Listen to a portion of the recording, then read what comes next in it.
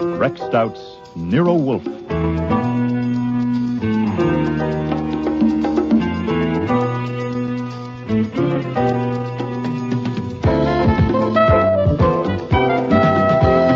Starring Mavor Moore as Nero Wolfe and Don Franks as Archie Goodwin.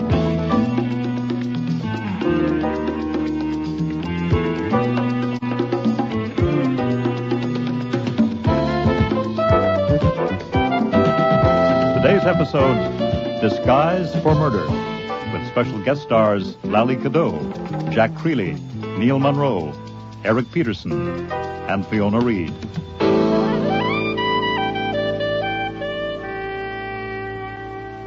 I had made two mistakes. When the president of the Manhattan Flower Club persuaded Nero Wolfe to show his orchids to the members one afternoon, I should have fought it. This is a Brassavola, isn't it? No, sir, that's not a Brasso. It's a Lilia. Are you sure? And after the date had been set and the invitation sent, when Wolfe had arranged that I should stay up in the plant rooms with him and Theodore to mingle with the guests, I should have put my foot down. Could I grow that on my coffee table? Is that a pansy? No, madam. I doubt if you could grow Miltonia on a coffee table. Sorry. Well, it's near a very sunny window. But I hadn't. As a result, it'd been up there a good hour and a half, grinning around and acting pleased and happy. I'm so sorry. How clumsy of me. Oh, it's quite all right, madam. Your sleeve just happened to hook it. It'll bloom again next year. It was understood that the Manhattan Flower Club was choosy about who it took in, but obviously its standards were different from mine. Oh, the men were okay as far as men go. But the women... It would have been a relief to spot just one who could have made my grin start further down than the front of my teeth. There had, in fact, been one. Just one. Excuse me, miss. Are there any questions I could answer for you? About what? Oh, say, about orchids. I haven't any questions about orchids at all. Eventually, feeling that the damn grin might freeze on me for good, I beat it down to the office, poured myself 2 inches of bourbon, and sat at my desk with my feet up. Well, hello. Did you think of some questions after all? Could I have a drink? Sure. I got scotch, rye... Anything, quick. Give me yours. Hey. Oh, did I need that? You like more? No. You're Archie Goodwin? And you're the Queen of Egypt. I'm a baboon. I don't know why they ever taught me to talk. Look at my handshake. I'm all to pieces. You do seem a little upset. When I saw you upstairs... I want to see Nero Wolfe. Right away. Well, I want to tell him something before I change my mind. And then I'll get a job at Macy's or marry a truck driver. I want to see Nero Wolfe. Well, I'm afraid that can't be done. Not until the party's over, at least. Are people coming in here? No. May I have another drink, please? Well, shouldn't you give that one time to settle? I'll help myself. You'll pardon me saying this, but for a member of the Manhattan Flower Club, you seem a bit of a screwball. I'm not. A screwball? A member. I see. I could tell you. Many people have. I'm going to. Good, shoot. I'm afraid I'll change my mind, and I don't want to. Okay, now. Ready, go. I had a friend once, as close as a person like me ever comes to having a friend, Mm-hmm. and a man killed her, strangled her. And if I told what I knew about it, they could have caught him, but I was afraid to go to the cops, so he's still loose. And she was my friend. That's getting down toward the bottom, isn't it? It's fairly low. Of course, I don't know you any too well. Why were you afraid to go to the cops? Because I'm a crook. Oh, yeah? Yeah. Oh, what do you do? Steal orchids? No, certainly not. I wouldn't be small and I wouldn't be dirty. At least, that's what I thought. But once you start, it's not so easy. You meet people and you get involved, you know? Yeah, I know. I realized long ago that I'd made a big mistake. I wasn't what I thought I was going to be. A romantic, reckless outlaw. You can't do it that way. Or anyhow, I couldn't. About a year ago, I decided to break loose. A good way to do it would have been to talk to someone, the way I'm talking to you now. But I didn't have sense enough to see that. So you didn't break loose? No, I kept putting it off. And then I met this man in Florida who had a lead, and we followed it up here just a week ago. That's what I'm working on now. That's what brought me here today. Oh, God. If only I hadn't come here, I wouldn't have seen him. Seen who? I should have looked away from him, turned away, quick, when I realized who he was. But I was so shocked, I couldn't move. Oh, God, how dumb could I be?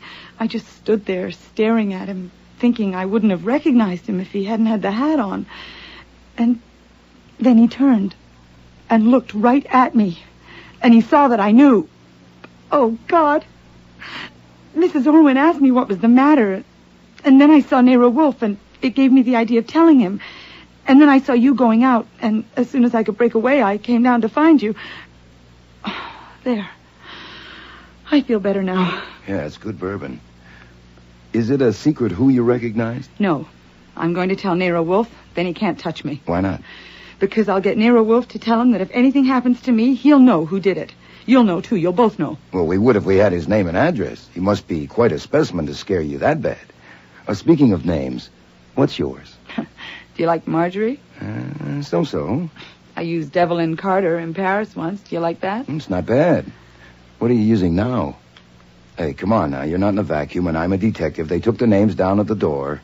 Cynthia Brown. Cynthia Brown. I like that fine. Now, upstairs you were with two men and a middle-aged lady. That's Mrs. Orwin. Yes. And she's the current customer, then, the lead you picked up in Florida. Yes, but that's finished. Hmm? Since I'm telling you and Nero Wolfe, I'm through. Oh, the job at Macy's or marry a truck driver. Who did you recognize upstairs? Can anyone hear us? No. No, that door goes out to the front room. Today it's the cloakroom. This room's soundproof, including the doors. This has to be done the way I say. Sure, why not? I wasn't being honest with you. Oh, well, I wouldn't expect it from a crook. Start all over again. I don't just want Wolfe because I'm scared. Mm-hmm. I'm scared, all right, but I want him to get that man for murder. Will he do that? Well, he might. Now, what kind of evidence have you got? Have you got any? I saw him that day in her apartment. Whose apartment? My friend's, the one I told you about. I stopped in to visit her that afternoon. I was just leaving. Doris was inside the bathroom. And as I got near the entrance door, I heard a key turning in the lock. And that man came in. When he saw me, he just stood and stared. I knew Doris didn't want me to meet her bank account, and of course I assumed it was him making an unexpected call, so I mumbled something about Doris being in the bathroom and got the hell out. Oh, God, if I'd known. I went and kept a cocktail date and then phoned Doris's number to ask if our dinner date was still on, considering the visit of the bank account. There was no answer. They found her body the next day. There wasn't a word about the man in the papers. No one had seen him come or go. And I didn't open my mouth. I was a lousy coward. And you just saw that man again upstairs looking at the orchids? Yes. That's a pretty good script. Look, it is no script. I wish to God it was. Okay. He looked straight at me, and his eyes. Yes. Archie? Yes, sir. What the devil are you doing down there? Come back up here. Soon. I'm talking with a prospective client. This is no time for clients. Come at once. I have to go upstairs. Mr. Wolfe sounds a little pressed. Do you want to wait here? Yes. If Mrs. Orwin asks about you... I didn't feel well and went home. Okay. Now, it shouldn't be long. The invitations say 2:30 to 5. If you want a drink, help yourself. Well, keep the door closed. Well, what name does this murderer use when he goes to look at orchids? Come on, damn it. What's his name? I don't know. You don't? No. Well, describe him, then. You wouldn't believe... Not now. I want to see what Nero Wolfe says first. Look, if you can't trust me... Oh, it's not that. Honest. Look, I might as well tell you. You'd never want any part of me anyway. This is the first time in years that I've talked to a man just straight. You know, just human. You know, not figuring on something one way or another. I've enjoyed it very much, Mr. Goodwin. You just call me Archie. But describe him for me. Just sketch him out. Not until Nero Wolfe says he'll do it. You'll understand why then. I had to leave it at that. Upstairs in the plant rooms, Wolfe shot me a look of cold fury, and I turned on the grin. I found the party Cynthia, if that was her name, had been with. Mrs. Orwin? Yes. Well, how did you know my name? The young lady that was with you. My sister? I guess so. You are... Colonel Percy Brown. Yeah, Miss Brown asked me to tell you that she went home. I gave her a little drink. It seemed to help, but she decided to leave. Oh, dear. Was she all right? She's perfectly healthy. There's nothing wrong For with her, you should have made it 3 drinks, 3 big ones. Just handed a pot. Be quiet, Jean. Certainly, Mama. Percy, perhaps you should go and see about It's her. not necessary, Mimi, really. Yeah, she's all right. I left Mimi, Percy, and Jean and moved around among the guests, being gracious and keeping my eyes peeled. I had been known to have hunches, and it would be something for my scrapbook if I picked up the killer of Doris Hatton, and it turned out to be Sunfast. Cynthia Brown hadn't given me the Hatton, only the Doris, but that was enough. The papers had given it a big play, of course. Beautiful young woman, no visible means of support, strangled in exclusive Manhattan apartment. A great deal had been made of the fact that the yellow silk scarf she'd been strangled with had the Declaration of Independence printed on it. I kept on the go through the plant rooms, leaving all switches open for a hunch, but it wasn't till nearly 5 o'clock when it happened. A guy at the north bench leaned over to pick up a plant, and I got a buzz at the back of my neck. It was the way his fingers closed around the pot, especially the thumbs. No matter how careful you are of other people's property, you don't pick up a 5-inch pot as if you were going to squeeze the life out of it. Nice flower. What color do you call the sepals? Nankeen yellow. Nanking yellow. How very persuasive. He put the pot back and marched off without another word. I followed him up to the landing and down 3 flights of stairs. There were only a few stragglers left in the hall, and Saul Panzer was at the door letting them out. My man went directly to the front room where Fritz was helping Mrs. Orwin with her coat. Could you hand me the brown tweed, please? Of course. Excuse me, but we're checking guests out as well as in. Your name, please? My name? Ridiculous. Stand aside, please. Problem, Archie? I don't know, Saul. I'd like to know that man's name. What the hell? In there! He's in there! What? On the floor! What is it? What is it? Take care of her, Fritz. Fritz!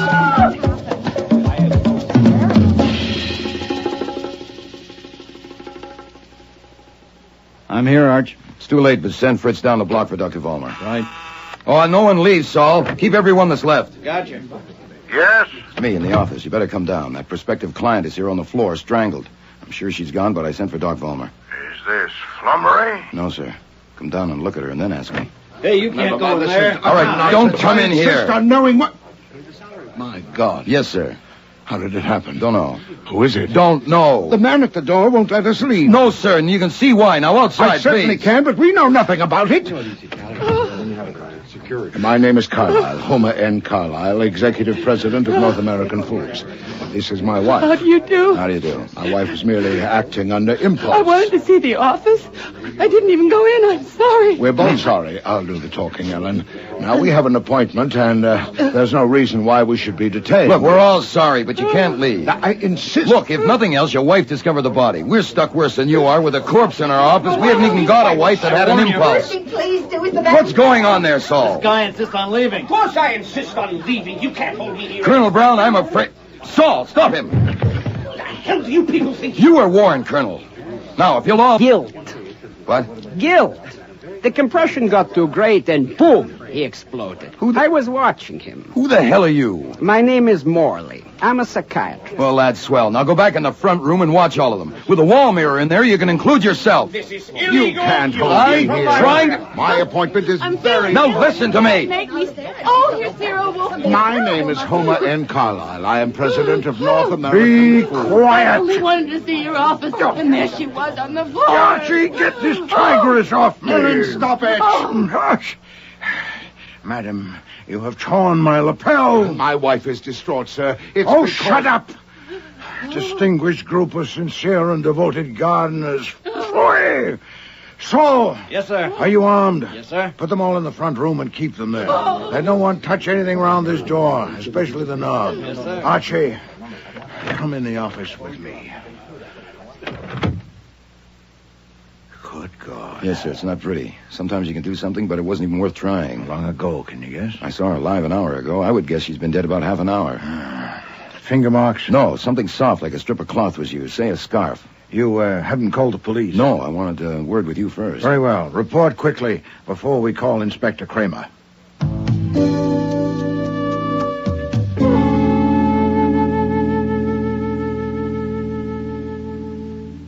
Saul. Yes, Inspector? You and Fritz were in the hall all afternoon. The hall and the front room, yeah. Who did you see enter or leave the office? I saw Archie go in about 4 o'clock. I was just coming out of the front room with someone's hat and coat. I saw Mrs. Carlyle come out just after she screamed. And in between those two, I saw no one enter or leave. We were very busy at that time. What about you, Fritz? I saw no one. I didn't even see Archie go in. Excuse me, Inspector Kramer. Yes? My duties here are of the household and not professional. Your men are still busy in the office. The front room is full of guests. And now here you are in my dining room. I need to know how long you are going to be in my dining room. Mr. Wolfe needs his dinner. Well, I'll be goddamned. All this disturbance. It can't be helped, Fritz. How many people are left in the front room? Mrs. Orwin and her party, the Carlyles, and that strange doctor, the psychiatrist. Have we plenty of ham? Yes, sir. Sturgeon? Yes, sir. Later, probably. For the guests in the front room, but not the police. Are you through with Fritz, Mr. Kramer? Yes. Saul, you were at the door with Goodwin when that woman screamed and came running out of the office. But you didn't see her enter the office. Why not? We had our backs turned. We were watching a man who had just left go down the steps. Archie had asked him for his name, and he had said that was ridiculous. If you wanted, his name is Malcolm Vedder. What the hell it is? How do you know? I had checked him in along with the rest. Are you telling me that you could fit that many names to that many faces after seeing them just once? Hey, there's more to people than faces. I might go wrong on a few, but not many. I was at that door to do a job, and I did it. You should know by now, Mr. Kramer, that Mr. Panzer is an exceptional man. All right, that's all for now, Saul. Wait in the front room. Rowcliffe, you heard the name Malcolm Vedder. Check it on that list and send a man to bring him in. Yes, sir. Jesus, there are 219 names on that list. Yes. This house won't hold that many. Not all at once. They came and went. Oh, great. Goodwin's story. I mean, the girl's story as Goodwin told it. You got it exactly as she told it to me. Sure I did. Nothing saved, nothing held back. No. What do you make of the girl's story, Wolfe? Well, what followed seemed to support it. I doubt if she would have arranged for her death just to corroborate a tale. I accept it. I credit it. What do you know about the killing of Doris Hatton? Oh, newspaper accounts. Love nest killing in Manhattan's most exclusive apartment building. Who paid the rent? Something like that. Yeah. Why can't police find him? Are they protecting I him? don't read the tabloids. 3 of our best men spent a month trying to start a trail. One of them is still working on it. Nothing. Not .1. Yes, I sympathize. Oh, you sympathize. Great. Well, maybe you can sympathize with the way I feel about the fact that Goodwin sat there in your office and was told that that man was right here on these premises. And did he pick up a phone and call us? No, he went upstairs and watched to see if anybody squeezed some flower pot. You're irritated, Inspector. Not that he was on the premises, but that he had been. Also, I was taking it with salt. The girl was a screwball. Also, she was saving specifications for Mr. Wolfe. Also, I know you. How many of the 219 guests were men? I'd say a little over half. And how do you like it? I hate it. Mr. Kramer, something has occurred to me that does not seem to have occurred to you. Naturally, you're a genius. What is it? Something that Mr. Goodwin told us. I want to consider it a little. We could consider it together. Later. Those people in the front room are my guests. Can't you dispose of them? Yeah, I'd like to dispose of them. Let's see the woman who found the body. What's her name, Carlyle?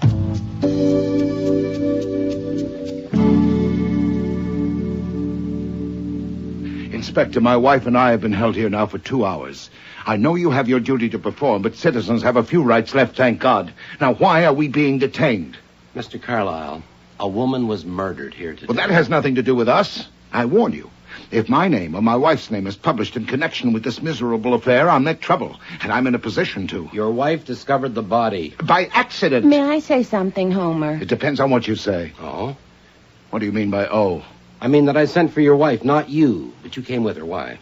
Well, to protect her, of course. Does she need protection? Certainly not. I mean... Then why don't you just sit down while I ask her a few questions? You wanted to say something, Mrs. Carlyle. Only that I'm sorry for the trouble I've caused. There, do you see? I wouldn't say you caused any trouble exactly, except for yourself and your husband. The woman was dead whether you went in there or not. Now, I have to ask you some questions, if only as a matter of form, because you discovered the body. There's no question of you being involved more than that, is there? How the devil could there be? How long had you been downstairs before you went into the office? Oh, we'd just come down. I was waiting for my husband to get his things. Had you been downstairs before that? No. Or only when we came in. What time did you arrive? A little after 3, I think. At 3:20. Were you and your husband together all the time, continuously? Of course. Well, you know how it is. He would look a little longer at some things sometimes, and I would move on a little. We were together the whole time. Do you see what I meant, Inspector? My wife has a habit of being vague. This is I'm just not another... actually vague. It's just that everything is relative. For instance, who would have thought my wish to see Nero Wolfe's office would link me with a horrible crime? My God, you hear that? Link. Why did you want to see Wolfe's office? Why, to see the globe. What globe? Oh, yes, it's famous. I'd read about it, and I wanted to see how it looked. A globe 3 feet in diameter. Oh. What? I didn't see it. Well, you were distracted. By the way, did you know her? Had you ever seen her before? You mean her? Yes, her name was Cynthia Brown. We've never known her or seen her or heard of her. Had you, Mrs. Carlyle? No. Inspector, surely you can see how this has upset my wife. Haven't you asked enough questions? Oh, I suppose, for now. Thank you, both of you. We won't bother you again unless we have to. Rocliffe, pass them out. Oh, Inspector? Yes? I don't suppose... would it be possible for me to look at the globe now, just to peek? For God's sake, Ellen, come on. Excuse me, sir. What is it, Rocliffe? We're all through in the office, sir. We've covered everything. Nothing is being taken away, and it's all in order. We were especially careful with the contents of the drawers of Wolfe's desk. My desk? You went through my desk? Oh, yes. She was killed there. She was strangled with something, and murderers have been known to hide things. Did you get anything at all, Rocliffe? I don't think so. Of course, the prints have to be sorted, and there'll be lab reports. How do we leave it? Seal it up, and we'll see tomorrow. You stay here and keep a photographer. The others can go. What? Have that woman sent in, Mrs. Irwin. Orwin, sir? I'll see Wait a minute. You're going to seal up what, the office? Certainly. You don't mean that. We work there. And we live there. All our stuff is in there. Go ahead, Lieutenant. Mr. Kramer, have you the effrontery It's routine. That's a lie. It is not routine. It's my routine. Your office is not just an office. It is the place where more fancy tricks have been played than any other spot in New York. When a woman is murdered there, sealing it is routine. No, Mr. Kramer, I'll tell you what it is. It is the malefic spite of a sullen little soul and a crabbed and envious mind. It is the childish rancor of a primacy too often challenged and offended. It is the feeble wriggle of a word. I've been hearing about you for years. I'm Eugene Orwin. This is my mother. Inspector. My mother is not feeling well. At the request of your men, she went in with me to identify the body of Miss Brown. Take this chair, Mrs. Orwin. I would like to make a statement on behalf of my mother and myself. I hope you'll permit it. Mr. Orwin, I sent for your mother. I am a member of the bar. A statement would be welcome if it's relevant. I thought so. So many people have an entirely wrong idea of police methods. We come across that. Now, since Miss Brown came here today as my mother's guest, it might be supposed that my mother knew her well. But actually, she doesn't. That's what I want to make clear. Go ahead. Then here are the facts. In January, my mother was in Florida. You meet all kinds in Florida. My mother met a man who called himself Colonel Percy Brown. Colonel in the British Reserve, he said. Later, he introduced his sister Cynthia to her. My mother saw a great deal of them. My father is dead, and the estate, a rather large one, is in her control. She lent Brown some money. Not much. That was just an opener. But a week ago... It was only $5,000, and I didn't promise him anything. Mother. A week ago, she returned to New York, and they came along. The first time I saw them, I knew they were imposters. He didn't sound like an Englishman. Certainly she didn't. I was in the middle of a yarn when Wolfe passed me a slip of paper on which he'd scribbled, "Bring sandwiches and coffee for you and me. Tell Fritz to serve those left in the front room, no one else." I left the room, filled the order, and returned to the dining room with trays for Wolfe and me. Most of the others had gone because I wanted to persuade Mr. Wolfe to sell me some plants. But after Miss Brown left you, your group was never separated at all? My mother and I were never separated, but I believe Colonel Brown did wander off by himself once or twice. I see.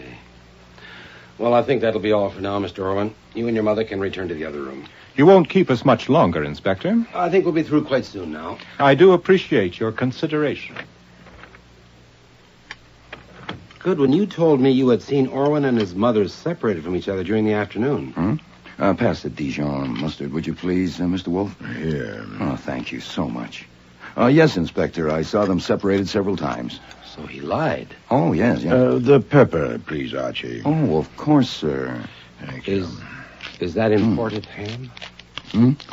Oh, no, it's Georgia. Fed on peanuts and acorns, cured to Mr. Wolfe's specifications.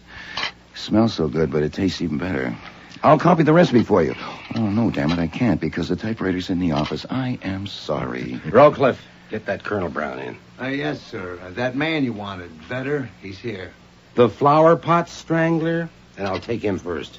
Bring in Mr. Vedder, please. You know I can't make up my mind which of these sandwiches is the best. Ham or sturgeon. So I like to alternate. First a bit of ham, then sturgeon, then ham, then... Typical. Typical of what? Typical of police clumsiness. Pulling me into this. The newspaper men out front recognized me, of course. And the damned photographers, my God. Why do they recognize you? I am Malcolm Vedder. Oh, yes? I am not unknown. I am currently starring in The Primitives on Broadway. Oh, an actor. Yeah. Oh, it'll be tough for you having your picture in the paper. We need help, us clumsy police, and you were among those present. You remember this flower club? I am not, sir. I came at the kind invitation of a friend, Mrs. Arthur Beauchamp. And were you with this Mrs. Beauchamp this afternoon? I was not. Mrs. Beauchamp had to leave early to keep an appointment. I chose to remain to look at more orchids. If only I'd left with her, I would have avoided this dreadful publicity. Were you acquainted with Miss Cynthia Brown or her brother, Colonel Percy Brown? Did you see them upstairs? I saw no one that I had ever known or seen before, except for Mrs. Beauchamp. Did you know Doris Hatton? Who? Doris Hatton. Doris Hatton? She was also strangled. I remember now. Yes? God, imagine strangling a beautiful woman. Put out the light. What? And then put out the light. Did you know Doris Hatton? Othello. No, I didn't know her. I only read about her. Damn it all. I only came here to look at orchids. God. A little more mustard, please, Mr. Wolfe.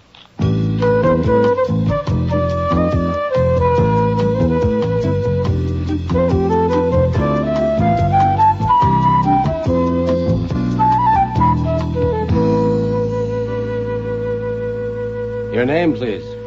My name is Colonel Percy Brown. Which army are you in? I think it will save time if I state my position. I will answer fully and freely all questions that relate to what I saw or heard since I arrived here this afternoon. Answers to any other questions will have to wait until I consult my attorney. Well, the trouble is, I'm pretty sure I don't give a damn what you saw or heard this afternoon. I want to put something to you. As you see, I'm not even wanting to know why you tried to break away before we got here. I merely wanted to phone... Forget it. Now, on information received, I think it's like this. The woman who called herself Cynthia Brown, murdered here today, was not your sister. She was working with you on an operation of which Mrs. Orwin was the subject. Now, as far as I'm concerned, that's only background. Otherwise, I'm not interested in it. My work is homicide, and that's what I'm working on now. I'm listening. For 2 months now, you've been on intimate terms with Cynthia Brown. She certainly must have mentioned an experience she had recently. A friend of hers named Doris Hatton was murdered. And she had information about the murderer. She must have mentioned that to you. Now you can tell me. Now, if you do, we can nail him for what he did here today, and it might even make things a little smoother for you. Well? I'm sorry. For what? I'm sorry I can't help. Do you expect me to believe that during all those weeks she never mentioned the murder of her friend? I'm sorry I can't help. Oh, I'm sorry, too. Okay. We'll go on to this afternoon. On what you said you'd answer fully and freely, do you remember a moment when something about Cynthia Brown's appearance, some movement she made, or the expression on her face, caused Mrs. Orwin to ask her what was the matter with her? No, I don't believe I do. I'm asking you to try. Try hard. Well, I may not have been right there at the moment, in those aisles, in a crowd like... We weren't rubbing elbows continuously. You do remember when she excused herself because she wasn't feeling well? Yes, of course I do. Well, this moment I'm asking about came shortly before that. she exchanged looks with some man nearby, and it was her reaction to that made Mrs. Orwin ask her what was the matter. Now, if you saw that look and can describe the man, I wouldn't give a damn if you stripped Mrs. Orwin clean and 10 more like her. I didn't see it. You didn't? No. You didn't say you're sorry. Well, I am, of course, if it helps. Oh, to hell with you. Levy, take him out and tell Stebbins to send him down and lock him up. Material witness. And he's got a record somewhere. Find it. Yes, sir. I wish to phone my attorney. There's a phone down where you're going. If it's not out of order, take him, Levy. And tell the men to start gathering up. We're leaving. Everybody out to my office. But there's one more, sir. One more what? In the front room, a man. Who? His name is Nicholson Morley. He's a psychiatrist. Oh, let him go. This is a goddamn joke. Yes, sir. Clear up, Rowcliffe. Oh, before I go, Wolf, earlier you said something had occurred to you. Did I? Something in Goodwin's report of what Cynthia Brown said to him. Was that just before you ordered my office to be sealed? Come on, Rowcliffe, let's get out of here. Excuse me, sir. That man Morley insists on seeing you. He says it's vital. What is he, a screwball? I don't know. He may be. Oh, bring him in. Come in, Dr. Morley. You have something to say, Doctor? I have. Something vital. Well, let's hear it. The talk in the front room is that the murder of Cynthia Brown may be connected with the strangling some months ago of Doris Hatton. May I assume that is so? If you want to, why do you ask? And may I ask if you have a definite object of suspicion? If you mean, am I ready to name the murderer? No. Are you? I think I may be. Go ahead. Oh, not quite so fast. I must first make one more assumption, that these were not commonplace crimes with commonplace discoverable motives, or the murderer would have been vulnerable to your very efficient police techniques. Now, assuming those techniques have failed, we must ask why. Must we? Okay, why? Because the most powerful motives on Earth are motives of personality, which cannot be exposed by any purely objective investigation. If the personality is twisted, distorted as it is with a psychotic, then the motives are twisted too. Get down to it. Very well. You know the names of all the people who were here today. I am willing to offer my services. I don't think there are more than 3 or 4 men in New York qualified for such a job. All you have to do is have them brought... Wait a minute. Are you suggesting that we deliver everyone that was here today to your office for you to work on? Oh, no. Only the men, of course. There's an excellent chance that I can tell you who the strangler is, and when you know that... Excuse me. Sorry to cut you off, Doctor, but I have to get downtown. I'm afraid your suggestion won't work. I'll let you know. Come on, Rowcliffe. Mr. Wolfe, you are intelligent and literate. I should have had you more in mind. May I count on you to explain to that policeman why my suggestion is the only hope for him? No. Mr. Wolf's had a hard day, so have I. Would you mind closing the door after you? But... This way, please.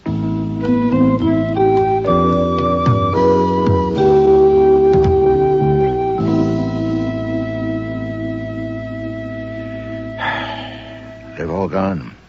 Everyone. Go and look at the office door. I did. It's sealed. Malefic spite. Huh? Oh, this isn't a bad room to sit in.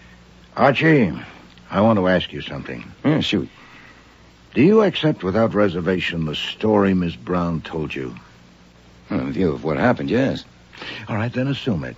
Assume that the person she had recognized followed her downstairs and saw her enter the office to join you. That he waited until you came out and went upstairs. That he took an opportunity to enter the office unobserved, got her off guard, killed her, got out unobserved, and returned upstairs. All of those assumptions seem to me to be required unless we discard all that and dig elsewhere. I'll take it that way.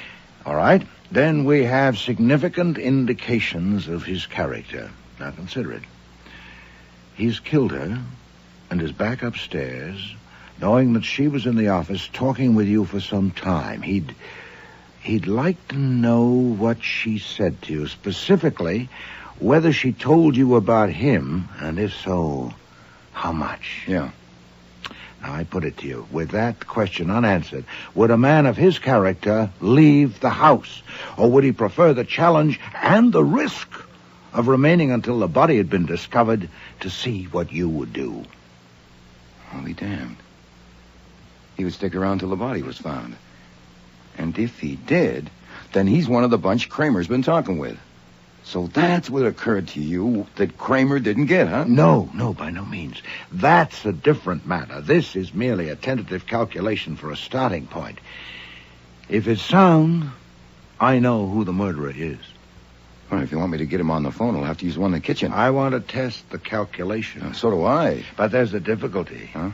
The test I have in mind, the only one I can contrive to my satisfaction, only you can make. And in doing so, you'd have to expose yourself to a great personal risk. Well, since one of you flinched or faltered in the face of danger to me. No, this danger is extreme. Well, so is the fix you're in. The office is sealed, and in it are the book you're reading and the television set. Now, let's hear the test. Very well. The decision will be yours. Pass me the Manhattan telephone directory and an envelope from that bureau drawer there. Take paper for yourself. Here you are. Now, take this down while I look up the address. She told me who to send this to and more. I have kept it to myself because I haven't decided what is the right thing to do. Stop. I would like to have a talk with you first, and if you will phone me tomorrow, Tuesday, between 9 o'clock and noon, we can make an appointment. Please don't put it off, or I will have to decide myself. I gather from the grammar I signed my name. Oh, yes. Hell, we could forget the calculation and send this to every guy on that list and wait and see. I prefer to send it to only one person. The one indicated by your report of that conversation. The one to whom I am addressing this envelope. There. That will test the calculation. And save postage. The extreme danger, I suppose, is that I'll get strangled? I don't want to minimize the risk of this, Archie. I'll have to go to Times Square right away and mail this. May I have the envelope, please? Of course. There you are. I don't believe it.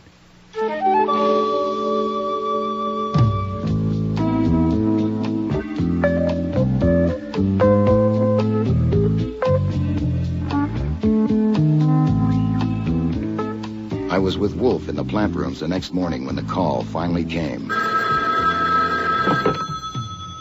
Nero Wolfe's residence, Archie Goodwin speaking. You sent me a note.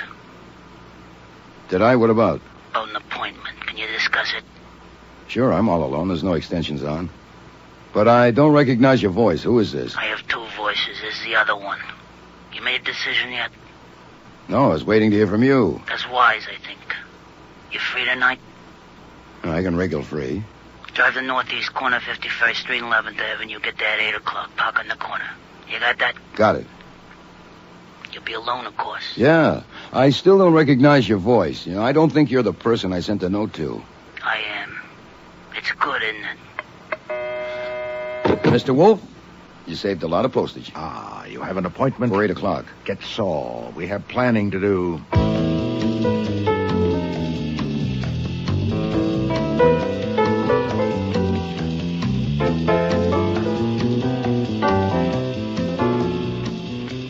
By the time I left to keep the appointment, we had no less than 7 contingency plans.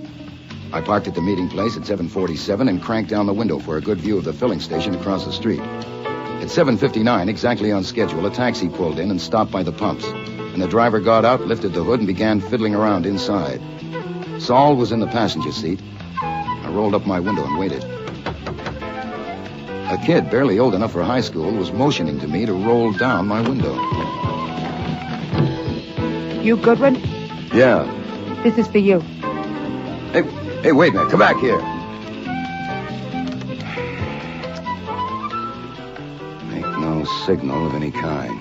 Follow the instructions to the letter, or there will be no meeting. Jesus. Goodbye, Saul Panzer. Hello, contingency plan number 2. The instructions that followed gave a driving route so complex that even Saul couldn't have followed without being spotted, especially since I had a chaperone. A dark blue sedan followed my every turn for a full hour and a quarter that I drove in circles around New York till I arrived at my destination, a dingy warehouse near the East River. I parked as instructed in the note and waited. The sedan pulled up behind me, and a rat-like little man got out and opened my door. Well, we got here. Yeah, you damn near lost me at one light. You come with me. Contingency plans number 3, 4, and 5 went out the window when we entered the warehouse, went up 2 flights of badly worn stairs, and walked down a dingy hall to the rear of the building. In here. You sure that's him? What do you think? He'd be here if I wasn't? Okay, bud. Take off your hat and coat and sit in that chair. Hey, hold it. I haven't explained yet. All right, now the idea is simple. The man that's coming to see you don't want any trouble. He just wants to talk. So we tie you in that chair and we leave. He comes, you have a private talk. He leaves, we come back and cut you loose. Plain enough? It's too damn plain. What if I won't do it? Then he don't come and you don't have a talk. What if I walk out now? Go ahead. We get paid anyhow. You want to see this guy? There's only one way. We tie you in a chair. Look, I don't want any trouble either. How about this? I sit in the chair, you fix the cord to look right, so I'm free to move in case of fire. There's $100 in my wallet in my breast pocket. Before you leave, help yourselves. A lousy sea. For Christ's sake, shut up and sit down. All right, suppose I show you what else is in my pocket. Here, like this gun. Ah, jeez. And suppose we all go for a little walk down to the nearest police station. Okay, wise guy. And then what do we do? Hey, look. You either want to see this guy or you don't. Seeing how you got the gun out, I guess he's got to know you. I don't blame him for wanting your hands arranged for. Make up your mind. Well, that was it. There were no contingency plans left. And I'd promised Nero Wolfe that if this should happen, I would turn around and go home. Okay, I'll do it, but don't you tie him too tight. You know, I've been around the block, and I can find you guys again if I care to. And don't think I can't. Just put a gun on the table and sit. How long will I have to wait? You'll see. Not long. They did a really thorough job of tying my hands to the back legs of the chair and my ankles to the front legs. Then they left. And I waited. But not for long. The door opened and my man entered. He was wearing a gray pinstripe suit and a dark gray Homburg with a topcoat over his arm. He had gloves on. Hello, Mr. Goodwin. Would you have known me? Not from Adam. Let's talk. So she told you about me? Yes. What'd she tell you? About that day at Doris Hatton's apartment, about recognizing you yesterday? She's dead. There's no evidence. You can't prove anything. Then you're wasting a lot of time and energy in the best disguise I ever saw. It's not too hard to get evidence if you know where to look. Yeah, but you haven't told the police. No. No, Nero Wolfe? No. Why not? I'd like to quit the detective business. For $100,000, I could do it. It could be arranged so you get what you pay for. How could you arrange that? We'll find a way. We'll have to, or you'll have me on your neck for the rest of your life. You threaten me? No. Believe me, I don't want you on my neck either. No, I suppose you don't. Mr. Goodwin, let me explain my point of view. Go ahead. You're quite right, of course. I don't want you on my neck. Good, of course. But I don't want to pay you $100,000 either. All right, 90. I don't want to pay you anything. Yeah, that's not being reasonable. I'll tell the cops. I don't think so. Let me show you what I have in my pocket. Is that the scarf you killed Cynthia Brown with? Yeah, it is. You come one step closer and I'll yell. Oh, they're out of hearing. Keep in front of me. They won't be back for 15 Keep minutes. in front of me. Now look. Hey, look, it's no good anyhow. There's a note for you from Nero Wolfe. In my breast pocket. Now get it. But stay in front of me. You can't trick me. Don't you want to know what it says? All you have to do is reach. Hey, what can I do? Very well. There, now. You see, read it. Go ahead. If Mr. Goodwin's not home by midnight, the information given him by Cynthia Brown will be communicated to police. And I shall see the day after immediately. Right, see, it's no good. Now, he did it this way because if you had known I had told him, you might have just sat tight. He figured that you might think that you could handle me. I admit you tried your best. He wants that 100,000 by tomorrow, 6 o'clock, no later. Can't get that much by then. Okay, he'll take your IOU. You can write it on the back of that note. My pen's here in my pocket. He'll be reasonable about it. I'm not such a fool. Who said you were? Now use your head, that's all. We've got you. A little thing like signing an IOU won't make it any worse. He won't press you too hard. Here, get my pen. No, Mr. Goodwin, you haven't got me yet. Keep in front of me. You use that scarf and Wolf will tell the cops. Unless I use it on him, too. You keep in front of me. Goodbye, mister. Keep in front of me now, I told you. What the hell's going on here? You can't get away with it. What time does your watch say? 9:32. Not 15 minutes. I told you to come back in 15 minutes. Yeah, well, we got to thinking. We want to be sure we get paid. Told you to come back. Yeah, well, we've had bad experiences before. $2,000 is a lot of money. Here, take it. Take it and get out. Don't take it. What's the matter? It's got germs? No, it's peanuts, you saps. It's peanuts. This guy's worth 10 grand to you, as is. 10 G's. That's a reward for him. Yeah, what are you talking about? Do you know who you got here? That's the strangler the police are looking for. You read today's papers? You see the scarf in his hand? Look, he's trying to hide it. Yeah, he's crazy. He's trying to make a fool. Do you want to know his name? I'll give you his name. Mrs. Carlyle. Mrs. Homer N. Carlyle. You want her address? Mrs. Did you say Mrs.? That's a woman. Watch her now. Keep her away from me. Keep her away. Don't let her touch me. Okay, pal, hold it right there. Let me go. Jesus, it could be a woman. There's one way to find out. Yeah. Don't you touch me. No. Don't you touch me. Don't touch me.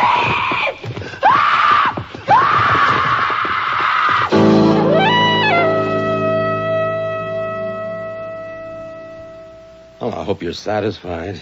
You and Goodwin have got your pictures in the paper again. Got a lot of free publicity. And I got my nose wiped. But you got no fee. No fee. I suppose you thought you could pry a fee out of somebody. That's why you suppressed evidence. Oh, now, Mr. Kramer, I suppressed no evidence. Okay, I can't prove it, but I know it. If she hadn't been described to Goodwin, how did you know to send that blackmail note to her? I explained to you. I concluded that the murderer was among those who remained. Yes, but why her? There were only 2 women who remained. Obviously, it couldn't have been Mrs. Orwin. With her physique, she'd be hard put to pass as a man. Besides, she's a widow, and it seemed a sound presumption that Doris Hatton had been killed by a jealous wife. Yeah, but why a woman? Why not a man? Yeah. I told you in my dining room that something had occurred to me, and I wanted to consider it. Yeah?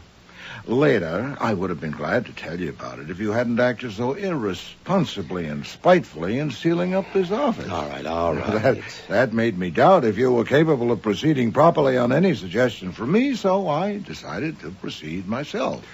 Get to it. What occurred to you? Well, simply this. Miss Brown told Mr. Goodwin that she wouldn't have recognized the murderer if he hadn't had a hat on. So? She used the masculine pronoun, naturally, throughout that conversation, because it had been a man who'd called at Doris Hatton's apartment that October day, and he was fixed in her mind as a man. But it was in my plant rooms that she had seen him the other day, and no man wore his hat up there. But nearly all the women had hats on, so it was a woman. I don't believe it. You have a record of Mr. Goodwin's report of that conversation. Consult it. I still wouldn't believe it. Well, there were other little items. For example, the strangler of Doris Hatton had a key to the door.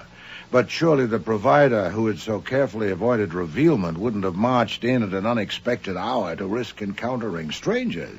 And who's so likely to have found an opportunity or contrived one to secure a duplicate key as the provider's jealous wife? You can talk all day. I still don't believe it.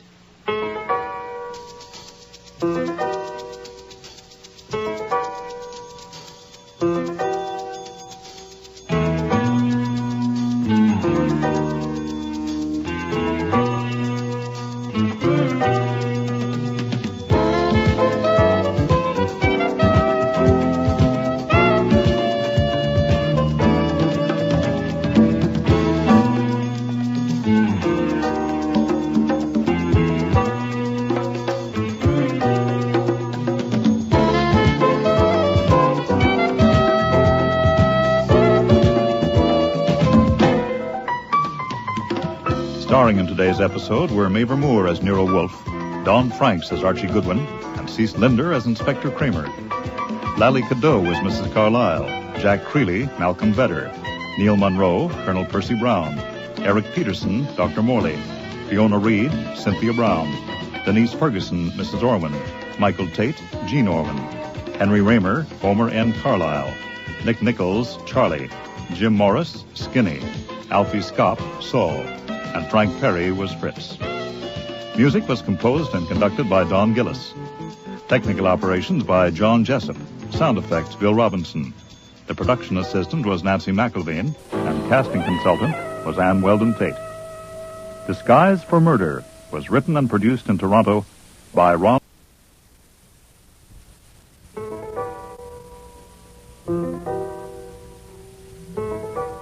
Rex Stout's Nero Wolfe.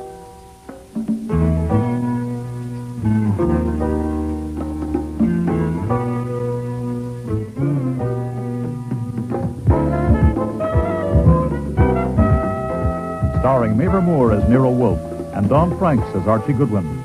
Today's episode, Before I Die, with special guest stars Jane Eastwood, August Schellenberg, and Maria Loma.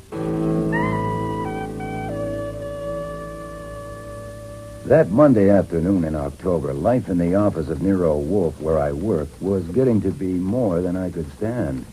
What time is it, Archie? When you asked me 5 minutes ago, it was 3:25. It is now 3:30.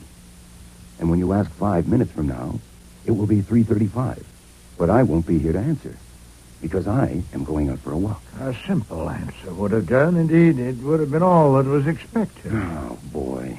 My walk will last for half an hour, by which time you will be upstairs with your orchids, which will give me a 2-hour break from seeing you in this pitiful state.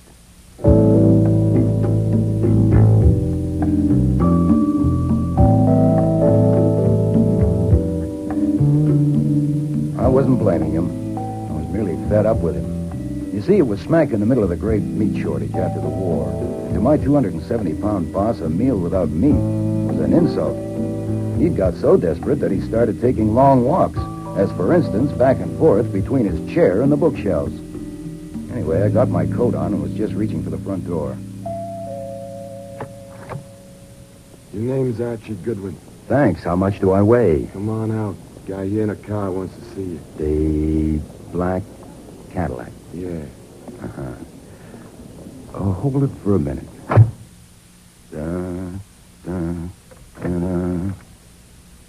Who is at the door? Oh, a man with an embalmed face. What's this? You're taking your gun? I was asked to step down to the curb and see a man in a car.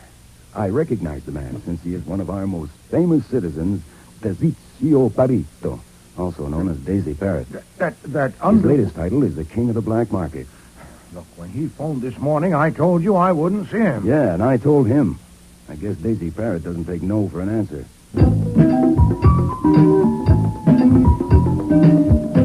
You're Archie Goodwin.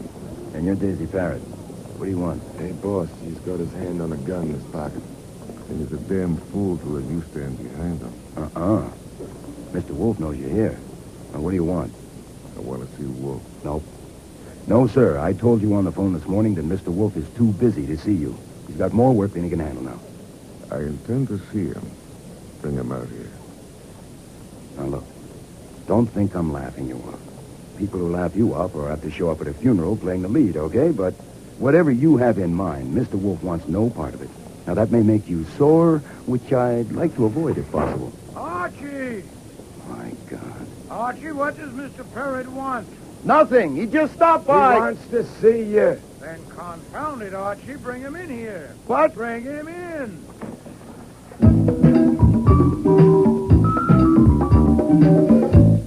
Be seated, Mr. Parrott. I don't like it in here. I've got something private for you. Come out and sit in my car. Oh, I rarely leave my house. I do like it here. I'd be an idiot to leave this chair made to fit me. Okay, Goodwin. You go out and sit in my car. No, sir. I do nothing without Mr. Goodwin. You might make exceptions. This might be a good exception to start with. No, sir. Please, sit down. Even if you decide against entrusting secrets to Mr. Goodwin and me, there's a little matter I'd like to discuss with you. What do you want to discuss? Well, in my own field, I am an expert. I sell expert information, advice, and services. I understand that you are also an expert in a different field. Presumably, you know where certain things are and how they may be got. I am, on the whole, a respectable and virtuous citizen, but like everyone else, I have my smudges. Where is some meat? You want a slice of the meat racket? No. I want slices of beef and pork. I want some meat to eat. Lamb, veal. Oh, you're just hungry. Yes, I am. Goodwin. Ring Lincoln 63232 between 7 and 10 in the morning and ask for Tom. Use my name. Thank you, sir. Now, for your business, Mr. Goodwin told you on the phone this morning that I was too busy to see you. Of course, that was flummery. What was in his mind was that while the occupational hazards are relatively high in the detective business, in your business they're substantially higher, and the combination of the two would be inadvisable. I must admit regretfully that I agree with him. It would be foolish for you to entrust me with secrets only to be told that I can't undertake a job for you, so I tell you in advance I'm sorry. I need help. Doubtless, or you wouldn't have I don't often need help, but when I do, I get the best there is, and I pay for what I get. There. 50 C's. $5,000. That will do for a start. I'm being blackmailed, and your job is to stop it. But I've told you, Mr. Perry. I'm being blackmailed by my daughter. Hold it. Nobody in this world knows about that except me, and now... Hold it. Now, I want to warn you that Mr. Wolfe is every bit as stubborn as you are. This is damn dangerous for all concerned. Now, he's told you he doesn't want to hear it, and neither do I. Now, Mr. Wolfe, what's wrong with egg salad sandwich? But she's not really my daughter. The one who's blackmailing me. Now you know that, too. I have got a daughter, a real one. She'll be 21 next month. Where are you going? You'll have to excuse me, Mr. Parrott. You walking out on me? I always spend from 4 to 6 upstairs with my plants. Always. If you insist on confiding your troubles to me, tell Mr. Goodwin about it. I'll phone you later. You know something? Who's that pot? Huh? You're crazy, both of you. What's that gun in your hand for? Crazy as bed bugs. Okay, tell me about it. When my kid was just a baby, I got sent up the river for a long spell, and while I was there, her mother died. It took me nearly 5 years before I found the kid, never mind how. And by then, I decided it wasn't safe for her to know who her father was, or for anyone to know I had a kid. So I found a way to send money to her, keep her in schools and all. Uh-huh. And I got reports on her every 3 months, and everything was okay. It was working just fine till Thumbs Meeker bitched it up. Thumbs Meeker? You heard of him? I've heard of him. And how he got his name. And Thumbs sent a punk to tell me that if there was any little favor he could do for my daughter, just let him know, capiche? And it was his way of saying he'd found out and he could put the screws on you. Yeah, but he hasn't. I mean, he found out I had a daughter, but he hadn't found her yet. So I had to stop. There's only one thing in the world I'm afraid of, Goodwin. Huh? That someone will find my daughter and tell her the truth. It's ruined my life having a daughter. Where she's concerned, I can't think straight, and I can't act straight. I mean, look at my coming here and spelling this. Worse yet, look what I did a year ago, April. I rented a penthouse, and I brought a girl there to act as my daughter. I knew it was dumb, but my brains wouldn't work, and I did it. Why? To draw Thumbs Meeker off. If he thought that was my daughter living in the penthouse with me, naturally he wouldn't look for her in other places, especially in colleges. Ah. I thought it would keep my secret sewed up. Everything seemed fine for a few months. Then the little bitch put the pliers on me. The phony daughter started blackmailing you? Yeah. First in small amounts. Then every month it got bigger. So far, she's into me for $25,000. I don't get it. What? Well, how do I put this? Most people would wonder, with your reputation, why she hasn't had an accident, like getting in the way of flying pieces of metal or something. Ah, that's all exaggerated. Yeah. Rumors start and everyone believes them. Uh-huh. Well, why didn't you handle her or have her handled? My daughter? My own daughter? Hey, she isn't. As far as everyone knows she is. I would have to do it myself, and even then it would have to be very risky. She's got it all figured out. What if she disappears? How would Thumbs Meeker dope? I'd be right back where I started. They'd be looking for trails again. Ah, I've looked at it from all angles, and it's no go. Then you're stuck with an expensive daughter. Like hell I am. Last night she hit me for 50 grand. That settles it. I've got to have help. I picked on Nero Wolfe, but from what I know of him, he's got brains, and mine won't work on that. That 5 grand is just for a start. I'll pay what it's worth, and it's worth plenty. Look, he won't touch it. Her name is my daughter, is Violet Parrott. Her real name is Angelina Murphy. She was on the jump in Salt Lake from a rolling and cleaning charge. I went out there and got her myself.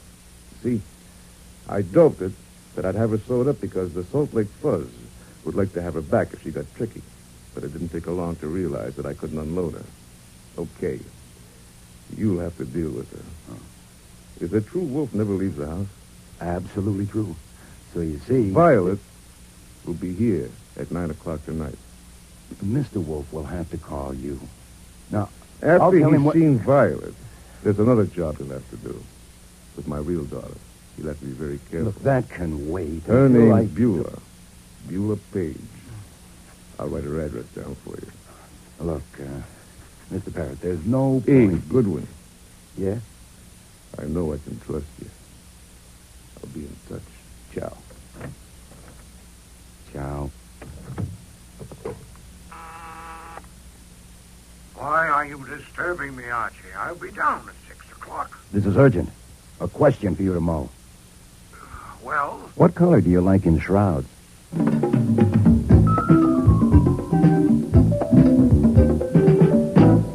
Beulah Page.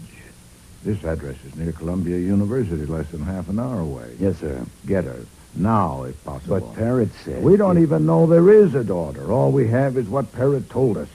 Miss Beulah Page is registered at the university. Medical and Social Services Studies honor student. I checked. I want to see her. At the very least, I want you to see her. You going to introduce me to her? Boy, she's 20 years old. Flummox her.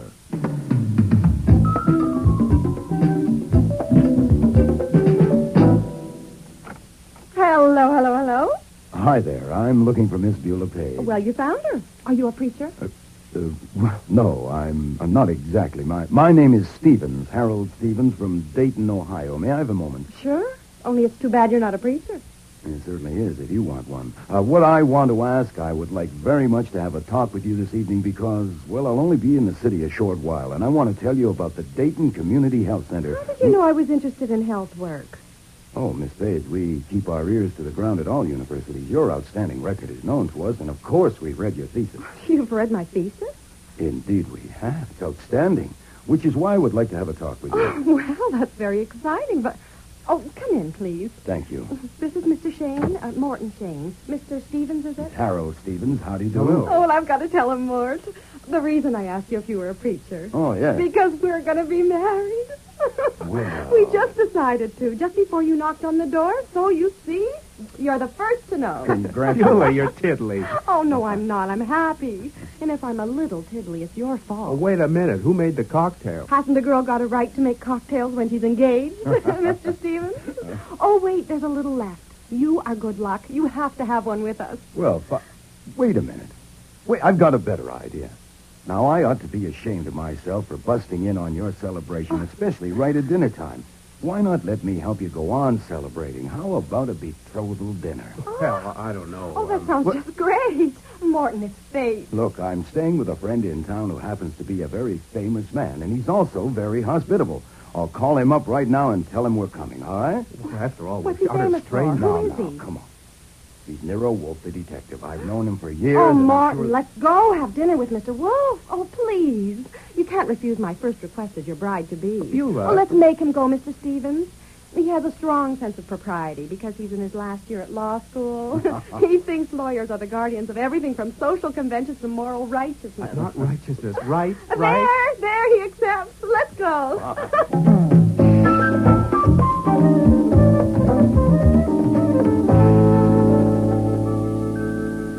To my surprise, Wolfe helped out over dinner by hopping all over the place.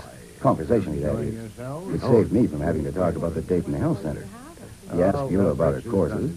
He talked about cases he had handled, which fascinated Shane, which in turn fascinated Wolfe. He adores adulation. He even ended up calling him Morton, for God's sake.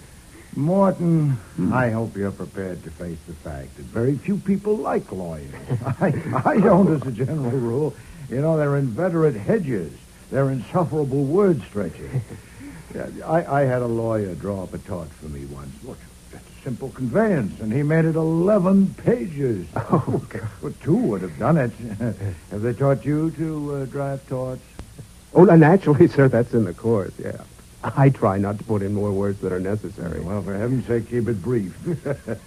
A little more wine. Thank you. Oh, there's a crack in your wine glass. Fritz, replace Mr. Shane's glass, please. Yeah. Well, Miss Page, let me give you another helping of zucchini a la... It was like that right through dinner. Almost more than I could stand. And after dinner, Wolfe and Beulah sang songs. Well, at least Beulah sang. She was in very high spirits. And Wolfe was moving a finger to keep time and evidently trying to hum. For him, that was drunken revelry. I'm sure his mood could only have been brought on by a girl whose father could get him a pork chop. I had to remind Wolfe of our appointment, or he would have ended up with both daughters in the house at the same time.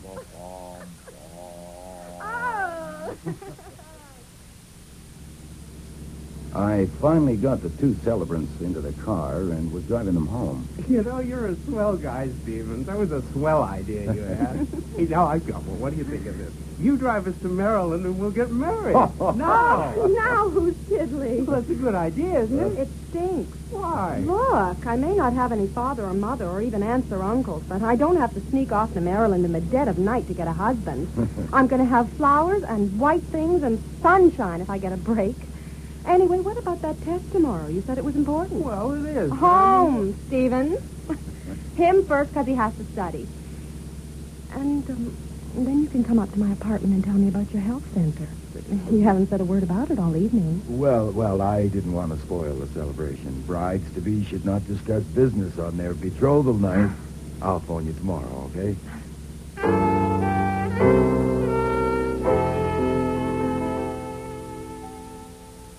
Sit down, Miss Murphy. I like eyes at my level. The name is Parrott. Violet Parrott. No, Miss Murphy, it won't do. Mr. Parrott told me who you are. I do not intend to prolong this. He hired me to make you stop blackmailing him. Aha! My father told you that? Mr. Parrott sat there... Daisy Parrott telling anyone I'm not his daughter?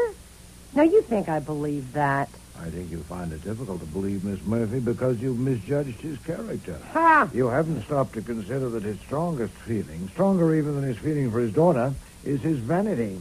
He cannot stand to have you diddle him. And how are you going to stop me? I don't intend to stop you. Then what am I doing? Mr. Parrott made the same mistake you did. He misjudged a man's character. Mine. You have demanded $50,000 from him? Collect it. I don't get you. Within 24 hours after you receive it, you will pay me $45,000. You may keep 10%. What? What makes you If you don't pay me, the Salt Lake police will come and get you. But you goddamn fool. You can't do that to Daisy. He doesn't have to let you alone like he does me, you know. All I have to do is tell him. Naturally, I prepared for that. He won't believe you. I get it. I give it to you, and you hand it to him, and he gets off cheap. Well, now, wouldn't that be sweet? And Daisy thought I'd fall for that. Oh, I assure you, Miss Murphy, Mr. Parrott knows nothing of this. This is my own idea, and I intend to profit from it. So will you. You can keep 10,000 out of every 100,000 we get. Oh, look, come on. I've got more brains than that. And more guts than you give me credit for, too. Well, you think it doesn't take guts to stand up to Daisy Parrott? Wait, I'll show you. I'm wearing sleeves tonight. Here's why. He did that to you? That's not all. There's other places. But you'd have to pay to see them. And I took it. I told him, listen, I said, you can hurt me all you want, but don't think I'll just go, baby. And if you hurt me too much, well, I'm not dumb. I've taken certain precautions. What precautions? Just never you mind. But I've got Daisy Parrott all right, and I'm the only one that ever did that and lived to tell it. And now he thinks he can get most of it back with this lousy runaround? Well, you'll have to think this through. The point is that even if you're 99% convinced that Mr. Parrott arranged for me to take this line, dare you risk that 1%? What if I am acting on my own hook? You'll never know what minute or where you'll feel that hand on your shoulder. Suppose I wasn't there. Oh, you're not thinking straight. If you disappear, Mr. Parrott might possibly decide not to find you for obvious reasons. I wouldn't. I would find you. I am fully as vain as Mr. Parrott, and every bit as ruthless, and I will not be diddled. This interview is over. I'm sure you'll give it your best thought. My God, is he fat? You know, I admire you. Mm-hmm. No, you really stood up to him. Well, luckily, you don't have to decide now. You got time to sleep on it, which is a good idea. Shall I take you home, tuck you in? Hey, you don't look like a grister. You look healthy and handsome. Inside, I'm clean but mean. I didn't offer to drive you home because I noticed you've got your own car, but I can go along just for the air. Air. Oh, boy, Dumpling, do I need air. We'll share it. 90% for you and 10 for me.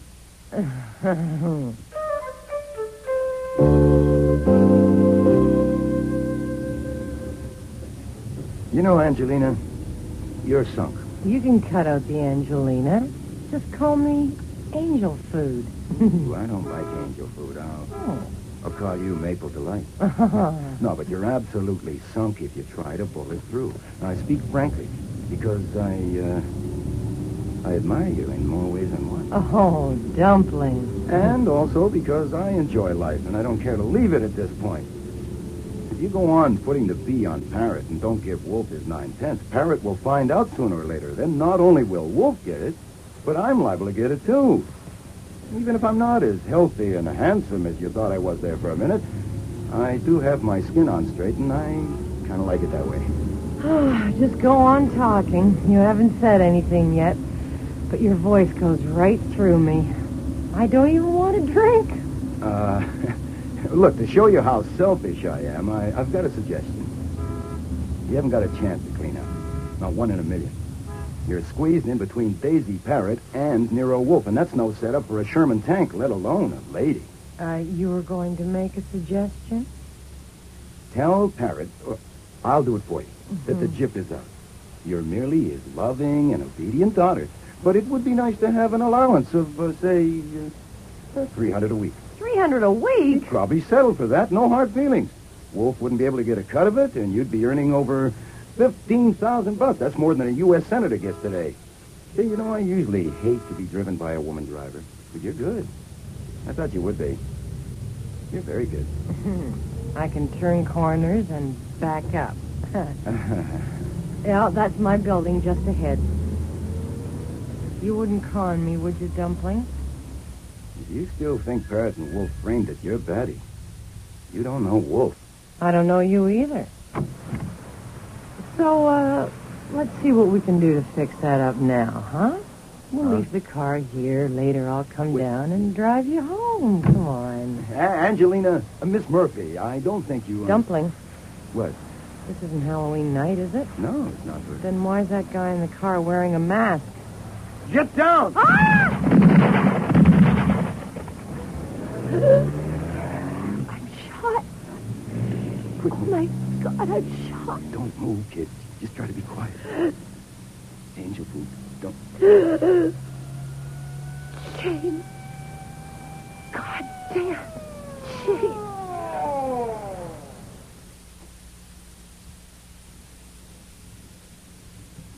Okay, Goodwin, we lock you up. Oh, Inspector Kramer, you said that 4 times. I don't like the idea, and neither will Mr. Wolfe or his lawyer, but I prefer it to more of this. Go ahead. Oh, damn you. Look, let me summarize it for you. Daisy Parrott came to see Mr. Wolfe to consult him. If I had information for you on that, which I haven't, it would only be secondhand. Then in the evening, Parrott's daughter arrived, apparently to consult Mr. Wolfe about the same thing as her father, and I've told you you'll have to get that from Wolfe, too. And I've told you Wolf's door is bolted, and Fritz says he can't be disturbed. He's asleep. Try him after breakfast. Say 11 o'clock. Of course, I won't be there to let you in if I'm in that cell. Then I escorted Miss Parrott home with her driving the car. We arrived at her apartment building Where's Daisy Parrott? You mean now? Now. I have no idea. Is he holed up in Wolf's house? Oh, good God, no. It makes my teeth chatter just to think of it. Did your teeth chatter when he was there yesterday? Now, look. It will soon be dawn.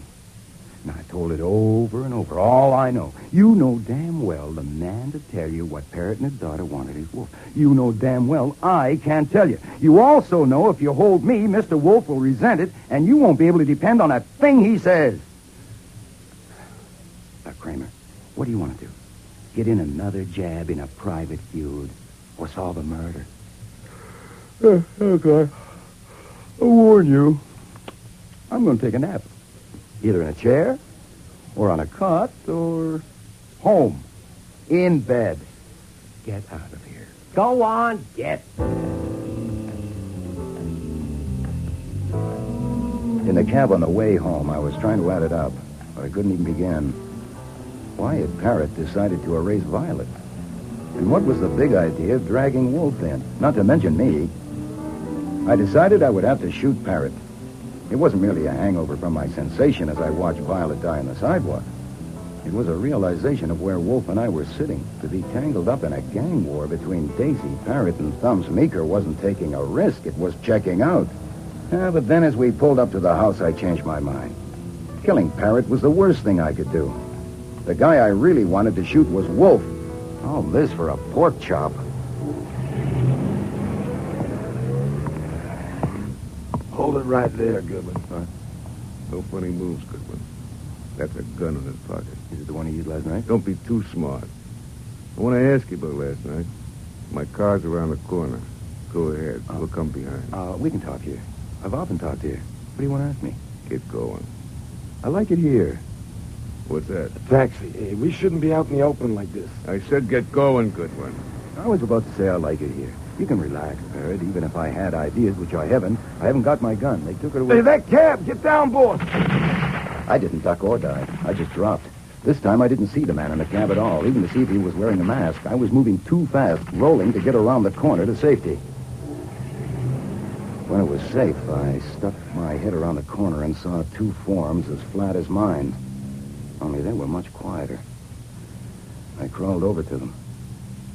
Parrott and Face were never going to be dangerous to anyone again. Archie, is that you? I think so, Fritz. Do you need help? Just to get in, Fritz. Take the chain off the door. Did you kill somebody? Archie! What the devil is it now? Just a couple of corpses on the sidewalk. By luck, one of them isn't me. Sorry to have disturbed your sleep.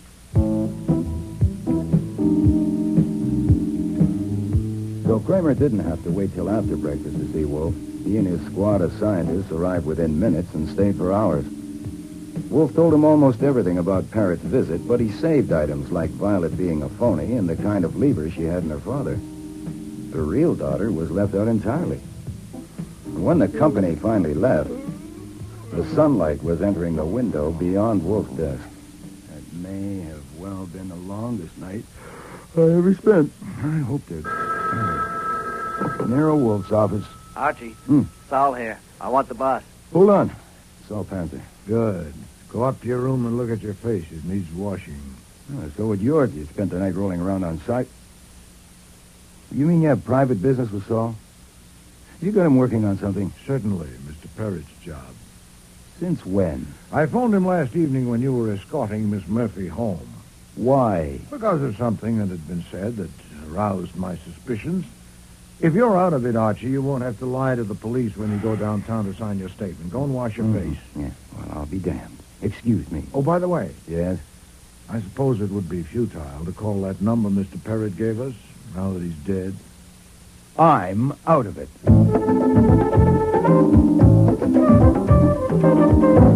My breakfast was interrupted 4 times by phone calls, and that went on all morning. That wasn't so bad. Stalling journalists had to be routine with me over the years, but one of the calls was a sample of what might be expected from life from then on, as long as it lasted. Good one. That's my name. I'm a friend of Daisy Parrott's. I want to ask you a couple of questions. Be at the 7-Eleven Club this afternoon at 2 o'clock. I'm tied up at the office, but if you'll give me your name and number, I'll ring you if I find I can make it. It's too bad you wasn't tied up at the office last night. When Wolfe is upstairs with his orchids every morning from 9 till 11, he does not like to be disturbed. So I buzz to tell him about that call. That's all? You interrupted me to tell me that? Yes, sir. Oh, and another man called. Said his name was Schwartz, and he's Daisy Parrott's lawyer. He wanted to see you immediately. I told him 11 o'clock. But if you regard him as out of it, too, I can ring him and tell him not to come. No, 11 will do. Archie, did you try that Lincoln number? Mr. Parrott said between 7 and 10. No.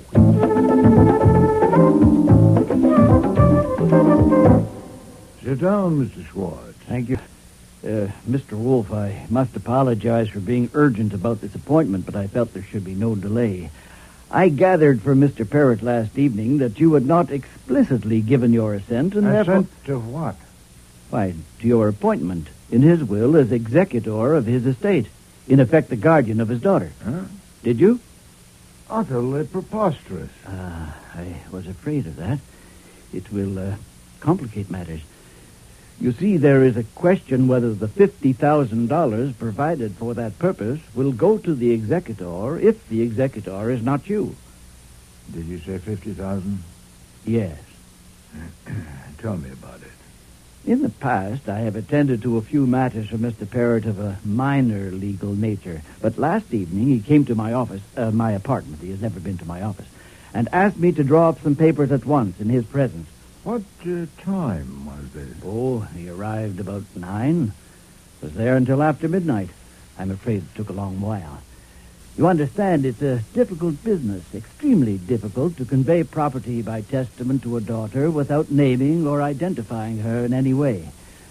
Your functions are limited strictly to the legacy of his daughter. There are only 2 other provisions in the document under consideration. $50,000 to you as executor, and the same in amount to me. Let me see it. In a moment, yes, sir. I should explain that the large sum left to me was not to compensate me for drawing up some papers. It was to pay me for not opening this envelope addressed to you and examining the contents. I must say he misjudged me entirely. 1/10 that amount, 1/50 would have sufficed. So, having said that, there is the will, and this is the envelope. Thank you. Well, at least we know where Parrott was when the police couldn't find him last night. Yes. Mr. Schwartz, considering the circumstances, I think Mr. Parrott would expect me to let you know this much. Archie, would you read this page to Mr. Schwartz? Yes. To Nero Wolfe, if this is the wrong one I'm pulling, it's the worst mistake I ever made, but I think I can count on you after seeing you today and sizing you up. I don't think I'm going to die, but what if I do? That's my problem. My daughter has got to be protected. I mean, she has got to get what belongs to her, and that's my problem. Thank you. The envelope also contains a marriage certificate and a birth certificate. Put them in the safe, Archie. Then you accept the office? I do. In that case, I have a question. With the daughter dead, how do you propose to perform the functions of your office? A reasonable question.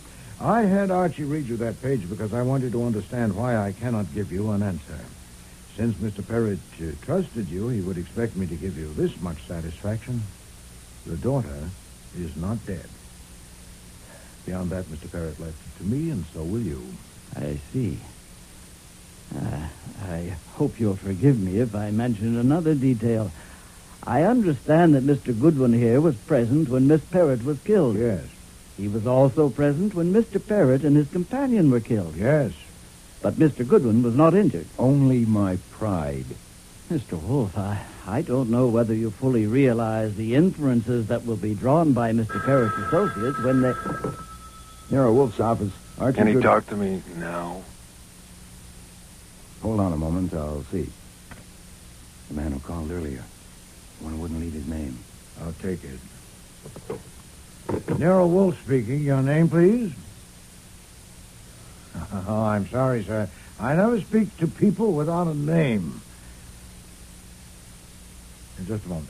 Fabian. Thank you. Hold the line a moment, please. Mr. Schwartz, have you ever heard of a man called Fabian? Yes. So have I. Yes, Mr. Fabian, what is it? Oh, I see. I must tell you, I never make appointments outside my house. No, indeed. I assure you I'm not frightened at all. Yes, I realize that, but I seldom go out for... If you... Well, I have a suggestion. Why don't you come to my office, say, at 2 o'clock this afternoon? You have the address? Good. Mr. Wolfe, I was about to say when the phone rang that Mr. Parrott's associates are men of action. To put it baldly, they will kill both you and Mr. Goodwin the first chance they get. Now, I was about to suggest certain precautions... Mr. Fabian says he wants to ask me something. Great heavens, to let him in? If he is really dangerous, and if he has drawn the sort of inferences you fear, my own office is the only safe place to meet him. This business has to be settled sooner rather than later, doesn't it? Shall we continue? Nero Wolfe's office, Archie Goodwin speaking. You said your name was Harold Stevens. Oh, boy, just what I needed. Actually, at the moment, the name is Mudd. Harold Mudd here. That's not funny. Certainly isn't. Look, actually... I want to know about the man that got killed and how you happen to Now, be... Hold it. Wait a minute. Start again. What have you seen, heard, and done? I've seen pictures just now in the Gazette. Oh. One of a man named Daisy Parrott, and I know him in a certain way, and he's been killed. And for a certain reason, that's bad news for me. Another picture is of you, and it says your name is Archie Goodwin. Right. And you work for Nero Wolfe. That's right. And it says you were with Daisy Parrott when he was killed. So I want to know what... I'm coming over there. No, don't do that. You stay where you are. I'll come over and pick you up. I'll be right over. It's a friend of the law student. Very upset. I gathered. You can leave at once. I can finish my business with Mr. Schwartz without you. Yes, sir. And Archie, arrange it carefully. That's why I'm picking her up, sir.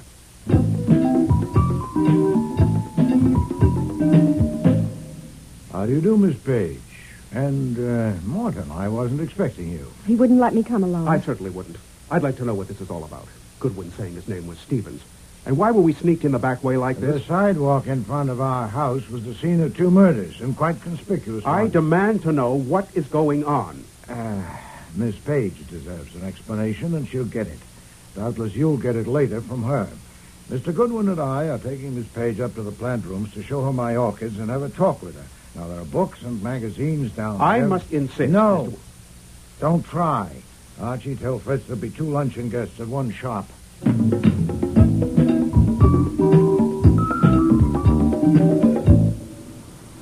God. You're impressed? I've never seen such a blaze of color in my life.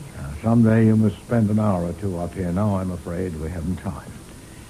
You're not an infant, Miss Page. I'm 20 years old. And I won't have to use a nipple for this. You know what a hypothetical question is? Certainly. And I'll put one to you. Suppose these things. That with me as intermediary, your father has arranged to make available to you a considerable sum of money. That he is not in a position to disclose himself to you and cannot ever be expected to do so. That he has put it wholly within my discretion whether you shall be told his name and your mother's name.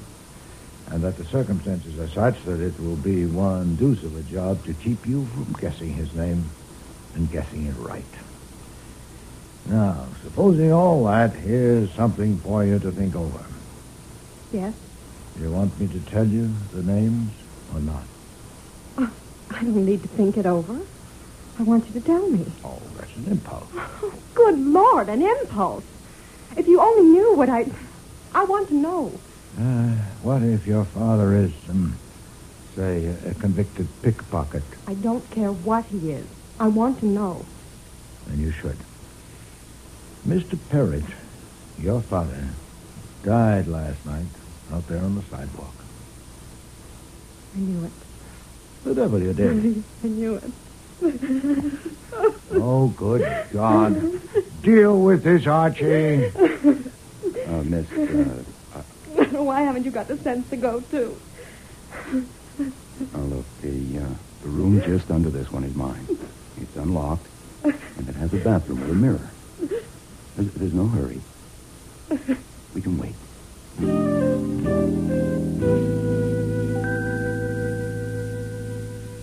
Down so soon, Archie? Is she all right? She needed a shoulder to cry on, but with her fiancé under the same roof, I didn't think it would be fitting. Morton's in the front room, pacing. Nero Wolfe's office, Archie Goodwin. Let me talk to him. It's Kramer. Mr. Kramer, how are you? I'm fine. You? The way I always am before lunch. Hungry. Enjoy it. This is just a friendly call. I wanted to let you know that you were right as usual when you decided to keep it all to yourself and tell us only one thing that was worth a damn about Parrot's daughter being wanted in Salt Lake. We got onto her through the Washington fingerprint piles, as you knew we would. I don't think she was his daughter at all. Her name was Angelina Murphy. Oh, she used others. She had about 10 years coming. I suppose I might as well ask if you have anything to add. No.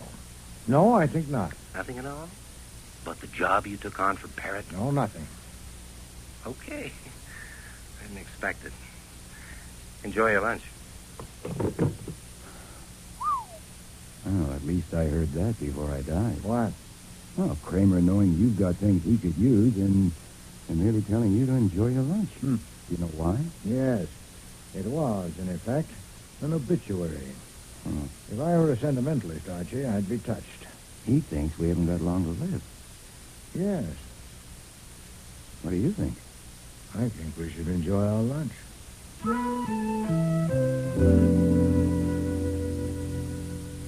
Excuse me, sir. Mr. Schwartz has arrived. He said he has an appointment at 2. Thank you, Fritz. Well, I must apologize for ending the meal so abruptly, but callers are expected. Miss Page, I think it would be best for you and Morton to leave the same way you came. I don't want to leave yet. Couldn't I wait? There are things I'd like to ask. Certainly. You may wait in the plant rooms if you wish. Morton, too? No, wait. I don't like the way things look here. I don't know what explanation you've given Miss Page. These callers you're expecting, are they connected with Miss Page or her affairs? With Miss Page? No. With her affairs, yes. Who are they?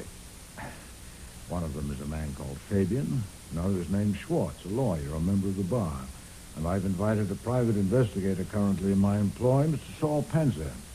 I want to be present. Morton, no. You don't understand. Miss Page's name will not appear in the conversation. I can see no reason why you shouldn't be there if you want to. That will be Mr. Fabian. So please go ahead into the office, Mr. Shane. Archie and I will join you shortly.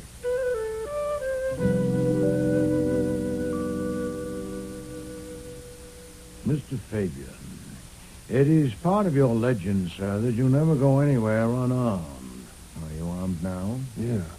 Any objections? None at all, but I'm not calling you a liar, but I would be better satisfied if I saw proof. Where is your weapon? Easily available? It's available. Would you mind showing it to me? Comedy. Here. I could have had it out and in again 20 times. I came to get some proof from you and Goodwin here. Excuse me. We'll go into the office and sit down.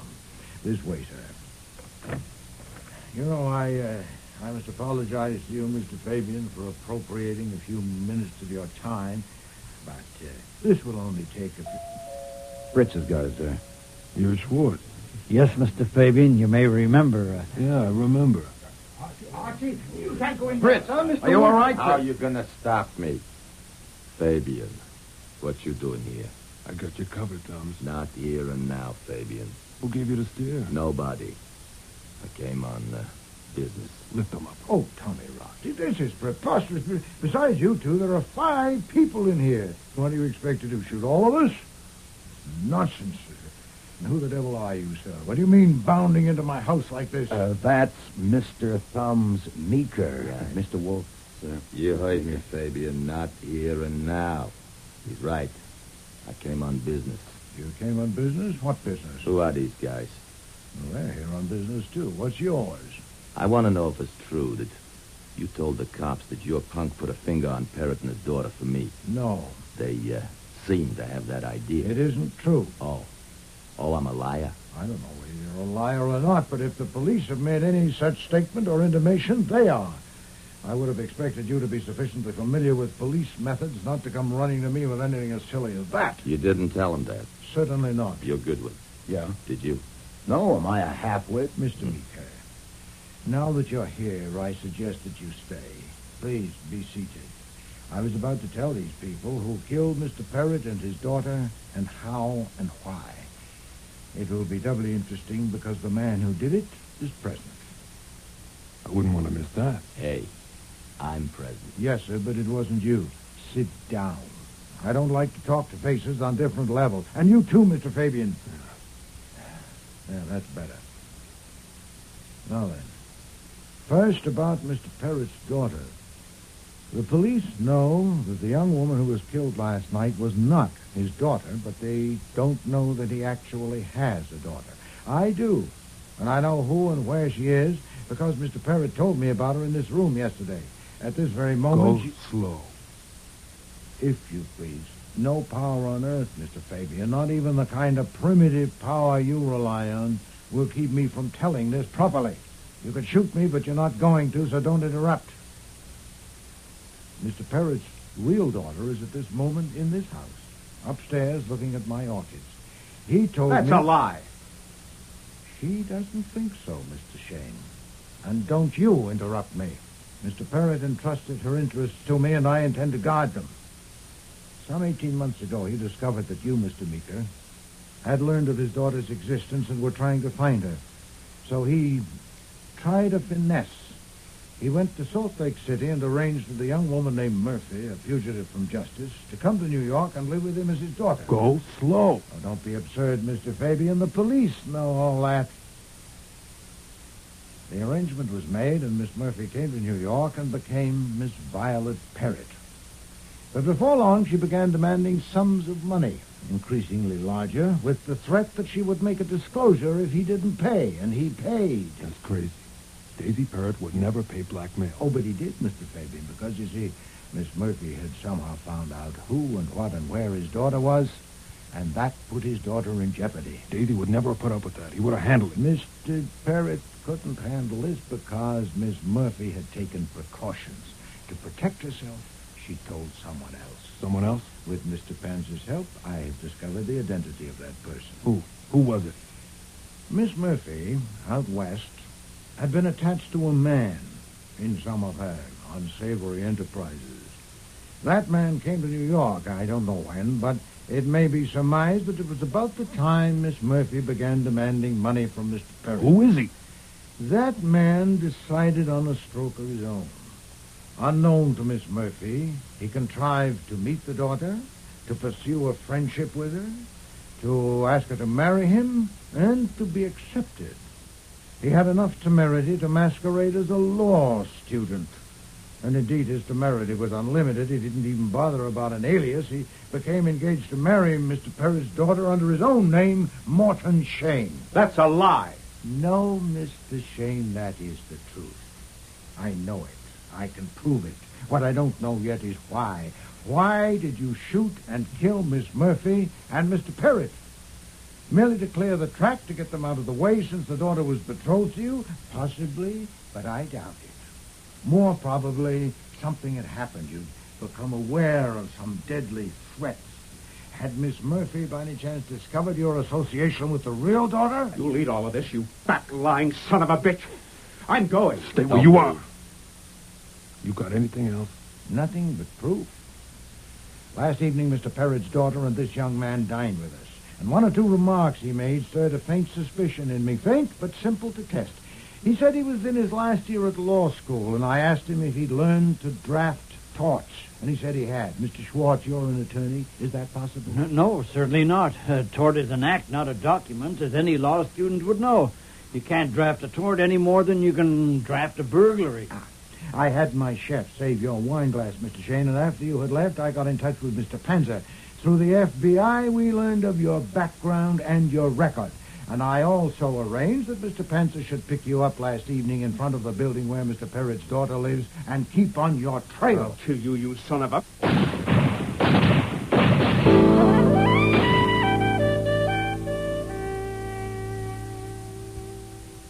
paper says the DA's decided not to charge Meeker or Fabian because the man has a right to defend himself. And all the witnesses agree that Shane shot first.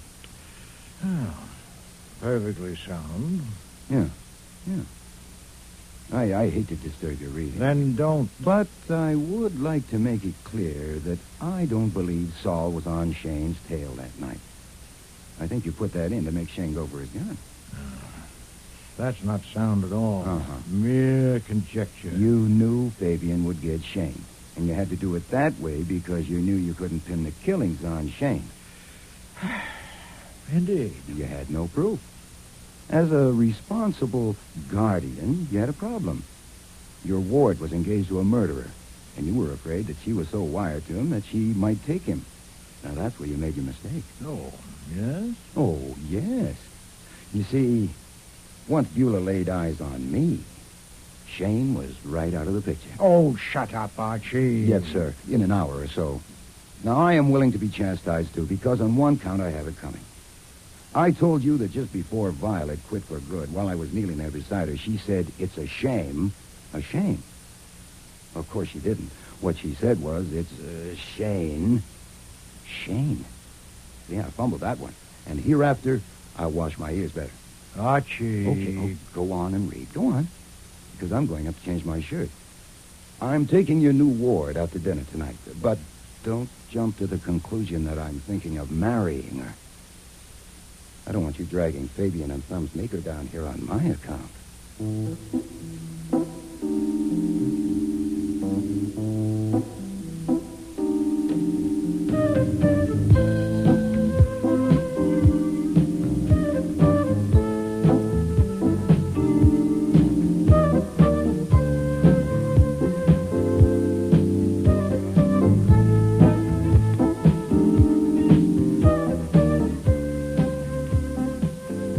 Starring in today's episode were Mavor Moore as Nero Wolfe and Don Franks as Archie Goodwin. Jane Eastwood was Angelina Murphy, August Schellenberg, Daisy Parrott, Maria Loma, Beulah Page, David Hemblin, Thumbs Meeker, David Stein, Morton Shane, Alfie Scott, Saul Panzer, Cease Linder, Inspector Kramer, John Evans, Fabian, and Frank Perry was Fritz. Music was composed and conducted by Don Gillis. Technical operations by John Jessup. Sound effects by Bill Robinson. Production assistant was Nancy McElveen, and casting consultant Ann Weldon Tate. Before I Die was written and produced in Toronto by Ron Hartman.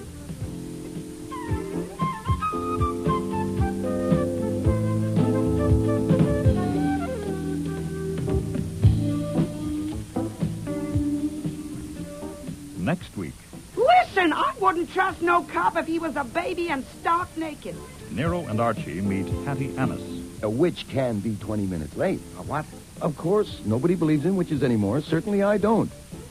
But now I'm not so sure. Hattie owns a theatrical boarding house. Do you happen to know that all stage people are crazy? They have no monopoly. My name's Tammy Baxter, short for Tamiris. I haven't decided yet which one to use in the marquee when I'm a star. Hold it. What's the matter, Buster? Come here.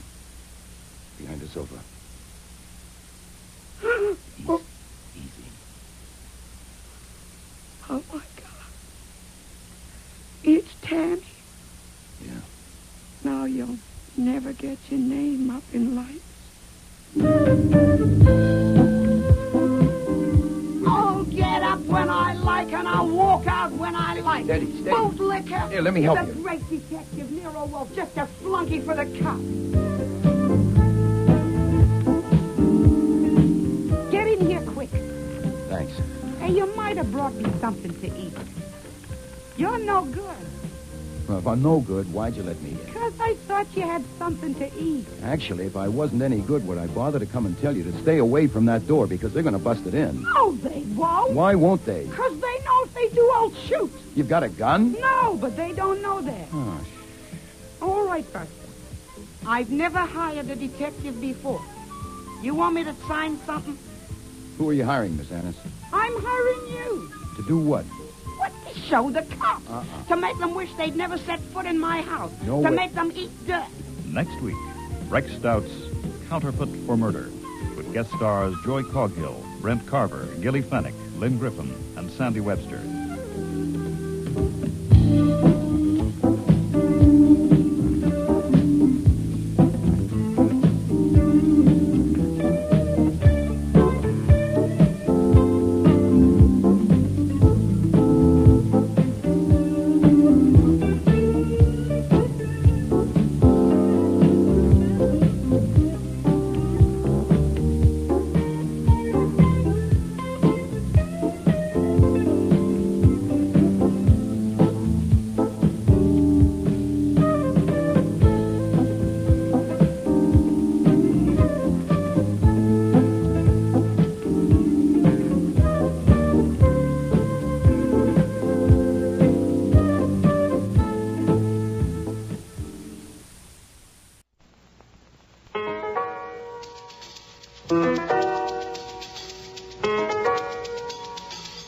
Rex Stout's Nero Wolfe.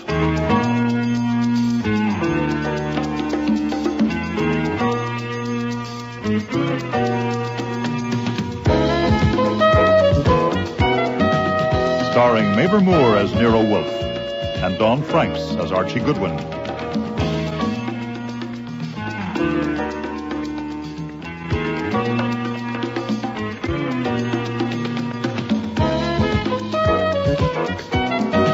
Today's episode, Counterfeit for Murder, with special guest stars Joy Coghill, Brent Carver, Gilly Fennick, Lynn Griffin, and Sandy Webster.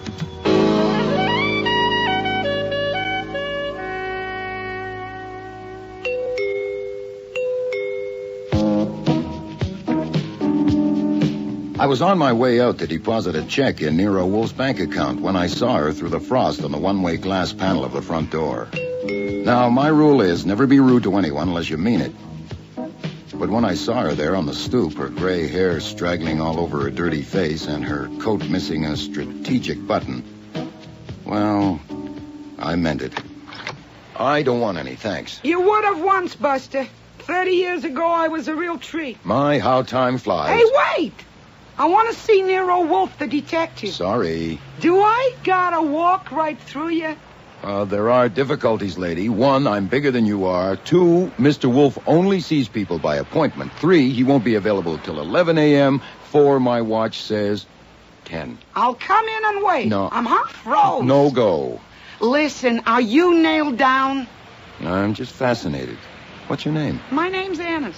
Hattie Annis. What do you want to see Mr. Wolfe about? Listen, I'll tell him when I see him. You'll have to tell me, Mrs. Annis. Miss Annis. Oh, I'm sorry. My name's Archie Goodwin.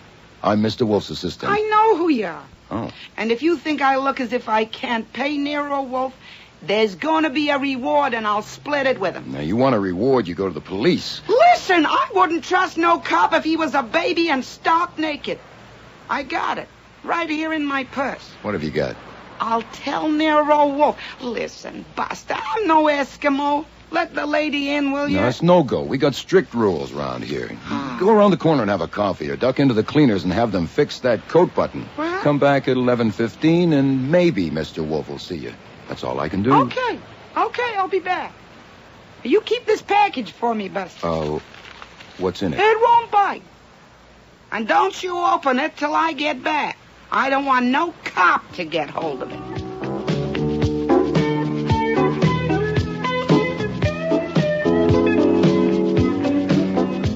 I don't know why I took it, except that she trusted me, which meant she had fine instincts and no sense at all. Could have been a bomb, but it didn't tick, so I just stashed it under the couch in the front living room and went off on my errand, thinking maybe it was the Hope Diamond and I should have put it in the office safe. I was so worried by the time I got back to the front door of the old brownstone that I almost tripped on a fur coat on the top step before I noticed somebody was sitting in it. It's a terrific idea, this outdoor waiting room. But you ought to install a magazine rack. She was the kind of girl Hattie Annis might have been 30 years ago. Right age, right face, right legs, so far as I could see. I decided to invite her inside so she could take her coat off. Welcome to the office. I'll sit here. You can sit there. A man told me through a crack in the door that Mr. Wolfe was engaged and Mr. Goodwin was out. Mr. Goodwin, I presume? You do, but it's okay by me. Your turn. My name's Tammy Baxter, short for Tamiris. I haven't decided yet which one to use in the marquee when I'm a star. Well, that would depend. If it's a musical, Tammy. Mm-hmm. But if it's Lady Macbeth, Tamiris. Hey, thanks. Don't mention it. Why don't you ask me what I want? I'm putting it off because I may not have it. Oh, that's nice. I like that. That's a good line if you knew how to read it. Okay, how's this? What do you want? Don't call us, we'll call you. I'm not an actress yet, only gonna be. Oh. I don't want much, just ask about my landlady, Miss Annis. Hattie Annis. Has she been here? Here? When? This morning. I'll ask Fritz, the housekeeper. Fritz! A male housekeeper. He's also the chef. Mr. Wolfe doesn't like women around the house. Can I be of assistance, Mr. Goodwin? Oh, Fritz. Mr. Brenner. Did anyone besides this lady come in while I was out? No, sir. No one. Any phone calls? No, sir. Oh. Thank you very much, sir. Well, thank you, sir. No, thank you, sir. Well, apparently not, Miss Baxter. That's funny. She said she was going to take something to... I'm worried. Why should you worry? You would if you knew her. She almost never leaves the house, never goes more than a block away. She's no loony, you know, but she's not quite all there. And we all feel responsible for her. All? It's a boarding house. Oh. A dump, almost. But anybody in show business or trying to be can get a room there, even if you don't pay every week. I only hope she's... Well, if she comes, will you phone me? Oh, sure. If you'll give me your phone number. Oh, my, you read that line wrong, too. Got your little black book handy?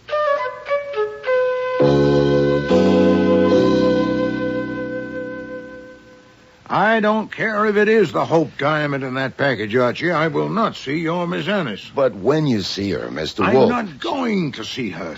I have letters to dictate to you, one about a rare orchid they found in Brazil, No. and no unpunctual elderly delinquent is going to interrupt... Maybe a witch can be 20 minutes late. A what?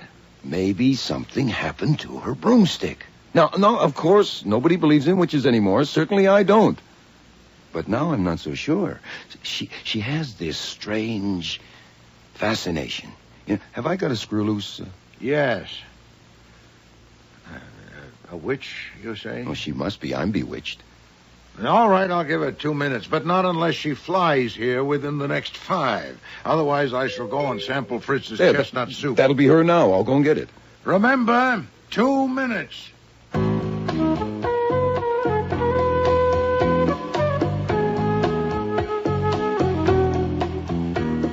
It was her, all right, looking as if she'd been hit by a car.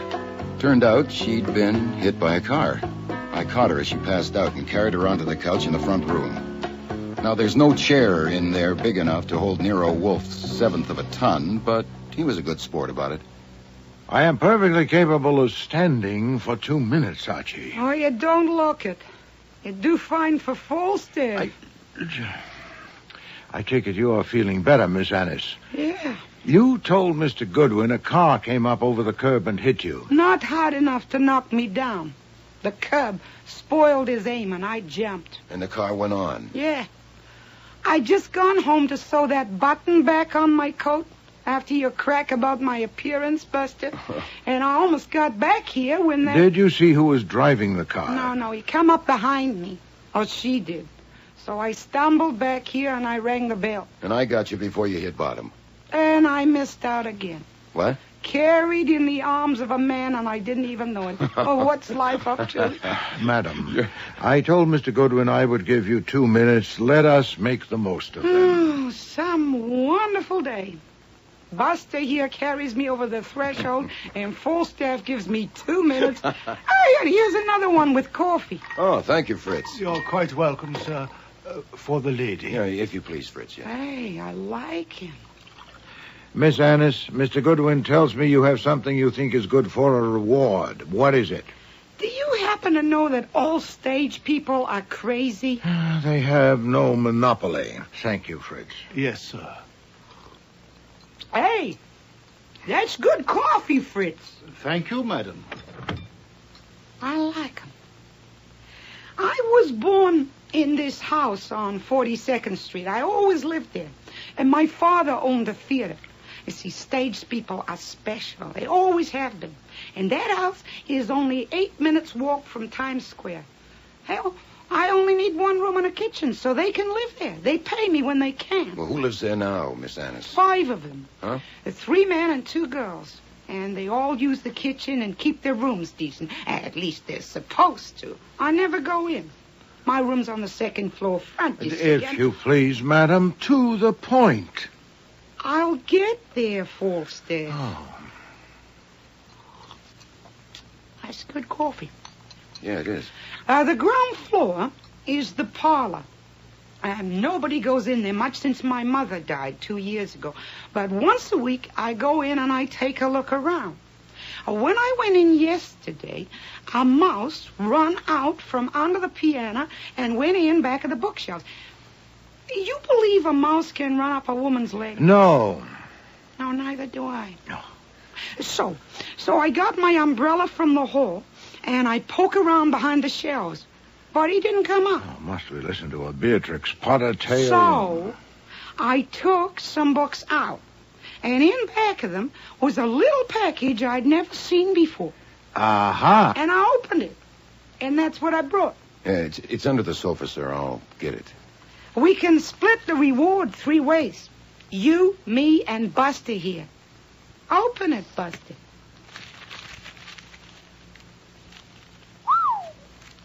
All 20s, Mr. Wolfe. How much? 2 inches, 250 to the inch. That would make it About $10,000. Very tidy, madam. It belongs in the hands of the police. Hey, no, you don't. You take it to the cops and goodbye. Listen, whoever drove that car knew I had it and tried to kill me. I'll get it. All of a sudden, Grand Central Station.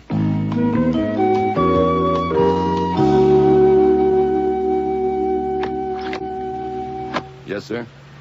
My name is Albert Leach, U.S. Treasury Department, Secret Service Division. Here's my badge.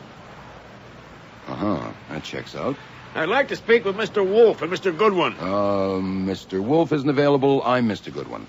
Want to ask about a woman named Baxter. Is she here? Around 25, 5'4", light brown hair, 120 pounds, fur coat. That fits? No. What do you mean, no? She's not here. Then how do you know? She was here this morning for about 10 minutes. Has she been back? No. Another woman, Hattie Annis. She been here? You know, Mr. Leach, I don't mind being polite, but what the hell? Mr. Wolfe is a licensed private detective, and so am I. And we don't answer miscellaneous questions just to pass the time. I've heard of Hattie Annis because Miss Baxter asked if she'd been here, and I told her no.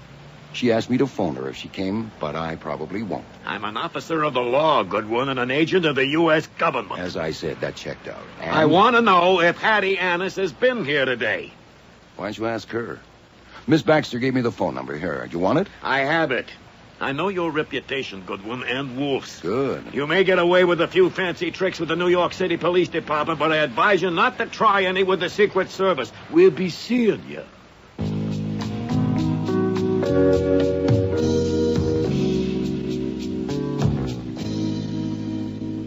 Hold everything, Mr. Wolfe. Those bills are counterfeit. Yes, we know that. You do? How'd you find out? Miss Annis just told me so. You knew they were phonies? Of course. Why would he hide real money in my parlor? And why would I bring it to Nero Wolfe? How did you find out, Archie? That was a T-man at the door. A what man? A T-man, a Secret Service agent of the U.S. Treasury. That's their job, counterfeiters. He wanted to know if a woman named Baxter was here this morning. Tammy Baxter? Tammy Baxter was here? That's right, and he wanted to know if you were here, too, and I insulted him, so he left. You insulted a T-man? Why didn't you show him in? And have her accuse me of substituting phonies for the real money she walked in here with? Hey, what did you say? Call the Secret Service at once, Archie, and tell them it's here. If Miss Annis leaves before they arrive, keep the package and give her a receipt. Good day, madam, and please don't get up. Hey, don't you madam me. You mean that? Call the cops and hand it over? Not the cops, Miss Annis, the Secret Service. I have a responsibility as a citizen. Counterfeit money is contraband. I can't let you walk out with it. I'll get up when I like, and I'll walk out when I like. Steady. Bootlicker. Here, let me help you. The great detective Nero Wolfe, just a flunky for the cops. Hey. If full staff was here, I'd apologize. Madam, I cannot. cannot. And you can't glare me down. This lady is going to talk. Now, don't you touch me, Buster. Take it easy. You know better, thinking I pull a switch on you. It may be counterfeit money, but it's not your counterfeit money, it's mine. I find that stuff in my house. I'd rather burn it than turn it over to the cops. So I think I'll get a detective to find out who put it there. So I go to Nero Wolfe, and this is what happens. You want to suck up to the cops. I spit at you. I don't spit, but I spit at you. Miss Annis, you have a point. I reject the charge of civility, but you have a point. Has a private citizen the right to confiscate contraband? I doubt it. That counterfeit money is yours until seized by public authority, which I am clearly not. I confess to error. but I was prompted by expediency, not sycophancy. What? I merely wanted to get clear of the muddle. Now, I offer a suggestion. Mr. Goodwin will put the bills in my safe and go with you to your house to investigate. You say you wanted to engage me to find the counterfeiter. Well, he will decide if that is feasible without an expensive inquiry. If it isn't, I'll return your property to you, but I'll notify the Secret Service that I am doing so. And in either case, I shall expect no fee. We split the reward 3 ways. I have no interest in a reward. Archie, be good enough to escort Miss Annis home.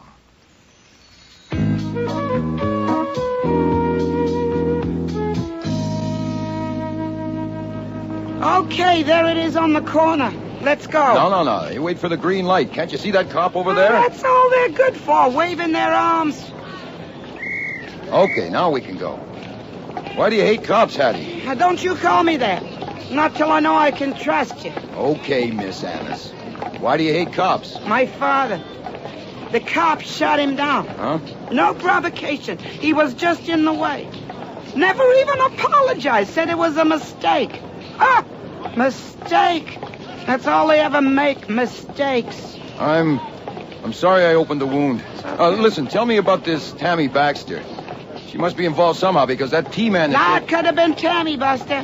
Why not? Oh, she only has 1 suit, 2 dresses, 3 blouses, 2 skirts, and her fur coat was rabbit. A counterfeiter would have had more clothes. I thought you said you never went into their rooms. Well, only when they arrive here. When did she arrive? 3 weeks ago. What do you know about her? I don't ask for references. I just size them up, you know what I mean? Hey, here we are. Come on in. Hattie, is that you? Yeah, it's me. Where on earth have you been, or above it or beneath? Without you, this house is a sepulchre. There are no oranges. Oh, how'd you do, sir? Archie Goodwin, Raymond Dell. Mr. Dell plays Shakespeare. Oh, good for you, Sir Raymond. Oranges here in the kitchen, Ray. I went out and got some. Oh, listen, Hattie, do you know where... Oh. Martha Kirk, Archie Goodwin. And what do you play, Juliet? Thank you, kind sir. But I'm not ready for that yet. Hattie, do you know where Tammy is? 2 phone calls, a man. No, I ain't seen her. Are you looking for a room, Mr. Goodwin? Mr. Goodwin ain't in the theater, Raymond. He's a reporter. He come to write a magazine piece about me and my house. You mean we'll all be famous? Something like that. Come on, Mr. Goodwin. He wants to see the house. I hope the beds are made. We'll see you both later. Come and have brunch, Ray. Listen, have you seen the kitchen knife anywhere? How was that? Was that okay? Just fine. They're interested, and that'll help. Is this the parlor? Yeah, I got the blinds down so it's dark. Oh. Hey, mind the sofa. I'll get the light. Oh, that's better. Hey, nice fireplace. Now, here we are. I put the books back like they were, but everything else is just... Hold it. What's the matter, Buster? Come here. Behind the sofa. Easy. Oh, my God. It's Tammy. Yeah. Now you'll never get your name up in lights.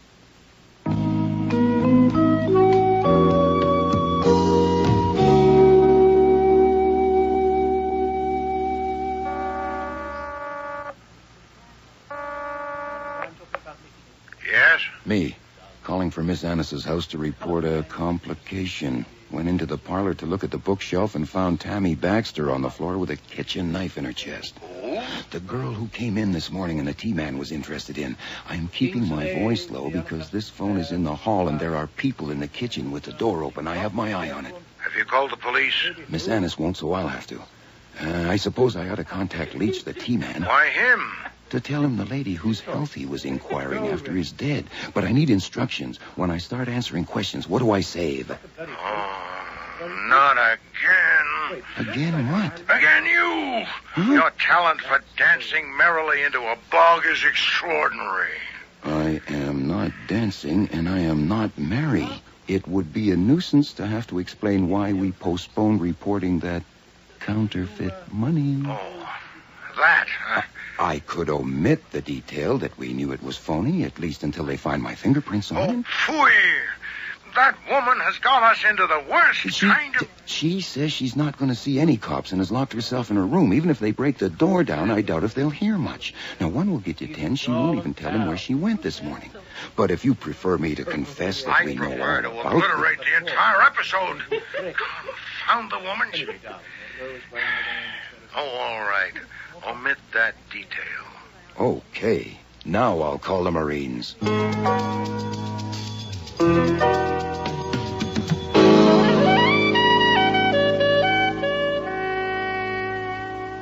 I know you, Goodwin. And I know Wolfe. You say Wolfe told her he wanted no fee and no reward, but he sent you here with her and you paid for the cab? Nuts. Inspector Kramer, I was just helping a nice old lady. Quit your clowning. It's nice to see you again, too, Mr. Leach. I told you we'd meet again, Goodwin. I want to know. Look, I'm in charge here, Leach. Now, exactly when did you discover the body? I didn't look at my watch. That's a lie.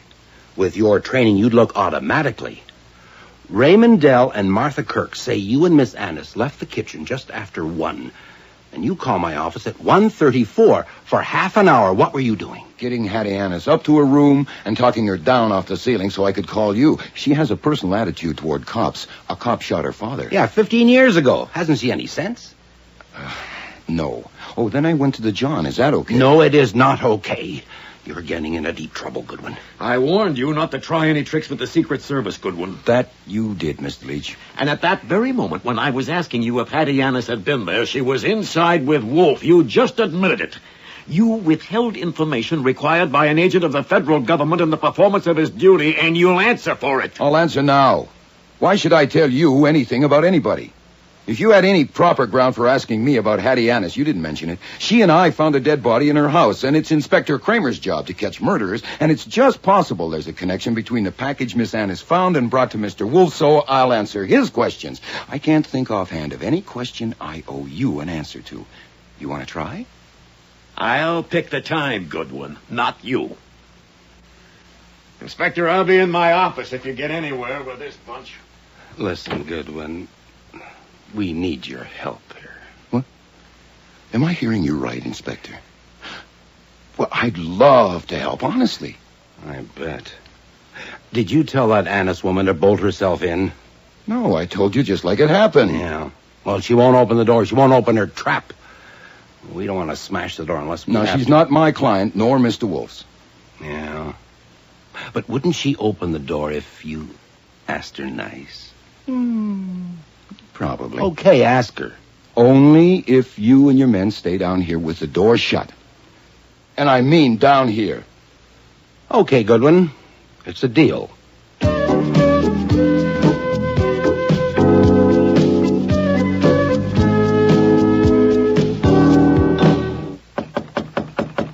Who is it? Me, Buster Goodwin. I'm alone. Let me in. I want to ask you something. Where are they? They're downstairs. Look, I'm not a flunky. Okay. Get in here quick. Thanks. Hey, you might have brought me something to eat. You're no good. Well, if I'm no good, why'd you let me in? Because I thought you had something to eat. Actually, if I wasn't any good, would I bother to come and tell you to stay away from that door because they're going to bust it in? No, they won't. Why won't they? Because they know if they do, I'll shoot. You've got a gun? No, but they don't know that. Oh, May I have permission to call you Hattie? No, not till I see what happens. Okay, Miss Annis. Now, here's a gen. If Inspector Kramer and his football squad have to smash that door down to get at you, it's an absolute certainty they'll take you downtown and hold you as a material witness. A witness to what? They're investigating a murder that occurred in your house, and you're a suspect, whereas if you let them in polite... Wait a minute. I'm a suspect? Sure. Now, when you came home to sew the button on your coat, you could have done it then. You suspect me? No, of course not. Look, even if I'm no good, I'm not a half-wit. Ay, they'll have to carry me. They will. And in handcuffs. And they'll need them. All right, Buster. I've never hired a detective before. You want me to sign something? Who are you hiring, Miss Annis? I'm hiring you. Call me Hattie. Thank you. But you can't hire me. I work for Nero Wolfe. Then him. To do what? What? To show the cops. To make them wish they'd never set foot in my house. No to way. make them eat dirt. He wouldn't take the job. If you hired him to investigate the murder, he might fill your order on the side, but I doubt if you could afford it. I'll pay him $42,000, and that ought to be enough. What will you sell besides the house, the yacht? Now, don't try to be funny, Buster. It's in tax-exempt bonds in the bank. You want me to sign something or not? That's not necessary now that I can call you Hattie. All right. You may not be available later today, so we'll leave it that you've hired Nero Wolfe to investigate the murder. Now, if he doesn't take the job... Well, why wouldn't he take the job? Because he's a genius and he's eccentric, and geniuses don't have to have reasons. Now, you leave the door unbolted, and I'll tell Kramer... I will not. If they break in that door, they'll pay for it, Buster. Okay, you have it your way, Hattie. And before I go, I might as well start earning that $42,000. You got a stamp pad in that desk? Yeah. What for? Your fingerprints, Hattie. All 10.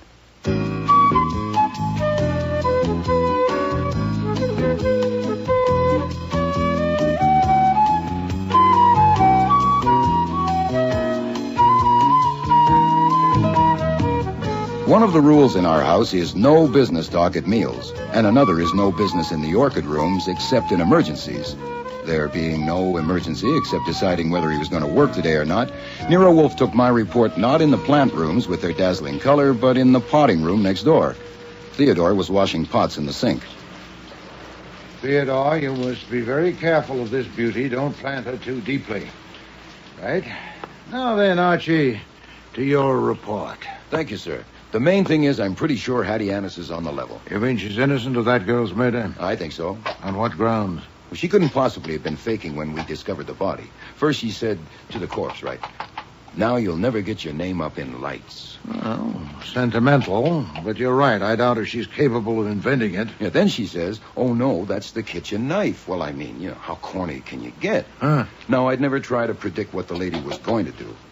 But I know what she didn't do. She didn't kill Tammy Baxter. But what's the connection, then? What had the Baxter girl to do with Hattie Annis's counterfeit bills? I don't know. But there's got to be one.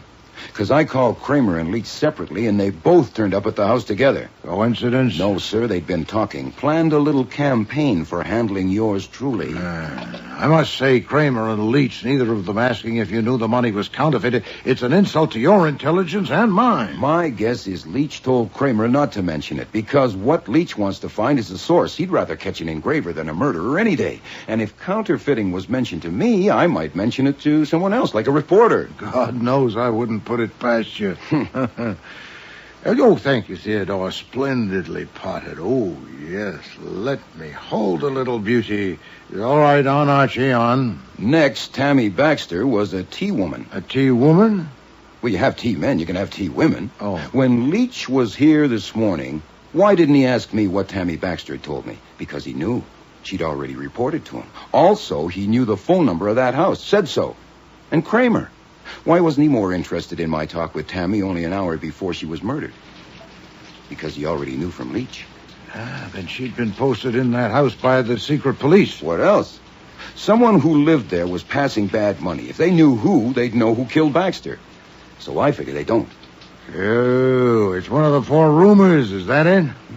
They all use the kitchen knife. Raymond Dell, who's an old ham, and then there's Noel Farris. He's a young, sensitive type. Paul Hanna, a character juvenile from Central Casting, and Martha Kirk, who has 20-year-old dimples and a nice smile. They work irregularly, but that's showbiz. Nonetheless, one or more may have an alibi. Check. Oh, if Hattie Annis is your client, Go on. you probably want to phone our lawyer since you don't like leaving your clients in the coop. Oh, phooey, lawyers cost money. Those bonds of hers may not exist. She's probably an indigent. Not a chance. She's my favorite screwball, but she's not a liar. I'm in her debt. She made Kramer ask me a favor. Oh, all right, then. Call Parker. Have him get her out on bail. Fine. Now that's settled, I assume you don't intend to let go of your client's property unless a court orders you to. What property? The package. According to Kramer and Leach, we're not supposed to have guessed the bills are phony.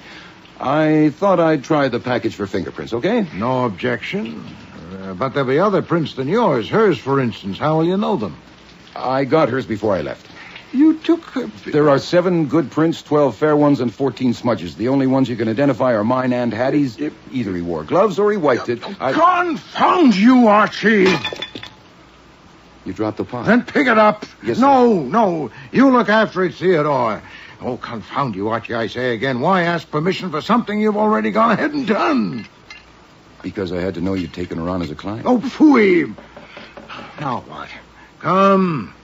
Excuse me, Mr. Wolfe, but there's a party below wishing to see you. What party, Fritz? Didn't you tell him I'm busy? Yes, sir. Messrs. Dell, Ferris, and Hannah, and Miss Kirk. All four of them. This is the limit. Did you invite them, Archie? No, sir. It's a surprise party.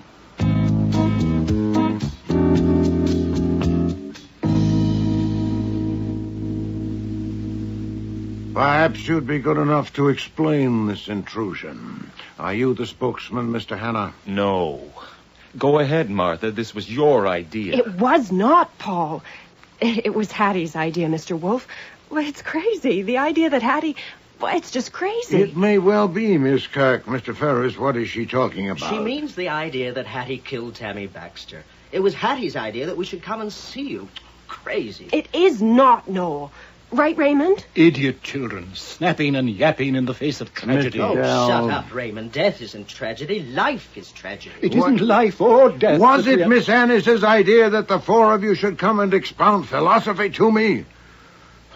Miss Kirk, do I gather she spoke with you? I was coming downstairs, and they were carrying her out, and she saw me and said she had hired you and Mr. Goodwin to make the cops eat dirt, and we had to come and tell you everything we told the cops. They were carrying her, literally, bodily? Yes, 2 men.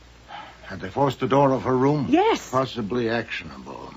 For the record, Miss Annis is my client, but my job is not what she said. It's to investigate the murder committed in her house. It was committed by a sex maniac. Twice last week, a man followed Tammy right to the door. Well, I offered to ambush him, but she said no. If he did it again, she'd handle him. She would, too. Sir Lochinvar Hannah. Damn clever, these sex maniacs. Must have had a set of keys and known exactly where to find the kitchen knife. You keep harping on that, Noel. I identified it because anyone could, with that nick in it. I did. Oh, God. The thought that the knife I'd used so often to slice tomatoes. Spare us your sensitivity, Noel. We came here to serve a friend in whose debt we are, not to prattle. We know that Hattie was not herself. We cannot judge her. We can only ask, what can we do or say to help her? Hattie said we should tell Mr. Wolfe everything we told the cops. That may not be necessary. When 4 people are conversing in my presence, and I know that one of them committed murder less than 12 hours ago, I'd be a dolt to get no inkling at all. You know it was one of us? How? Not by an inkling, Mr. Ferris. There is the knife. And there is my conviction on grounds to satisfy me that Miss Annis didn't use it. 3 of you came here to help a friend. We all No, did. 1 of you came because you didn't dare to refuse. Nor will that one dare to refuse to answer my questions, and thus expose himself or herself. If I fail, it'll be because I haven't asked the right questions, and I don't intend to fail. Mr. Dell, have you paid your room rent for the past 3 months? That's not the kind of question the police ask. No, but it's the kind of question I ask. Have you? You could just as well ask Hattie. I have paid no rent for 3 years. She has asked for none. Miss Kirk?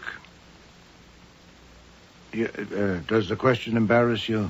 No, I've been there a year and pay $5 a week. From current income? I haven't any. I'm attending a ballet school. I get a monthly check from my father. I see. Mr. Ferris? I haven't figured it out. I pay her whatever I can, when I can.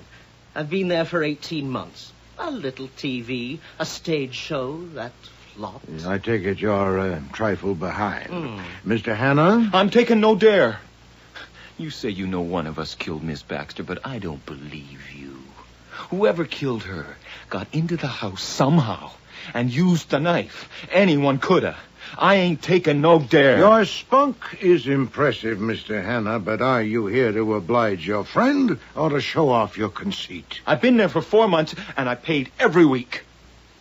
That proves something, for God's sake. That you are not a pauper. Now, Miss Kirk, for what you have told the police, 1 detail only. Where were you this morning? I slept in till about 11, got up and did my exercises in my room. About 12:15, I came down, saw there were no oranges, and went out and got some. I wasn't gone more than 10 minutes. I was cooking up some breakfast when Hattie came in with Mr. Goodwin and said Yes, that's far enough, thank you. Did you see any of the others this morning? No, not till Ray came to have breakfast, or brunch. Mr. Dell, I know you came downstairs when Miss Annis entered the house with Mr. Goodwin, right, Archie? That's right, sir. And before that, Mr. Dell? Nothing. I was asleep. Then how did you know there were no oranges? What? Oh, well, I read late. Sophocles' Oedipus Rex, as a matter of fact.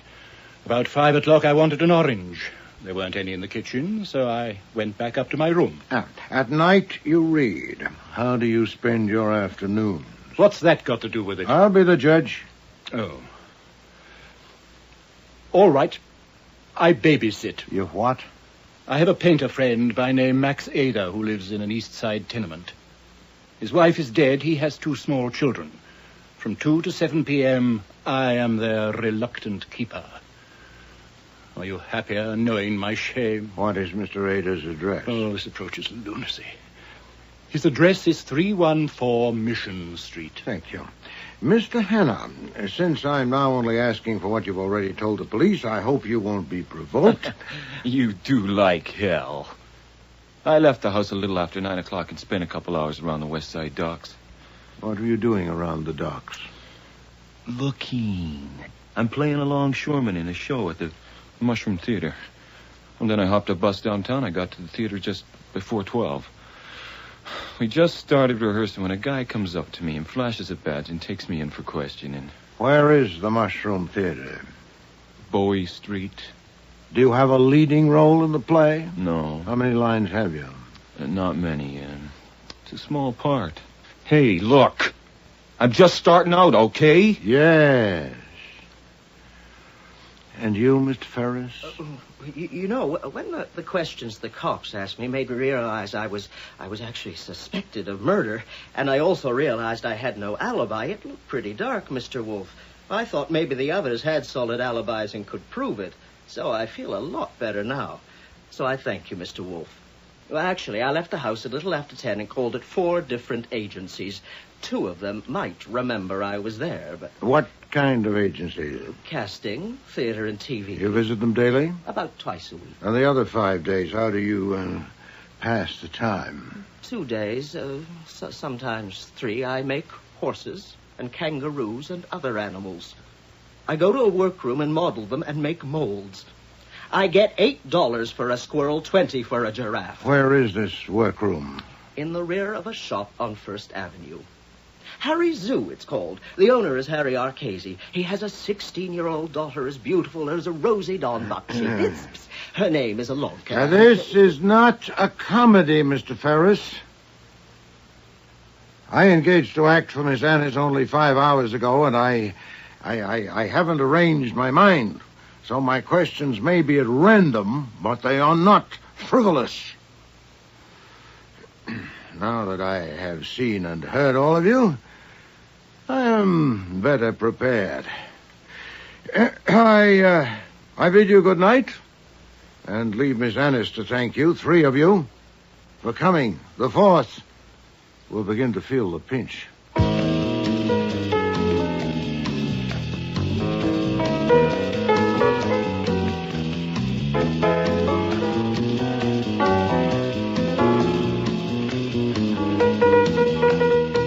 After I showed them out, I got back to Wolfe in his office. He was leaning back with his eyes closed, a sure sign that he was anything but asleep. Then he opened them and shot me an order. Get Saul and Fred and Ori at 8 in the morning in my room.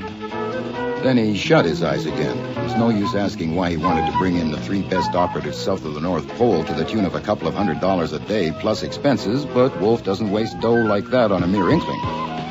I never did get to find out why, because at 7:30 the next morning, Leach, the T-man, turned up with a federal court order. He wanted the package. What the hell, I gave it to him. He gave me a receipt, and Kramer arrived with a state court order to pick it up as evidence in a murder case. All I could do was show him the receipt from Leach and suggest they split it half and half. Kramer became undignified. Damn you, Goodwin. Did you know that money was counterfeit? I told him point blank no, and felt better. It's always a relief to get a lie off your chest, but 10 minutes after he left, I got a phone call, an invitation I couldn't refuse to have coffee with the district attorney before it got cold. Goodwin, this is serious. Maybe the most serious trouble you've ever been in. It's up against stiff competition, sir. And I think you'll find it in your interest to overcome your tendency to crack wise. Yes, sir, we shall overcome. You dispose of evidence in a murder case. I have? You deliberately arranged for Mr. Leach to beat Inspector Kramer to that package. I did. But Leach asked for it first, that's all. And I don't suppose you have any idea why the Secret Service was interested in that package? He kept me there for 8 hours and didn't learn a thing. What I learned was that they hadn't got anything out of Hattie Annis either. They let her out on bail witness. I figured Parker, the lawyer, would have taken her back to Wolfe's. Her in mind. What I didn't have in mind was another surprise party. I think you know everybody, Archie. Inspector Kramer, Mr. Leach from Treasury, Miss Annis, her boarders, Mr. Dell, Mr. Hanna, Mr. Ferris, and Miss Kirk, and, of course, Sergeant Stebbins at the door. Happy Thanksgiving or whatever. I hope I didn't interrupt. You already have. Thank you. Okay, Wolf, we didn't come here just to hear you speak. Oh, yes, you did. Well, if you got something, let's have it. You know well enough I have something, Mr. Kramer, or you wouldn't have come. You told me on the phone that you had a stroke of luck. I did have, but I invited it. I knew where to send the invitation. In fact, I sent invitations to 3 different addresses by special messengers. An East Side tenement, a shop on First Avenue, and a building on Bowie Street which houses a theater. I'm damned if I know what you're talking about. You don't. But the others do. Those places sound familiar, Miss Kirk? Yes, they do. The tenement, Mr. Dell, is where you, well, shall I use your word, babysit? If you must. And the shop, Harry's Zoo, if I remember correctly, Mr. Ferris, is where you work between engagements. The work is very artistic. I did not say otherwise. And the theater in the building on Bowie Street, Mr. Hanna, your stamping ground, I believe. You know I played there. I told you. Indeed you did. Okay. So where did you have this stroke of luck? In a sense, at all 3 addresses. But my expectation was centered on one of them. When my expectation was realized, I was faced with a question whether to notify you, Inspector, or to notify Mr. Leach. And, preferring not to choose, I asked both of you to come along with the others. Miss Annis, my client, was already here. Damn right I'm here. Yes. You, Miss Kirk, Mr. Dell, and Mr. Ferris had a right to be present. And as for you, Mr. Hanna, since you're both a counterfeiter and a murderer... That's a lie! Hold it, Hannah. Hey, you let go of me. Are you arresting him, Mr. Leach? No, Mr. Kramer. Are you? Nobody's arresting me. Let go! Sit down, Hannah. You're under arrest as a material witness in the murder of Tamiris Baxter. Watch that door, Sergeant. That's prudent, Inspector, since I have no conclusive evidence. Only, talking to these people last night, I had faint intimations. Miss Kirk. What about me? Unlikely. You go to ballet school, you exercise each morning, and receive a monthly remittance from your father, all of which can be checked. Mr. Dell? Have I done something right? Yes, you paid no rent for 3 years. Mr. Ferris? I knew you'd get around to me. Yeah, an interesting possibility. But your statement that 2 of the agencies you visited yesterday morning might corroborate your whereabouts makes it improbable that you followed Miss Annis here at the same time. So what? So, Inspector, my attention centered on Mr. Hanna. He'd lived there only 4 months. He'd paid for his room every week. He'd almost certainly lied when he said Miss Baxter had told him a man twice followed her to the door. Miss Baxter was an agent of the Secret Service of the Treasury Department. Who said so? No one, Mr. Leach. Mr. Goodwin inferred it, didn't you, Mr. Goodwin? Well, I ran it up the old flagpole. Listen, Goodwin. You have carried discretion to an extreme, Mr. Leach, in concealing your interest in the occupants of that house. What I told him. Finally, Mr. Hanna's account of his movements yesterday left him completely free up to noon. He could have followed Miss Annis here, then back to her house, stolen a car, and when she left the house a second time, tried to run her over, thinking she still had the incriminating package. Well, he failed. So that's of little consequence now. Damn little consequence in anything you've said so far. Oh, I could speculate further. Did he kill Miss Baxter because she'd seen him try to kill Miss Annis with the car? She was certainly in the neighborhood. And perhaps confronted him when he returned to the house? Oh, well, it's your job, Inspector, not mine to screw a confession out of him. I've got nothing to confess. You're going to regret this, Wolf. You're going to regret it good. I think not, Mr. Hanna.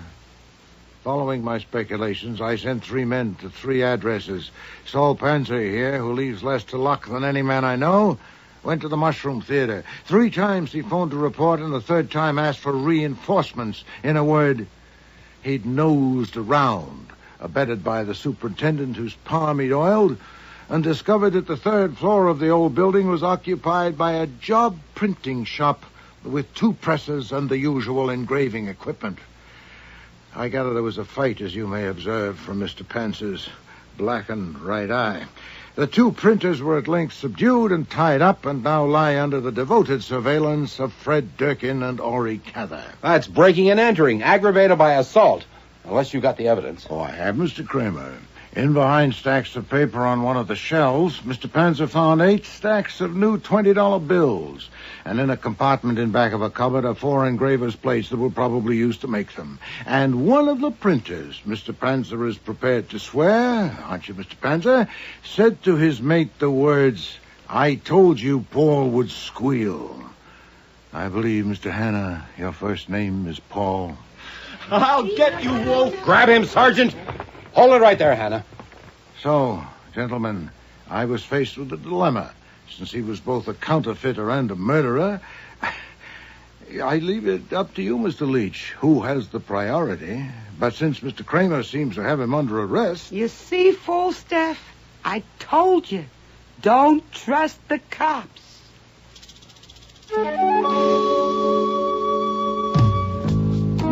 One day, 3 weeks later, Wolf and I were in the office disagreeing about something when we had a visit from Hattie Annis. She opened her handbag and took out a little package wrapped in brown paper, and we both thought, good Lord, she's found another one. But she put it to one side and brought out an envelope.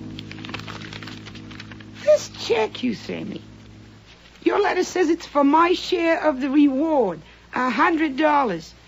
Did you keep your share? Yes. Did you get yours, Buster? Oh, sure, yeah. Yeah, well, I don't believe either of you.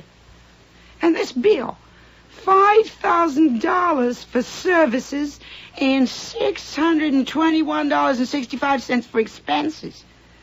Buster, didn't I say I'd pay $42,000? I guess you did, yeah. Then here it is. Hey, last time funny money, this time bonds. I cannot accept these, Miss Anna. Oh, you can call me Hattie, Falstaff. I've held on to these bonds since my father died. First time I ever signed them over. But it was worth every dollar of that $42,000 to see you beat that Inspector Kramer at his own game. I didn't like what I saw in the paper, where that no-good Paul Hanna had confessed. I got no use for nobody that confesses to the cops. But you two made them eat dirt. You gave me the best day of my life. Well, thank you, Miss Alice. Hattie. Hattie? Yeah. Archie?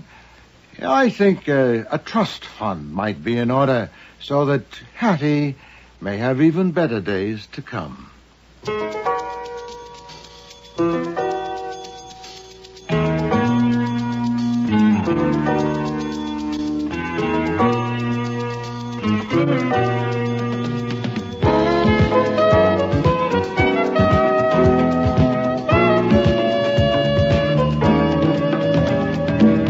Starring in today's episode were Mavor Moore as Nero Wolfe, Don Franks as Archie Goodwin, and Cease Linder as Inspector Kramer.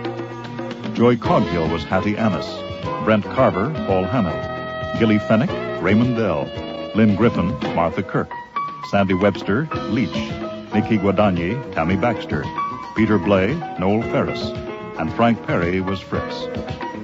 Music was composed and conducted by Don Gillis. Technical operations, John Jessup. Sound effects,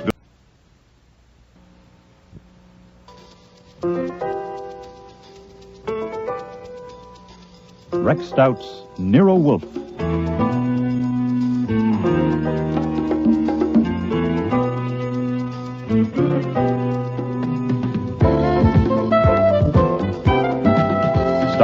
Elmer Moore as Nero Wolfe, and Don Franks as Archie Goodwin.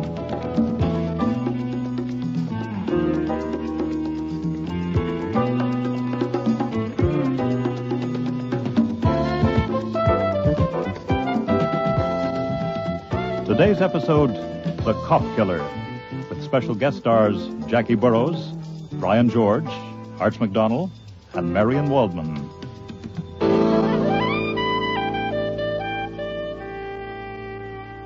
The truth of the matter is that everyone doesn't understand my sense of humor. It's not the first time my mouth has gotten me into trouble. Mr. Goodwin, you told me once that people in danger have only to mention your name. So when Tina and Carl from the barber shop turned up at the front door that morning, I didn't know at first how to deal with the situation. Nero Wolfe was due down from the plant rooms at any minute, and he's extremely finicky about seeing people without an appointment. Also, his fees are very high, and as his assistant, I am expected to screen would-be clients. I really should have sent Carl and Tina on their way. This is a so nice, safe room for you and Mr. Wolfe, two such great men. Oh, no, he's the great one. I just caddy and talk too much. Now, what's this about danger? We love this country, Mr. Goodwin. We love... Let me talk, Carl. We do love this country, Mr. Goodwin, and we want to see more of it. But you see, we don't know where to go. I have $50 here. Well, that wouldn't get you too far. Oh, no. The $50, this is for you. What? To tell us where to go. You know our name, Vardas. You know we are married. So there is no question of morals. Only all we want is to do our work and live in private, Carl and me. And we think... Archie, I want to see the germination records of those orchids. Oh, you didn't tell me we had callers. No, sir, because I knew you would be down soon. You know Carl. He takes your coat at the barber shop, and Tina's a manicurist there. It's all right. They're married. They just dropped in to buy $50 worth of travel. Yeah. Why he went? He's angry? No, sit down, please. As you said, he's a great man. It makes him a little eccentric. Now, you were saying... We don't want Mr. Wolfe mad at us. No, forget it. He's only mad at me, which is chronic. Now, why do you want to travel? Is what I said. We love this country, and we want to go more into it. Far in. You're both scared stiff, aren't you? And what's this danger Carl mentioned? I don't think that makes any difference. It's no good, difference. Tina. We must tell Mr. Goodwin if we want him to help us. Please. Hi. I met Tina 3 years ago in concentration camp in Russia. If you want me to, I tell it you why is they will never let us get out of there alive. Not in 100 years, but I rather not to talk so much about it. It makes me start to tremble, as you can see. Oh, okay. Save that part. But you did get out alive. Oh, yes, we are here. But they think we are dead. You see, Vardas is not our name then. We take name later when we get married in Istanbul. You shouldn't tell any places. No places, no people at all. You are most right. Was not Istanbul. Okay. Istanbul is out. You got married somewhere in else. Yes. And then later we nearly get caught again. We do get caught again, but... You're most right, Tina. At a certain time, in a certain way, we cross that ocean. We try very hard to come to this country according to rules, but it's in no way possible. I see. It is nearly a year now since we get the jobs at the barber shop, and life is be so fine and sweet that we are almost healthy again. Oh, what we eat. We even have some money saved. We haven't got... $50. You're most right, $50. We be happy beyond our dreams 3 years ago, except if we don't know what minute someone comes and asks us how we get here.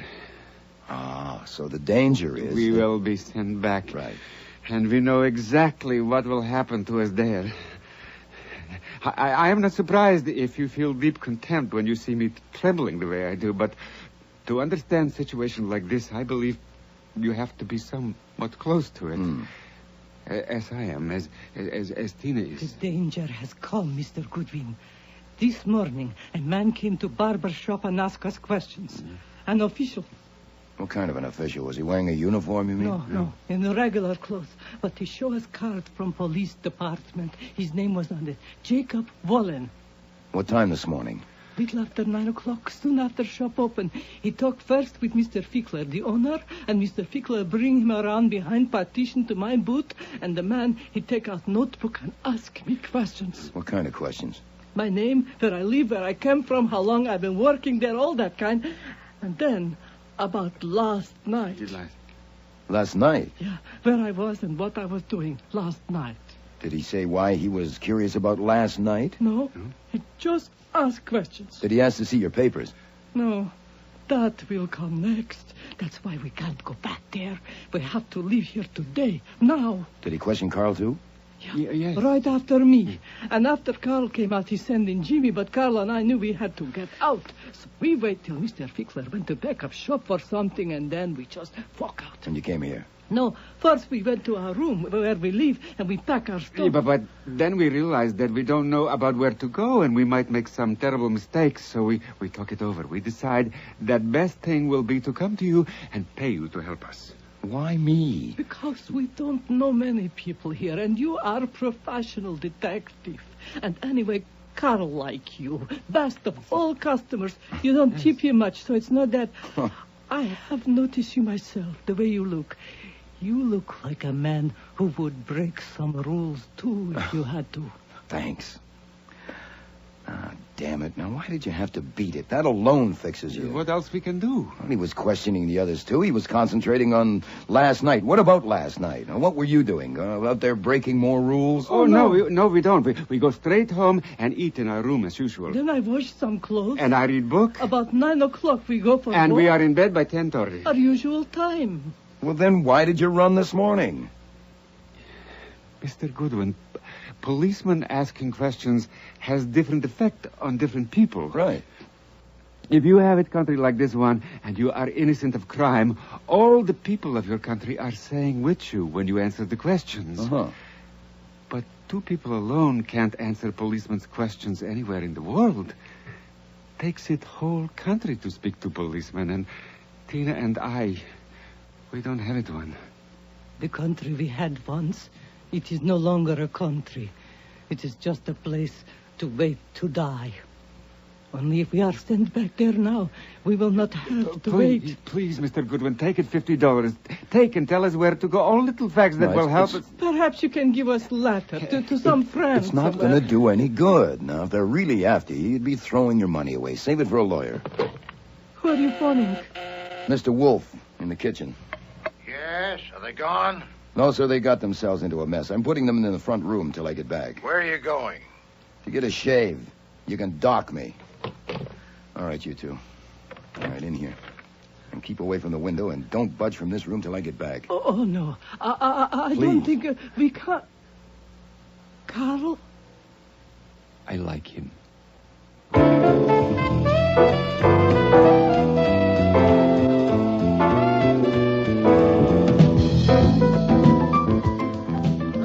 All right, move along there. Move along. There's nothing to see. What's all the excitement, officer? Accident in here. No one allowed in. How did the customers in the chairs get in? I'm a customer. Only customers with appointments. You got one? Certainly. Jimmy, how soon? Now, who whistled for you? Sergeant Curly Stebbins. What's homicide doing here? Don't tell me you and Nero Wolfe are involved in this. I dropped in for a shave. I'm a regular customer. Uh-huh. Hey, Mr. Fickler, how long have I been leaving my hair here? Oh, hello, Mr. Goodwin. For over 6 years. Sergeant Stebbins. This is the famous detective, Mr. Archie Goodwin. Mr. Nero Wolfe comes here, too. Thanks, Arnie. Famous. It's just a burden. It's a damn nuisance. Yeah, well, don't let it get you down. You just dropped in for a shave? You got it. Write it down. I'll sign it. Who's your barber? Jimmy. Jimmy's busy. So I see. Well, I'm not pressed. I might chat with you, or I could read one of these magazines. I might even get a manicure. You get manicures? I might, for my eyes. For your eyes? Haven't you seen Janet, the manicurist? Clown. She's in the booth talking to Inspector Kramer. Kramer's there, too? What's happened? You know the other manicurist, Tina? Or her husband, Carl Vardis? I know Carl well enough to tip him for taking my coat. I can't say I know Tina, but of course I've seen her. Why? I'm just asking. The sight of you or Wolfe anywhere near a case makes me want to scratch. Isn't that a shame? So let's get it on the record in case it's needed. Have you seen Vardis or his wife this morning? Sure. You have? Yes. I put them in our front room, and I told them to wait, and I beat it here to tell you. Now, if you step on it, you can still catch them. Excuse me if I don't laugh, okay? Okay. I mean, they killed a cop. Or one of them. Killed a cop? Yeah. A detective from 20th Precinct, Jake Wallen. Here in the barber shop? Yeah, this morning. The other side of that petition. Here in the barber shop? Yeah, this morning. The other side of that partition, in her manicure booth. Stuck a long pair of scissors in his back and got his heart. This was seen by someone? No, not seen or heard, damn it, but it was very busy in here, and those noisy massage things were going off and on. But you know it's them. Their prints on the scissors or something? Yeah, we'll do all right without prints. They hopped it. You'll do all right without prints. Now, Yeah, wait. We found out where they lived. They packed up and gone. That still doesn't mean they did it. I mean, some people get very scared at the sight of You blood. seem very interested. Why? Excuse me, Sergeant. Yeah? It's my lunchtime. Yeah. I'll just go down to the cafeteria at the end of the hall. Yeah. Hey, Jeffy. Yes, sir. Mr. Fickler here is going to lunch. Go along, stay with him. I want to phone my wife. Why not? Stay with him, Jeffy. Yes, sir. Thank you. If you settle for Carl and Tina, why does Arnie there have to have company at lunch? We haven't got Carl and Tina. Until we do, we're checking out everybody and everything. Now, I asked you, why are you so interested? Oh, it's just natural curiosity. What else? You could have a client. No, we don't. Yeah, we're looking for one. Don't make me laugh. Who in this barber shop could afford Wolf's fees? Yeah, I suppose. But I guess still I'm think curious because I can't believe you'd hang it on those two just because they ran. Come on now, you must have something else. we have. There, you see? We think Jake Wallen came to take Carl. For what? Well, last night around midnight, a couple of pedestrians, 2 women, were killed uptown by a car. The car kept going. We found it a few hours later abandoned with a dented fender, blood, other items which died. Carl's car? No, stolen. Reported earlier last night. 20th Precinct sent Jake Wallen to it. He was the first to give it a look. Wallen was supposed to go home when his shift ended at 8 this morning, but he didn't. He phoned his wife that he had a hot lead on a hit-and-run killer and was going to handle himself and grab a promotion. But what led him to this shop? That's what we'd like to know. It had to be something he found in the car. We don't know what. The goddamn fool kept it to himself and got killed. But did he mention it or show it to anyone here? They say not. All he had with him was a newspaper. Today's News, the early edition out last night. We can't spot anything in it. There was nothing in his pockets, nothing on him that helps any. You know all the barbers here? Well, I know Arnie Fickler, the owner, Jimmy, who cuts Wolf's and my hair, Ed, who takes the appointments because he's next to the phone. The rest I only know to see. What do you know about them? To help you, probably nothing. Try. Okay. Fickler, the boss, was once attacked bodily in here in his shop by his ex-wife. Ed once slapped Fickler's face when Fickler accused him of swiping lotions. Jimmy has been here a year now, and he's the best barber, which is why Wolf and I go to him. But he plays the horses, and he infuriates Fickler because he sometimes takes magazines while they're still current.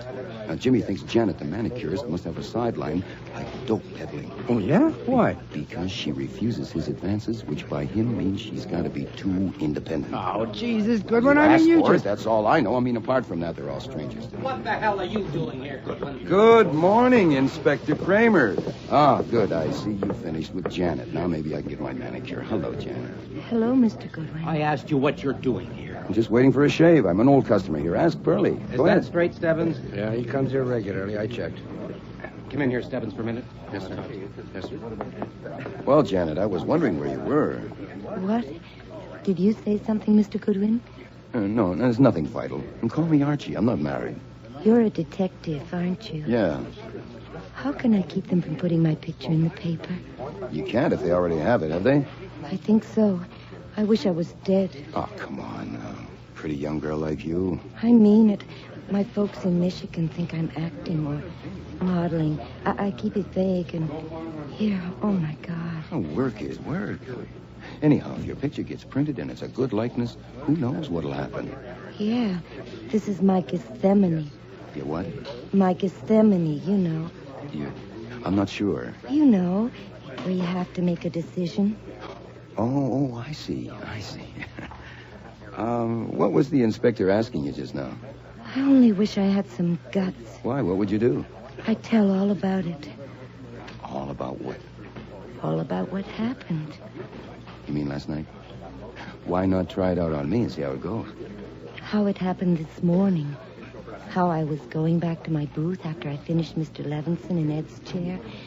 And he called me into Tina's booth and he seized me with one hand on my throat so I couldn't scream. And there was no doubt at all about what he intended. So I grabbed the scissors from the shelf and without realizing what I was doing, plunged them into him with all my strength. And his grip on me loosened. And he collapsed into the chair. That's how it happened? That's what I would tell them if I had any cuts. See, I would have to be arrested and then have a trial and then... Hold it. Who called you into the booth? The man that got killed, of course. See? The marks on my throat. No, I don't. Too early for the bruises to show, I could say. Good Lord, that would get you top billing anywhere, wouldn't it? That's what I'm saying. Well, then go ahead and tell it. I can't. I simply can't. It'd be so damn vulgar. Yeah, it would be if it wasn't true. About your not being married, I hadn't even thought. There was an article in Collier's magazine last month about career girls getting married. Did you read it? No, I must have missed that one. Oh, that article was silly. I think a girl should get a career established first. That's why when I see an attractive man, I never wonder if he's married. But by the time I'm ready for one, these will be too old. See, that's why I wouldn't ask you if you knew anyone in show business, because I wouldn't take help from a man. I think that a girl... Ready, Mr. Goodwin? Oh, good, Jimmy. Just scrape of the face. Did you phone? Huh? Did that fathead forget again? Oh, no. I just got caught needing a shave, that's all. You seem to have had some excitement here, Jimmy. We sure did. Hey, Carl. You know Carl? Sure. He killed a man in Tina's booth. What? Then they both ran. I'm sorry for Tina. She was all right, but Carl, I don't know. Hey, how's that? Too tight? No, it's fine. Jimmy, I'd watch it if I was you. You know, it's a little risky to go blabbing that Carl killed him unless you can prove it. Yeah, well, he had fits. Fits? Yeah, like he'd shake all over. And what did he run for? I couldn't say, but I mean, the cops are still poking around here. There's even an inspector. This towel's hot now. Oh, yeah, it sure is. Hey, they're after evidence. You gotta have evidence. For instance, they want to know that man who was killed. Did he show me anything? Or did he ask me anything about some article from the shop? That would be evidence, see? Yeah. What did he ask you? Hell, what didn't he ask? You'd think I was taking out insurance or something, you know? I told him where to get out. Oh, yeah? Yeah. He asked me what was I doing last night. Do you believe it? Come on. Yeah. Oh, you didn't tell him, eh? Nah, he kept on at me, so I figured, what the hell, and told him. Why not? That's my philosophy, Mr. Goodwin. Why not? It saves trouble. As long as my wife doesn't find out, huh? Yeah, all us in there asking questions. One at a time. Janet was the last. Well, who found him dead? Fickler. 10 or 15 minutes later, geez, he come yelling out of there. I damn near nicked my customer. How's the razor, all right? It's fine, just fine. Yeah, then the cops come. Man, it's been nothing but questions ever since. Who went behind the partition after Janet came out? They want to know. I tell them, how do I know? I had a customer at the time. When exactly did Carl and Tina leave? They must have asked me that 20 times. But I can't say and I won't say. Carl did it all right. But they can't prove it by me. They got to have evidence, right? But not me. Good one. Inspector Kramer don't like you being here. Neither do I, Sergeant. Neither do I. Yeah, thank God this didn't happen to be Wolf's day for a haircut. You never would have believed it. Speed it up just a little, Jimmy. Mr. Wolfe hates to wait lunch.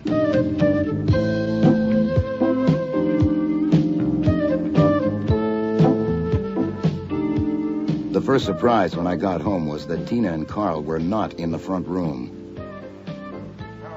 Of his infantile vanity. The second surprise was to find them sitting with Wolfe at the dining room table. Than any other jackass. You're just in time, Archie. You like veal and mushroom. I asked the Vardas to wait in the front room till I got back. I invited them to join us. I don't sit at my table alone when there are unfed people in my home. Yes, sir, but there's a problem. Yes, Archie. I know you have a paroxysm if I try to bring up business during meals, but 18,000 cops would give a month's pay to get their hands on Carl and Tina, your guests. Oh, indeed. Why? Have you talked with them? No, I merely invited them to lunch. I see. I ran into Kramer and Stebbins at the barber shop. Oh, confound it. Yes, sir, and the rest of their squad that handles only one kind of case. It's quite interesting, really, but first lunch, of course. I'll go and put the chain bolt on. Please dish me up some veal.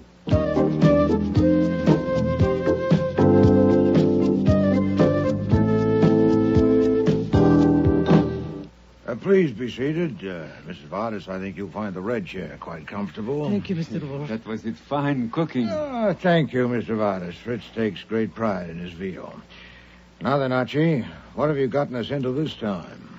Us? Yes, I'm responsible for their presence since they were my guests at lunch. Okay, if that's how it is. I did not invite them to come here, let alone to have lunch. They came on their own, and I let them in, which is one of my functions. Having started it, I'll finish it. Carl, Tina, it's dangerous for you to stay here. Now, I know of a safe place up in the Bronx for you to lay low for a couple of days. You shouldn't take a taxi or the subway, so we'll go around the corner to the garage, get Mr. Wolfe's car, and you can drive it up there. Excuse me, you will drive us up there? No, I'll be too busy. Yeah, but I can't drive car. I don't know how. Okay, then your wife will drive. Now, you can leave the car. No, she can't. She don't know it either. What do you mean you can't drive a car? Certainly you can. Everybody can drive a in car. In this country, yes, but we are new in this country. We have never had the chance to learn. You've never driven a car? No, never. And Carl? Never. What the devil is this? It has a bearing, as you'll soon see. Now, here's how it is. A precinct detective named Jake Wallen called at the barber shop this morning and began asking questions. Fickler took him into Tina's booth, and he questioned Tina first. Then the others had sessions in this order. Carl, Jimmy, Ed, and Janet. After Janet came out, there was a period of 10 or 15 minutes when Wallen was in the booth alone. Then Fickler went to see, and what he saw was Wallen's body with scissors buried in his back. Carl! No. Oh, no. Oh, Carl, you didn't. Archie, make us Tina, stop. Mrs. No, Vardis, no, please. You understand? No. Mrs. No. Vardis. Stop. And that man was killed there in Tina's booth? Yes. Then, of course, this is end for us. But please, I ask you not to blame my wife, because we go through many things together. She thinks I can do things that are not possible for me. But I do not kill that man. I do not touch him. About driving a car. Was that flummery? No, sir, that comes next. Last night around midnight, a hit-and-run driver in a stolen car killed 2 women up on Broadway. The car was found parked at Broadway 96th Street.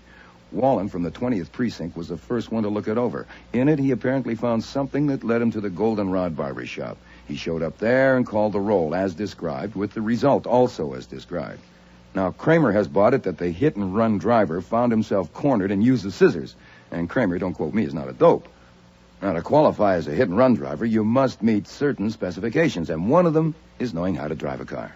Then the best plan would be for Mr. and Mrs. Vardis to go back to the shop at once and submit to Mr. Kramer's questioning. Except for 2 things. What?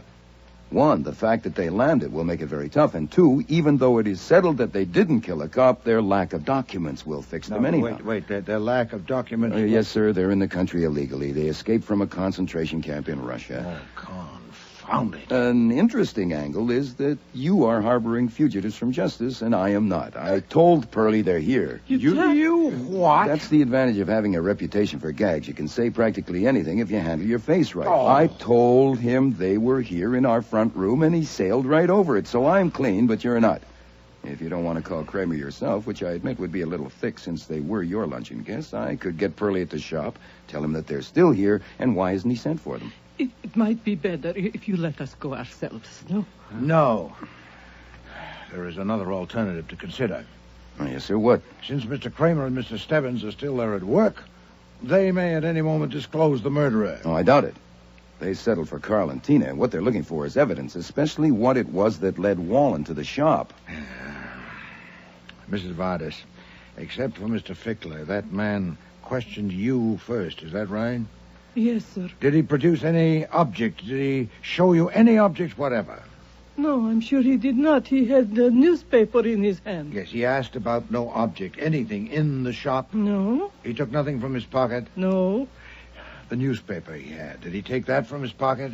No, he had it in his hand when he came in from the booth. In his hand or under his arm? In his hand, I think. Yeah, I'm sure. Was it folded up? Well, of course, newspapers are folded. Yes, Mrs. Vardis. Just remember the newspaper as you saw it in his hand. I'm making a point of it because there's nothing else to make a point of, and we must have a point if we can find one. Was the newspaper folded up as if he'd had it in his pocket? No, it was not. It was not folded that much. When he sat down, he put it at the table, and it was the way it is on newsstands, so that's how it was folded. But he didn't mention it? No.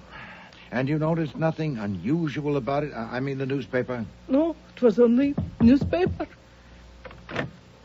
What is it, Fritz? Inspector Kramer is at the door, sir. He insists on seeing you. Oh, confound it. Archie, quickly. See our guest to the front room.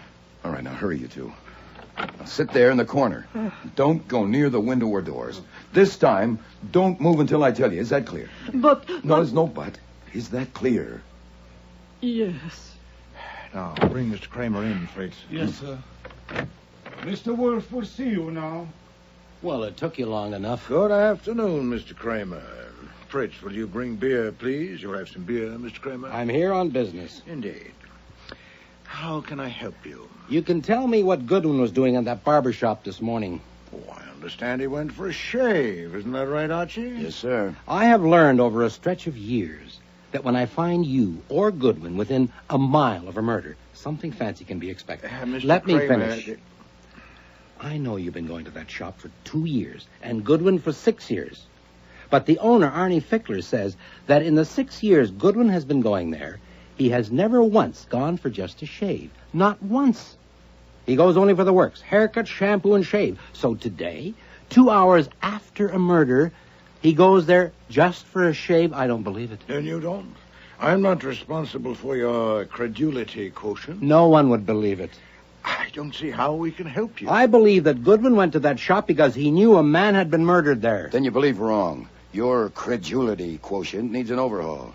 Until I got there, I hadn't the slightest idea or suspicion that a man had been murdered there or anywhere else. Your going there had nothing to do with the murder? Put it that way if you prefer. I'll write it out and sign it for you if you like. I would like. Word it yourself, but say it right. You'll get it. Today. Okay, right now if you want. You know the law about withholding evidence as well as I do.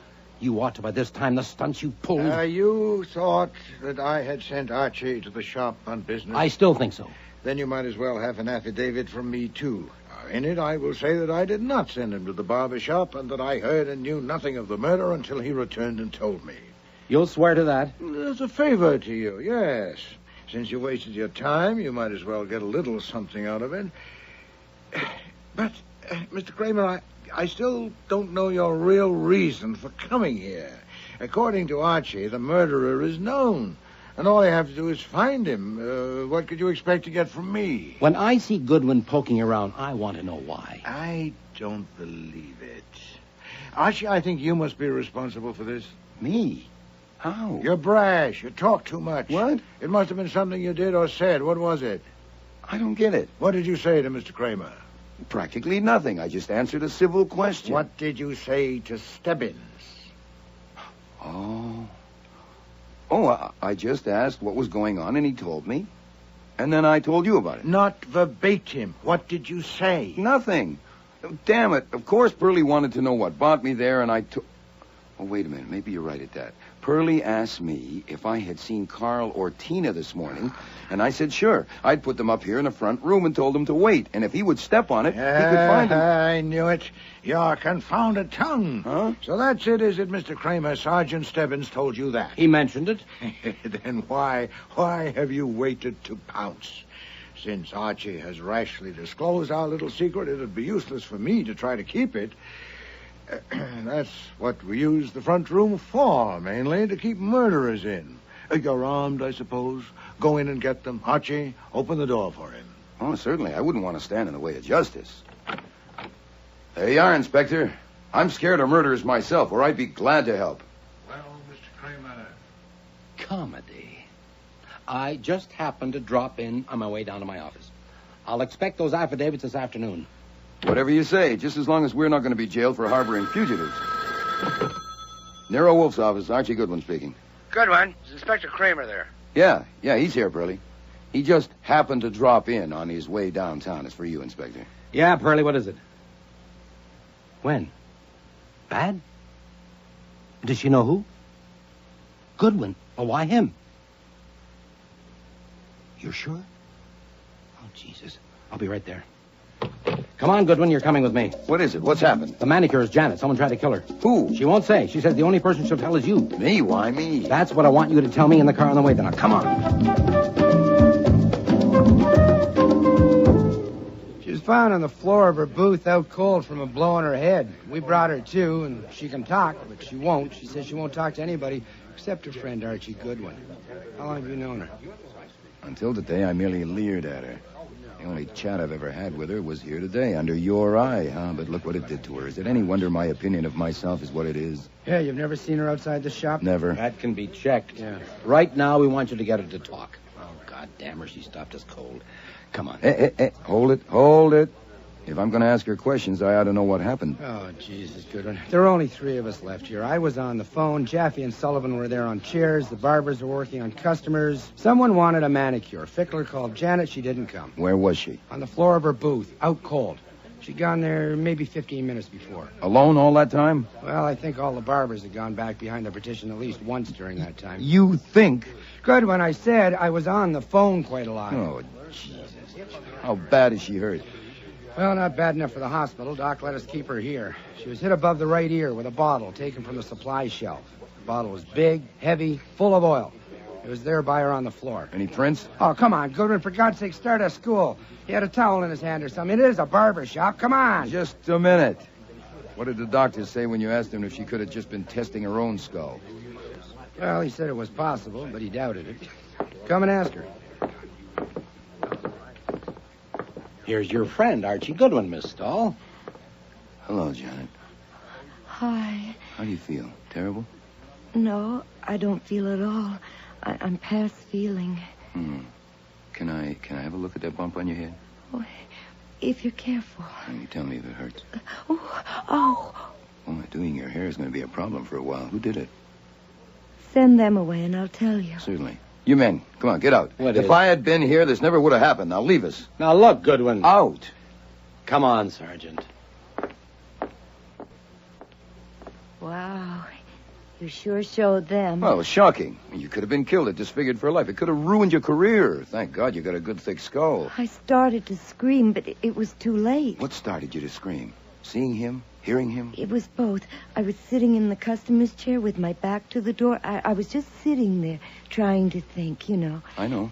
And then there was this little noise behind me, like a stealthy step. Uh-huh. And I looked up and I saw him reflected in the glass right behind me with his arm raised, and I started to scream, but before I could get it out, he struck. Right. You were sitting in the chair, this chair, with your back to the door like this, right? That's it. I was thinking And you saw his reflection in that crinkly glass partition there? Yeah. And you recognized him? Yeah. The glass is crinkly. It'd be hard to get a clear reflection. You're sure you recognized him? Well, of course I'm sure. That's why I wouldn't speak to them. That's why I had to see you. Why did you have to see me? Because of who it was. Who was it? It was that one with the big ears and the gold tooth, the one they call Stebbins. Or they call him Sergeant. Are you telling me that Sergeant Stebbins hit you with that bottle? Well, I can't say it was him that hit me. I think people should be careful what they accuse other people of. I only know it was him I saw standing behind me with his arm raised, and then something hit me. From that, one can only draw conclusions. Yeah, but Janet... Besides, he was rude to me this morning, asking me questions, and all day he's been looking at me in a rude way. Not the way a girl is willing for a man to look at her, because she has to expect that. Yeah, but Janet, that doesn't make sense. Well, does it make sense for Mr. Fickler or Jimmy or Ed to want to kill me? Why would they? But why would Stebbins? I told I've you. never known him to strike a woman without a cause. Oh, What did he have against you? I don't know. When they ask me that, I'll just have to say I don't know. Now, that's what you've got to tell me, how to answer things to reporters. I can't keep on saying I don't know, or why would they print it? What hit you? I don't know. Who hit you? I don't know. Why did he want to hit you? I don't know. Oh, God. I mean, who'd want to read that? What should I say to them? I don't know. We'll come to that. First, we're No, going... we ought to settle it right now. That's how you'll earn your 10%. My 10% of what? Of everything I get as my manager. Shake on it. Hey, that's a darn good idea, but I think... I can tell the reporters to ask you about things I don't know. It's called referring them to my manager. Janet, you tell the reporters I'm your manager, and I'll give you a lump that'll make that one seem as flat as a pool table. Oh, but I need some answers to give. Well, just say it's a mystery. People love a mystery. That's it. That's the kind of thing. Oh, I knew I could count on you. Oh, what do I say when they ask me if I'm going to go on working here? Couldn't I say I don't want to desert Mr. Fickler in the time of trouble? Great. That's the ticket. Just came to me. That's the thing that we have to work on. How to handle reporters. Now, what they like best is to get the jump on the police. Now, if you can tell them something that the cops don't know, they'll love you forever. For instance, now... Yeah? For instance, what? Suppose for a minute that it wasn't Stebbins that hit you. But... Just suppose that it was someone else. Why would someone want to get you? I don't know. Maybe, just maybe, you do know something. But you don't know that you know it. You see what I mean? No. Well, maybe sometime today you saw or heard something, and this person, now let's call him X. X? Yeah, X. And if X knew that you told about it, that would put him on the spot, so that's why he had to kill you. Oh, I get you. You mean a motive. Exactly. It's just like a motive. Now, here's the point. If you can remember what it was you heard or saw that scared X, wow, those reporters will be your friends for life. Now, for God's sake, don't miss the chance. Concentrate. Okay. Remember everything you saw or heard here today and tell it to me now. Right. I don't remember anything. Concentrate. It was probably some little thing that didn't seem important to you at all. Maybe I could say that... No, it's got to be true. Oh, Now, let's... 4 to 9. I'm always punctual. Swell. Were the others here already? Some were and some weren't. Who was and who wasn't? Good Lord, I don't know. If you're going to expect me to remember things like that, then we might as well just quit. When I came to work, I was thinking of something else. A lot of the time, I'm thinking of something else, so how could I notice? I'll tell you what. I think you're ready. I'm going to send in a reporter. A reporter? Oh, God, I'm not ready. Sure you are. Just use your common sense and stick to facts. Oh, give me a minute. I want to fix my... You heard. We heard. I had to come up for air. If you shoot her, send her brain to Johns Hopkins. We can find it. Did she knock herself out? I doubt it. It was a pretty solid blow to raise that lump. You didn't find her prints in the bottle. Bothering about prints has been either. You better pick someone good to be that reporter from the Gazette. Can I go home now? No, she might insist on seeing her manager again. Oh, come on. Oh, well. I'll have to call Mr. Wolfe and let him know. I do work for him, you know. So I dialed the number that I knew best and reported. And then I waited. I waited for nearly 2 hours while they brought in a detective that Janet might think was a reporter. I think he came out even more confused than she was.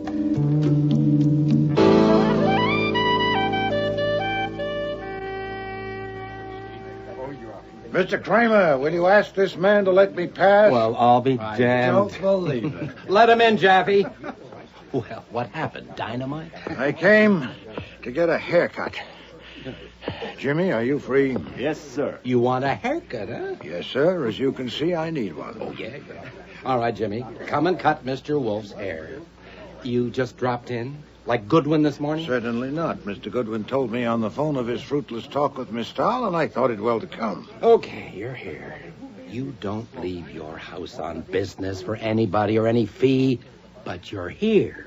And you're not going to leave until I know why, without any such crap as murderers in the front room. Not as short as last time, Jimmy. No, sir. Mr. Kramer, you can badger me if that's what you're after and get nowhere, but I offer a suggestion. Why not work first? Why don't we see if we can settle this business, and then if you insist, go after me? Or would you rather harass me than catch a murderer? You know how to catch the murderer? Quite possibly. I'd like to propose certain assumptions about what happened here today. Do you care to hear them? Oh, listen, but don't drag it out. I won't. Please don't waste time challenging the assumptions. I don't intend to defend them, much less validate them. They're merely a basis of exploration to be tested. The first is this, that Wallen found something in the car that had killed 2 women. No, Jimmy, I don't like it this way. I want a direct view, not reflections. Turn me around, please. Like this? Thank you. Janet isn't here. Do you want her? If possible. Can she sit up? Stebbins, she says it makes her a little bit dizzy. Who'd notice? Bring her. Yes, sir. You were going to make some assumptions? Yes. The first is that Wallen found something in the car that led him to this shop. Some object, obviously, since there was no one to tell him anything. We made that assumption without any help. And it still holds? Yes. That's fortunate, since all of my assumptions concern that object. The second is that Wallen had it with him when he came here. I can support that with strong You don't evidence. need to. We made it and we hold it. Very well, that saves time. Not too short back there, Jimmy. No, sir. The third is that he had the object inside the newspaper he was carrying. It was an early edition of the news on sale last evening, not on sale this morning. He had it in his hand, folded to approximately the size of 12 inches by 9 inches. You know a lot about it. I know nothing you don't know. It's difficult to account for his carrying a stale newspaper in that manner unless it was a container for some object. At least the assumption is good enough to work on. The fourth is that whatever the object was, the murderer got it and disposed of it, because no object that could have led Wallen to this shop was found on his person or in the booth. The fifth assumption is that the murderer was neither Carl nor Tina Vardis.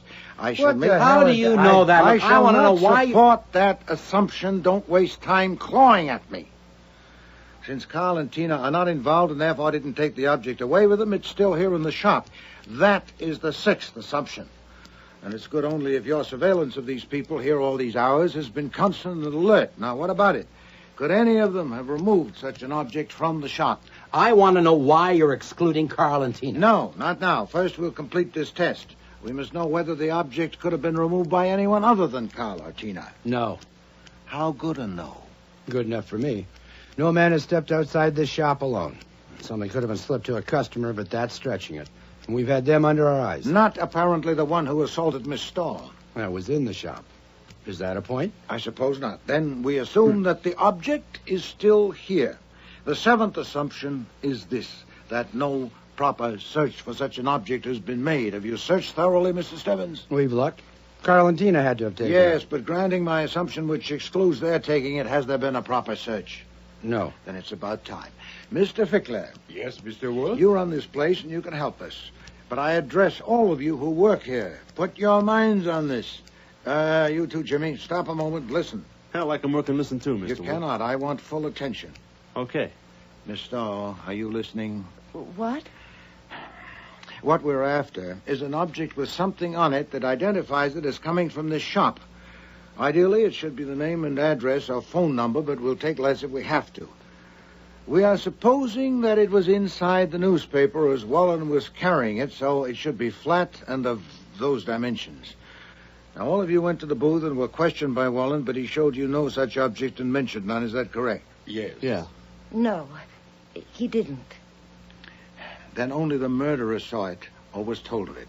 And later, when the opportunity came for him to dive into the booth and kill Wallen, he got the object and disposed of it somewhere in this shop. Now, I put it to you, and especially to you, Mr. Fickler, what is it and where is it? Maybe it was the newspaper itself. Possibly, but I doubt it. Where is the newspaper, Mr. Kramer? At the lab. There's nothing on it or in it that could have brought Wallen here. What else has been taken from here to the lab? Nothing else but the scissors and the bottle that was used on Miss Stahl. Then it's still here. All right, Jimmy, finish. Yeah, it looks like a turkey to me, even with your assumptions. Say we find something like what you want. How do we know it's it? And even if we think it's it, where does that get us? We'll see when we find it. For one thing, fingerprints. Nuts. If it belongs here, of course it'll have their prints. Not their prints, Mr. Stebbins. Wallen's prints. As I understand it, he didn't go around touching things here. He entered, spoke to Mr. Fickler, was taken to the booth, and never left it alive. So if we find anything with his prints on it, we've got it. Have you your fingerprinting equipment here? Get it, Stebbins. And Wallen's prints from our file. The search must be thorough and will take time. First, I ask all of you to search your minds. What object is here, belongs here, that meets the specifications I've described? Now, surely you can tell us, Mr. Fickler. I don't know. Unless it's a towel. But why would he carry a towel like that? He wouldn't. Anyway, a towel wouldn't help us, so I reject it. Miss Stahl. I think he may have been keeping the paper because there was something in it he wanted to read. I know I often do that. Say it's an evening paper and I don't have time to... Yes, we'll consider that. Jimmy? I don't know a thing like that in the store, Mr. Wolfe. Not a thing. Boy, either you have no brains at all, or they're temporarily paralyzed, or you're all in a conspiracy. I am looking straight at such an object right now. What? Where? On that table. The magazine? Of course. You subscribe to them, Mr. Fickler. They come through the mail. Then the name and address is on them. That Time magazine, for example, the addressee is on the cover. Surely it deserves examination, and others, too. What if he took it from here and had it in his pocket when he stole the car and drove up Broadway, and in the excitement of his misadventure, he failed to notice it had dropped from his pocket and was on the seat of the car. And Wallen found it there, took it, and saw the name and address on it. Eh?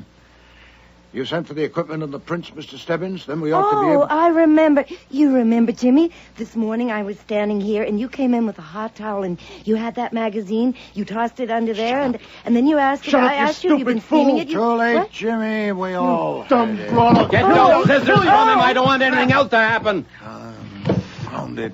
My barber.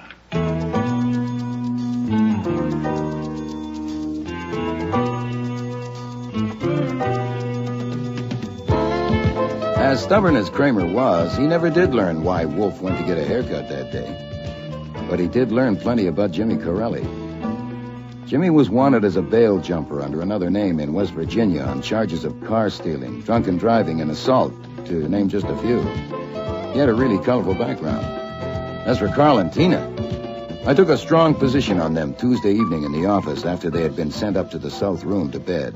You know damn well what'll happen. They won't go to Ohio or anywhere else. They'll stay here, and someday, maybe next week, they'll be in trouble again. And they'll come to me again because Carl likes me and because I rescued them this time. You rescued them? And I'll try to help them again, and you'll have to butt in again because you can't get along without me, and it'll go on like that year after year. Why not take care of it now and live in peace? Oh, shut up, Archie. I'm reading. Yes, sir, in an hour or so. There are people in the government who owe you something. For instance, Carpenter. I have Carpenter's home number, and I might as well get him now. Shall I make it person to person? I got my naturalization papers 24 years ago. I wasn't discussing you. You've caught it from Janet.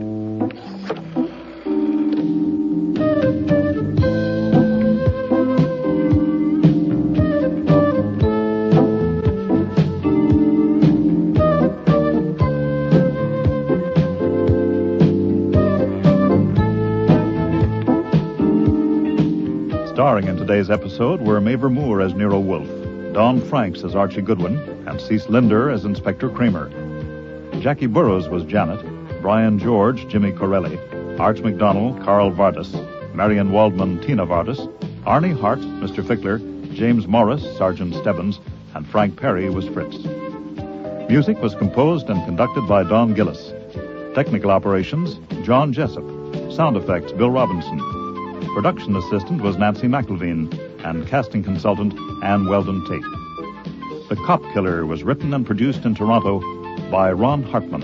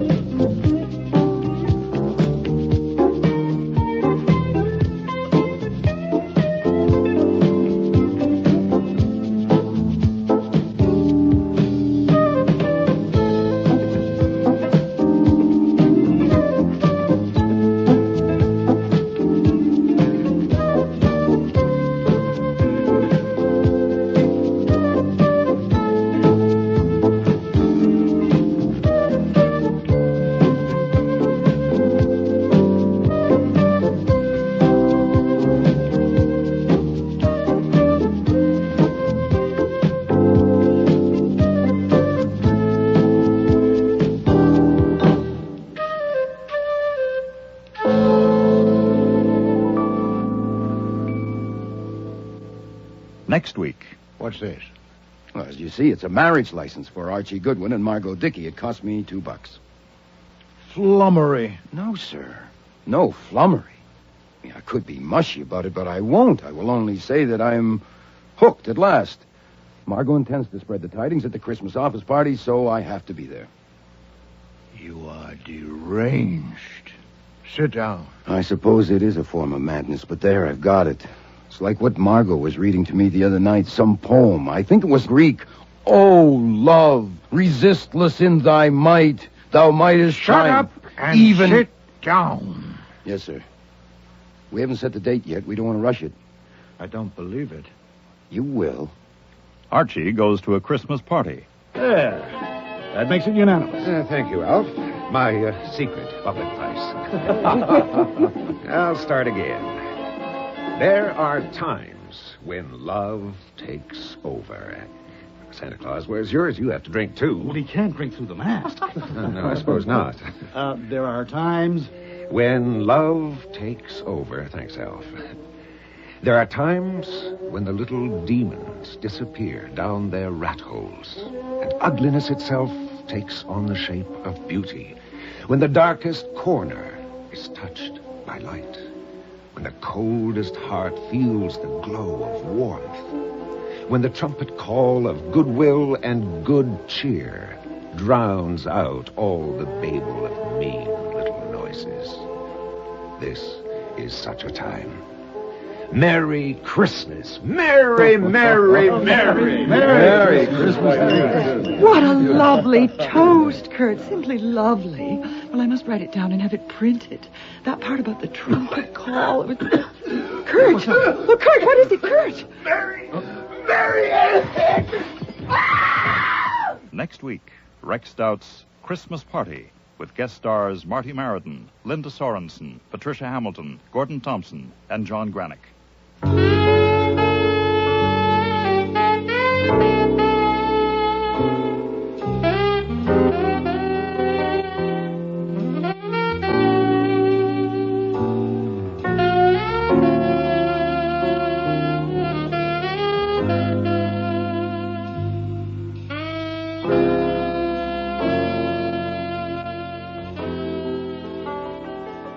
We hope you have enjoyed this week's Nero Wolfe episode.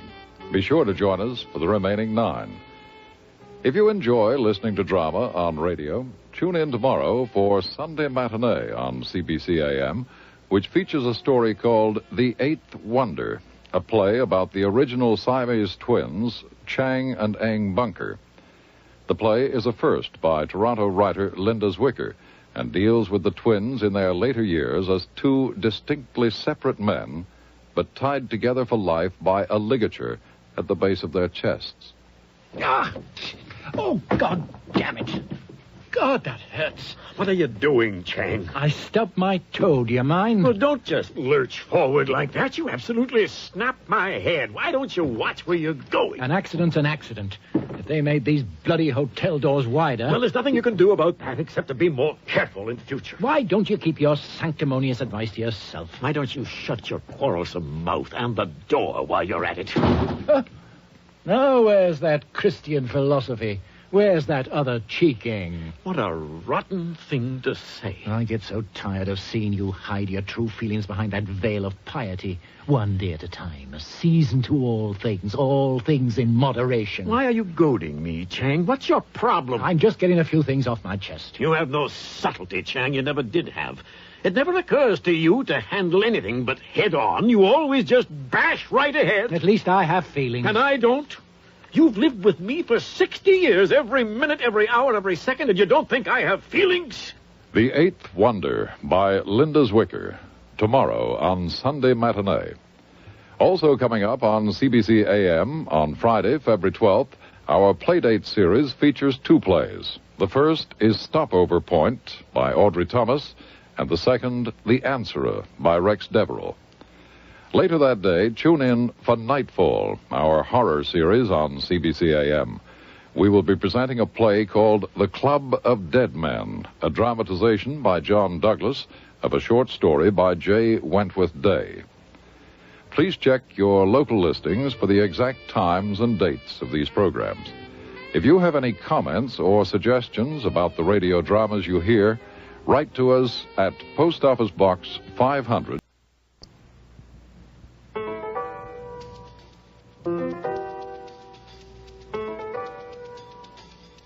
Rex Stout's Nero Wolfe.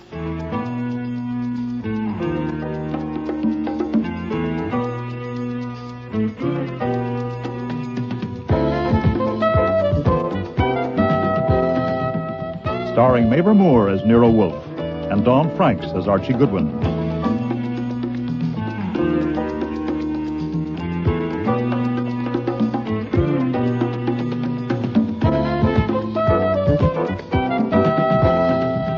Today's episode, Christmas Party, with special guest stars Marty Meriden, Linda Sorensen, Patricia Hamilton, Gordon Thompson, and John Granick.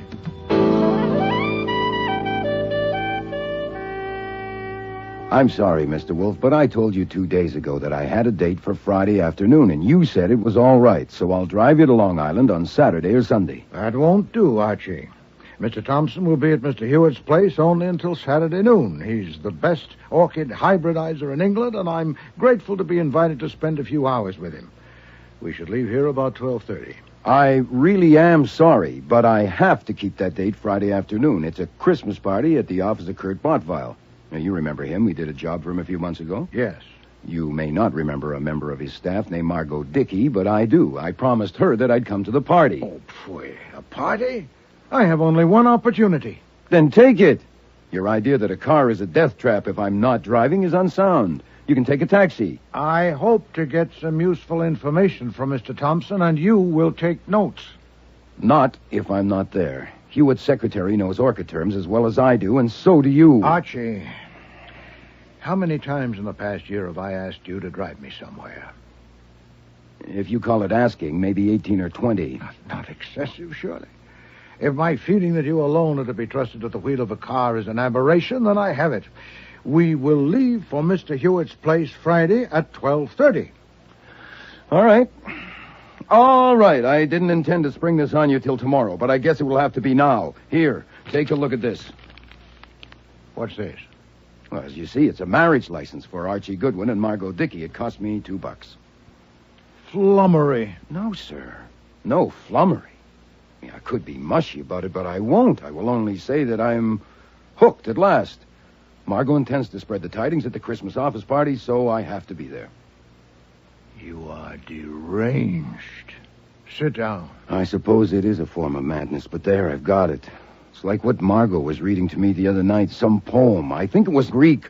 Oh, love, resistless in thy might, thou mightest Shut up and even... sit down. Yes, sir. We haven't set the date yet. We don't want to rush it. Now, you may not want me to be here anymore, but that's up to you. As far as I'm concerned, I'd like to stay. I'd hate to end such a long association. The pay is okay, especially if I get the raise at the first of the year, which is a week from Monday. I'm used to my room upstairs, and I like Fritz's cooking, and the billiard table in the basement, and the one-way glass panel in the front door. Archie, sit down. I've told Margot all this, everything, including the fact that you're allergic to women, and we've discussed it, and we think it might be worth trying, say for a month. When we get back from the honeymoon, we could take over the second floor, and if the trial works out, the new furniture or the decorating would be up to us. I mean, since she works for an interior designer, we could get things wholesale. I don't believe it. You will. What about Miss Rowan? We won't drag Miss Rowan into this. What about the thousands of others you dally with? Not thousands. Not even 1,000. And I'll look up Dally. Oh, for heaven's sake, sit down. No, sir. Right now you're stirred up. We'd better discuss this some other time. In a few days, you may hate the idea of having a woman in your house, even worse than you do now, or you may have cooled down to a simmer. Could I have my license back, please? I want to go and show it to my bride-to-be.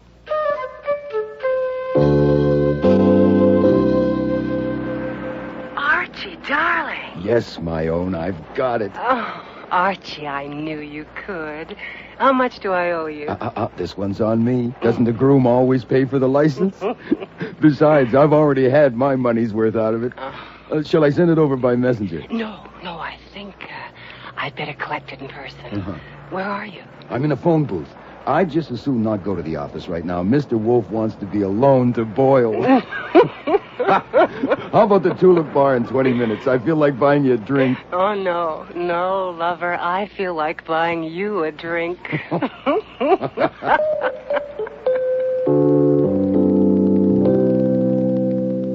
At precisely noon the next day, Friday, a black limousine drew up in front of the house, and Wolfe, with the brim of his old black hat turned down and the collar of his new gray overcoat turned up for the snow, descended the stoop. stood like a small mountain on the bottom step till the chauffeur had opened the door. Then he crossed the sidewalk and climbed in. I watched it from above, from a window of my room. Then I showered and got dressed for the party.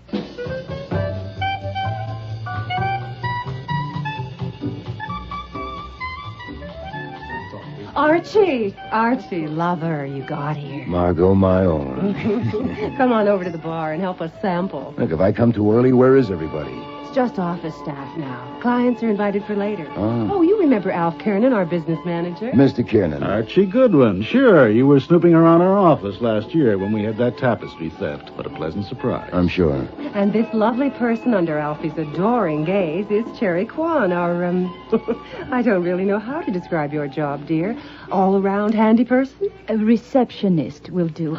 You brought a detective, Margot. Has something been stolen? No, dear, but I may need protection. Archie, you recognize our bartender, of course, all the way from the North Pole. Oh, is that what you call a designer touch? Santa Claus tending bar? The designer touch, that's ho, ho, ho, fella. Santa, I think you're divine. And I love your sweet mask and all that lovely padding and your dear little white gloves. Now, if you want to hee-hee instead of ho-ho, that's all right by me. Oh, thank you, Miss. You're welcome. My friend Archie needs a drink, Santa. Oh, certainly, Miss. Champagne only, Goodwin. The designer touch. 3 different brands. The Kurt Bottweil touch. Yes. Shall we sample the Veuve Clicquot this time, Santa? Oh, certainly, sir. Santa, you're adorable. Stop tugging at me, Leo.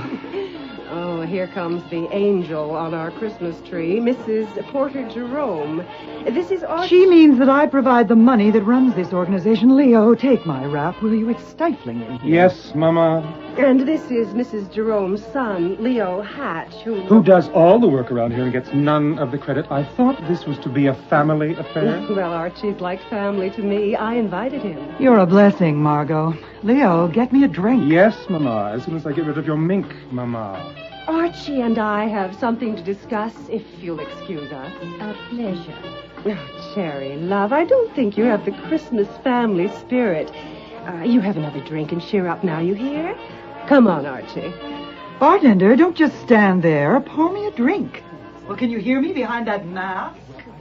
Margot, if this is a Christmas party, why do I have a feeling that it's Halloween?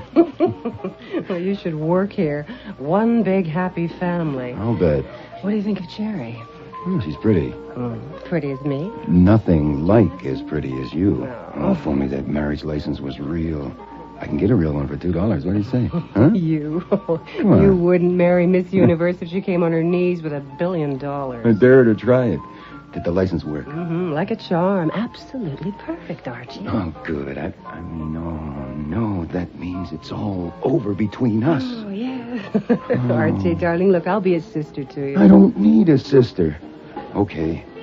I'm the rejected suitor, but I want the license back for a souvenir. Archie, that's sweet. No, it's serious. Now, I don't want it kicking around. I could be hooked for forgery. You mail it to me once, my own. Well, I can't. He tore it up.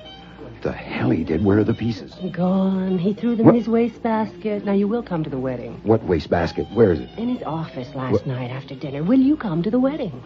I will not. My heart is bleeding. Mr. Wolfe's heart will bleed, too. Look, I should be getting out of here. I'm going to be expected to sulk, and I don't think I can sulk. You won't have to. Kurt won't know I've told you yet. Look, here comes my intended now. Merry Christmas! All my blessings to my loyal staff and fellow workers. Merry, merry, merry. Merry Christmas. Goodwin, I didn't know you were here. Welcome. Thank you, sir. Now, before the clients and other guests arrive, I have an announcement to make and a toast to drink. Is everybody's glass filled? Everyone ready? Right. Now, there are times when love takes over. There are times... wait a minute. You don't have a glass. You have to drink, too. Of course. Well, I'll just have a sip of the champagne. Oh, nonsense. You should enjoy, too. I'll get your private bottle from your office. It doesn't have to be Pernod. I should drink what everyone else is drinking. Nonsense. You should enjoy it just as we do. Now, could I have a glass, please, Santa? There. That makes it unanimous. Thank you, Alf. My secret public price. I'll start again. There are times times when love takes over. Santa Claus, where's yours? You have to drink, too. Well, he can't drink through the mask. No, I suppose not. There are times... When love takes over. Thanks, Alf. There are times when the little demons disappear down their rat holes, and ugliness itself takes on the shape of beauty. When the darkest corner is touched by light. When the coldest heart feels the glow of warmth. When the trumpet call of goodwill and good cheer drowns out all the babel of mean little noises. This is such a time. Merry Christmas. Merry, merry, merry, merry Christmas. What a lovely toast, Kurt. Simply lovely. Well, I must write it down and have it printed. That part about the trumpet call. It was... Kurt! Oh, Kurt, what is it, Kurt? Mary is sick! Get a doctor. Stand back, everyone. Get back. Now he needs air. Do something. Somebody do something. Cyanide has a very distinctive smell, and it must have been a big dose to hit him that hard and that fast. Kiernan was loosening Botvile's collar, and Margot was squatting at her groom-to-be's feet, taking his shoes off. I could have told her she might as well let him die with his boots on, but I didn't. I had 2 fingers on his wrist and my other hand inside his shirt, and I felt him going. His heart stopped and he's not breathing. Can't you do something? Look, I'm a licensed detective, and I'm supposed to know how to act in these Well, circumstances. do I want something. to- He's dead. Is it a heart attack? I'd say he was poisoned. Oh, my God. Yeah. It looks like his drink was poisoned. All right, until the police come here, no one will touch anything, especially that bottle of Pernod, and no one will leave this room. I want you... Wait a minute, where's Santa Claus? I don't know. He was here a minute ago. Did anyone see him go? He didn't go out the main door. No one passed my desk. The office. There's a private elevator in Kurt's office. I'll go. No, you stay. I'll go and take a look. Margot, you come with me. Kiernan, call the police. Spring 73100. Right. Look, the elevator just hit the main floor. Damn, we're too late. Push the button and bring it back. It's coming. Good. What are you looking for? The wastebasket. I can't seem to find the wastebasket. Well, it's right there, that gold leaf thing. That? That's a wastebasket? Archie, are you crazy? What are you doing? Is this where he threw the license? Yes, but what possible degree? Damn, it's not here. How can you worry about a license when the... Look, the elevator's here. You stand back. Look. Don't touch anything. Huh. Well, that's what's left of our Santa. Suit, hat, boots, mask, and he kept the white gloves, of course.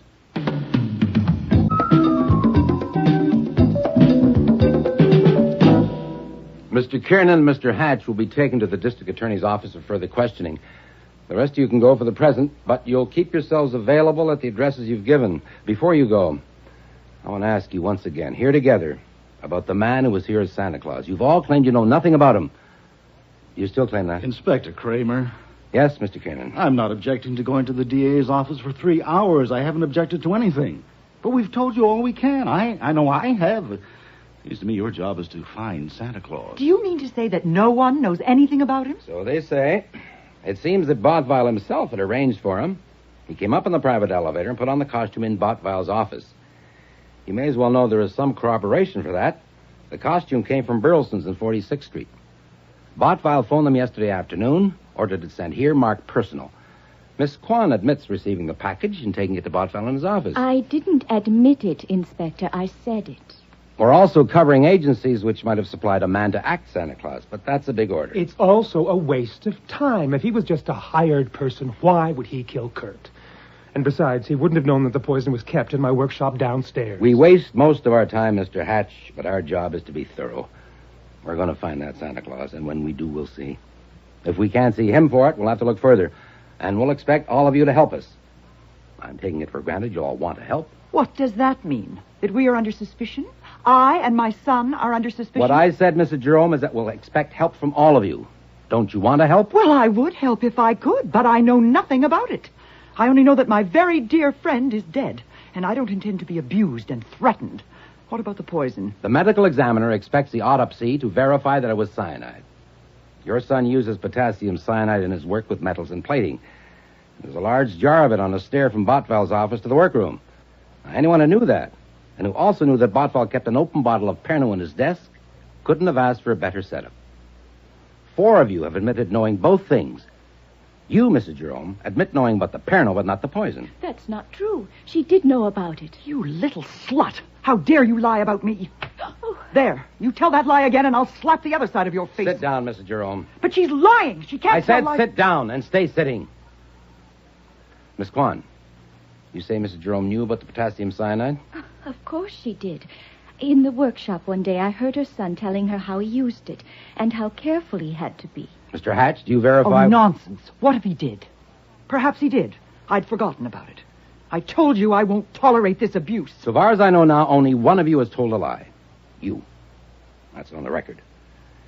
I'm telling you lies only make it harder for you. But sometimes they make it easier for us. I'll leave it at that for now. Mr. Kiernan, Mr. Hatch, my men will take you downtown. The rest of you can go. But remember what I said. Goodwin, I want to see you. I'll just sit in my car.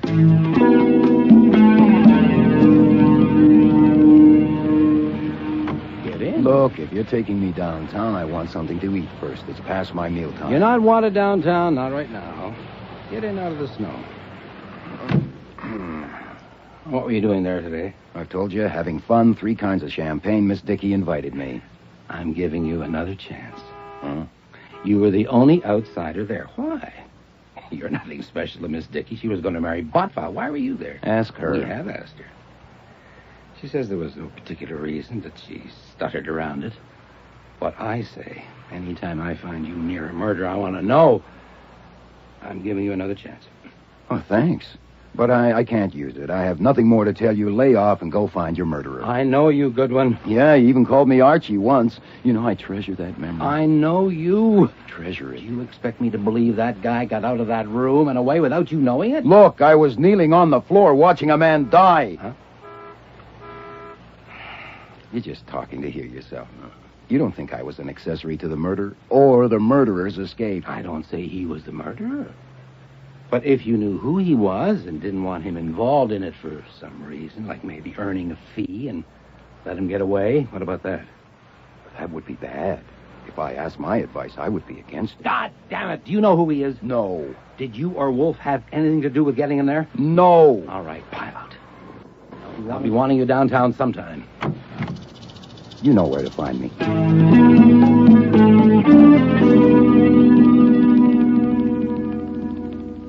You know, I approve of your rule not to discuss business during a meal, but this is my meal, and you finished yours.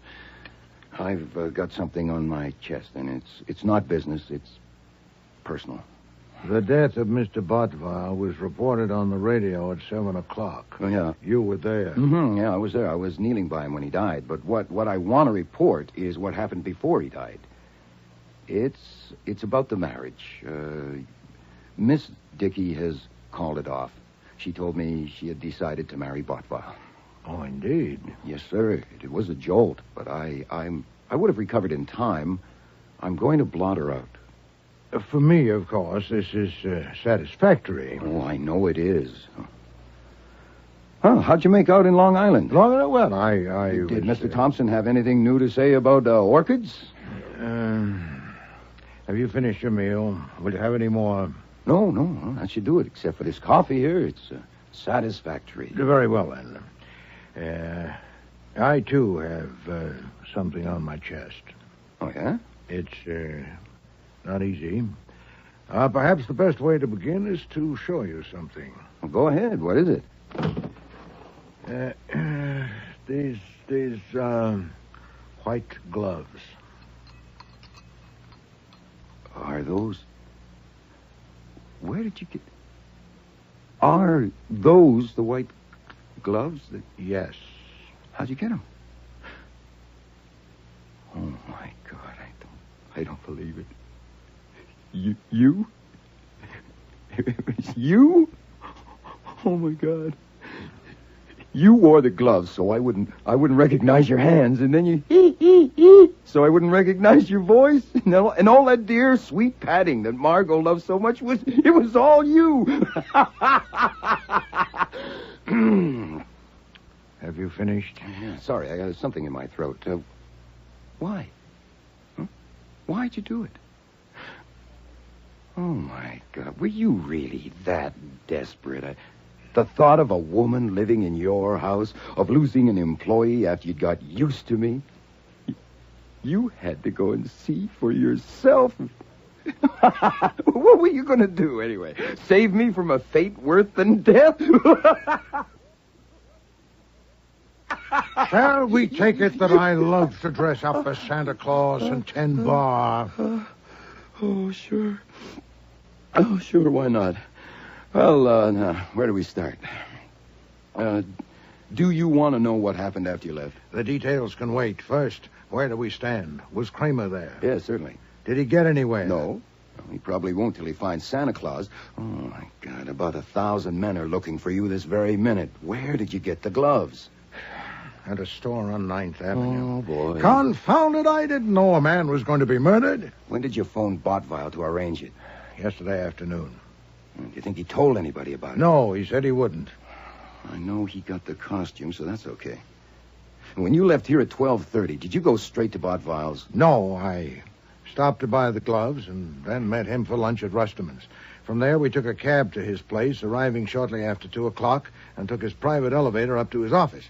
He immediately got a bottle of Pernod from a drawer of his desk, said he always had a little after lunch, and invited me to join him. I declined. He poured a liberal portion in a glass, drank it in 2 gulps, and returned the bottle to the drawer. Boy, the cops would sure like to know that. No doubt. And the costume was there in a box. There's a private bathroom at the rear of his office. I know the layout. I took the costume there and put it on. He'd ordered the largest size, but it was a squeeze, and it took a while. I suppose I was in that bathroom for half an hour.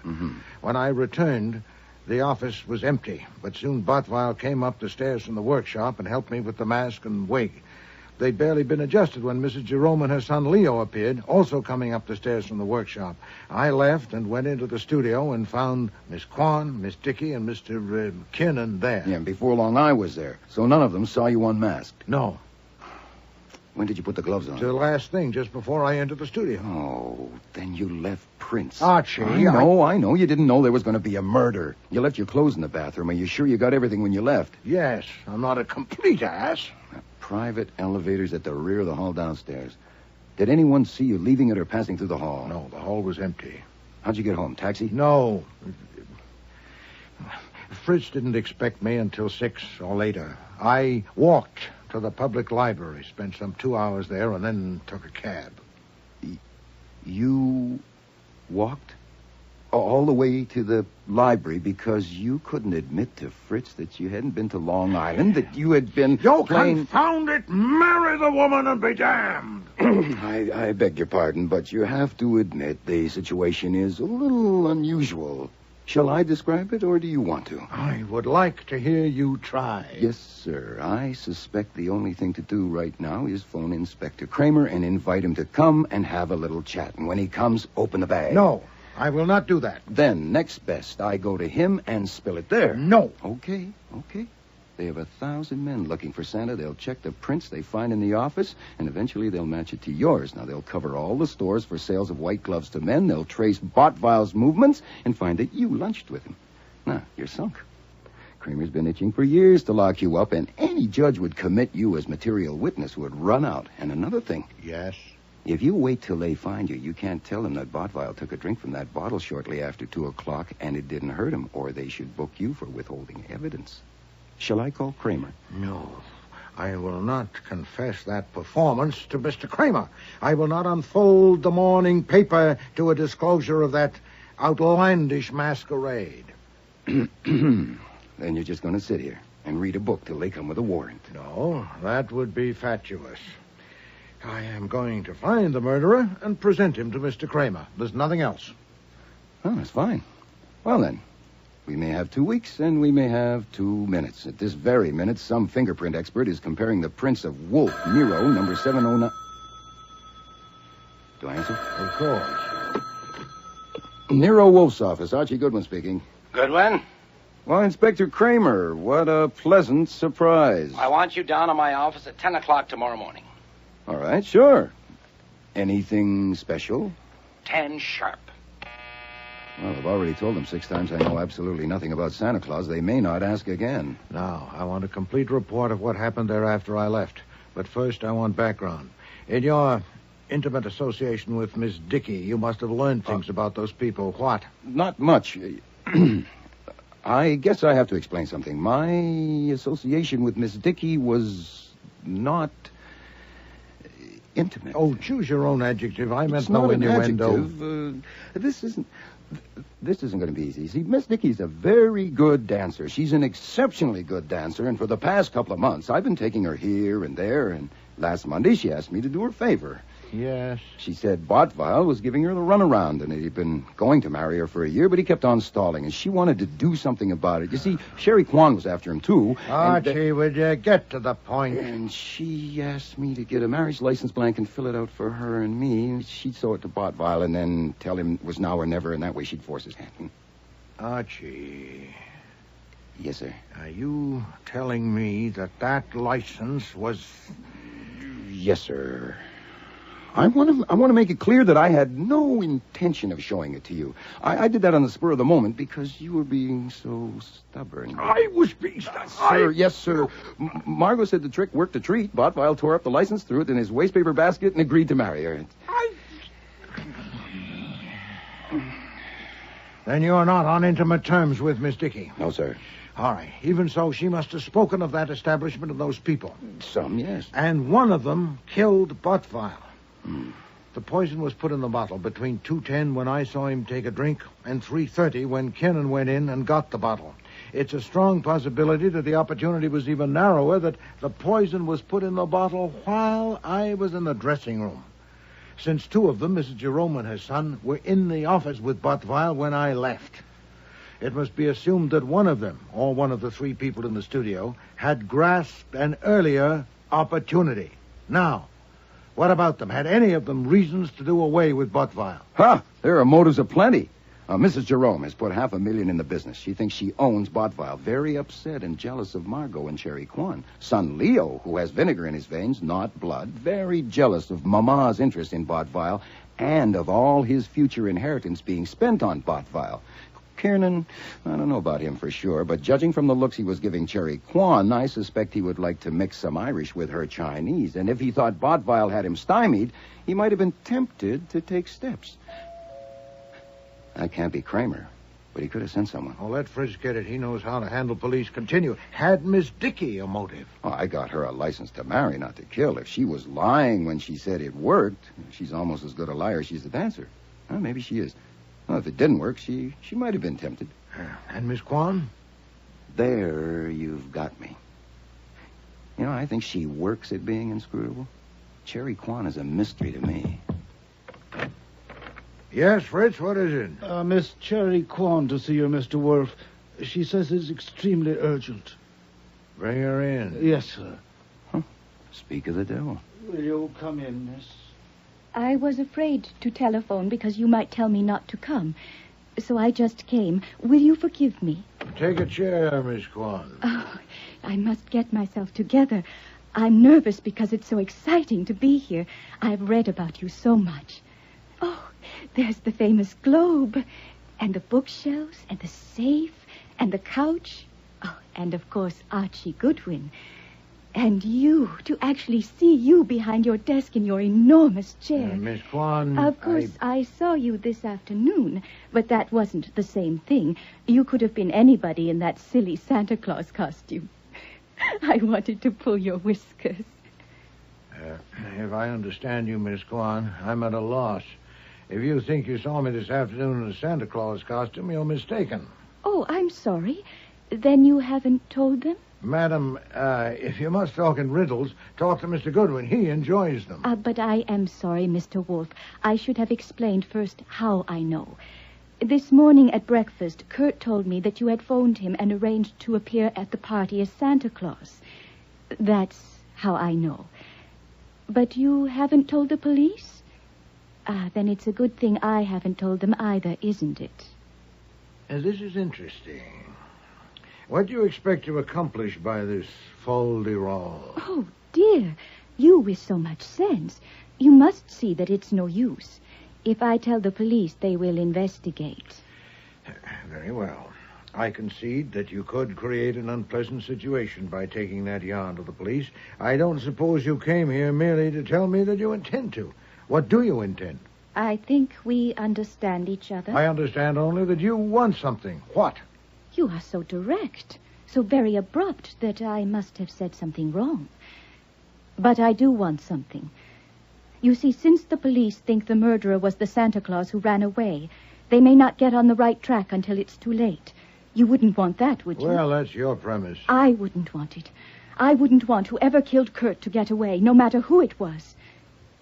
But you see, I know who killed him. Oh, you do? Oh, yes. I have told the police, but they wouldn't listen until they find Santa Claus. Or if they listen, they think I'm just a jealous cat. Who killed him? I'll tell you. Margot Dickey and Kurt were having an affair. A few months ago, Kurt began on me, and it was hard for me because I had a feeling for him. I had a strong feeling. But you see, I am a virgin, and I wouldn't give in to him. I told him the first man I slept with would be my husband. Can you understand that? I think so. Last night, late, it was after midnight, he phoned me that he had broken with Margot for good, and he wanted to marry me. He wanted to come and see me, but I told him I was in bed and we would see each other in the morning. He persuaded me to go to his apartment for breakfast, and I did this morning. But I am still a virgin, Mr. Wolfe. That is your privilege, madam. Oh, is it a privilege? When I got to the studio, I was surprised to see Margot there and how friendly she was. That was part of her plan, to be friendly and cheerful with everyone. She has told the police that Kurt was going to marry her, that they had decided last night to get married next week, Christmas week. Have we reached the point? Did Miss Dickey kill Mr. Botwell? Yes, of course she did. And you told the police that? Yes. I didn't tell them all that I have told you, but enough. With evidence? No. I have no evidence. Then you're vulnerable to an action for slander. Does that matter? When I know I am right, when I know it? But she was so clever, the way she did it, that there can't be any evidence. But it has got to be proved somehow. There has got to be evidence to prove it. And you want me to get it? It would be very good if the evidence proved who killed Kurt and also proved who Santa Claus was. Wouldn't it? Go on. You have men who do things for you. And one of them can say that you asked him to go there and be Santa Claus. And he did. He can say that while he was in the dressing room putting on the costume, he heard someone in the office and peeked out to see who it was. And he saw Margot Dickey get the bottle from the desk drawer and put something in it. I see.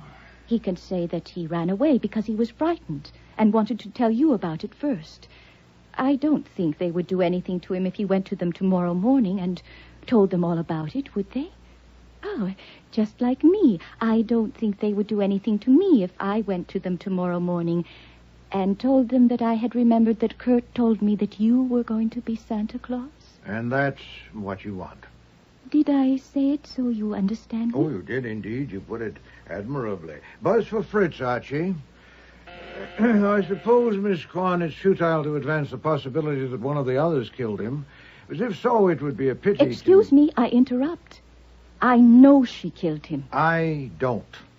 And even if I bow to your conviction, before I could undertake the stratagem you propose, I'd have to make sure there are no facts that would scuttle it.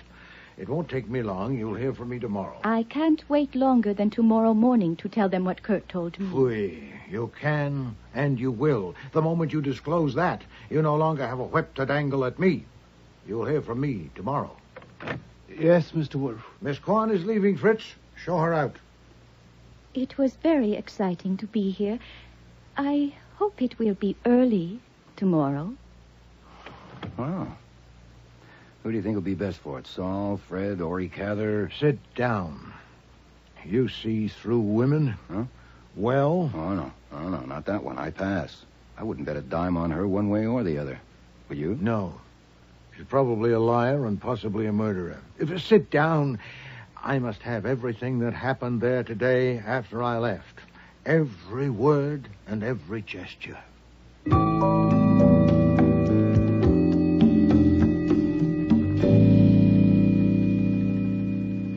You read your statement over? I have read it. I am ready to sign it. And you've left nothing out? Nothing I can think of. Nothing in any way relevant. Goodwin, I'm going to give you a break. Again? That statement says specifically that you've reported everything you did there yesterday afternoon. Yeah, as I said, I've read it. So? So who put your fingerprints on some of the pieces of paper in Botval's wastebasket? Well, I'll be damned. I forgot to put gloves on. You don't forget things. So you have deliberately left it out. I want to know why, and I want to know what you took from that wastebasket and what you did with it. Yeah, I'm also damned because I thought I knew how thorough you are, and apparently I didn't. I wouldn't have supposed you would go so far as to dust the contents of a wastebasket when there was nothing to connect them. But I see I was wrong. Oh, boy, I hate being wrong. Well, we learn something new every day. You haven't answered my question. Now, look. Santa Claus had run. Kiernan was calling the police, and I guess I was a little rattled. And I must have looked around for something that might give me a line on Santa Claus, and my eye lit on the wastebasket, and I went through it. I haven't mentioned it because it wasn't very bright, and I like people to think I'm bright, especially cops. Now, there's your why. As for what I took, the answer is nothing. You want me to write that in? You are very bright, and you don't get rattled. Yes, I want you to write that in. And initial it. As you wish. This may take a little time. I'm a slow writer. Say, I hope I'm not holding you up.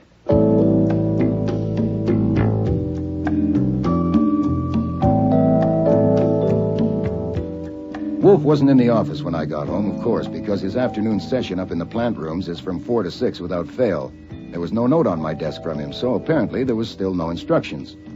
But there was information on it.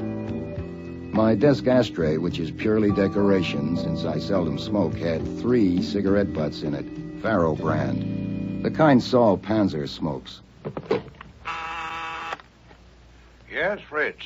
No, it's not Fritz, it's me. I'm back. Oh, you. Yeah, me. There's nothing urgent to report. They found my prints on the stuff in the wastebasket, but I escaped without loss of blood. Is it all right for me to empty my ashtray? Yes, please do so. But then what do I do? I'll tell you at 6 o'clock, possibly earlier. Damn. Nero Wolfe's office. Archie Goodwin. Archie, it's Saul. Glad to hear you're back home safe. Well, I'm glad somebody is. What's up? Message for Mr. Wolfe. Yeah. Tell him everything is set. No snags. That's all? Right. Be seeing you.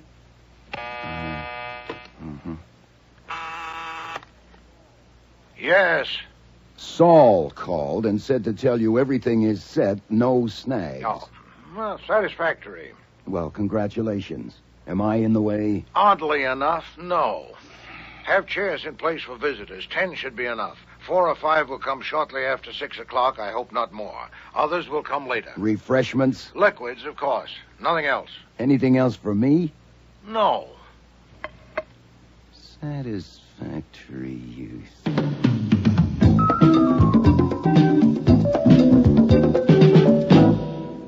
I don't thank you for coming because you came in your own interest, not mine. My mother and I came to find out what you're up to. You will, Mr. Hatch. I sent each of you an identical message saying that Mr. Goodwin has certain information which he feels he must give to the police not later than tonight. But I have persuaded him to let me discuss it with you first. Before I didn't know Cherry Kwan would be here. You do now. I hope Miss Dickey and Mr. Kiernan will join us soon. Before I tell you what Mr. Goodwin's information is, I need a few facts from you. For instance, I understand that any of you could have found an opportunity to put the poison in the bottle. Do you challenge that? I've already told Do that you inspector mean to that tell I will me that not you do got what me I to warn come you. I here will for not that? make accusations You like please.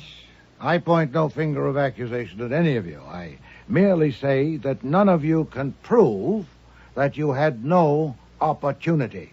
Can you? This is ridiculous. It was that guy playing Santa Claus. Of course it was. I was with Botval and my mother all the time, first in the workshop and then in his office. I can prove that. But Botval is dead, and your mother is your mother. Did you go up to the office a little before them, or did your mother go up a little before Bottweil did? Is there acceptable proof that you didn't? And the others have the same problem. Miss Kwan? If you mean I can't prove I wasn't in the office alone yesterday, no, I can't. What information has Goodwin got? We'll get to that. A few more facts first. Mrs. Jerome, when did you learn that Bottweil had decided to marry Miss Kwan? What? What did you say? No, Mother, no. Kurt marry her?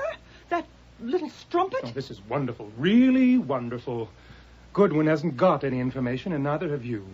Why you wanted to get us together and start us clawing at each other, I don't see that. I don't know why you're interested, but maybe I'll find out if I give you a hand. Maybe we all put poison in the bottle, and that's why it was such a big dose. If it's true that Kurt had decided to marry Cherry and Alf Kiernan knew it, that would have done it. Alf would have killed 100 Kurts if it would get him Cherry. If Mama knew it, she would have gone for Cherry instead of Kurt, but maybe she figured there would soon be another one, and she might as well settle it for good. Shut up, Leo. Are you sure, Mama? I was about to say that Cherry would seem to be the most likely. Mr. Wolfe. She has the best brain of the lot and by far the strongest will. But I understand that while she says Kurt was going to marry her, Margot claims that he was going to marry her. Of course, that complicates it, and anyway, Margot has more than her share of the kind of pride that is only skin deep and therefore can't stand a scratch. If Kurt did decide to marry Cherry and told Margot so, he was an even bigger imbecile than I thought he was. Which brings me to me. I am in a class by myself. I despise all of them. If I'd taken to poison, I would have put it in the champagne as well as the Pernod and really enjoyed myself. But I have my... Out of my way, I've got to see him. Mr. Wolfe, I couldn't stop him. What is this? What's going on here? Good evening, Mr. Kramer. I was expecting you. The hell you say? I want a word I'm with... delighted to see that you brought Miss Dickey and Mr. Kiernan with you. Good evening, Sergeant Stebbins. Good evening, Saul. Panzer? Yes, sir. I'm running this. Panzer, you're under arrest, and you stay with Sergeant Stebbins and keep your mouth shut. I don't want No, Mr. Kramer. If Saul is under arrest, take him out of here. You are not running this, not in my house. If you have warrants for anyone present, take them and leave these premises. Would you bulldoze me, Mr. Kramer? You should know better. I want to talk with you. Certainly. Be seated. Not here, alone. It would be a waste of time. My way will be quicker and better. You have a choice, sir. Either go with whomever you can lawfully take, or sit down while I tell you who killed Kurt Bottweil. Now, Miss Kwan, if you don't mind moving, Mr. Kramer likes that chair. You know who killed Kurt Bottweil? I confess that I stretched it a little, but I soon can and will. First, some facts for you. I assume you know that for the past 2 months, Mr. Goodwin has been seeing something of Miss Dickey. He says she dances well. Yeah, you can save that for later. I want to know if you sent Saul Panzer to meet whoever... You will. I'm headed for that. But you may prefer this firsthand. Archie, if you please, what Miss Dickey asked you to do last Monday evening and what happened? You want me to tell... Yes. We were dancing at the Flamingo Club. She said Bottweil had been telling her for a year that he would marry her next week, but next week never came, and she was going to have a showdown with him. She asked me to get a blank marriage license and fill it out for her and me and then give it to her, and she would show it to Bottweil and tell him it was now or never. I got the blank on Tuesday and filled it in and gave it to her. Well, go on. And yesterday afternoon? She told me that the license trick had worked perfectly. That was about a minute before Bottweil entered the studio. I said in my statement to the DA that she told me Bottweil was going to marry her. But I didn't mention the marriage license because it was immaterial. Did she tell you what happened to the license? She said Bottweil had torn it up and put the pieces in a wastebasket by the desk in his office. That was the night before, Thursday evening. And what did you do when you went to the office after Bottweil had died? I dumped the wastebasket, put the stuff back in piece by piece. No part of the license was there. You made sure of that? Yes. Any questions, Mr. Kramer? No.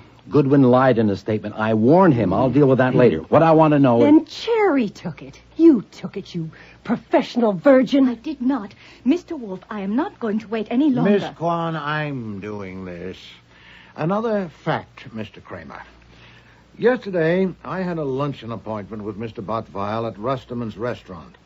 He had once dined at my table and wished to reciprocate. He'd asked me to do him a favor on the way, to stop at a shop and pick up a pair of white cotton gloves, medium size, for a man.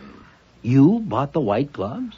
It struck me as a peculiar request, but Mr. Bottweil is a peculiar man. At lunch, he explained somewhat vaguely what he wanted them for. I gathered he'd taken pity on some derelict he'd seen on a park bench and had hired him to serve refreshments at the office party, costumed as Santa Claus. And he decided that the only way to make his hands presentable was to have him wear gloves. You shake your head, Inspector. You're damn right I do. You would have reported that. No reason on earth not to. I didn't report it because I thought you'd find the murderer without it. The derelict Santa had obviously skedaddled out of fright, since he couldn't possibly have known of the jar of poison in the workshop, among other things.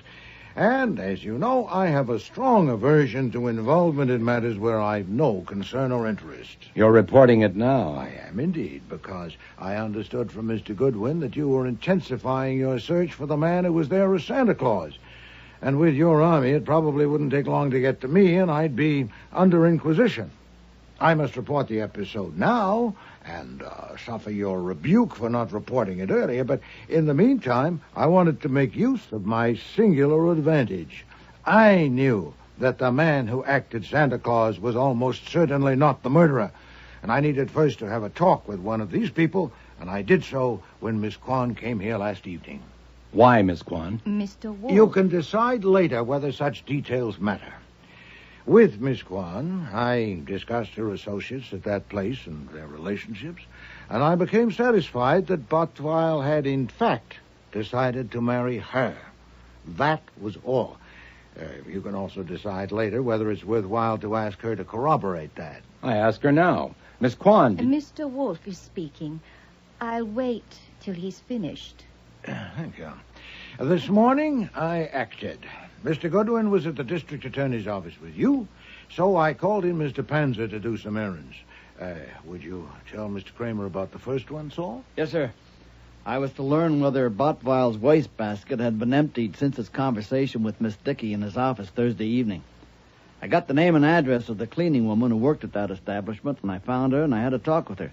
She told me that the wastebasket had been emptied at about 6 o'clock Thursday afternoon, and not since then. Cherry must have taken them. Meanwhile, I was phoning everyone concerned, Mrs. Jerome and her son, Miss Kwan, Miss Dickey, Mr. Kinnan, and inviting them to come here for a conference at 6:15. I told them Mr. Goodwin had information which he intended to give to the police, which incidentally wasn't true, and that I preferred to discuss it first with them. I told you so. Mr. Panzer's second task was the delivery of some messages. He had written them in longhand at my dictation on plain sheets of paper. They were identical and ran as follows. Saul? When I was there yesterday putting on my costume, I saw you through a crack in the door, and I saw what you did. Do you want me to tell the cops? Be at Grand Central Information Booth, upper level, at 6:30 today. I'll come up to you and say, St. Nick. By God, you admit you got Panzer to do that? I proclaim it. The messages were signed Santa Claus and put in plain envelopes, and Mr. Panzer made sure they were delivered. Now, these were not so much shots at random as they may appear. If one of those people had killed Bottweil, it was extremely likely that the poison had been put in the bottle while the derelict was donning the Santa Claus costume. So it was highly probable that the murderer would believe he'd been observed and would be irresistibly impelled to meet the writer of that message. One of the shots would reach its target. The question was, which one? Are you going to tell us now? Yeah, there was the possibility, of course, that one or more of them would go to you with the message, Inspector. Only the murderer would go to the rendezvous without first consulting you. So, you may now report. What happened in the vicinity of the information booth after you arrived? Yes, sir. I arrived at 6:20. Within 3 minutes, I had recognized 3 homicide men scattered around in different spots. I don't know if they recognized me. At 6:28, I saw Alfred Kernan walk up near the booth and stand there about 10 feet away from it. And I was just about to go and speak to him when I saw Margot Dickey coming up from the 42nd Street side. I went to her first and said St. Nick. She said, "Who are you? What do you want?" I said, "Excuse me, I'll be right back." And I went over to Alfred Kiernan and said to him, St. Nick. As soon as I said that, he raised a hand to his ear, and then here they came, the 3 homicide men who I had recognized, and Inspector Kramer and Sergeant Stebbins. I was afraid Miss Dickey would run, and she did start to, but they had seen me speak to her, and 2 of them stopped her. They took us to a room back at the parcel room and started in on me, and I followed your instructions. I told them I would say nothing whatever, except in the presence of Nero Wolfe, because I was acting under your orders. When they saw I meant it, they brought us here. Anything else? No. Satisfactory. Inspector, I assume Mr. Pence is correct in concluding that Mr. Kiernan gave your men a signal, so Mr. Kiernan had gone to you with the message. Yes. So had Mrs. Jerome and her son Leo. But Miss Dickey hadn't. No. Of course, I expected it to be Miss Dickey, since she lied about the license. The rest of what she told Mr. Goodwin was under suspicion. Why would I tell Archie that Kurt was going to marry me if it wasn't true? It would have been stupid. He'd find out. Not so stupid if you knew that Bottfile would soon die. Far from stupid. If you'd already put the poison in the bottle, it would purge you of motive, or at least help to do so. Kurt was going to marry me. No, Miss Dickey. It's a fair surmise that on Thursday evening Bottfile told you that he would not marry you, that he had decided to marry Miss Kwan, and you decided to kill him and proceeded to do so. And it must be admitted that you would probably never have been exposed, but for the complications injected by Santa Claus and my resulting intervention. Have you any comment, Miss Dickey? Don't answer. I'm running this now. You may. Inspector, Cherry took those pieces from the wastebasket. She did it. She killed him. No, Miss Dickey. She didn't go there to meet a blackmailer, and you did. Take her, Stebbins.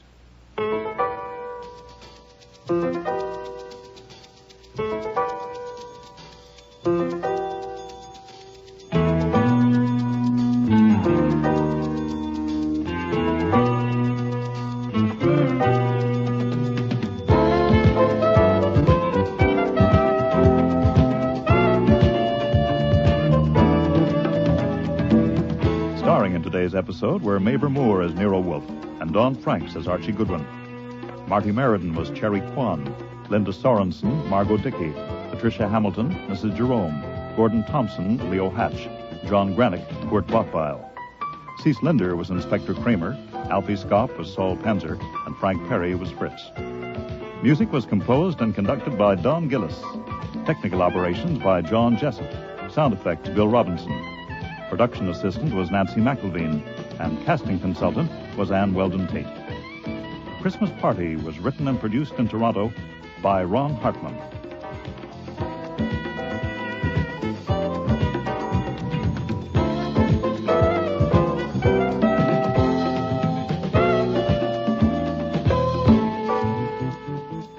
Next week. Is that amphigel you're taking? It is. I haven't had to take this stuff since that hideous experiment with eels in the spring. Nero and Archie meet society's foremost hostess. You remember me, Mr. Wolfe? Oh, indeed I do. You're the woman who came here 2 years ago and tried to bribe me to play the clown. Bribe? That's silly. I offered you $2,000 to come to a party and be the detective in a murder game. $2,000 and all the beer you could drink for a few hours' work. Archie is introduced into society.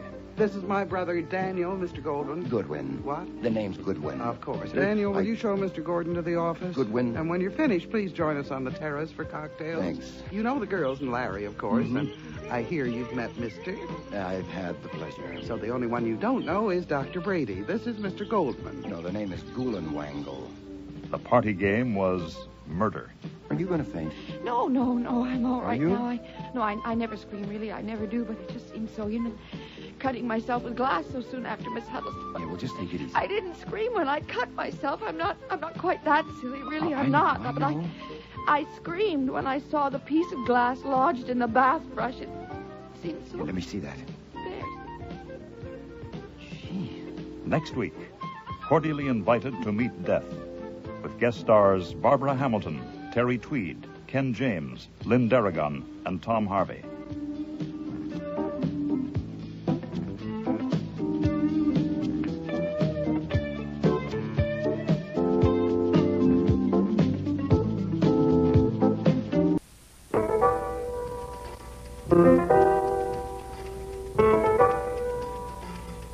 Rex Stout's Nero Wolfe.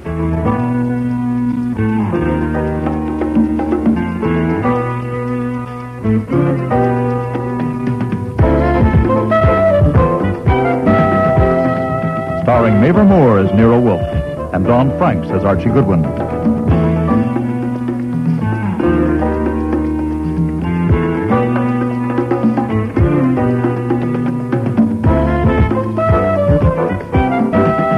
Today's episode, cordially invited to meet death, with special guest stars Barbara Hamilton, Terry Tweed, Lynn Darragon, Ken James, and Tom Harvey.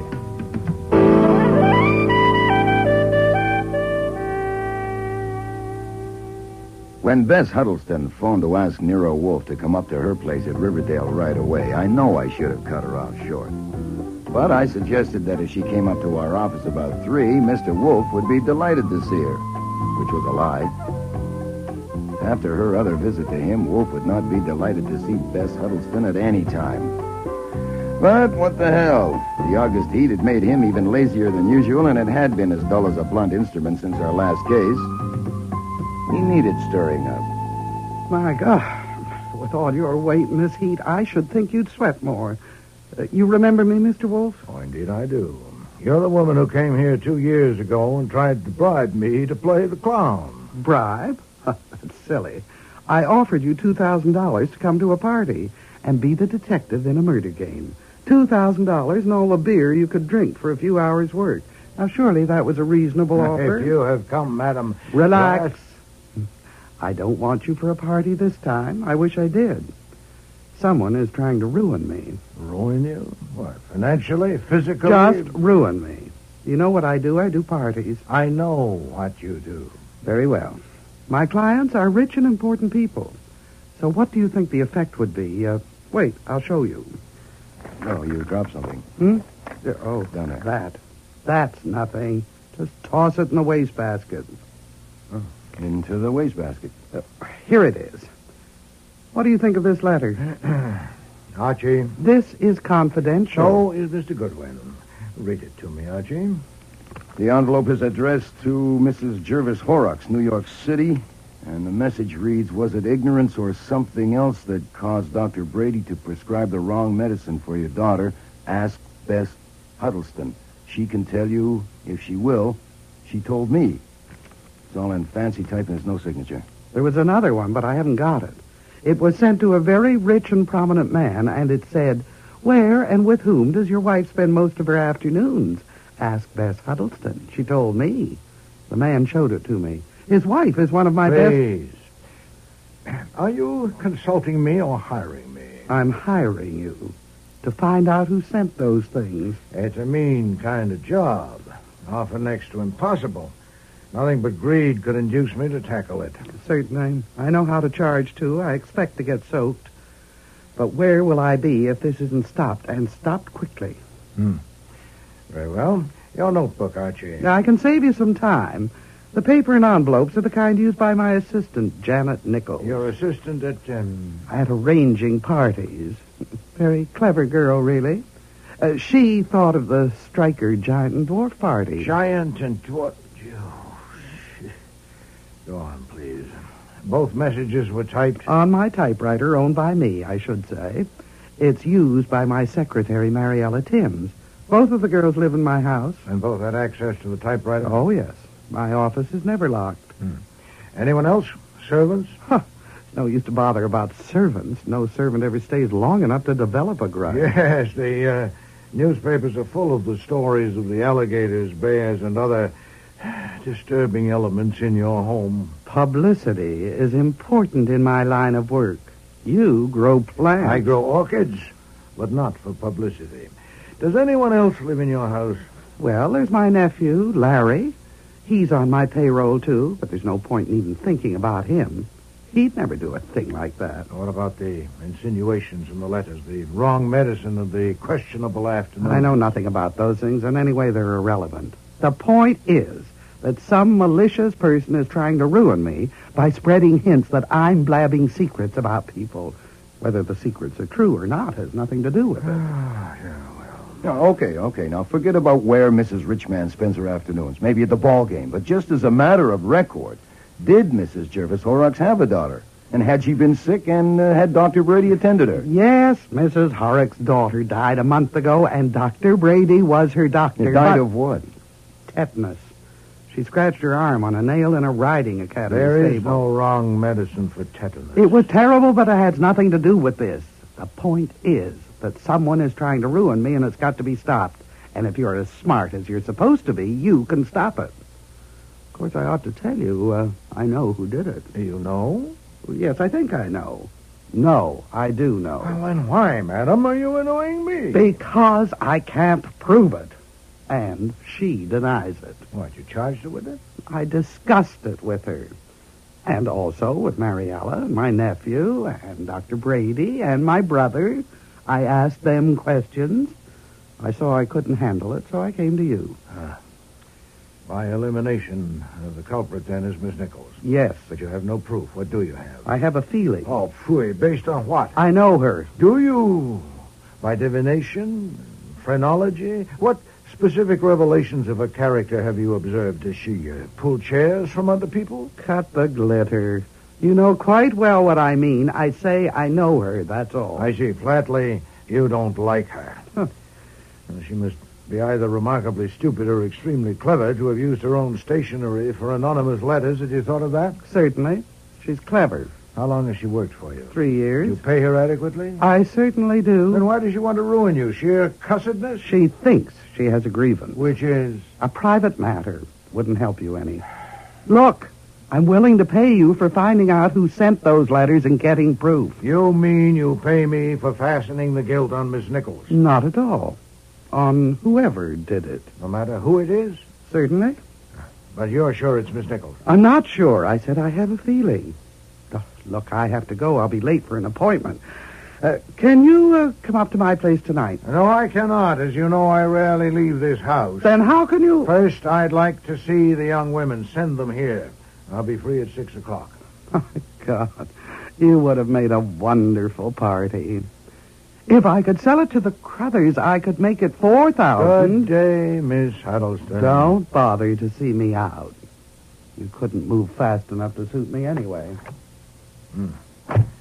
Archie. The reason I gave her an appointment was quite simple. You haven't accepted a case Bring since... me that thing that she dropped.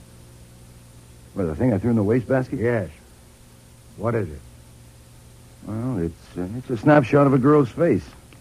Nothing special to my taste. Trimmed off so it's six-sided in shape. It's about the size of a $50. Interesting.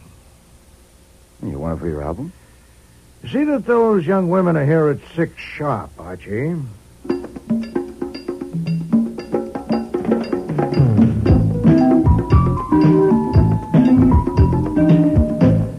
I'm Janet Nichols. And I'm Mariella Timms. We have an appointment with Mr. Wolfe. For 6 o'clock. You're late. I'm sorry. It's my fault. Well, come in. We'll go into the office. Since it's 20 minutes past 6, Mr. Wolfe has gone to the kitchen and started operations on some corned beef hash. You mean he's eating corned beef hash? No, that comes later. He's concocting it. I really am sorry. I didn't get back until after 5, and I was in riding clothes and had to change. If you ladies will, just wait a minute. Make yourself comfortable, please. I'll see if I can pry him out of the kitchen.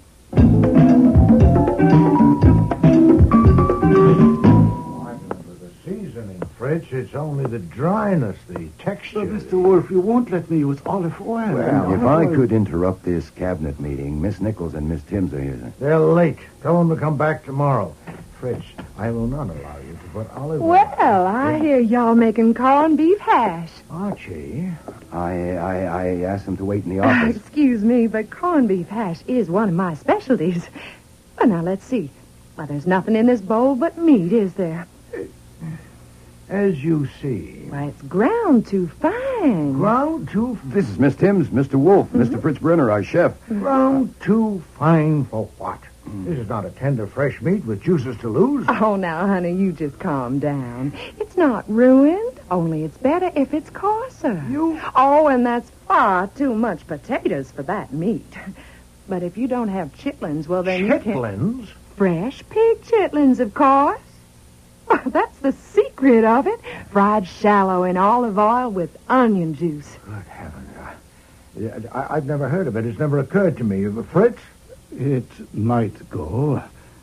We can try it as an experiment. Yeah. Archie, go to Kretzmeyer and see if he has pig chitlins. 2 pounds. Oh, you better let me help, Fritz. It's sort of tricky.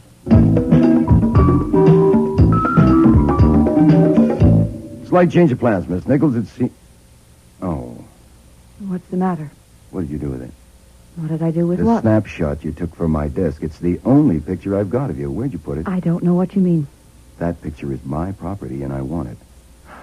Let's say fluttered into your bag. Now look in your bag. It isn't then there. I'll look into your bag. No! It isn't there. It's down my blouse. Okay. You have an alternative. Either you dig it out yourself, or I will. Now, first way is most ladylike. I'll even turn my back. Please, it's my picture. It's a picture of you, but it's not your picture. Miss Huddleston gave it to you, didn't Let's she? say she And did. she What- thinks I sent those awful letters. I know she does, and I didn't. Good. Only good. a Now, skunk would send letters like that. that is another matter which Mr. Wolfe is handling. I'm handling the picture, and I want it back. Now, do I take it? No.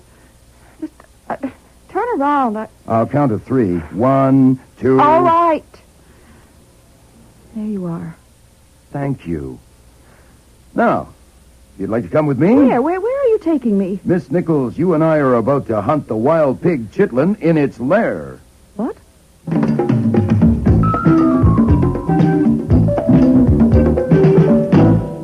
I won't have any hash, thank you.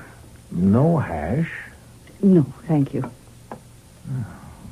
Could I have Fritz slice some ham for you?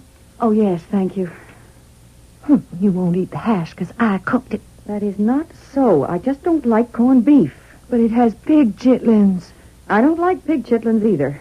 Mr. Wolfe, I thought we came here to discuss those letters. After dinner, Miss Nichols, I never discuss business at a meal. I have an engagement at 9.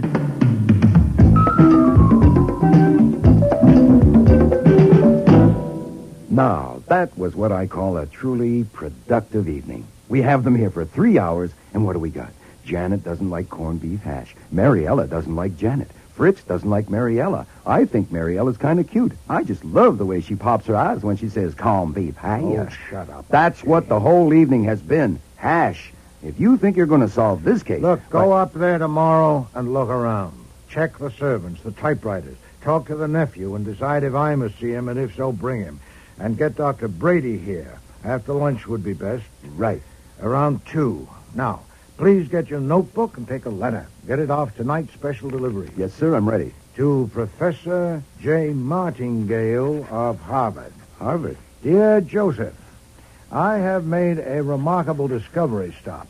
You may remember our discussion last winter regarding the possibility of using pig chitlins in connection with the... Oh, boy.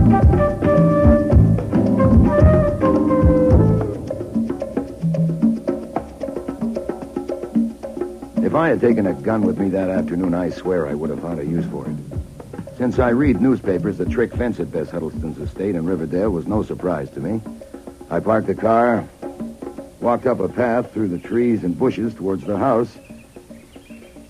I don't know what warned me. I suppose I was aware of being watched. Nice. Nice, fella. Easy, boy. Easy. Nice orangutan. Easy now. Easy, boy. I'm a friend. Honest. I was invited. If this is your private path, why didn't you say so? All right. Okay, I'm going. He wants to play tag. What? He wants to play tag. I don't. Well, if you offend him, he'll bite you. Oh. Start past him and dodge when he goes to touch you. Huh? Dodge a couple of times, then let him tag you and say Mr. in an admiring voice. That's all. Mr. Mr. is his name. Oh. Well, I could turn around and just go home. No, I wouldn't try that. He'd resent it. Well, then I could sock him one. You might. I doubt it. Besides, if you hurt him and my aunt ever catches you... I suppose you're Archie Goodwin? Uh-huh. I'm Larry Huddleston. I didn't send those letters and don't know who did. My aunt is upstairs arguing with her brother Daniel, but I can't invite you in until you get past Mister. Does everyone who comes here have to play tag with this damn overgrown orangutan? He's not an orangutan. He's a chimpanzee. He doesn't often play with strangers. It means he likes you. Oh, swell. Here, mister. Come on, catch me. You missed. Ha, ha, ha. Try again. Whoa, look, you caught me. Oh, mister. Nice, mister. Oh, God, I feel like a damn fool. Very good. You've made a friend for life. Oh, great, great. My heart bleeds. Here's my hand. Oh, did he bite you? No, he must have just scratched me, I guess. It's just a scratch. Come on up to the house. I'll get you some iodine.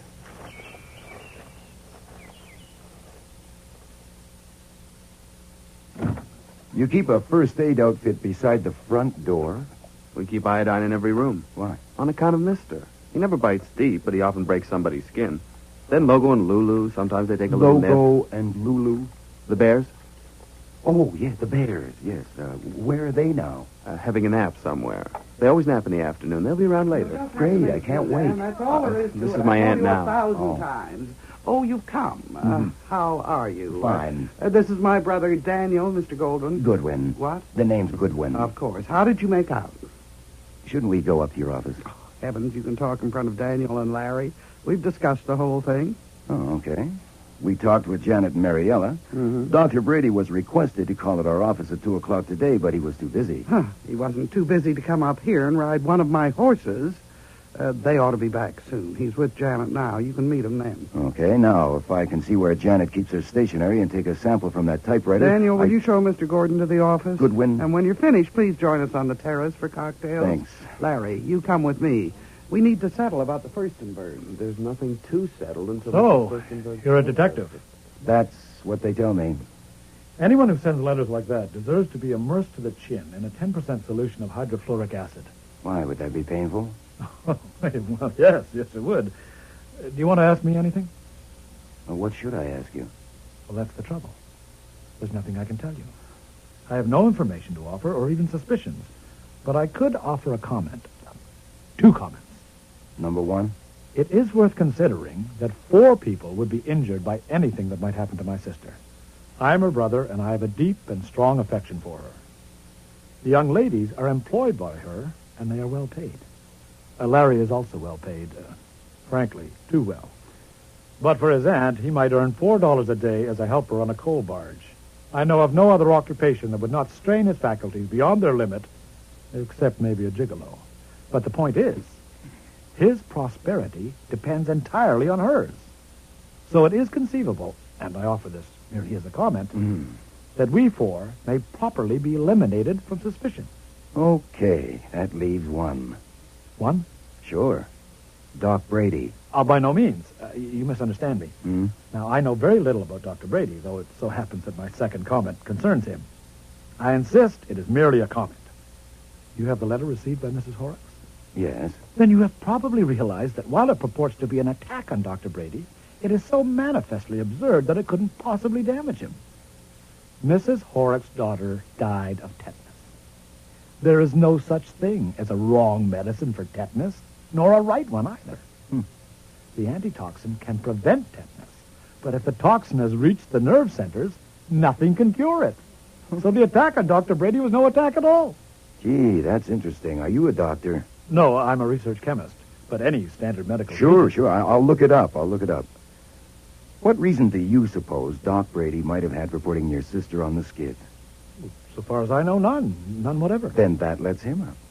With everyone out, there's no one left but your sister. My sister? She must have sent the letters herself. Shall we look at the office?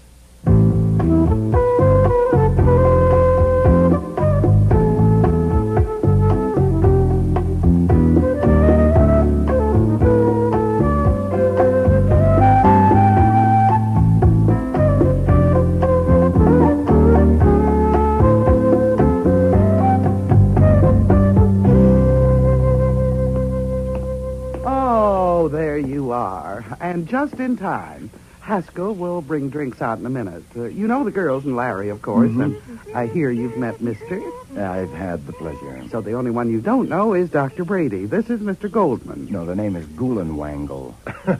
Don't mind her, Mr. Goodwin. It's a pose. She pretends she can't remember the name of anyone not in the social register. Since her entire career is founded on snobbery... Oh, snob yourself. You were born to it and believe in it. With me, it's business.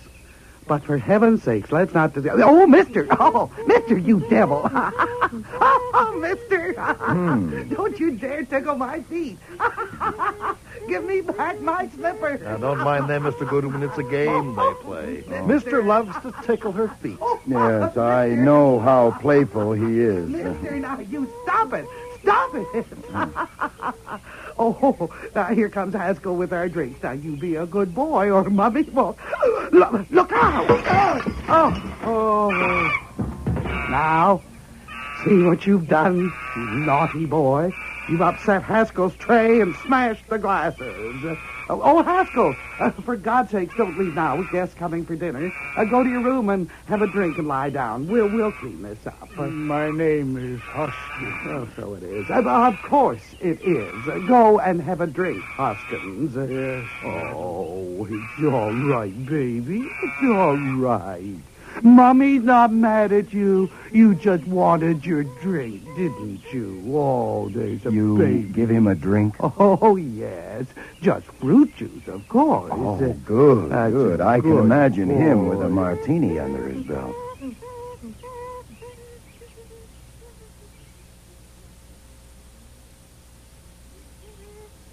There we are. Everything cleaned up, and Mummy's big boy has his drink. Everything's better now. It seems to be a day for breaking things. Someone broke my bottle of bath salts, and it splattered all over the bathroom. And whoever did it just left it that way. Who, mister? Oh, I don't think so. He never goes in there. I didn't care to ask the servants. Oh, well, I better go and see if there's going to be any dinner or anyone to serve it. Where did Mister put my slipper? Oh, there it is, under the hammock. Ah, I see it. Oh, damn! What is it? A piece of glass in my slipper. Cut my toe. I'll get the iodine. Here, look at that. Not too bad. Oh, ouch! It's bleeding a lot. Well, we'll stop that in a minute. Just a shallow gash in the bottom of your toe. Oh, well, mister, for heaven's sakes, be quiet. Mummy's all right. Here's the iodine and bandages, Doctor. Thank you. Now, this will sting for a moment. Ouch! Ooh. It's all right, mister. Dr. Brady isn't hurting Mummy. The iodine is making it better, see? Hey, bring that back, mister. Give Mariella the bottle, mister. Give it here. Oh, my. Does iodine kill grass? We'll find out soon enough, won't we?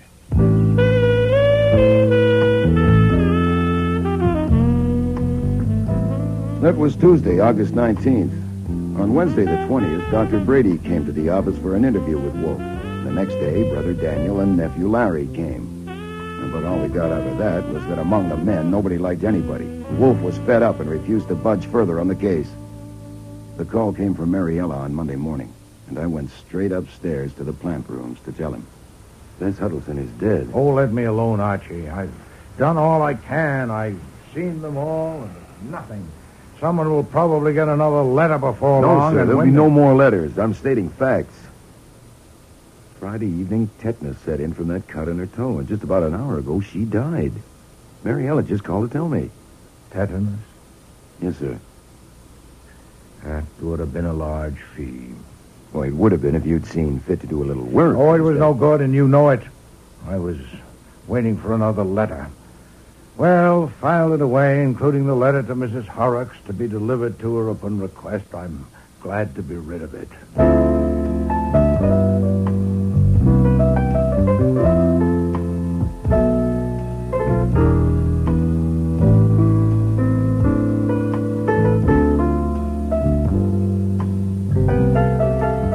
The funeral service was on Wednesday afternoon, and of course there was a big crowd, even in August, for Bess Huddleston's last party. Cordially invited to meet death. I decided to go. Call it a hunch. Not that I saw anything criminal, only something incredible. There it was at the foot of the casket. 8 black orchids that could have come from nowhere else in the world, and a card with his initials the way he scribbled them. N.W.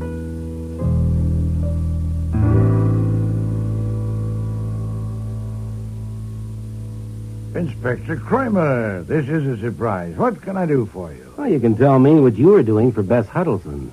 You? The Homicide Bureau? Why do you want to know? Because a guy is making himself a pest down at headquarters, her brother. He says she was murdered. Murdered? Yes.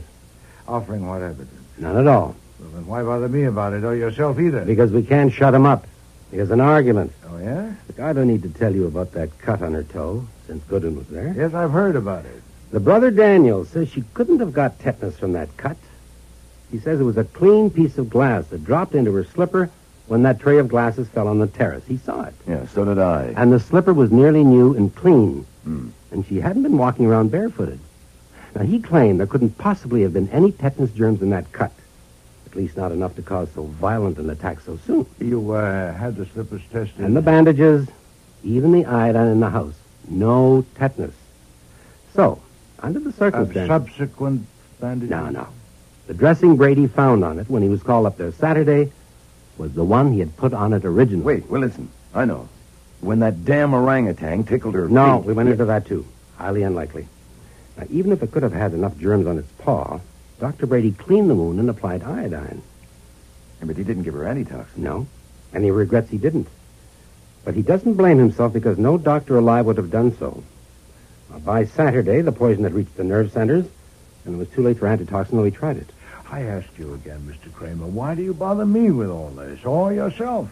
Well, I'm satisfied it was an accident, and I want to cross it off. But before I do, I'd like to know, what was the job you were doing for her? No doubt. Oh, didn't any of those people tell you? No. None of them? No. Then how do you know she'd hired me? The brother told me, but he doesn't seem to know why. You say you're satisfied that the death was accidental? You've no evidence of a crime? That's right. Then I can't answer you. Miss Huddleston hired me for a confidential job. Her death does not release me. It merely deprives me of the job. My God, you can be honorable when you want to be. Inspector, Let me ask you a question, a plain question. Do you think she was murdered? No. What the hell do you think? Nothing at all about that. I know nothing about it. I've no interest in it. The woman died as all women do, may she rest in peace. And I lost a fee. Now, why didn't you ask me this?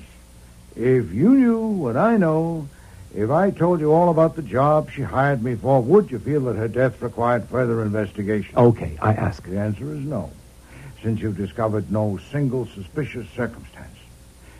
Now, would you have some beer? No, I don't want any beer, damn it. And don't bother to see me out. You know, I think he's miffed. Well, you were a little patronizing after all. He was just being thorough. Phooey. Either he didn't have sense enough to learn everything that happened that afternoon, or he missed his best chance to expose a crime if there was one. It hasn't rained the past week, has it? No. Then he wasn't being thorough.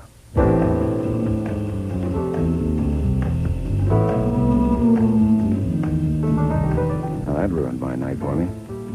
Instead of going to sleep in 30 seconds, it took me 30 minutes trying to figure out what the devil he meant.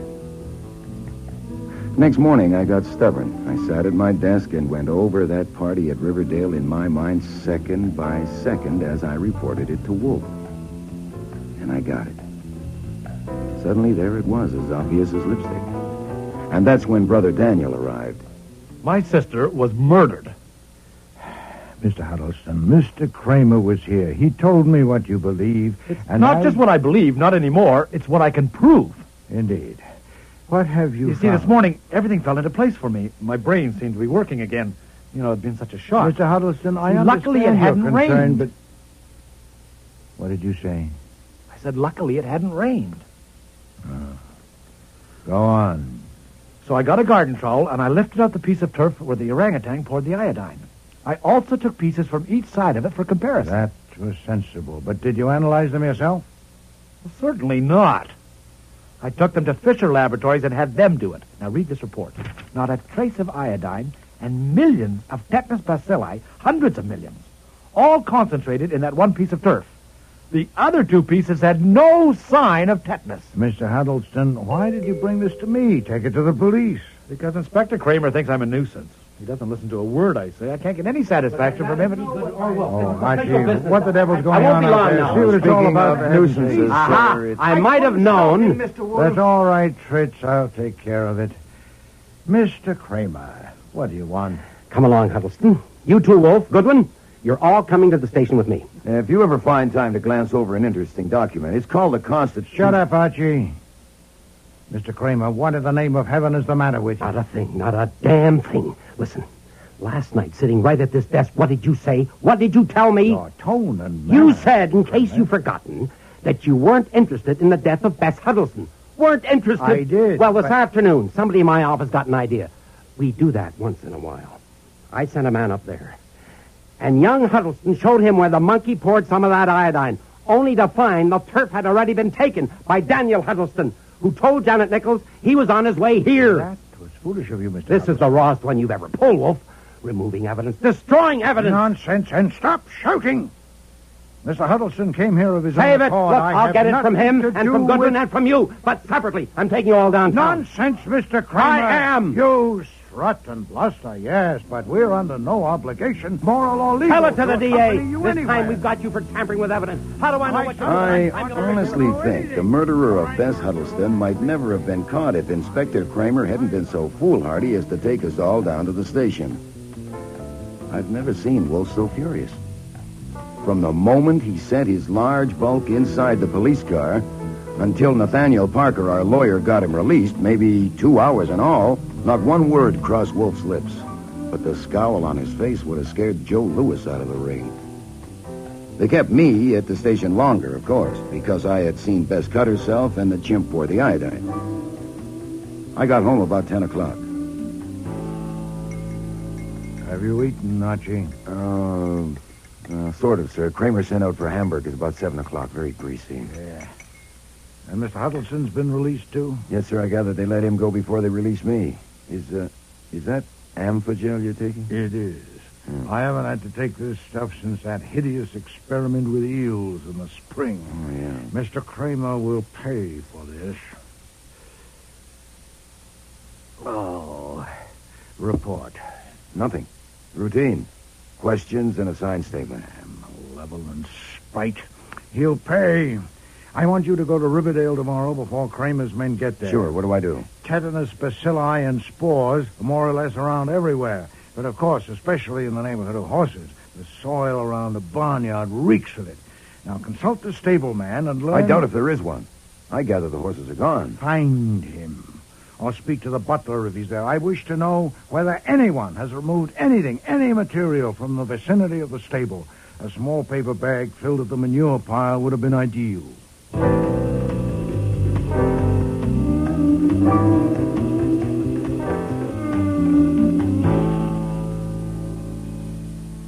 The only container I could find was a candy box. Dr. Brady said that would do. The stableman helped him fill it. Where'd he take it from? The stall? No, sir, from the pile. Oh. He dug into the middle of the pile. Did he say why he wanted it? He did explain, sir. He said he wanted it for a test. One of his patients had died of tetanus. I forget her name. When was this? About a month ago, perhaps a little more. I remember rather clearly. It seemed such an unusual thing to do. Mm-hmm. Who was with him that day? One of the girls? No, he was alone when he did that. I forget who he had been riding with. Who's that? There's nobody in but Miss Nichols. She's in her room. Where? Last door on the right. Come on, Hoskins.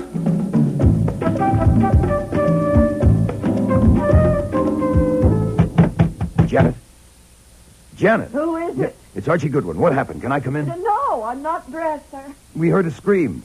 Do you need any rescuing? No, I'm all right now. What happened? Well, it's nothing serious. I was having a bath and I cut my arm with a piece of glass. You what? I'm coming in. No.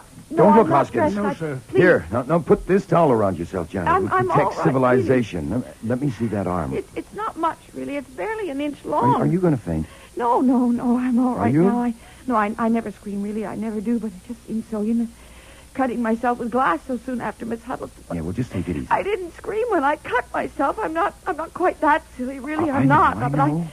I screamed when I saw the piece of glass lodged in the bath brush. It seemed so... Here, let me see that. There, see. Gee. Have you got any idea how this could have gotten in the brush? No, nothing's been broken in here. I'll take it. And let me have that iodine bottle. It's all right, really. I've already put some on. Yeah, I can see that. I'll take this iodine, too. Hoskins, I want you to bandage your arm as tightly as possible to stop the bleeding. Girlie, I do like you in that towel, but I think you better get dressed. I'm going to take you for a shot of antitoxin. Antitoxin? Just a precaution. It's nothing to worry about. I'll be making a phone call downstairs. Did you smell the iodine? I did. There's no odor at all. Whatever's in that bottle isn't iodine. Then get her away from there. Yes, sir. This is my intention. At once, and Archie. Please, she's naked. Now, I haven't got a white horse, and she hasn't got that much hair, so as soon as she's dressed, we're off. I'll phone ahead to Dr. Vollmer to have the antitoxin ready, and also to the Fisher lab to prepare for a test of that iodine. Now, go straight there after you leave Dr. Vollmer. Yes, sir. Stay there while they do the test and phone me as soon as they have the results. Okay, here it is. What was in the bottle is a substance called argyrol, which stains like iodine. And it's alive with tetanus bacilli. Of course. And I didn't tell you earlier because of all the rush, but Dr. Brady took a sample of that barnyard soil about a month ago. Satisfactory. Come home at once, Archie, and bring Miss Nichols with you. Miss Timms, Dr. Brady, and the two Mr. Huddlestons are on their way here now at my urgent request. I'll delay proceedings until you arrive. Proceedings? What's going on? I am about to unmask a murderer. Please hurry.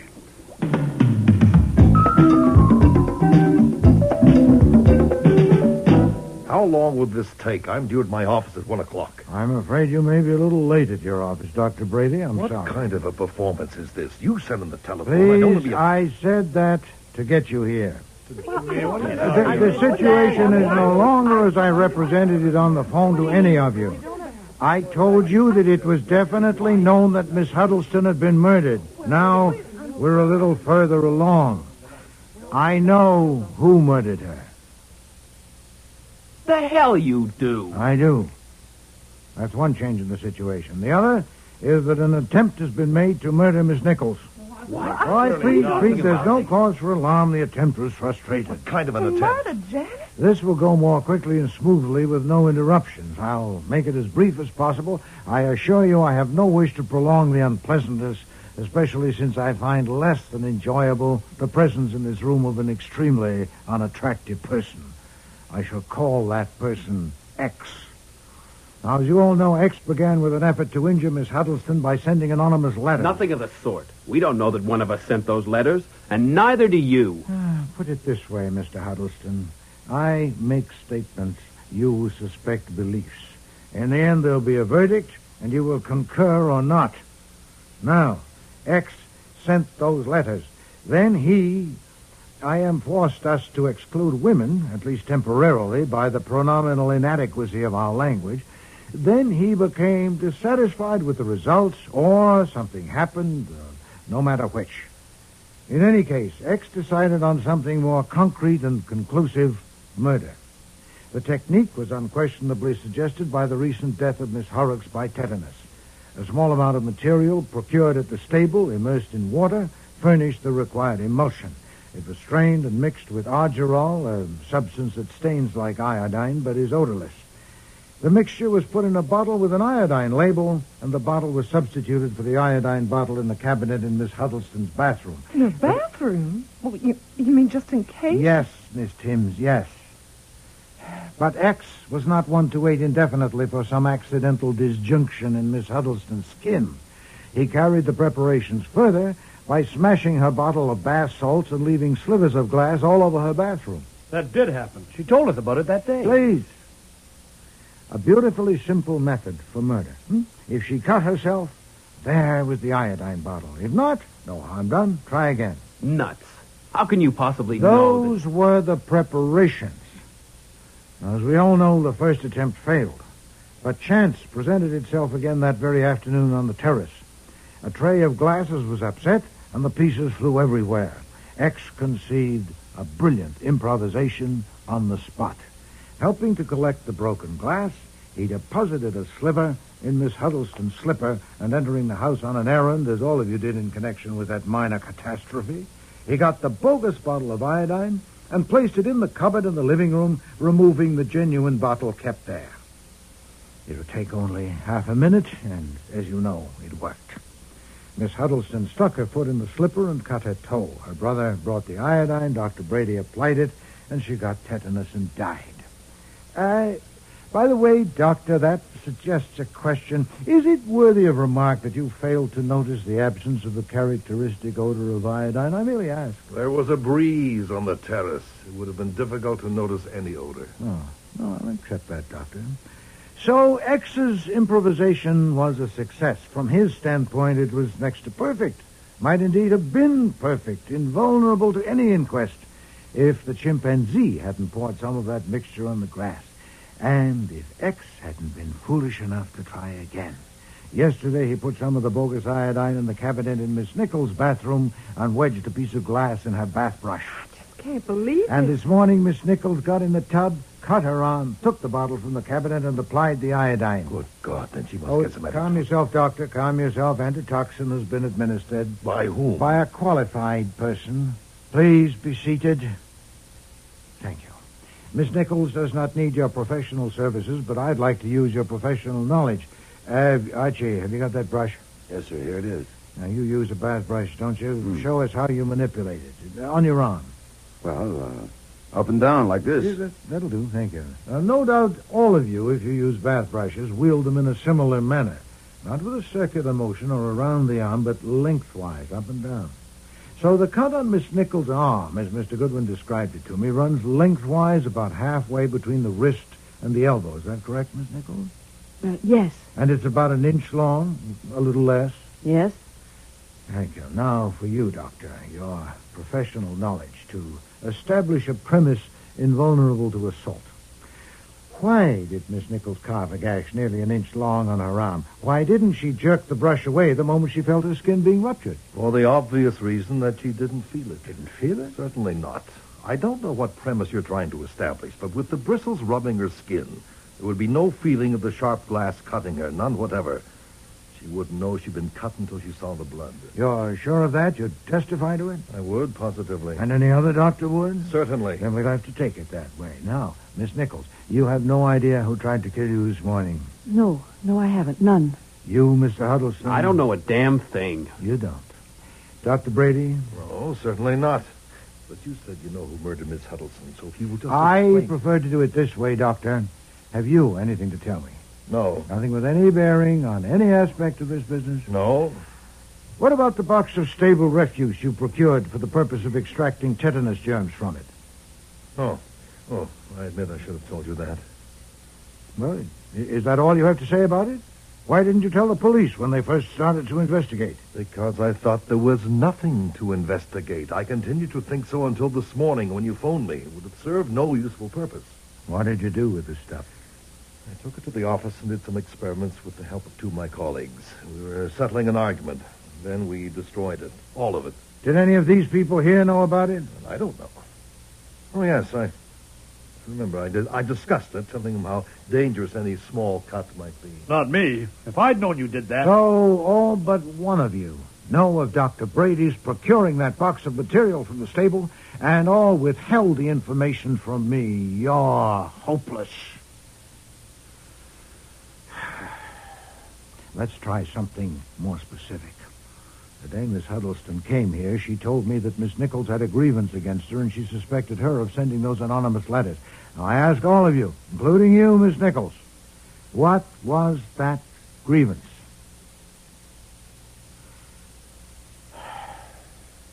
No one? All right, I ask you individually. Miss Nichols? Nothing. It was nothing. Mr. Daniel Huddleston? I have no idea. Miss Timms? I don't know. You hesitate? I don't know. Dr. Brady? If I knew, I would tell you. Mr. Larry Huddleston? I told you before that I don't know a damn thing. That goes right down the line. Indeed. May I have your watch a moment, please? What? That hexagonal thing on your wrist. May I see it a moment? What do you want with my watch? I want to look at it. It's a small favor. You haven't been very helpful so far. Okay. Here. What can it do me? Thank you. Now, the Huddleston folder, Archie. Yes, sir. You are a very silly young man, Mr. Huddleston. Incredibly callow. Thank you, Archie. Here is a picture of Miss Nichols, trimmed to 6 sides, apparently to fit the back of this watch.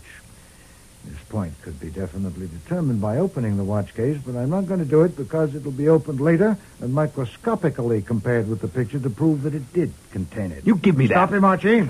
All right. Sit down, Bud. I suggest that it's time for you to help us a little, Mr. Huddleston. When did your aunt take that picture from you? You fat bastard. I'll try once more, sir. You are going to answer these questions.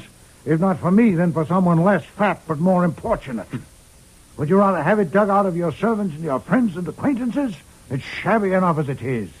Now, when did your aunt take that picture from you? It's none of your damn business. Call Inspector Kramer. Damn Archie. you! You know damn well when she took it. She took it the day she came down here. That's better. But it wasn't the first time she objected to your relations with Miss Nichols, was it? No. Did she object on moral grounds? Hell no. She objected to our getting married. My aunt was very possessive. She ordered me to break off the engagement. It was secret, but she got suspicious and questioned Janet. And Janet told her, and she made me call it off. And naturally you were enraged. You burned for revenge. I did not. You can come off that right now.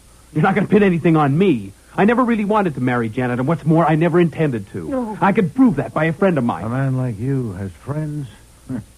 But after your aunt made you break the engagement, you still kept the picture in your watch?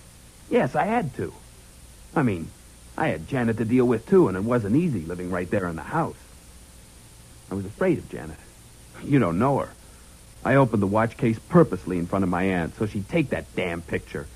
Janet seemed to think that the picture meant something, and I thought when she knew it was gone... Did you know that Miss Nichols sent the anonymous letters? No, I didn't. Maybe I suspected, but I didn't know. Did you also suspect when your aunt... Stop it. A little too much for you, is it, Miss Nichols? Stop it. As I expected, you're all rubble inside. There's nothing left of you. Huh. Well, the simplest way is for me to dictate a confession and you sign it. And I'll send a copy of it to a man I know, the editor of the Gazette, and it'll be on his front page this evening. He'd like an exclusive picture of you to go with it, and Mr. Goodwin will be glad to take it. I know you'll like that. Stop it. For your satisfaction, I ought to tell you that your guilt was by no means obvious. I became aware of it only when Mr. Goodwin telephoned me from Riverdale this morning. Your performance today was the act of a nitwit. I presume you were struck with consternation yesterday when you saw that piece of turf being removed and realized what the consequences would be. So you attempted to divert suspicion by staging an attack on yourself. No, it's not true. Did you know what I was getting at a while ago when I asked Dr. Brady why you didn't jerk the brush away the instant you felt the glass puncture your skin? And he replied, as of course he would, that you didn't feel the glass cutting you? That was precisely the point. You see, the cut should have been much longer. You jerked the brush away when you pulled it along your arm less than an inch because you knew this piece of glass was there and was cutting you. You put it there yourself. Give me that. Archie. Stop her. Keep her away from me. I'll show you. I'll show you. Come on, hey. I've got her. Let me go. Let me go. Bleeding. Only Let me go. Here, hold this handkerchief against it. By God, if it leaves a scar. That was a lie. You lied. What?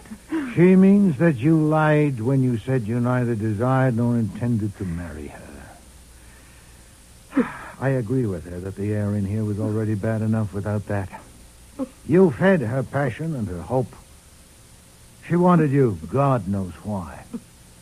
When your aunt intervened, she wrote those letters. Revenge? Yes. Or as a way of saying to your aunt, let me have him or I'll ruin you. She wouldn't let him go. She wouldn't let me have him. And when did you decide that you had to kill her? She took my picture out of his watch. And I found it here, on Mr. Goodwin's desk. She had no right. I had to stop her. I had to. Your notebook, Archie.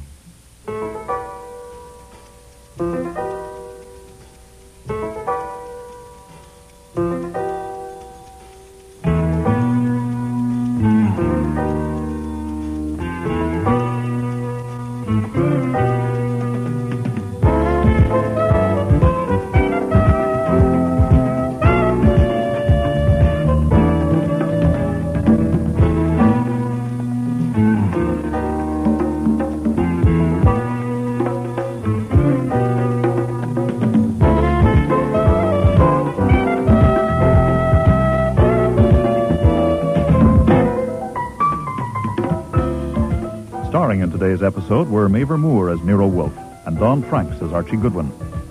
Barbara Hamilton was Bess Huddleston, Terry Tweed, Janet Nichol, Lynn Darragon, Mariella Timms, Ken James, Daniel Huddleston, Tom Harvey, Dr. Brady, Alan Fawcett, Larry Huddleston. Cease Linder was Inspector Kramer, and Frank Perry was Fritz. Music was composed and conducted by Don Gillis. Technical operations by John Jessup. Sound effects, Bill Robinson. Production assistant was Nancy McElveen, and casting consultant was Ann Weldon Tate. Cordially Invited to Meet Death was written and produced in Toronto by Ron Hartman.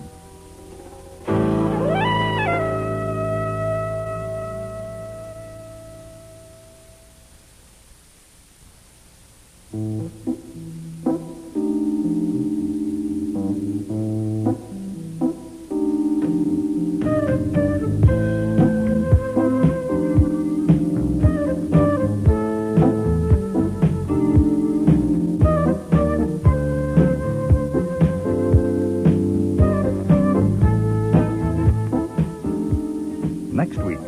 I wasn't surprised about the suicide, not really. I wasn't surprised either at the way he did it. He was always keyed up and dramatic about everything. So you'd expect him to do something startling about killing himself. Well, just what did he do? He took all his clothes off and jumped into a geyser in Yellowstone Park. Archie goes to a fashion show. Nope, I can't do it. You can't do what? Make a choice. The only way I can see to handle it is to send in an order for one of each. I'd have to marry all six. Imagine it. After the weddings, I will, of course, have to take a good-sized apartment between 5th and Madison in the fashionable 60s. On a pleasant autumn evening, I'll be sitting in the living room reading the newspaper. I'll toss the paper aside and clap my hands, and in will come Isabel. She will have on a calf-exposing kitchen apron with a double hemline and will be carrying a tray of ham sandwiches and a pitcher of milk. She will say seductively, $2.93. Make interesting motions and gestures without spilling a drop. Then she'll go, and in will come Francine. She will be wearing slim silhouette pajamas with padded shoulders and a back-flaring hip line. She'll walk and wave and whirl and say, $9.31. Light me up a cigarette and dance out. Enter Delia. She'll be dressed in a high-styled bra of handmade lace with a billowing sweep right up to... Enter another naked, carrying a basket full of bills and your checkbook. The latest fashion was murder. It's quite a long list, isn't it? Mrs. Domery killed in a riding accident. Mr. Nita propelled into a geyser and boiled. Mr. Domery hurtled into an ocean and drowned. It's not my affair, thank heaven. Was Wolfe's client the murderer? Miss Nita. Yes. Did you kill that man? Did I kill my Archie. Well, she'll be all right. I think she just... Well, stop her. How do you stop her? I could slap her or kiss her. I think I'll try kissing her. Next week, Man Alive, with guest stars Lynn Griffin, Neil Monroe, Sandy Webster, and August Schellenberg.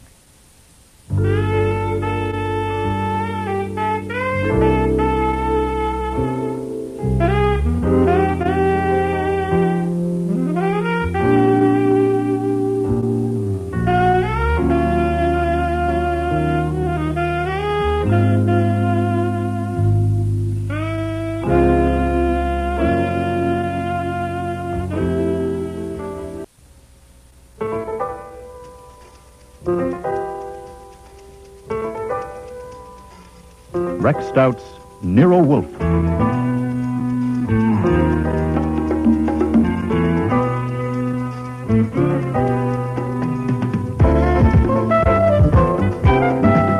Starring Mavor Moore as Nero Wolfe and Don Franks as Archie Goodwin.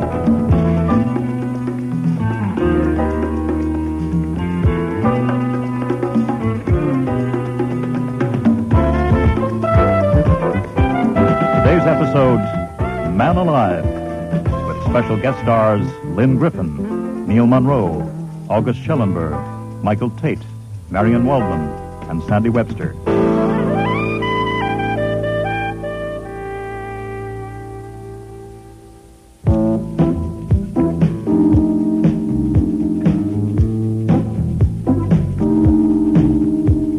Everything about Carla Nieder was graceful. The way she angled her chin to show off her long neck, the way way she perched on the edge of the red leather chair with her legs crossed at the ankles.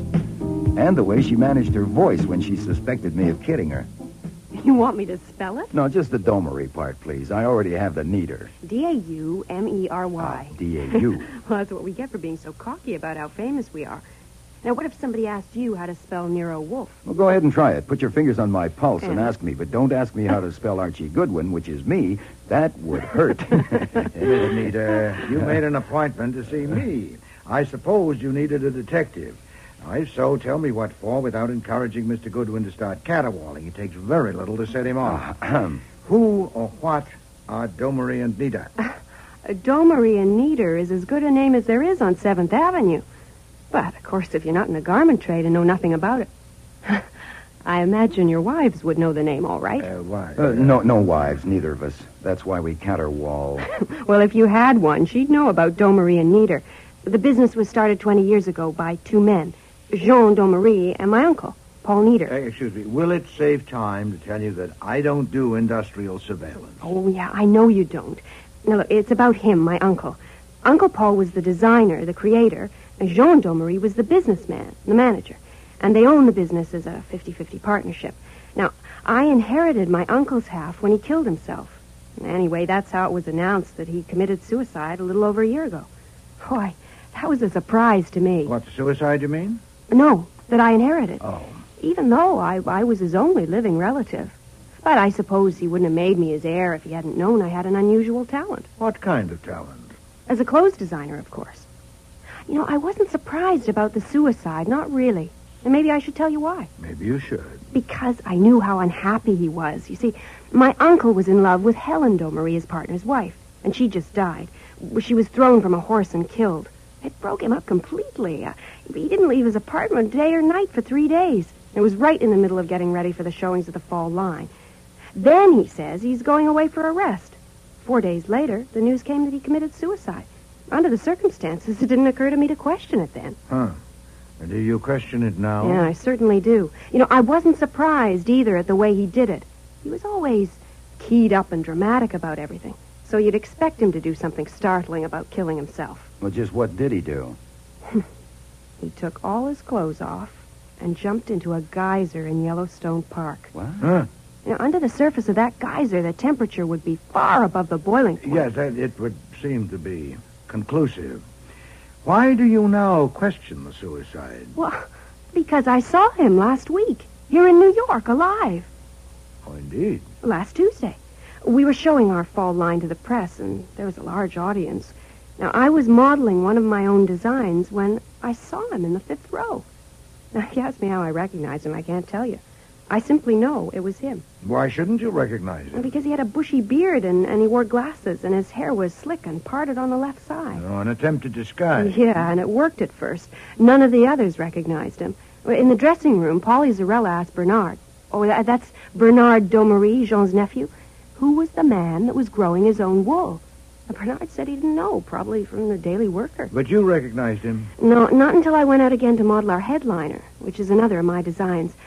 I took him in without being obvious about it, and, well, all of a sudden I knew who he was. I just knew. My God, I had to get off quicker than I should have. And in the dressing room, well, it was all I could do to keep them from seeing me tremble. And no one else recognized him? Well, I'm sure they didn't. Well, there would have been a noise. A dead man come back to life? Yeah. Many of those present had known him? Yeah, nearly all of them. Well, he was famous, you know, as famous as you are. Did you speak to him? No, the minute the show was over, I hurried out front, but he was gone. Have you seen him since? No, just that one time. Whom have you told about this? No one. Not a soul. I've been trying to decide what I should do. Now, you say you inherited a half interest in that business from your uncle. Is the business solvent? Oh, very. Business is very good. Then why not just erase it? If you find your uncle and make him wash his hair and shave his beard, you'll have no inheritance. Your uncle will own half the business. No, I have to know what's going on, and I have to know where I stand. I'm upset. Then you should reserve decision. Never decide anything while you're upset. And, you know, in spite of your dogmatism, you may be wrong. It's true, you might have recognized him when others didn't, but others knew him intimately, too, like his business partner, Mr. Domery. Was he there that day? Did he see the man with the beard? Oh, Didn't I? I thought I'd mentioned that. Well, of course, Bernard Domery, the nephew, was there. I know I mentioned him. But Jean Domery, my uncle's partner, now he's dead. The devil he is. Jumped in a geyser? No, in an accident. He was drowned. He was fishing and fell from the boat. Where was this? In Florida, off the west coast. When? A little over 6 weeks ago. Who was in the boat with him? Bernard, his nephew. Anyone else? No. And the nephew inherited that half? Oh, yes, but that's all right. Why is it all right? Well, that's a silly question. I merely mean that if there'd been any question of anything wrong, well, the Florida people would have attended to it. Yeah, perhaps. Only it's quite a long list, isn't it? Mrs. Domery killed in a riding accident. Mr. Nita propelled into a geyser and boiled. Mr. Domery hurtled into an ocean and drowned. It's not my affair, thank heaven. But if it were, I should want better testimony than that of what you call the Florida people. About your uncle. What did you want me for? I want you to find him. I want to see him. No, it could take time. It would be expensive. Oh, yes, I know. I'll give you a check now. I suppose it's understood that this is extremely confidential. No reports are to be mailed or phoned to me. Everything must be done in person. Well, that'll present no problem, Miss Nita. The problem is where to look for a man resurrected from the dead. I'd need to know all about his former associates. No, that won't help. He had no really close friends. The only person he ever really loved was Helen Domery, unless he had some affection for me. I have a suggestion, though. Yes? The one thing he loved was his work, the business. Now, I believe he came there last Tuesday because he couldn't stay away. So why wouldn't he come again? Now, our next showing is this afternoon, so if Mr. Goodwin or you could come, I could arrange tickets and we could plan a signal for me to give if I spot him. Which explains what I was doing sitting in the third row when Domery and Nieder showed their fall line to buyers. 293. 293. 293. My seat gave me a clear view of the 200 customers, but there was no one answering the description of Carla's uncle. Carla appeared about a dozen times, but she didn't signal me once.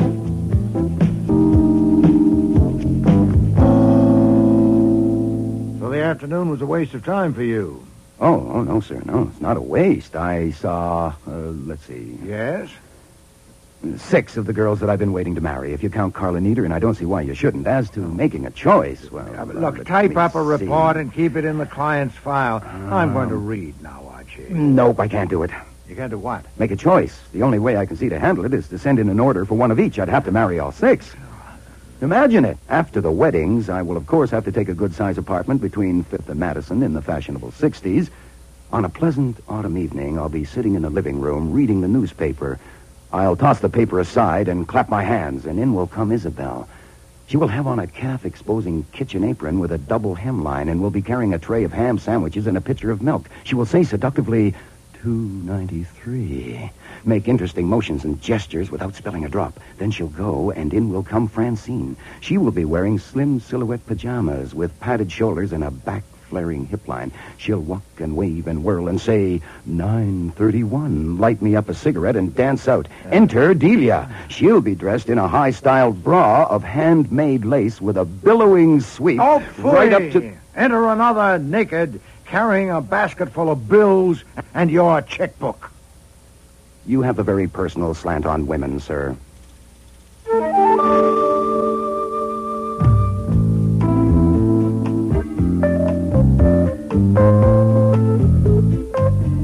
Sometimes I think Nero Wolfe's main objection to atom bombs would be that they might interrupt people while eating.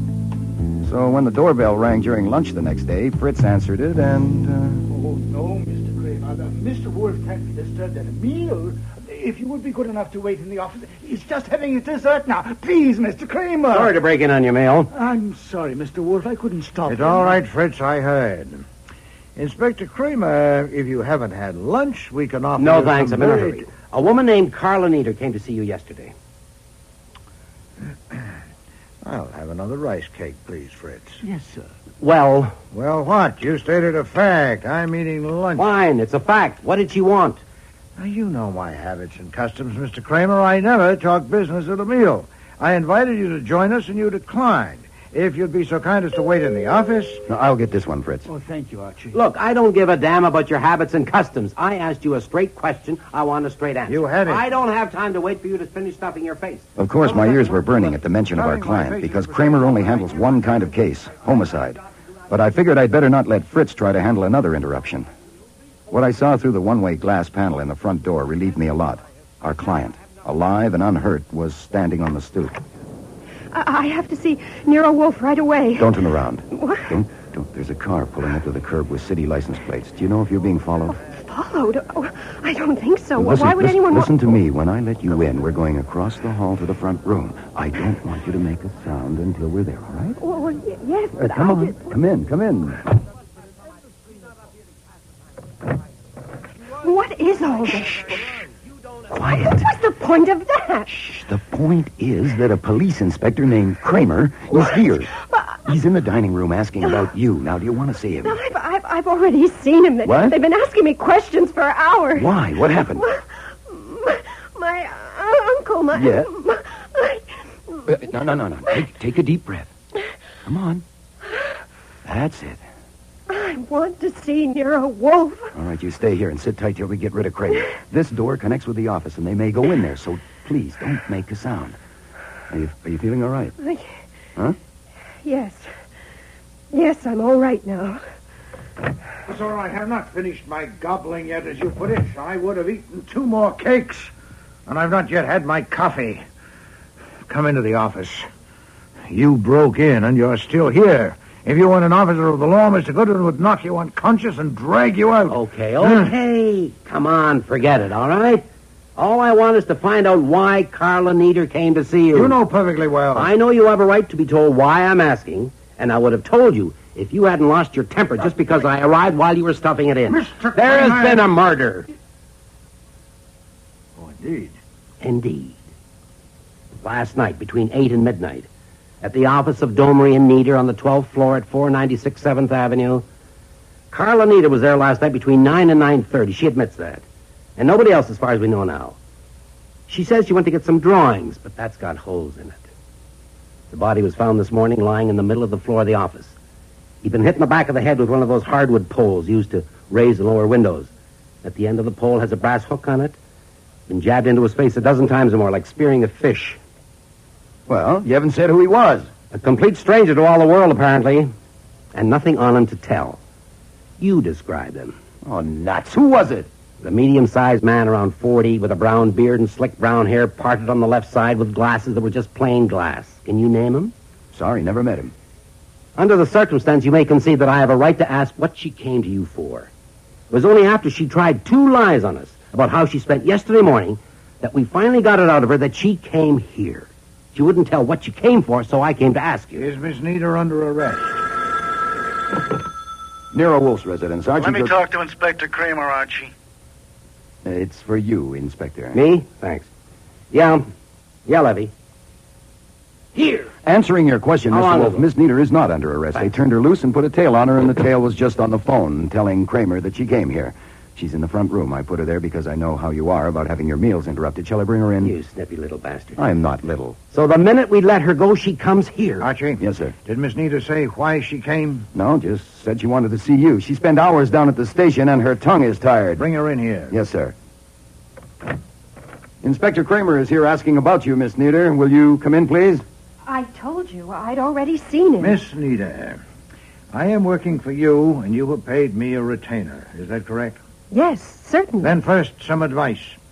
The police could have held you as a material witness, and you'd have had to get bail. Instead, they've let you go to give you an illusion of freedom, and they're following you around. But why? Should you at Why? any time want to go anywhere without their knowledge, Mr. Goodwin's an expert on that, and he can tell you what to do. I understand that Mr. Kramer and his men have dragged it out of you that you came here yesterday, but that you have refused to tell them why. Is that correct? Yes.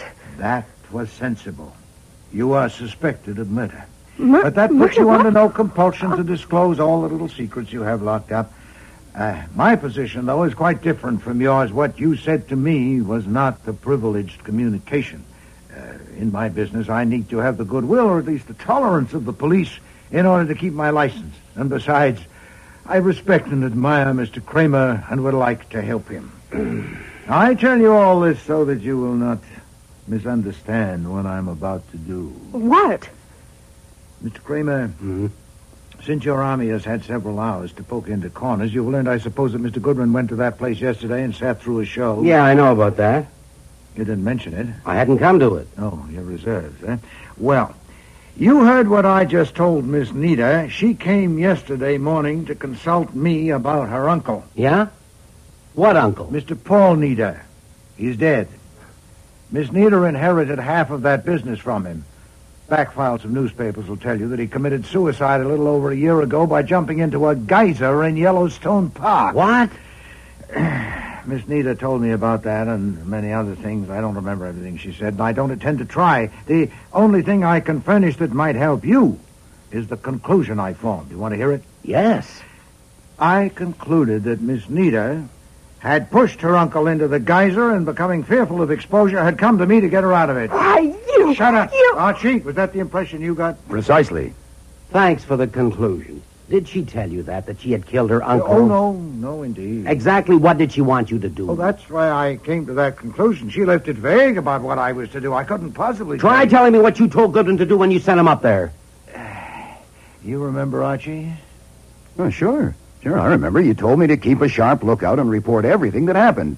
And what happened was I saw 6 of the girls that I had been waiting to marry. Now, after the wedding... You're a goddamn liar, Get a nice Mr. apartment. Kramer, I'm tired of this.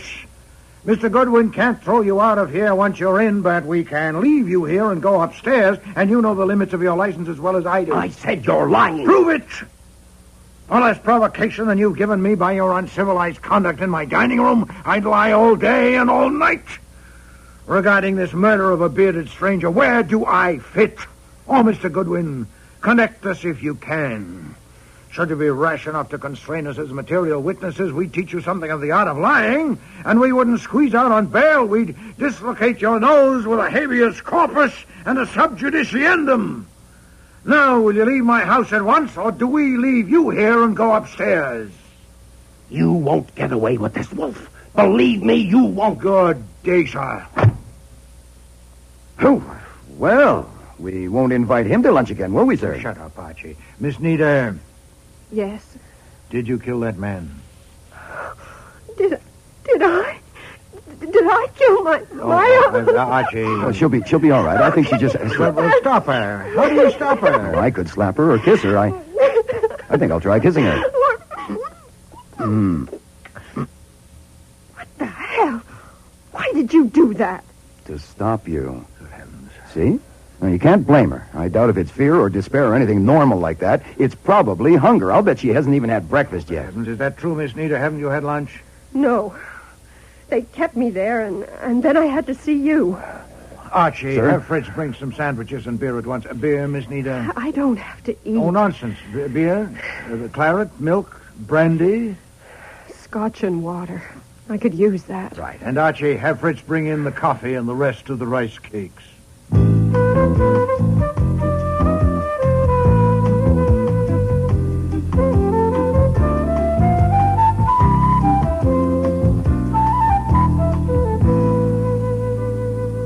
Do you feel better now? Yeah, much better, thanks. I guess I was pretty empty. Good. You came to me as soon as the police let you go. Does that mean that you want my help in this new circumstance? Well, it certainly does. Now, what I want to do is... We'll go faster if I lead. Mr. Kramer's quite capable of sending men here with warrants, so let's compress it. There are 2 points in which I must be satisfied before we can proceed. First, did you kill that man? No, I want to... Just the no will do if it's the truth, is it? Yes, it's no. I'm inclined to accept it. Archie? I vote no. I wouldn't have had the impulse to kiss her if she jabbed a window pole into a man's face. No, definitely no. Then that's settled. The other point, Miss Nita, is this. Was the man you saw a week ago your uncle, and was it he who was killed last night? Well, yes, it was Uncle Paul. I saw him. I went right You're up... certain? Look, I made myself go close to look at him. Oh, his face was dreadful, but he had the beard and the slick hair. I wanted to do something, but I didn't have the nerve enough, and I had to sit down to pull myself together. Now, they say I was in there 15 minutes, but I wouldn't think it took me that long to get up my nerve, but maybe it did. Anyway, I went and I pulled up the right leg of his trousers and I pulled his sock down. He had 2 little scars about 4 inches above the ankle where he'd been bitten by a dog once. I looked at them close. I had to sit down again. Oh, well, now that's why it took me 15 minutes. I'd forgotten all about that. I sat down again. And then you left? Yes, I went home to my apartment and phoned Mr. Demarest. Who's Mr. Demarest? He's a lawyer. He was a friend of Uncle Paul's, and he's the executor. So I thought I'd better phone him. Yeah. Confounded, why didn't you phone me? Well, I didn't know you well enough for that, did I? I mean, how could I tell what you would or wouldn't believe? Yeah, indeed. So you decided to keep it from me, running the risk that I might glance at a newspaper. Yeah. What is the lawyer doing? Reading up? No, I didn't get him. I phoned again at 11:30, but he still wasn't in. I intended to phone again, but I lay down on the couch and, well, it may be hard to believe, but I went to sleep and I didn't wake up till nearly 7 o'clock. Then I thought it over, and I decided not to tell Mr. Demarest or anybody else. Well, I figured during a show season, there are lots of people going up and down in those elevators after hours, and I thought, well, they won't remember about me, and my name wasn't in the book because they know me so well, and they're not strict about it. Oh, boy, that was dumb, wasn't it? It was, Yeah, well, of course I had to go to work as if nothing had happened. And the place was full of police and detectives when I got there. I'd only been there a few minutes when they took me into a fitting room to question me, and like a fool, I told them I hadn't been there last night when they already knew about it. When they were through with me, I phoned Mr. Demarest's office, and he was out at lunch. So I came here. Yes. Well, you said you want my help in this new circumstance. What do you want me to do? Keep you from being convicted of murder? Convicted? Of murdering my uncle? Now, I told you... I suggest, sir, that you lay off unless you want to make me kiss her again. She's not a crybaby. Your direct approach is something. Well, look, Miss Nita, if you're on the defense and intend to stay there, get a lawyer. I'm no good for that. If you want your uncle's murderer caught, whoever it is, and doubt whether the police are up to it, get me. Now, which do you want? A lawyer or me? I want you. All right, then we know what we're doing. In 20 minutes, I must go up to my Yorkies. I spend 2 hours with them every afternoon from 4 to 6. The most urgent question now is this. Who knows that the murdered man was Paul Nita? Who besides you? Nobody. As far as you know, no one has said or done anything to indicate knowledge or suspicion of his identity. No, they all say they never saw him before, and they have no idea how he got there or who he is. Of course, the way his face was, you wouldn't expect anybody I suppose not. But we'll assume that whoever killed him knows who he was. We'd be donkeys if we didn't. Also, we'll assume that he thinks no one else knows. That gives us an advantage. Now, are you sure you have given no one a hint of your recognition of your uncle last week? Yes, I'm positive. Good. Now, do you think you know who killed your uncle? No, of course not. You've no idea at all? No. How many people work there? Right now, about 200. Oh, phooey. Can any of them get in after hours? Not unless they have a key, or they're let in by someone who does have a key. Well, who has keys? Oh, let's see. Now, I have one. Bernard Domery, Polly Zarella, Ward Roper. That's all. Oh, no. Mr. Demarest has one. As my uncle's executor, he's in legal control of the half-interest. Who opens up in the morning and locks up at night? Polly Zarella. She's been doing that for years, since before I came there. So there are just 5 keys? Yeah, that's all. Then we know of 4 people with keys besides you. Now, can you get them here this evening? What? You want all 4 of them here this evening? Yes. Oh, good Lord, I can't just order them around. What can I say? But they're much older than I am. All but Bernard. Anyway, they think I'm just a fresh kid. I'm only 21. That is, I will be. My God. What now? Tomorrow's my birthday. Really? I'll be 21 tomorrow. You will? Oh. Yeah. Happy birthday. Archie. Yes, sir. Go up there with Miss Nita. Get those people here by 8:30.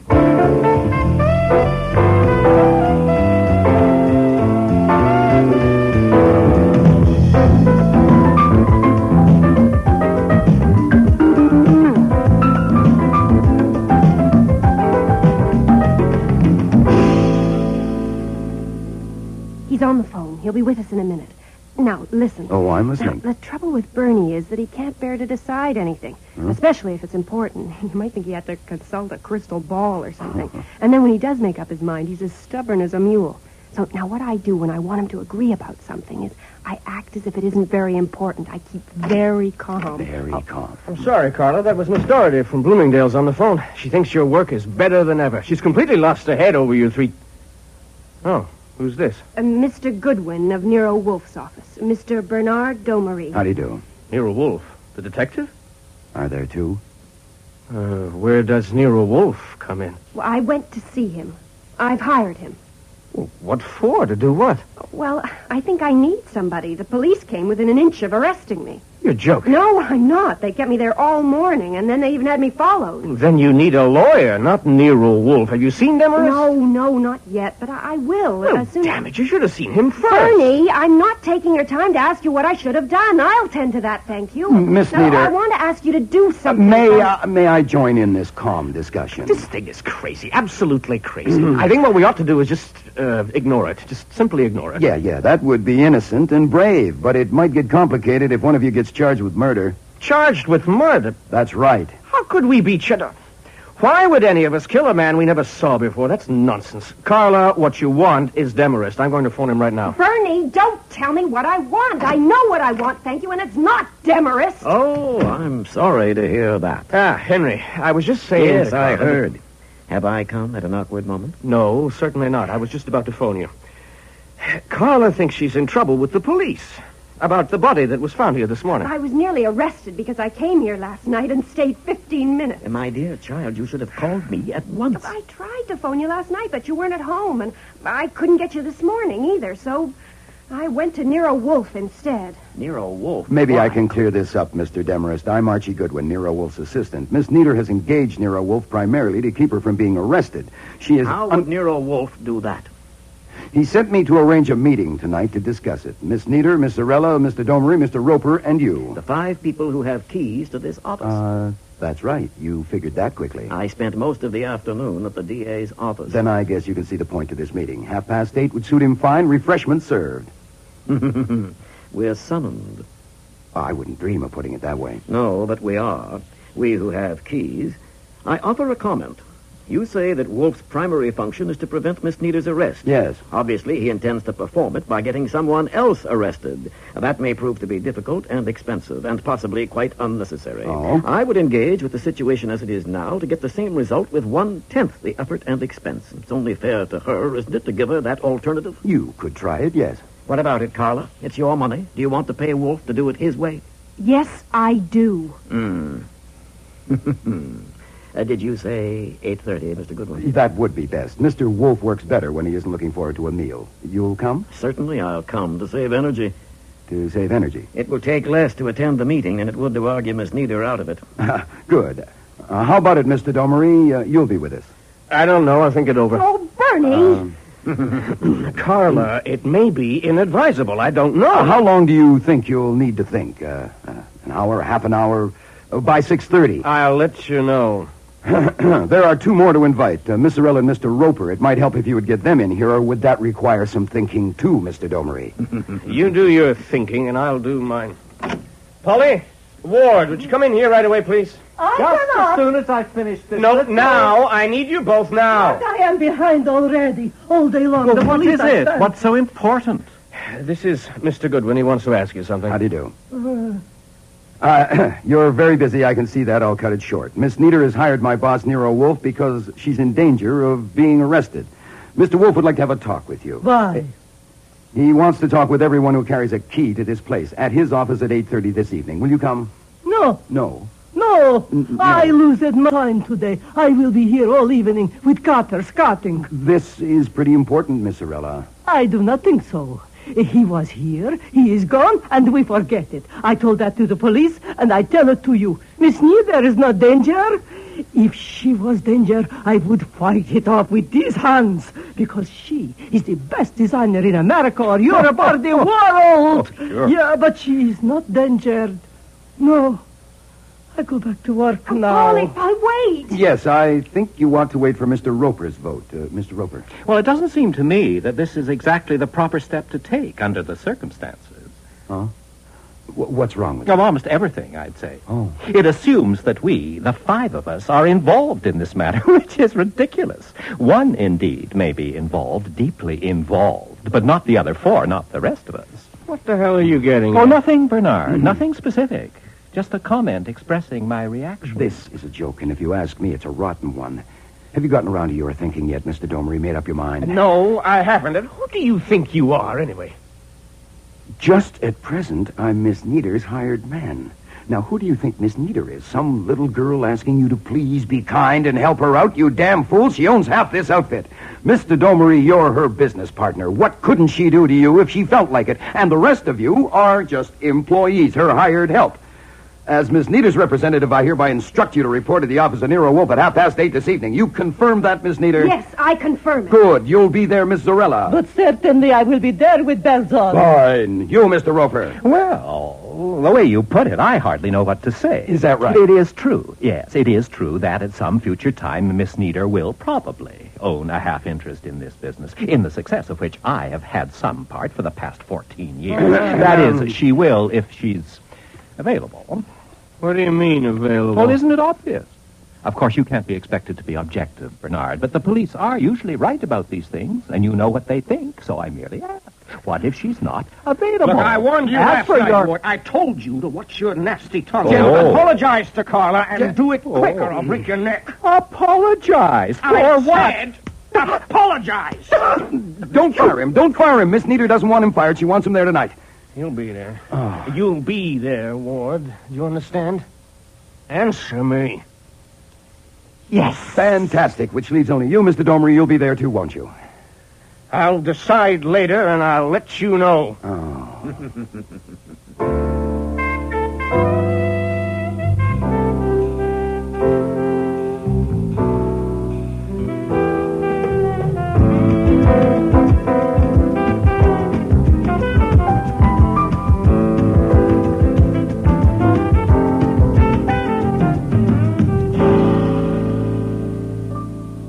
Thank you all for coming. We had to. Your man Goodwin dragooned us. Oh, not you, I understand, Mr. Demarest. Oh, yes, me too. Only I saw the compulsion a little ahead of the others. Well, anyway, you're here.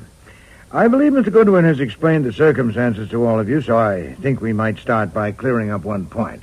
How you spent your time last evening from 8 o'clock to midnight. Will you begin, Mr. Demarest? If your man had asked that question this afternoon, it might have simplified matters. Oh, indeed? Well, it's been asked now. And now I'll simplify it. You want it all, of course. Please. The showing of the fall line yesterday brought a situation to a climax. For 2 years now, it began even before Paul Nieder's death, Mr. Roper here has been getting increasingly jealous of Miss Nieder's talent as a creative designer. That's not true. The reactions to this new line have made it evident that she is vastly superior to him, and this enraged him. He wanted to quit. Since his services are still valuable within the limits of his abilities, it was desirable to calm him down. And for that purpose, Bernard Domery, Polly Zarella, and Ward Roper dined with me in a restaurant last evening. We were together continuously from 7:30 to well after midnight. What? All 4 of you for the entire time? Yes. It does simplify things, doesn't it? You verify that, Mr. Domery? All of it, as told? Yes, I do. Do you, Miss Zarella? Oh, yes. Mr. Roper? I do not. Oh. To say Miss Nieder is vastly my superior is absolutely absurd. I have in my possession 3 books of clippings from Women's Wear Daily, Vogue, Harper's Bazaar. Yes, no doubt. We'll allow your exception to that part. Do you verify Mr. Demarest's account of what happened last evening? No. There wasn't the slightest necessity of calming me down, as he put it. I merely wanted to confound make it. the Were point... you 4 people together from 7:30 till after midnight? Oh, that? Oh, yes, we were. I see. Naturally, the police are especially interested in Miss Nieder, since she alone of those who have keys is vulnerable.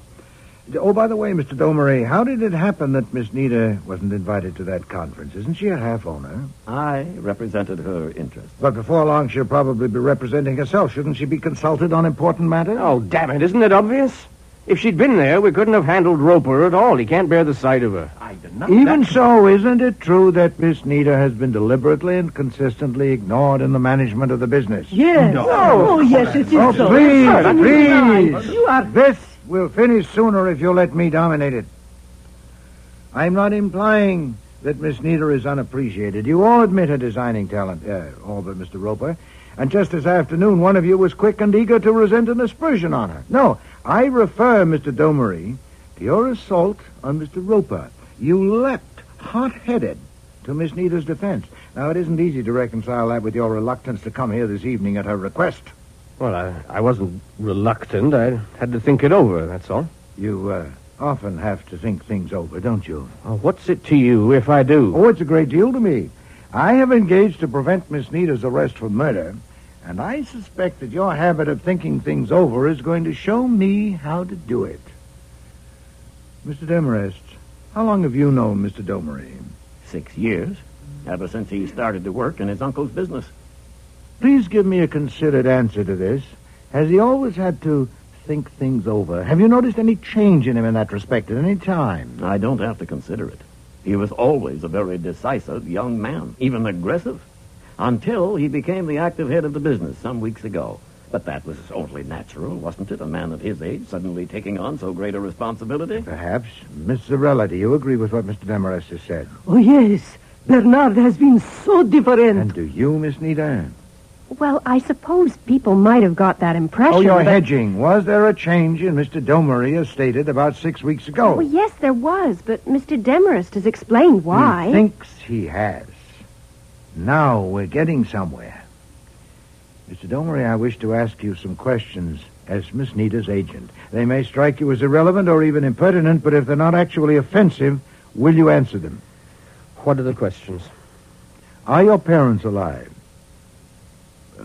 Yes. Where are they? In Los Angeles. My father is a professor in the university there. Is either of them conversant with your business affairs? Not especially. Well, in a vague, general way. Have you any other relatives that you see or correspond with frequently? Carla, do you want me to go on with the autobiography? She has no opinion in the matter because she doesn't know what I'm after. Can you object that my questions are offensive? No, they're only silly. Ah, then humor me. Or humor Miss Nita through me. Any other relatives that you see or correspond with frequently? None whatever. For help in making decisions, manifestly it's not Mr. Demarest you turn to, nor Miss Zarella, nor Mr. Roper. Is there a banker, a lawyer, a friend, any other person or persons on whose judgment you rely for guidance in your business? Anyone at all? Well, no special person. No, I discuss things with people, naturally, including Mr. Demarest. Oh, not Mr. Demarest. He has noticed a change in you. Now, this is your last chance, Mr. Domery, to drag somebody in. I don't have to drag anybody in. I'm sound mind and body and over 21. I know you are, and of a decisive and aggressive temperament, and that's why I'm making progress. Thank you, Mr. Domery. What for? Well, up to a few minutes ago when I got my head battered in by being told that you four people spent last evening together, I'd no idea of where my target was. Now I know. Where is he? What? Where is he, Mr. Domery? Who? No, sir, it's no good. I know. Even if I only guessed it'd be enough, I could give it to the police as a suspicion deserving inquiry. How long do you think it would take the police to find him? Mr. Domery, I cannot stress this strongly enough. Miss Nita is in serious danger of being arrested for a murder she did not commit. Look, I've had enough of this. I'm leaving. No, sir, you will not be permitted to leave this room until either you've told me where he is, or I've given the police time to start on his trail and cover my door. Oh, unlawful restraint with witnesses. Where is he, Mr. Domery? You can't take time to think it over now to consult him on this one. Where is he? This is awful. This is an awful thing. Stop it. You can't do this. You can't threaten and keep him here. It's unlawful. Now, just stop it now. It's too late, Carla. You hired him. And I must admit you're getting your money's worth. You'd better tell him, Bernard. It may be hard, but the other way is harder. Where is he, Mr. Domery? The address is 816 East 90th Street. Look, I want to phone him. No, you will be unlawfully restrained if you try. What is it, an apartment building? Yes, apartment 10C. I rented it for... Is he there now? Yes, I was to phone him there when I left here. I said I'd go to see him, but he said I might be followed, and I'd better phone from a booth. What is the name? Dixon. George Dixon. Thank you. Archie? Yes, sir. Get Fritz in here and give him a revolver. I don't know how some of these minds might work. Then get Mr. Dixon and bring him here. The address... I have it written down, sir. Don't alarm him any more than you have to. I don't want you killed, and I don't want a suicide.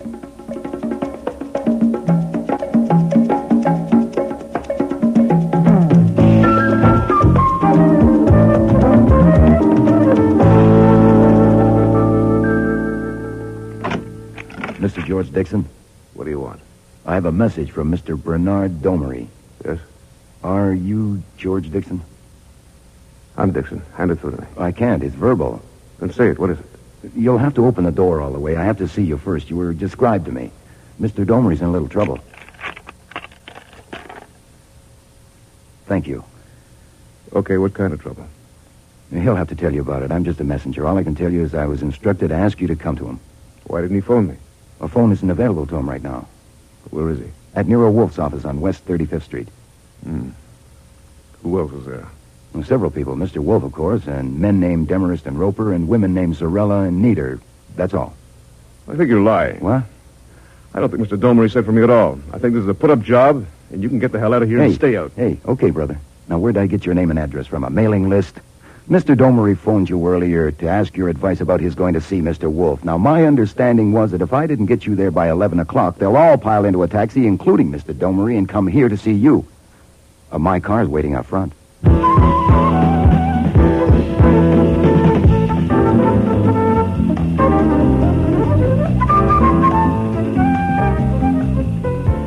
I took it for granted that by the time I got back, everyone there would know who was coming with me, even if one or two of them hadn't caught on before I left. I thought it would be interesting to see how they would welcome Mr. Dixon. But he took charge of the script himself as he entered the office. What the hell's the matter with you, Bernard? Can't you handle anything at all? Not this, I can't. This man Wolfe is one for you to handle. I only hope to God that you can. Well, I'm back, everybody. I would have been back soon anyway, but Bernard has hurried it up a little. Ward, you're looking like a window display in a fire sale. Surprised to see me? Still putting up with them, Paulie? Now you'll have to put up with me again. Carla, I hear you're on the way to lead the whole pack. You're all so quiet. Can't cut your tongues. Where's Henry? I thought he'd be here. He's in the other room with Wolfe. I don't know this gentleman. This gentleman is Inspector Kramer of the New York Police. You didn't tell me the police would be here. Now, believe me, I didn't know. Nero Wolfe called and invited me. I just got here. What's going on, Goodwin? I'm still catching up. You'll have to ask Mr. Wolfe. Who's this man? George Dixon, so I'm told. What kind of charade is Wolfe pulling now? Oh, why don't you ask him? Here he is. Archie, you're back. Yes, sir. Excellent. And Mr. Kramer, your timing was impeccable.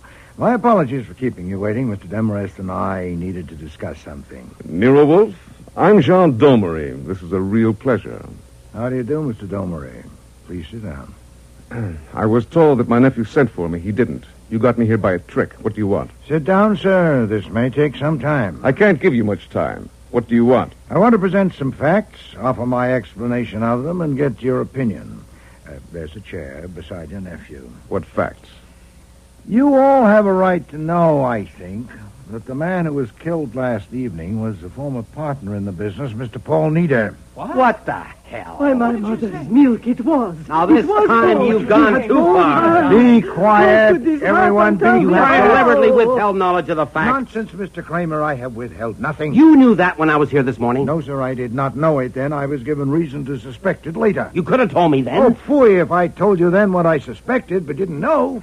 You'd quite reasonably have focused on the most likely seeming culprit, my client, and been led straight down a blind alley. I'm saving you time, Mr. Kramer. I'm giving you something. You said on the phone you could name the murderer. And I will, sir, if you'll sit down. Go ahead. We have here a situation that reads like a Wilkie Collins novel. Two men presumed dead, both returning to life. Now, some explanation is needed. Mr. Dixon Domery, won't you help us? You were going to give us some facts. So far, you've given us fantasy. I see. You won't help, then? Certainly not. Why should I? It's your fantasy. Well, we'll have to go about it the other way, then. When did you last see Paul Nieder? About a year ago. just before he left for a vacation. Well, that's not a very intelligent lie, sir. It can be checked. Mr. Kramer here has an army of men whose job it is to check such things. I'll ask you again. When did you last see Paul Neder? You won't answer, eh? Then I will. Mr. Kramer, if you put your men on it, I think you'll discover a meeting between Mr. Dixon and the deceased sometime after last Tuesday's showing of the Domery and Neder fall line. Quite possibly it was at Mr. Dixon's apartment. The address... He won't find anything. Oh, indomitable, are you? Ah. Then how about your meeting with Mr. Neder last evening at the offices of Domery and Neder when you killed him? Killed him? You accuse me in front of all these witnesses of killing that man? Oh, yes, sir. I'm certain of my ground.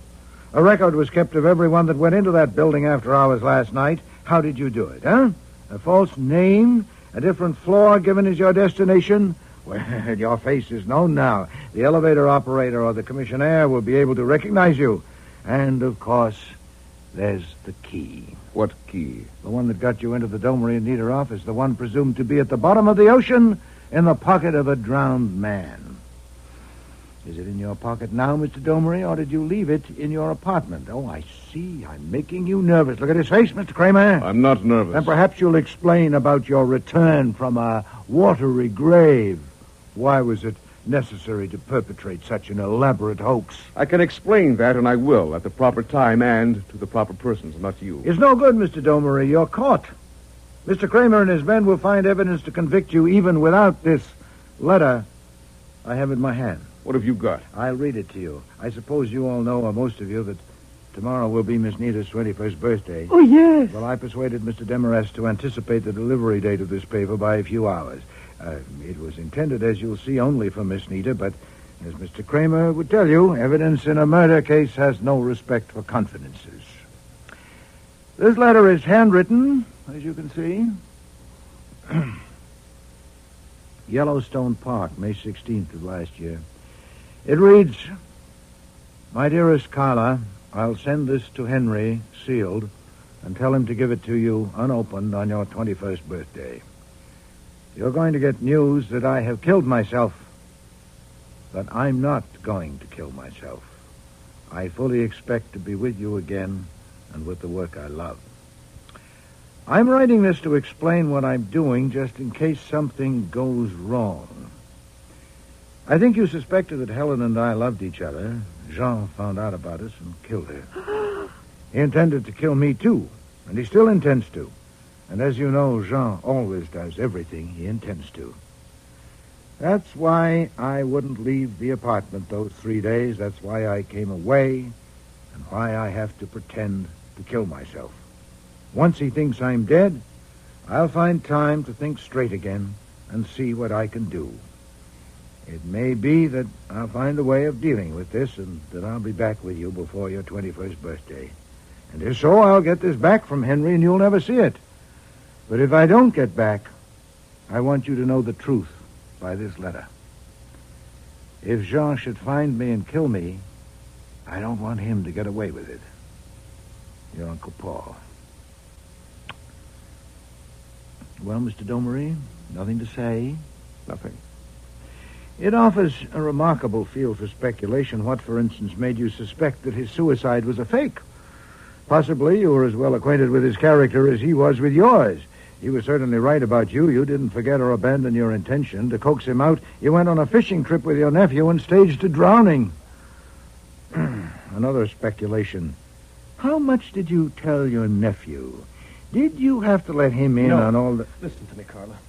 Whatever my uncle has done, that's up to him, but this is my part, and you've got to get it straight.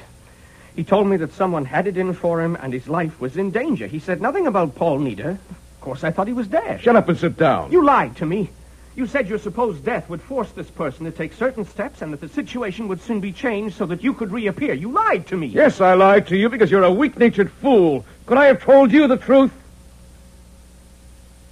But it isn't necessary to lie anymore, since that other fool, Paul, seems to have gotten the last word.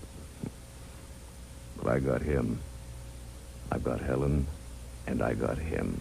Take him away, Mr. Kramer. I'm through with him. I'll have that letter. No, sir, I'll keep it. Or rather, I'll destroy it. What? No, it's mine. Like hell it is. Certainly it is. It's in my writing.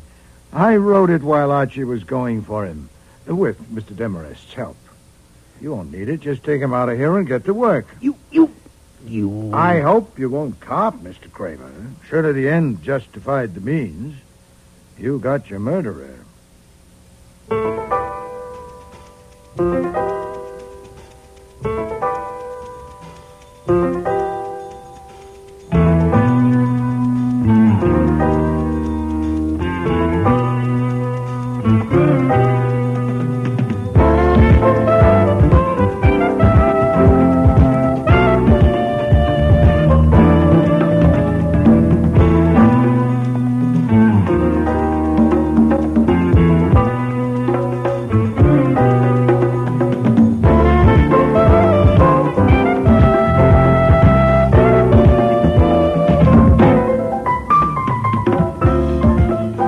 Starring in today's episode were Mavor Moore as Nero Wolfe, Don Franks as Archie Goodwin, and Cece Linder as Inspector Kramer. Lynn Griffin was Carlin Meader, Neil Monroe, Bernard Gomery, August Schellenberg, George Dixon, Michael Tate, Ward Roper, Marion Waldman, Polly Zarella, Sandy Webster, Henry Demarest, and Frank Perry was Fritz. Music was composed and conducted by Don Gillis. Technical operations, John Jessup. Sound effects, Bill Robinson. Production assistant was Nancy McElveen, and casting consultant, Ann Weldon Tate.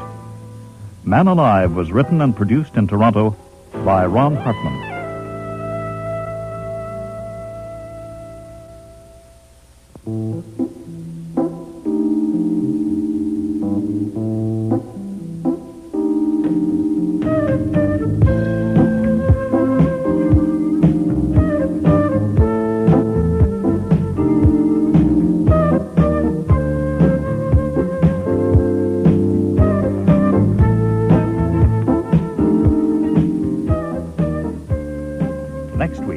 Mr. Wolfe, I've come to you because I'm going to be murdered by a man called Conroy Blaney.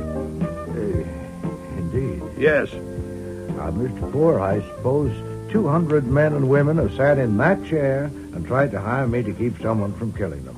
How many, Archie? 209. Have I taken the jobs? No, sir, never. For $2 million a year, you can make it fairly difficult for a man to kill you. That's about what it costs to protect a president or a king. And even so, consider the record. I don't expect you to keep him from killing me. That's not what I came for. Then what the devil did you come for? To keep him from getting away with it. Oh, I see. Con Blaney is so damn clever that it isn't a question whether he can kill me or not. The question is whether he can manage it so he's in the clear. I'm afraid he can. Next week, Instead of Evidence, with guest stars Lally Cadeau, Sean Sullivan, Martha Gibson, Eric Peterson, and Danny Bucos.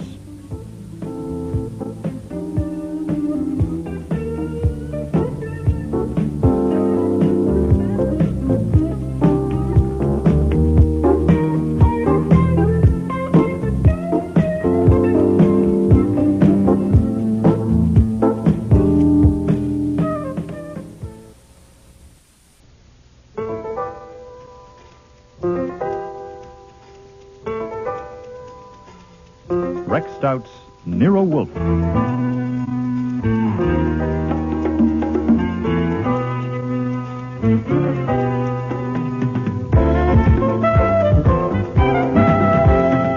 Starring Mavor Moore as Nero Wolfe and Don Franks as Archie Goodwin.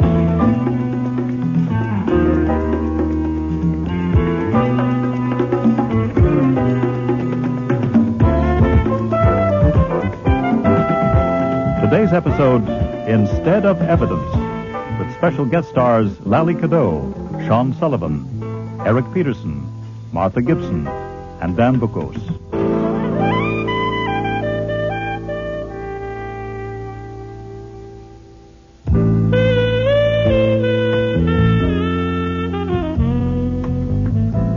It is merely one facet of my complex character that I do not like men named Eugene. I admit it's a prejudice. That, and that alone, accounted for my offish attitude when Mr. and Mrs. Eugene R. Poor called at Nero Wolfe's office that Tuesday afternoon in October. Eugene. Yes, dear? You dropped your cigar. Oh, I'm sorry. Mr. Wolfe, I've come to you because I'm going to be murdered by a man called Conroy Blaney. Indeed. Yes. Mr. Poor, I suppose 200 men and women have sat in that chair and tried to hire me to keep someone from killing them. How many, Archie? 209. Have I taken the jobs? No, sir, never. For $2 million a year, you can make it fairly difficult for a man to kill you. That's about what it costs to protect a president or a king. And even so, consider the record. I don't expect you to keep him from killing me. That's not what I came for. Then what the devil did you come for? To keep him from getting away with it. Oh, I see. Con Blaney is so damn clever that it isn't a question whether he can kill me or not. The question is whether he can manage it so he's in the clear. I'm afraid he can. I would bet he can. Eugene. Yes, dear. You've got to try to relax. I came here, Mr. Wolfe, to give you the facts, to get the facts down, and to pay you $5,000 to see that he doesn't end up in the clear. I want someone to know about it. Your wife knows about it. What if he kills her, too? There's no one else I can trust. Then why not go to the police? The police? I'm not sure they'd even remember I'd been there if it happened in a year or maybe 2 years. I can't pay them to remember. What's the matter? Don't you want $5,000? I wouldn't get $5,000. As my income tax now stands, I'd keep about 10%. If Mr. Blaney's as clever as you say he is, I wouldn't consider trying to uncover him on a murder for $500. No, sir. Mrs. Poor, may I ask why that makes you look so pleased? Because I need help, and I think you're going to help me. I don't approve of this. I didn't want my husband to come here. Where did you want him to go? To the Atlantic Detective Agency? Oh, no. If I'd been in favor of this going to any detective, it would have been Nero Wolfe, but may I explain? I am due in the plant rooms at 4 o'clock. I have 18 minutes. Then I'm going to use them. Eugene, please. It won't take 18 minutes, Mr. Wolfe. My husband and Mr. Blaney have been business partners for 10 years. They own the firm of Blaney & Poor, manufacturers of novelties. We make things like matches that won't light, chairs with rubber legs, and bottled drinks that taste like soap. Good heavens. It's the biggest firm in the business. Mr. Blaney gets the ideas and handles the production. He's a genius and my at it. husband handles the business part. Sales and so on. But Mr. Blaney is really just about too conceited to live. And now that the business is a big success, he thinks my husband isn't needed. He wants him to get out and take $20,000 for his half. It's worth a great deal more than that, 10 times as much. I won't do it. The argument has gone on and on. Until now, my husband is convinced that Mr. Blaney is capable of doing anything to get rid of him. Of killing him. And you don't agree? Oh, no, I do agree. I think Mr. Blaney would stop at nothing. Has he made threats? Oh, no, he isn't that kind. He doesn't make threats. He just goes ahead. Then why didn't you want your husband to come to me? Because he's simply too stubborn to live. There's a clause in the partnership agreement. They signed it when they started the business. That says if either one of them dies, the other one owns the whole thing. That's another reason why he'd kill me. What my husband wants is to make sure Mr. Blaney gets caught. That's how stubborn he is. And what I want is for my husband to stay alive. Martha, we've been over this My husband has time. saved over $200,000. He can get another $20,000 from Mr. Blaney for his half of the business. It's worth 20 times that much. Not if you're dead. With the income from that, we could live comfortably and happily. I thought you'd stand by me in this fight. I would if you could possibly win. But you can't win. Instead of winning, you'll probably die. I ask you, Mr. Wolfe, you're a wise and clever man. What would you do if you were in my husband's position? You put that as a question? Yes, I do. Well, granting that you've described the situation correctly, I would kill Mr. Blaney. What?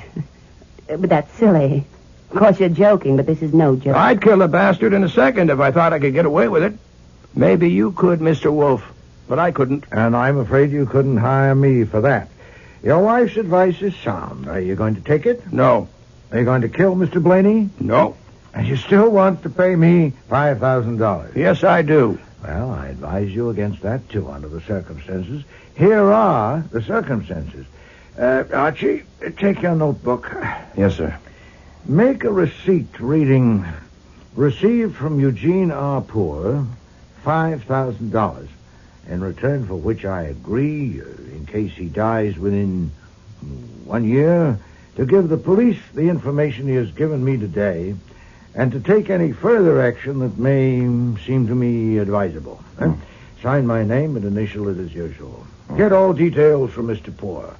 Now, if you have anything further to ask, sir, ask it of Mr. Goodwin. That's no good. You don't even say what kind of action. At least you ought to say I that... advised you against it under the circumstances. Those are the circumstances. That's all I'll undertake. Suit yourself. Mr. Wolfe, I didn't mention that I brought the fee in cash. Speaking of income tax, getting it in cash would make it... Boy, I am not a common cheat, Mr. Poor.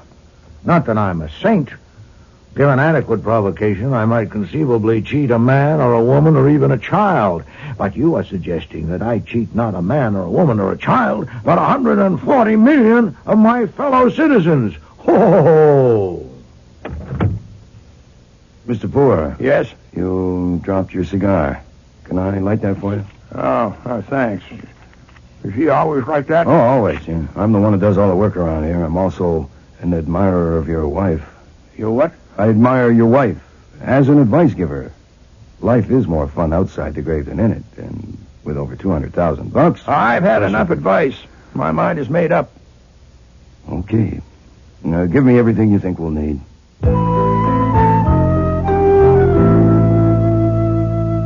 It was nearly 5 o'clock when they left. I was still typing from my notes when at 6 o'clock, Wolfe came down from the plant rooms. Well, did you take that man's money? If I say I took it, you'll claim that your attitude as you left plainly indicated that he had insulted you and you wouldn't play. If I say I refused it, you'd claim I'd done you out of a fee. Now, which do you prefer? Did you word the receipt properly? No, sir. I worded it the way you told me to. No. The loot is in the safe. I told him you'd prefer a check, but he said there it was. He'd taken the trouble to get it, so why not take it? He still thinks you'll forget to report it to your 140 million citizens. Oh, by the way, if Blaney does perform, I'm going to marry the widow. You saw her legs. I did not see her legs. Do your typing, Archie. I like to hear you typing. Huh? If you're typing, you can't talk. Yes, sir.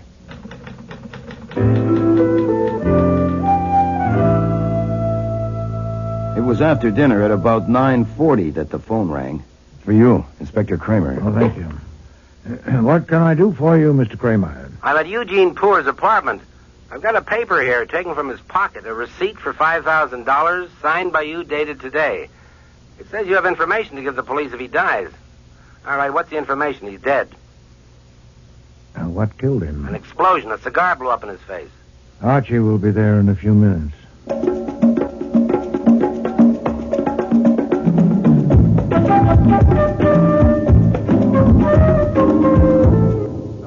You recognize him?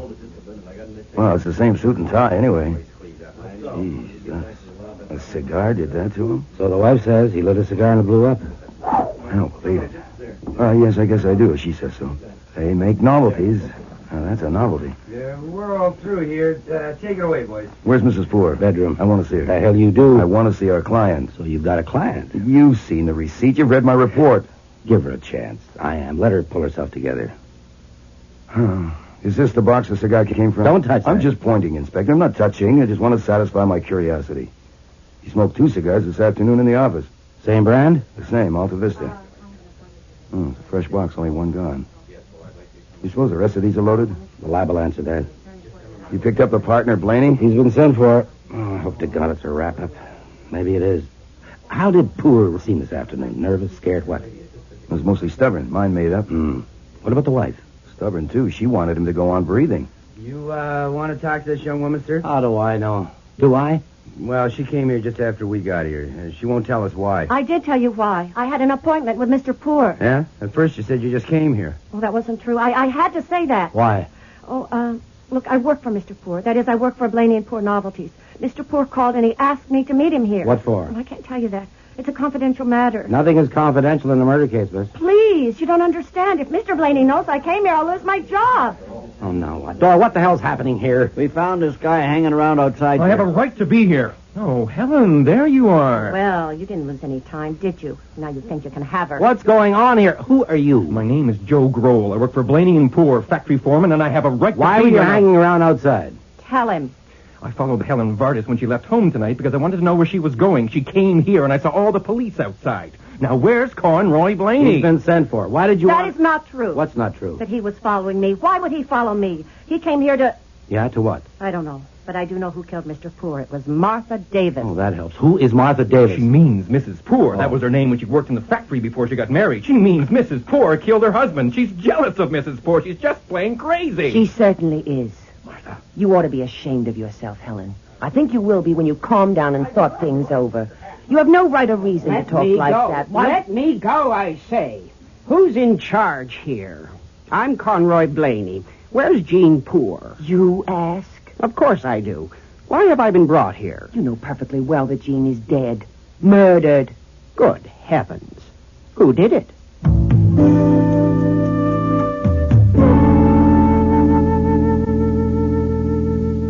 And that's when they removed me to another room. Did you get to speak to Mrs. Poor at all? Yeah, later. Much later, and only for a short time. Well? The Poors left here in their car a little before 5. She persuaded him to drive up to Conroy Blaney's place in Westchester, hoping they could talk it all out. She phoned ahead and made an appointment with Blaney for 6:30, but at the last minute, Poor balked and they stopped at Marnie's Tavern near Scarsdale to debate. Poor won the debate. He wouldn't go. So she left him at the tavern and went on to Blaney's place alone. She got there at 6:15. Are you awake? Oh, yeah, sure. It's hard to tell when you close your eyes like that and don't move. Do you want me to go on? Go on. Blaney wasn't there. He lives alone, and the doors were locked. Now, she waited around till 10 minutes to 7 and then went back to the tavern. They ate dinner there, and then they drove back home. When he got home, he opened a fresh box of cigars. She was in the bathroom when she heard the explosion. Are you still awake? You say the face was unrecognizable? Yes, sir. From something concealed in a cigar? That's next to incredible. It's really incredible. So, what do we do? Do? Nothing. Nothing? There is nothing to do. I engaged to give that information to the police and have done so. Also to take any further action that might seem to me advisable, and I've done that. You mean you're through with the case? Certainly not. I haven't started. There is nothing to start on. Mr. Kramer may do the job himself. I hope so. I resign. Nonsense. Do your work. No, sir, I'm going upstairs. I'm going upstairs to pack. If you're too lazy to wiggle a finger, very well, that's not news. But you're not even interested. Does it bore you because you've already collected the fees, eh? Too small a fee? Is it too obvious? Is it beneath you? Confound Well, it, how Archie. about this in the Gazette, then? Man's naked body found in a lonely lane near White Plains, head crushed to a pancake by a car running square over him. Now, there's a case for a great detective like you. See, it might be Hitler, since his body has never been found. Answer the door, Archie. Yes, sir. Wolf doesn't like receiving unexpected callers. He likes me to check with him first. So I didn't. Inspector Kramer. Good morning, Mr. Kramer. To what do I owe I this? told him to hell with him. You wouldn't see him. Since he's working on the poor case and you're not interested. Oh, shut up, Archie. Sit down, Mr. Kramer. Why do you put up with him? He saved my life once. Once? Have you forgot? What can I do for you, Inspector? I dropped in on my way uptown because I thought it was only fair. I think I'm going to arrest your client on a charge of murder. You can't arrest my client on any charge whatever. Oh, no? My client is dead. And by the way, is he? I presume the corpse has been properly identified. Certainly. With a face as blown apart as that, it's routine. Fingerprints, dentist, doctor, the works. Why? What do you think it was? Insurance fake? No, I didn't think. Then you can't arrest my client. Goodwin says Mrs. Poor is your client. Oh, Mr. Goodwin is impulsive. You read that receipt? Yeah. Huh. So you are going to charge Mrs. Poor? I think I am. Indeed. Now, don't indeed me. God damn it, didn't I take the trouble to stop by and tell you about it? Well, go ahead and tell me. Okay, but first, why did you ask if we established the identity? There's not the slightest doubt it was Poor. Not only the corpse itself, other things like the elevator man who took them up when they came home, and the people up at the tavern where they had dinner. They identified him from photograph? No, he was known there. There are no photographs of Poor, apparently. Oh, I wondered why the papers were carrying none. Are you doubting the identity of the corpse? No, that would be silly since you're ready to make an arrest. Goodwin told you about the box of cigars. Something. Well, that was it, all right. Poor smoked about a box every 2 days, boxes of 25. He bought them from a place near his office and factory. The box he started on Tuesday night The 24 left in it are all loaded. Any one of them would have killed him 2 seconds after he lit it. Oh, that's hard to believe. Inside a cigar? Right, I thought so, too. The firm of Blaney & Poor has been making trick cigars for years, but they're harmless. All they do is make you jump. Now, what's in these 24 is anything but harmless. It was invented for the Army and still is on the secret list. Now, even this is confidential. It's made by the Beck Products Corporation. And their men and the FBI are raising hell trying to find out how this murder got a hold of them.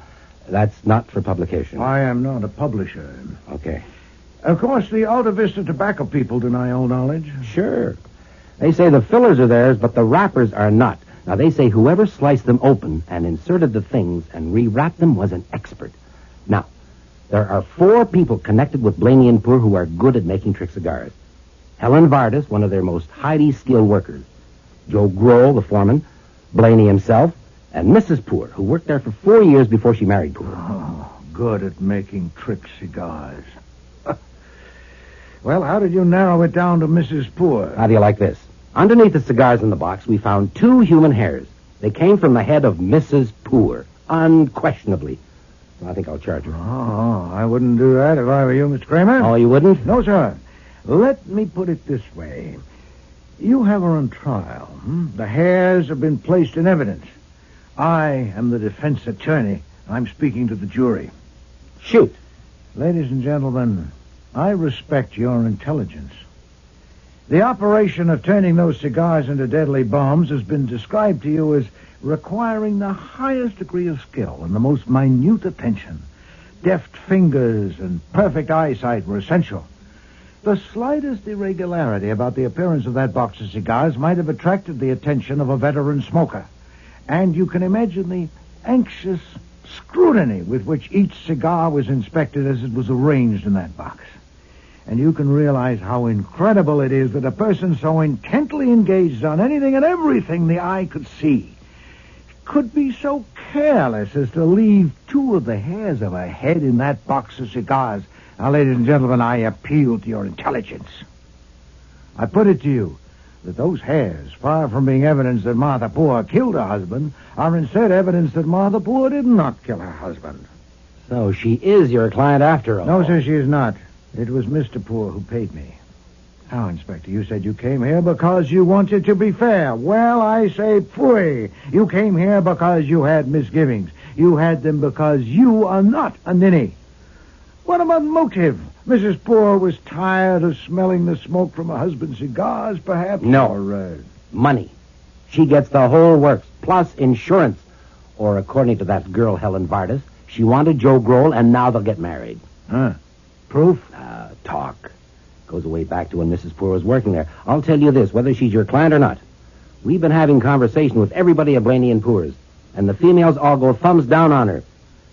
The idea being that she's a man-eater.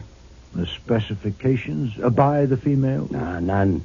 But it's unanimous. Oh, it would be. They never forgive a woman for marrying the proprietor.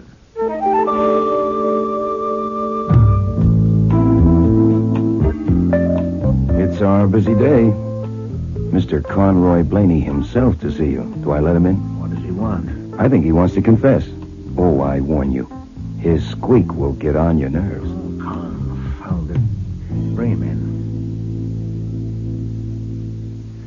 We meet at last, Mr. Wolfe. I was thinking on my way here, fate has thrown us together. You dominate your field and I dominate mine. We were bound to meet. Your field? That's right. I am supreme. I imagine you and I are alike in more ways than one. Now, I like to see things done in an orderly manner. So do you, don't you? Mr. Blaney, So first I'll give you my 4 reasons for coming here, and then we can take them up one at a time. 1, I want a copy of the report you gave the police of what Jean Poor and Martha, his wife, told you about me. 2, discussion of whether your giving that report to the police was publication of a libel and whether your withdrawal of it will satisfy me.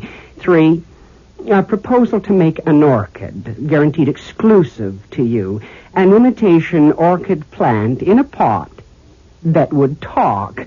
When the pot was lifted, it would say distinctly, orchids to you, or anything of similar length. God heavens! I knew we would have many things in common. That's my favorite expression, too. I use it all the time. Good heavens. But you probably want to know where I stand. I would if I were you. Tuesday evening up at Jean's apartment, I heard a man saying to another man, I presume they were detectives, something about Mrs. Poor being Nero Wolfe's client, and in that case, Mrs. Poor was as good as out of it, so Blaney might as well get his legs shaved for the electrode. Now, I really think it would be a shame to make yourself ridiculous, and I don't think you want to, so I'm willing to take this trouble. You're not a man to reach a conclusion without reasons. That wouldn't be scientific, and you and I are both scientists. Tell me your reasons one by one, and I'll prove they're no good. Go ahead. Archie, get him out of here. The truth is, you have no reasons, isn't that right? All right, then, about this talking orchid. When I get hold of a creative idea, I can't concentrate on anything else. You will have to give me 3 or 4 orchid plants to work from, and they ought to be your favorite plants. Now, here's the stroke of genius. I was saving this. The voice that does the talking will be your voice. Whoever you send it to, preferably a lady, she will lift the pot, suspecting nothing, and your own voice, the voice of Nero Wolfe, will say to her, orchids to you. Probably she'll drop the pot, but...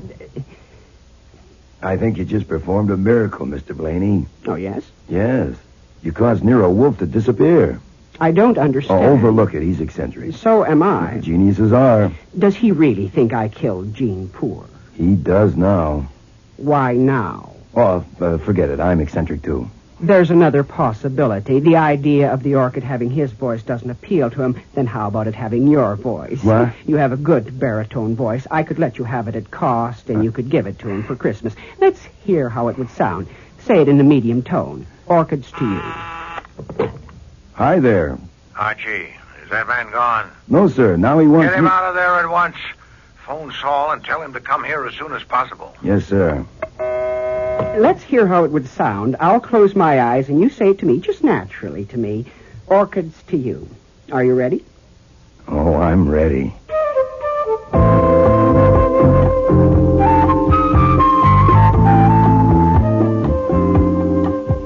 Did you get Saul? Yes, sir. He can't be here till 6 o'clock, so maybe I could... No, I need you here. Yes, sir. Working on the orchid file. To find out whether it seems advisable for me to talk with that man, Joe Grohl. Yes, sir, with tea leaves, or there's a palmist over on... When he was at the scene of the murder on Tuesday, he asked where Blaney was. I'll find out why and anything else. As for instance, when does he marry Mrs. Poor, and did she... Anything. Just see him.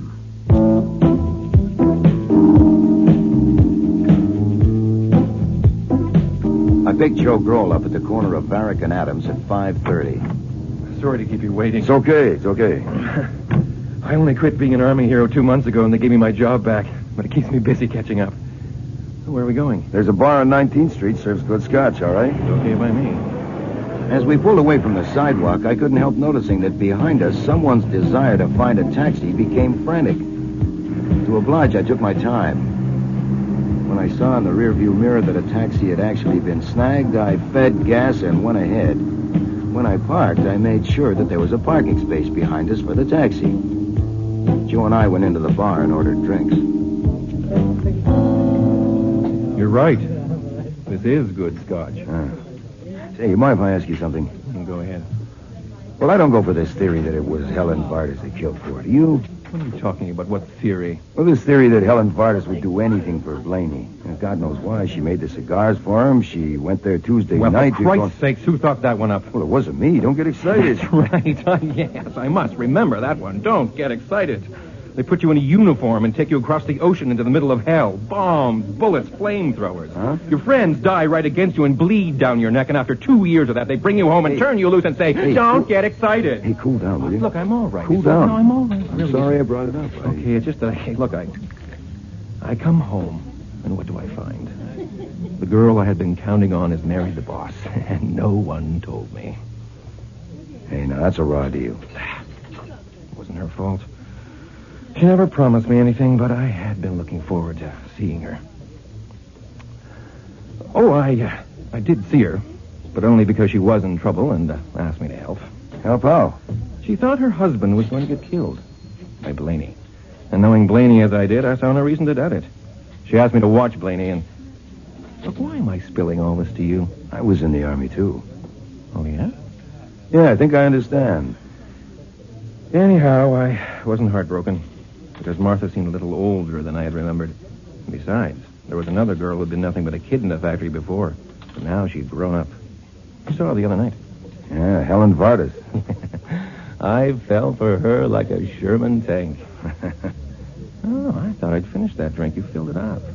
Thanks. Cheers. Oh, I guess I was a little leery of all civilians, even Helen. But she seemed to reciprocate. She seemed to reciprocate. I just don't understand it. First Martha, then her. I saw her with him in a restaurant, and I saw them together in his car. Who, Blaney? Certainly not. Poor. Eugene Poor. Oh, boy. I can't understand what he had. Look, I put it to Helen. I asked her outright, and she as much as told me to go to hell. She refused to explain? And they say, don't get excited. Tell me, who is it that thinks Helen was helping Blaney? Oh, no, it's nothing to worry about. No murder case you're apt to hear anything. Well, it's stupid. If the cops had any brains at all, they should know that it had to be either Blaney or Martha who killed Poor. How do you figure that? Martha went up to Blaney's place in Westchester at 6:15 on the night of the murder. She says Blaney wasn't there. That's right. Blaney says he was there that whole evening. So one of them is lying, and the one that's lying killed Poor. So it's Blaney. Why? Because Martha wouldn't lie? Why would Martha kill him? He had everything going for him that he had 2 years ago when they got married. Anyway, it was Blaney.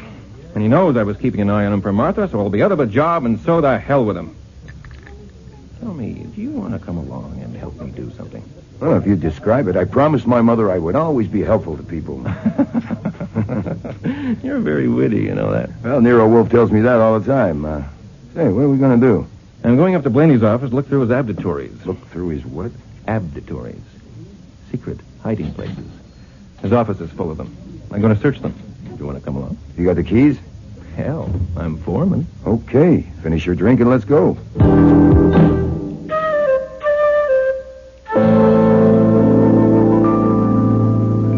You get in the car, Joel. Just be a minute. I want to talk to somebody in that taxi parked behind us.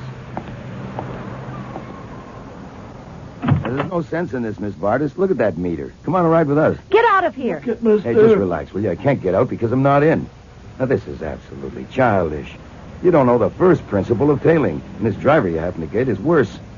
Now, if you insist on tailing Joe, okay, we'll put him in a cab and we'll let him go ahead, and you ride with me, and I'll show you how it's done. You're smart as they come, aren't you? I'm at least smarter than you if you let that meter continue to tick. Now, pay him and come on. You seem to be in charge of everything. You pay him. Hey, I guess you got you, smartass. Here, keep the nickel change.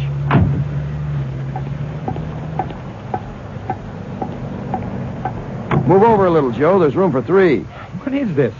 What are you doing here? If I were you folks, I would incorporate and call it the Greater New York Mutual Tailing League. I don't see how you keep track of who is following whom on any given day. Of course, if one of you gets convicted of murder, that'll put a stop to it. You have now, however, one good reason that I know of for getting married. The fact that a wife can't testify against a husband or vice versa. There's one thing you gotta watch. Now that Eugene Poor is dead, Helen will try to sell you the idea, Joe, that she was meeting him on the sly merely to keep him informed of anything Blaney seemed to be up to. And Joe will try to sell you the idea, Helen, that he was seeing Martha merely for that, too. Now, of course, he can't marry her for at least a long time because it would look a little suspicious, and he may want you just for a stopgap. You should both be Are you always such a clown? Always. It is a well-known fact that clowns have the biggest and warmest hearts on record, except mothers and 3 characters in a book by... So, if you get tired of being a stopgap, why don't you give me a ring? Stop and let me up. We're not going where I said. Oh, yes, we are.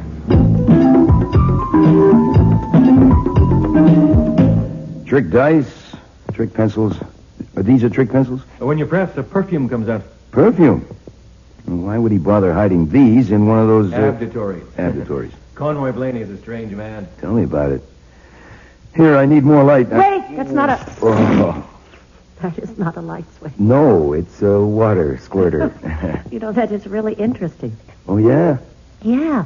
Some customers say that the person won't be standing in the right place. But you were exactly. A person not as tall as you would get it right in the eye. You are? I'm what? Not as tall as me. Oh, yes, but I've got better sense. Maybe you hadn't better touch those things. Thanks for the suggestion. What happens if I sit on this? Nothing. That one's okay. Oh, swell. Well, this is a new one on me. Helen. What? What is this thing, do you know? I haven't got the faintest idea. Here, let me see that. Where'd you find this? Did you see me find it? In that calendar on Blaney's desk. How many? Just one? No, 2 of them. Well, what are they? Do you know? I think that it was one of these things that was in the cigar that Mr. Poor never got to finish. What do you think? I think you can damn soon find out. No, wait. That idea doesn't appeal to me. I suggest that we all 3 go and deliver these gadgets, calendar included, to Nero Wolfe. He may want to ask some questions. You take him to him. I think I'll go home. I think I'll go home, too. Nothing doing. You'll just follow each other and get all confused again. If I take these things to Wolfe without taking you, he'll fly into a temper and phone the police to get you. Now, wouldn't you prefer to come with me?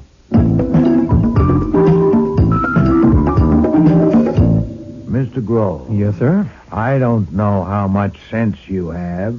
If you have slightly more than your share, you must realize that if I hand these things to the police with Mr. Goodwin's story, they'll conclude that you are a liar. Why would Miss they? Vargas, please, I'm speaking to Mr. Grove. They will ask, why did you wait until witnesses were present to explore those... Abditories. Hiding places. Is it even remotely credible that Mr. Blaney would leave such incriminating evidence in a hiding place that a dozen people knew about? I'll end by concluding that you put the capsules in the calendar yourself. I didn't. It happened exactly the way I told you. But listen. Oh, I am. You seem to know that these things are the same as the loads and the cigars. And if you do, okay. But I don't. Neither do I. And what the hell? Maybe they're full of Chanel number 5. I was coming to that. Archie, do you remember that metal coffee percolator that we were fools enough to try? Yes, sir. It's in the basement. Bring it here, please. Now, Mr. Grove, perhaps we can prevail on your expertise.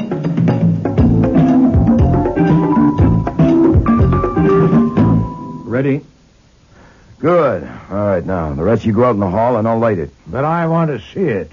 Oh, no, wait a minute. I saw Poor's face. You didn't. You go out in the hall. Oh, nonsense, Archie. That little thing, I'll be quite safe here at my desk. Okay. You've been warned. All right, here goes.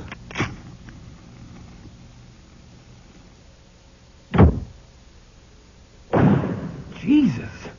Are you all right, sir?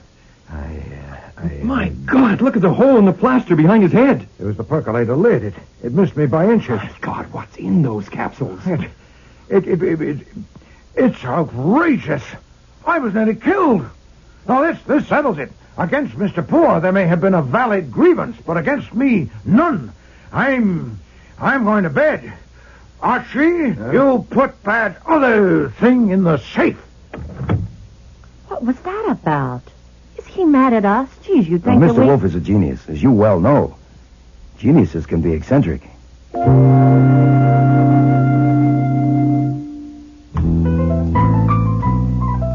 When I put the other capsule in the safe, I made a discovery. There was a receipt for me to enter in the cash book, which read $200, advance on expenses, Saul Panzer. So he'd hired Saul. I didn't sleep much that night. I tossed and turned until I finally solved the case. I did it with cold logic. All I needed was enough evidence for a jury. In the morning, I couldn't wait for Wolfe to come down from the plant rooms. Of course, nothing would interfere with his routine. We had a visitor. And she looked as if she hadn't slept all night either. Mr. Wolfe will be engaged until 11 o'clock, Mrs. Poor. He'll be down in 40 minutes. I know. I'll wait. Anything I can do? You're very kind, but I'll wait. I'll tell him you're here. Yes? Mrs. Poor's down here waiting to see you. Confound the woman. Send her away. But she... I know what she wants. Tell her to go home and read that receipt. Mr. Wolfe says for you to go home and read the receipt. What? He thinks you came here to complain because he isn't earning the money your husband paid him. And the idea of having to earn money offends him. It always has. But that's ridiculous, isn't it? Yeah, it certainly is. But my advice to you is to humor him. Much as I enjoy having you here, if he came down and found you here, he'd turn around and walk out. Now, if you have anything special to say, you tell me and I'll tell him. He'll listen to me because he has to, or fire me. And he can't fire me because then he'd never do any work at all. And eventually he'd starve to death. Well, I shouldn't think... I shouldn't think a cold-blooded murder is something to joke about. Oh, I'm not joking. They're plain facts. What did you want to say to him? I just wanted to talk with him. He hasn't come to see me. Neither of you. Oh, well... You haven't even phoned me. I don't know what's happening. The police asked me about 2 of my hairs being in that box of cigars. They must think don't that worry. Mr. Wolfe knows about that. In fact, I think he's proved to Inspector Kramer that those hairs are evidence that you did not kill your husband. Listen, isn't the funeral this afternoon? Yes. Okay, that's enough for you for one day. Leave the rest for me. I mean, if anything occurs that would help you to know about, well, I'll see that you know, right? Thank you, Mr. Goodwin. I'll drive you home.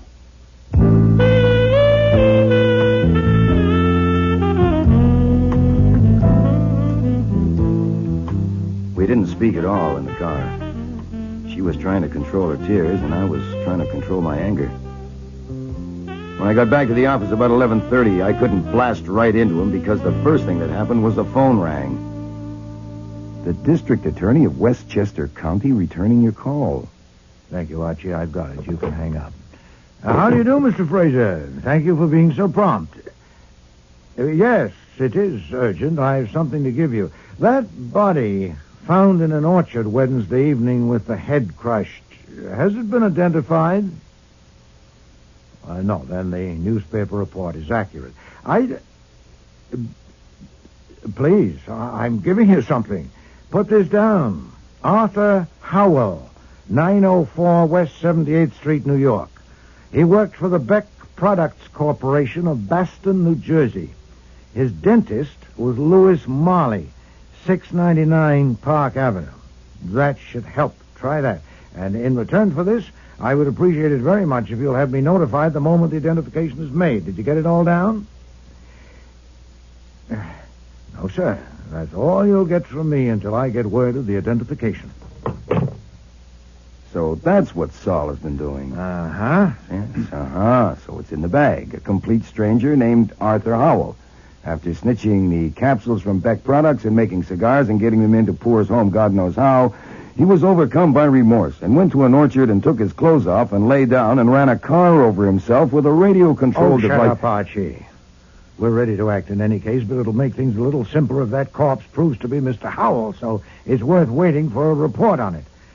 Now, 7 minutes to 4. We might as well prepare it now. Archie, get that capsule you put in the safe, and then attach it with tape to this photograph.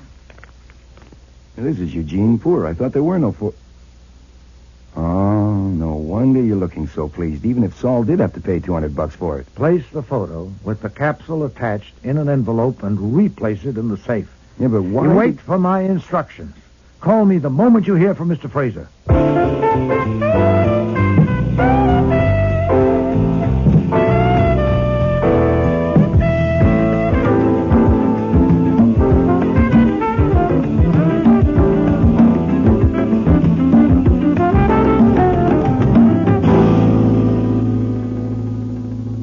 The mysterious body in the orchard is no longer mysterious. Arthur Howell? Right. Mr. Fraser was rather persistent. Indeed? He's on his way here right now with a couple of detectives. I think he wants to talk to you. Archie, you'll have to pay a call on Mrs. Poor. No, it's nearly 10 o'clock. She's probably tired. The funeral's this afternoon. Can't be helped. Saul will go with you. Saul? Yes, he's up in the guest room asleep. He didn't go to bed last night. You'll take her that photograph with its attachment. You should leave as soon as possible before that confounded Westchester lawyer gets you. I don't want to see him. Tell Fritz to bolt the door after you go. Get Saul to come down at once, then I'll give you instructions.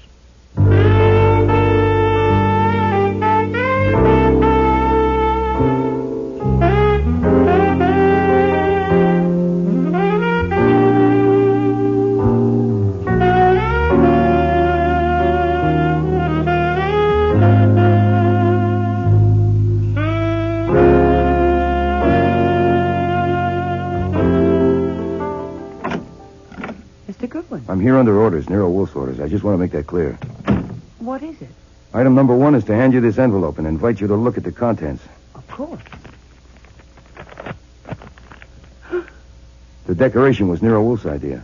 I am not authorized to discuss it or the picture from any angle, except to remark that it is a very good likeness of your husband. Where did you get it? Sorry, out of bounds. As I said, I'm under orders. Item number 2, a man named Saul Panzer is out in the back hall on this floor, standing by the door of the service elevator. Number 3, That naked body found in an orchard not more than 10 minutes' drive from Blaney's country place has been identified as Arthur Howell, an employee of the Beck Productions Corporation. I don't know why you tell me about that. Arthur Howell? Did you say Arthur Howell? Yep, that's right. Howell, Arthur. Number 4, it is now 20 past 10. At 10:45, I'm supposed to either arrive back at the office or phone. If I do neither, Nero Wolfe will phone Inspector Kramer. Let's see. Photo and capsule, Saul out in the back, Howell, cops at 11:15, that's all. Without saying another word and with a photo in her hand, she turned and walked out of the room. Since I had to think about fire escapes, I went along. That game of follow the leader was one of my experiences that can stay unique and suit me fine. She might have been a deaf and dumb renting agent showing me the apartment and me the deaf and dumb prospective tenant. First, we did the master bedroom, her in front and me right behind. She opened a closet door, looked in a minute, and shut it again. Then she crossed to another door that was standing open. I had never seen a fire escape with an entrance through a bathroom window, but I thought it wouldn't hurt to look, so I did. It was okay. So I backed out, and she shut the door, staying inside. I looked out of a window at the dark for maybe 3 minutes, and apparently I forgot to breathe. When the door opened and she came out, I pulled in enough oxygen to fill a barrel. She was no longer carrying the photograph. Her next destination was the back door, leading from the kitchen to the service hall. With me at her elbow, she pulled the door wide open, and we were both looking at Saul. Saul? Archie. Back to the living room and onto the front foyer. I slipped ahead of her and stood with my back against the entrance door. And she simply turned around and kept going until she was in the bedroom again. I was right there. Then she turned in the middle of the room near the foot of the double bed where she had presumably slept with her husband. Archie Goodwin, you think I'm terrible, don't you? You think I'm an awful woman, don't you? I'm not thinking, lady. I'm just an errand boy. You've had lots of experience. You know what women are like. I know you did when I first saw you. You know I'm a man's woman, but it has to be the right man. Just one man's forever. But I didn't find the man until it was too late. I didn't find him until this morning when you were so kind to me. You could have had me then, forever yours. You could have me now if anything like that was possible. I mean, we could go away together. You wouldn't have to promise anything. Only you could find out if you want me forever, too, the way I want you. Hold me, Archie. Listen, you are extremely good. There's no question about it. When you turn it on, it flows, but... As you say, it's too late. In 7 minutes now, Nero Wolfe will be phoning the police, so... You better fix your hair. You'll be having your picture taken. You... Oh, I hate men. God, how I hate men. She turned and walked into the bathroom. I sat down on the edge of the bed and did nothing but breathe. I suppose I did actually know what was going to happen.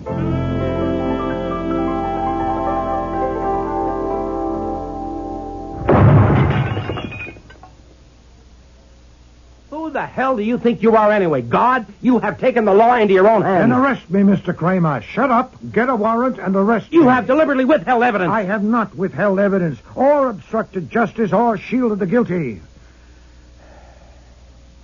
I thought it possible that Mrs. Poor, confronted suddenly with that evidence, would collapse and confess. How could I know she would put that fuse in her mouth? How about confronting me with the evidence? Instead of evidence, what you confront me with is another corpse. Oh. And I know exactly why. The only evidence you had that was worth a damn was that photograph of Arthur Howell. If you had given it to me, Nonsense. I could have... You already had a photograph of Arthur Howell. Several of them. The Beck Products Corporation people gave them to you on Thursday. So they told Saul Panzer. And what good would one more do you? Okay, but I didn't know that Howell had come to see you on Tuesday with Mrs. Poor, passing himself off as her husband, dressed in the same kind of suit and tie that Poor was wearing that day. Only you and Goodwin knew that. I knew it. Mr. Goodwin didn't.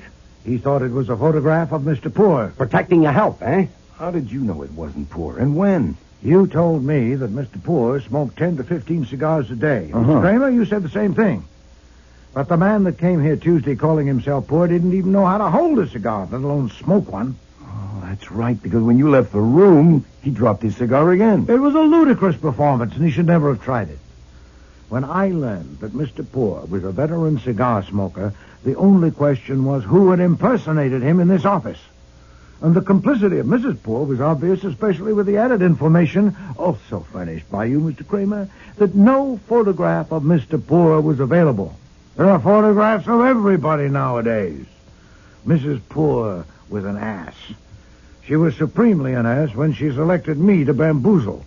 She wanted to establish the assumption that Mr. Blaney was going to kill Mr. Poor. Well, that was intelligent. But it was idiotic and insulting to choose me as the victim. She hated men. She certainly had a low opinion of men. In order to get what she wanted, presumably something like $500,000, counting her husband's fortune, the insurance, and a half share in the business, once Mr. Blaney was executed for the murder of Mr. Poor, for this, she was willing to kill 3 men. Her husband and Howell by direct action, and Blaney indirectly. But, except for the colossal blunder of picking on me, she was not a fool. The hell she wasn't. She was absolutely bad. No, sir, she was not.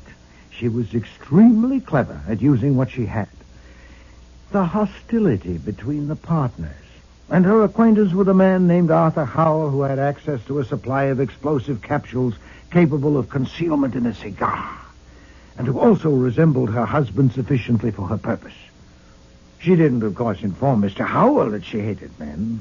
Quite the contrary, she persuaded him to help her kill her husband, offering, I presume, a strong incentive. She was good at offering incentives. She persuaded Mr. Howell to masquerade as Poor for the meeting in my office. They left here a little before 5 o'clock. Mr. Howell then made his way separately to Grand Plains, while she met her husband, and they drove to Westchester to see Mr. Blaney. She talked him out of that, left him at the tavern, and drove somewhere to meet Arthur Howell, probably a railroad station. Then they drove off to that orchard, an isolated spot, where she killed him, removed his clothing, and ran the car over him to obliterate his face. Then she proceeded, first to Blaney's place to make sure by looking through windows that he was alone there so she could safely say she'd gone to see him and couldn't find him. I really don't understand. She was providing for all contingencies. If Arthur Howell's body was, after all, identified, known as that of a man who was with the Beck Corporation and had access to those capsules, it would help to have it established that Mr. Blaney had not been at home during the time that Arthur Howell had been killed. And Mr. Blaney would be blamed for that, too. Jesus. Then she returned to the tavern, dined with her husband, drove back to their apartment, and got him a nice, fresh cigar from a new box. And she was your client? No, sir. You've got the $5,000. Oh, I have. But Poor didn't pay it to you. You never saw Poor, so you weren't hired by him. Mrs. Poor paid it. Do you take money from murderers? Very feeble, Mr. Kramer. Whether Mr. Poor paid me or not, he got his money's worth.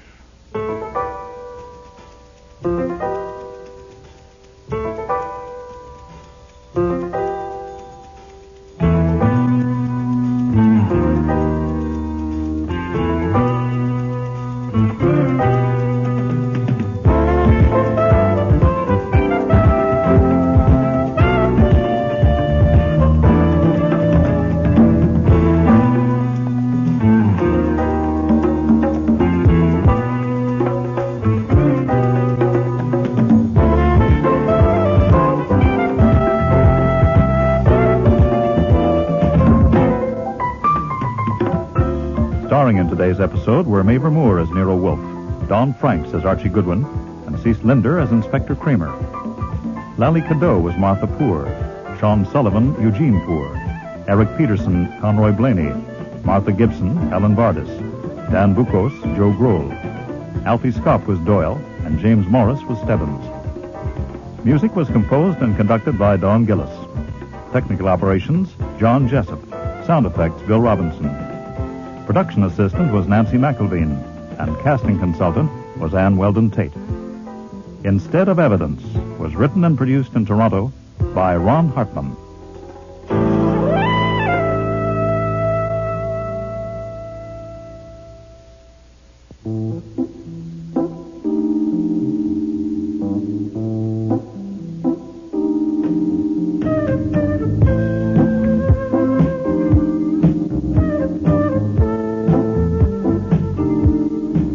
Next week.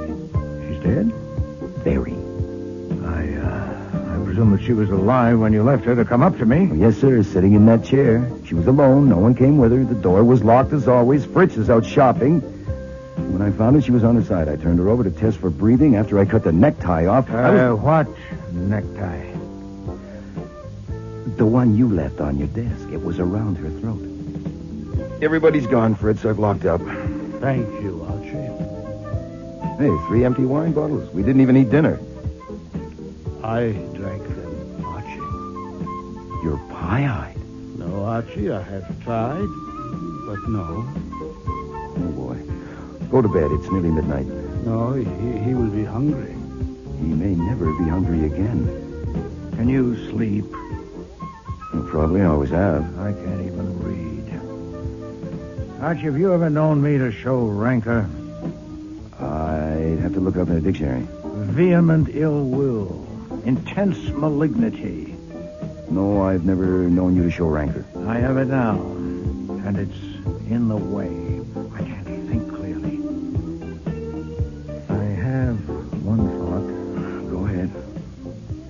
Will the police tackle Mrs. Sorrell? I doubt it. Not right away. She is young and comely. Oh, yeah. I've never seen her off stage. Well, you've seen pictures of her. Archie, you have a flair for dealing with personable young women. I thought that now you left your husband, I might be able to do something, render some little service that would earn me a smile. Mr. Goodwin, I hardly know how to take you. You overwhelm me, really, you do. Have you any particular service in mind? Well, I can sew on buttons. So can I. I could walk along behind you and carry an umbrella in case it rains. I don't walk much. It might be better to carry a gun. Next week, Eeny, Meeny, Murder, Mo, with guest stars Charmian King, Bud Knapp, Aileen Seaton, Neil Monroe, and Dan McDonald.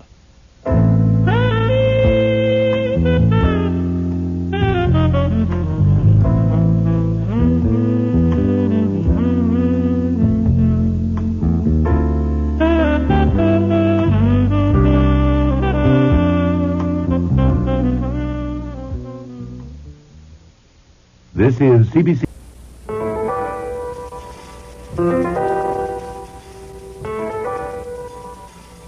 Rex Stout's Nero Wolfe.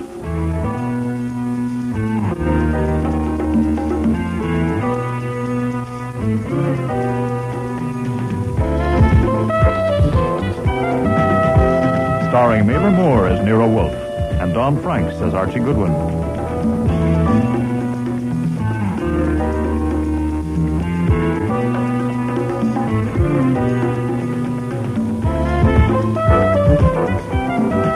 Today's episode, Eeny, Meeny, Murder, Mo, with special guest stars Charmian King, Bud Knapp, Dan McDonald, Neil Monroe, and Aileen Seaton.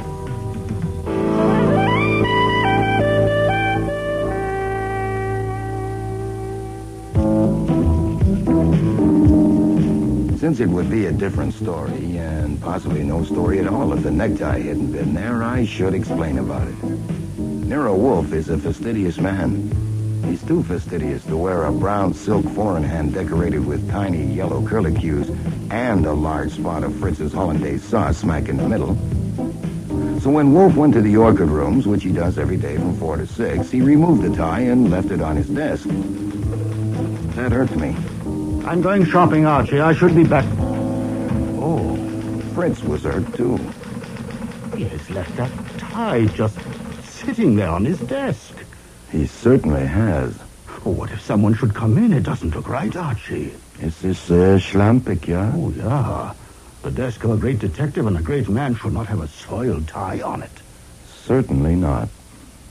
There is a limit to the duties of a chef and housekeeper. One has to draw the line somewhere.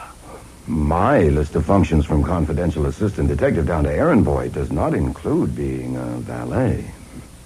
Besides, there's my arthritis. You haven't got arthritis, Archie. Arthritis is beside the point, Fritz. Consider the dignity of man. Yes. He could have taken it upstairs on his way to the plant rooms. Someone is here. You could put it in a drawer. That would be evading the issue. I suppose so. I agree. It's a delicate affair. I'm going out the back, Archie. Good afternoon. I'd like to see Nero Wolfe, please. I'm afraid Mr. Wolfe sees people only by appointment. But this is urgent. Very urgent. Oh, I'm sorry. Mr. Wolfe is engaged at the moment. Could I wait till he's free? Please. Sure. Come on in out of the cold. Oh, thank you. We'll go to the office. Mr. Wolfe won't be available until 6. I'll have to see him first and tell him about you. My name is Archie Goodwin. What's yours? I'd rather not say. Until I know if Mr. Wolfe will take my case. It's very confidential.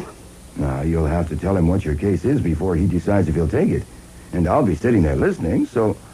Oh, also I'll have to tell him more about you than that you're 35 years old, weigh 120 pounds, wear no earrings before he decides if he'll even see you.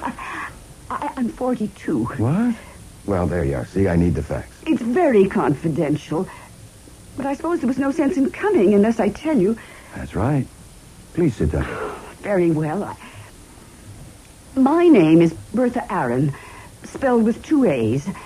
I'm the private secretary of Mr. Lamont Otis, senior partner in the law firm of Otis, Edie, Hedeker, and Jett. I'm worried about something that happened recently, and I want Mr. Wolfe to investigate it. Were you sent by someone in the firm? Oh, no. Nobody sent me. Nobody knows I'm here. Well, what happened? Maybe I shouldn't have come. No. I didn't realize. Maybe I'd better not. Oh, well, suit yourself, Mrs. Aaron. Miss Aaron. Yes, I'm not married. Oh, this is silly. I've got to tell it. I owe it to Mr. Otis. I couldn't go to him about this because he's 75 years old and has a bad heart. It could kill him. Miss Aaron, why don't you tell me what happened? What happened was that I saw a member of the firm with our opponent in a very important case at a place where they wouldn't have met unless they wanted to keep it secret. You mean with the opposing counsel? Oh, no, the client. With opposing counsel, it might possibly have been all right. Which member of the firm? I'm not going to say. I'm not going to tell Mr. Wolfe his name until he agrees to take the case. Now, he doesn't have to know that in order to decide. Oh, dear, I'm in such a difficult position. I was afraid to go to any of the others in the firm because if one of them was a traitor, another one might be in it with him. Well, how could I be sure? Well, you could be wrong. Well, of course, that's unethical, a lawyer meeting with an enemy client, but there could be exceptions. It might have been accidental. No, it couldn't have been an accident. When and where did you see them? Last Monday, a week ago today, in the evening. They were together in a booth in a cheap restaurant. The kind of place she would never go to, never. I only went in there to use the phone. They didn't see me. Then one of them is a woman. Oh, I said she. Yes, the opposing client is a woman. Well, isn't it possible, just possible that the member of your firm wasn't a traitor? And that there's some explanation? Well, of course. I worried about that for a week. And this afternoon I couldn't stand it anymore, so I faced him with it. There is no question. He's a traitor. What did he say? It wasn't so much what he said as how he looked. He said he had a satisfactory explanation, but that he couldn't tell me what it was. And that's when I thought of Nero Wolfe. So I put on my hat and coat and came. Now, it's urgent. You can see it's urgent. It could be. Look, Mr. Wolfe would have to know first what your firm's case is about. Oh, I couldn't tell you that. There are some kinds he won't touch, even indirectly. Now, come on. You can tell me. Does he have to know? Yeah, he does. Anyhow, I read the papers, and you told me the name of your firm and that it's a big, important case, and the opposing client is a woman. So is your client Morton Sorrell? Yes. And the opposing client is Rita Sorrell, his wife. Yes. Mm-hmm. It's just 5:39. Cross your fingers and sit tight. I'll go up to him.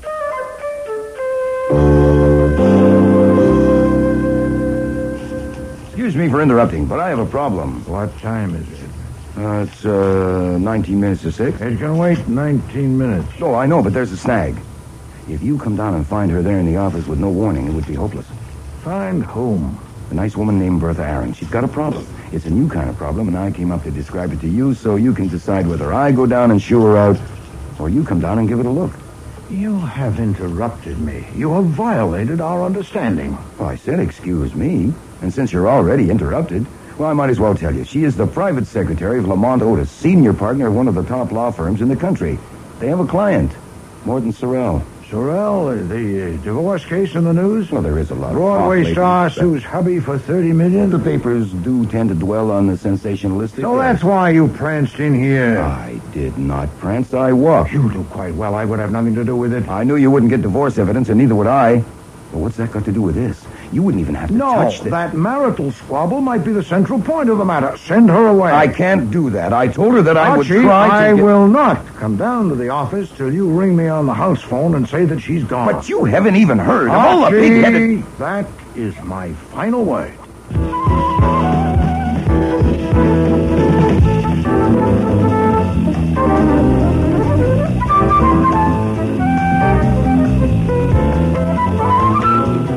Back at the office door, I stopped for a moment and arranged my face so Bertha Aaron would know the answer as soon as she looked at me.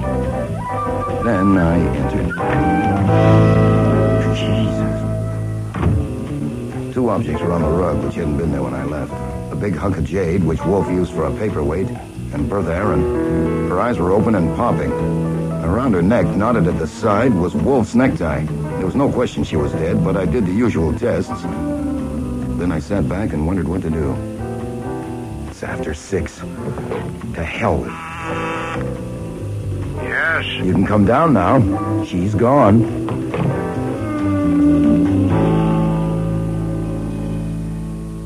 These germination charts, Archie, I want you to say... You said she was gone. She is. She's dead? Very. I presume that she was alive when you left her to come up to me. Oh, yes, sir, sitting in that chair. She was alone. No one came with her. The door was locked as always. Fritz is out shopping. When I found her, she was on her side. I turned her over to test for breathing. After I cut the necktie off, What necktie? The one you left on your desk. It was around her throat. Probably she was knocked out first by that paperweight. My necktie? Yes, sir. That's what stopped her breathing, as you can see by her face. Do you dare to suggest that she was strangled with my necktie? I don't suggest it. I stated I do dare to suggest that if it hadn't been there handy, he might have had to use something else, like maybe a handkerchief. And also that if we had come down a little sooner, instead of having some kind of a silly squabble shut up up there... Yes, sir. This is insupportable. I will not accept it. No, sir. I could burn the tie. And then we could tell Kramer that whatever he used, he must have waited until he was sure she was dead, then removed it. Shut up. She told you that nobody knew she came. There's not a chance of that, and you know it. We're stuck. I put off calling until you came down, but it's already been 16 minutes. Would you rather call Kramer yourself?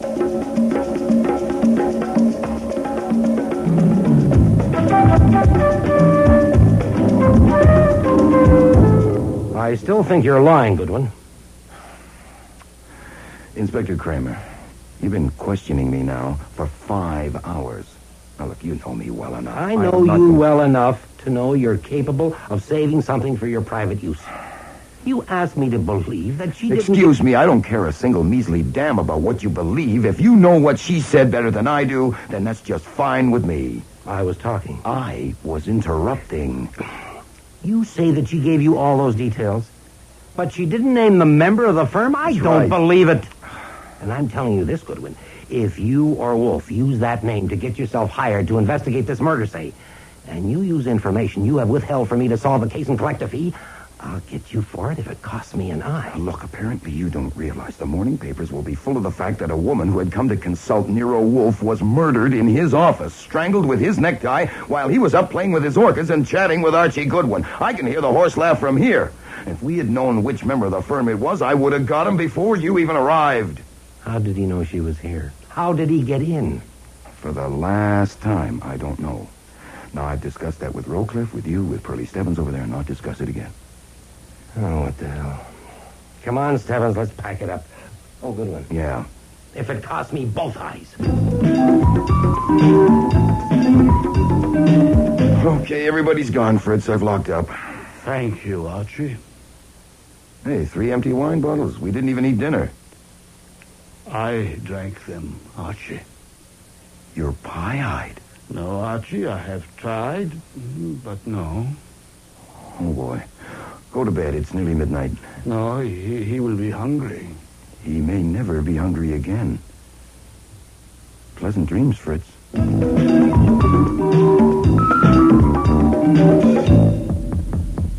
Yes? Everybody's gone. Last one's out. Fritz is standing watch in the kitchen, expecting a call for food. You better buzz him. Can you sleep? You probably always have. I can't even read. Archie, have you ever known me to show rancor? I'd have to look it up in a dictionary. Vehement ill will. Intense malignity. No, I've never known you to show rancor. I have it now. And it's in the way. I can't think clearly. I intend to expose that wretch before the police do. I want Saul and Fred and Ori here at 8 o'clock in the morning. Okay. I don't know how I'll use them yet, but... Oh, now what? I'll be right back.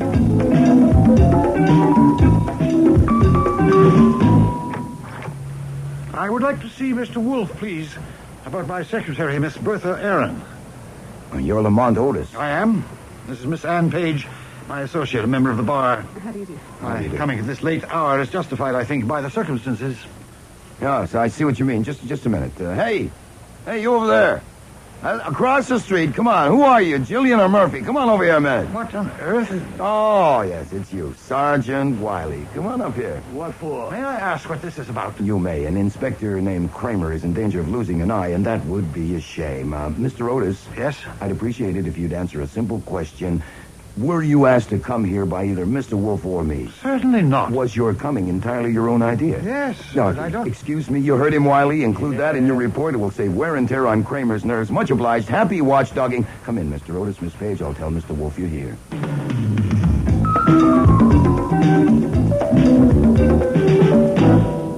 Mr. Otis, I owe you an apology.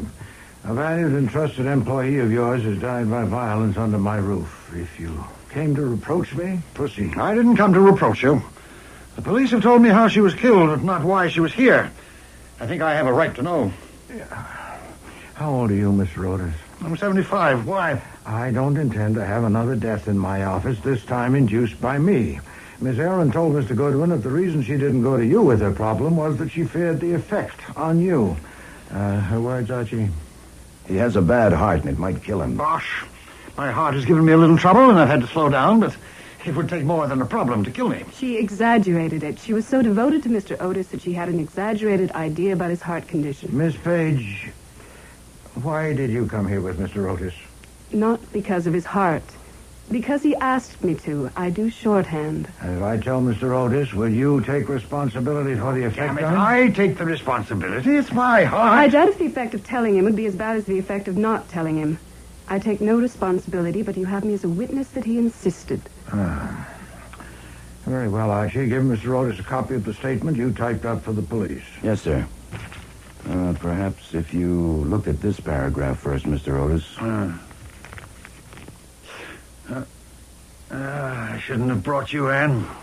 You'll have to leave. Believe me, Mr. Otis, you can trust me. On anything, believe me. If it's that bad, you shouldn't be alone with it. I must be. I couldn't trust you on this. You'll have to leave. You can wait in the front room, Miss Page. The wall and the door are soundproof. If you'll follow me, please. Yes, all right.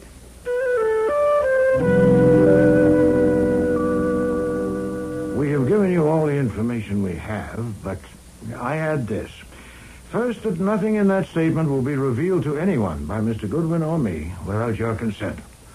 And second, that my self-esteem has been severely injured, and it would give me great satisfaction to expose the murderer. I would welcome your help. You are making a wholly unwarranted assumption. The police hypothesis, and mine, is the obvious one that a member of your firm killed Miss Aaron. That hypothesis could destroy my firm's reputation. Why should I help you? Because if you do, I will have two objectives: to get the murderer and to see that your firm suffers as little as possible. If you don't, I'll have only one. Mr. Wolfe, why should I accept that a member of my firm killed Miss Aaron? How did he know that she was here? She said that nobody knew. He could have followed her. Evidently, she left your office soon after she talked with him. Archie. Well, she probably walked here. It's not far. It would have been a cinch to tail her on foot. How did he get in? Did he sneak in unseen when you admitted her? No, it's not possible.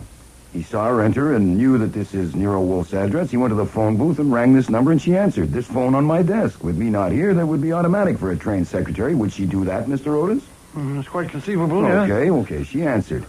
He said he wanted to see her at once and would give her a satisfactory explanation, and she told him to come here. And when he came, Fritz wasn't here. She let him in. All he was expecting to do was stall for time. But when he learned that she was alone in the office and she hadn't seen Mr. Wolfe yet, he had another idea, and he acted on it. It could have taken 2 minutes. All that is mere conjecture. Well, if you have one that fits any better, I do shorthand, too. The police have covered everything here for fingerprints? Sure. But in winter, I suppose the members of your firm wear gloves. May I have a glass of water? May I suggest some brandy? No, just water, thank you. For washing down these pills. Yes, sir, here you are. Will they help, the pills? Yes, the pills are reliable. Thank you. How can I help you? By giving me information.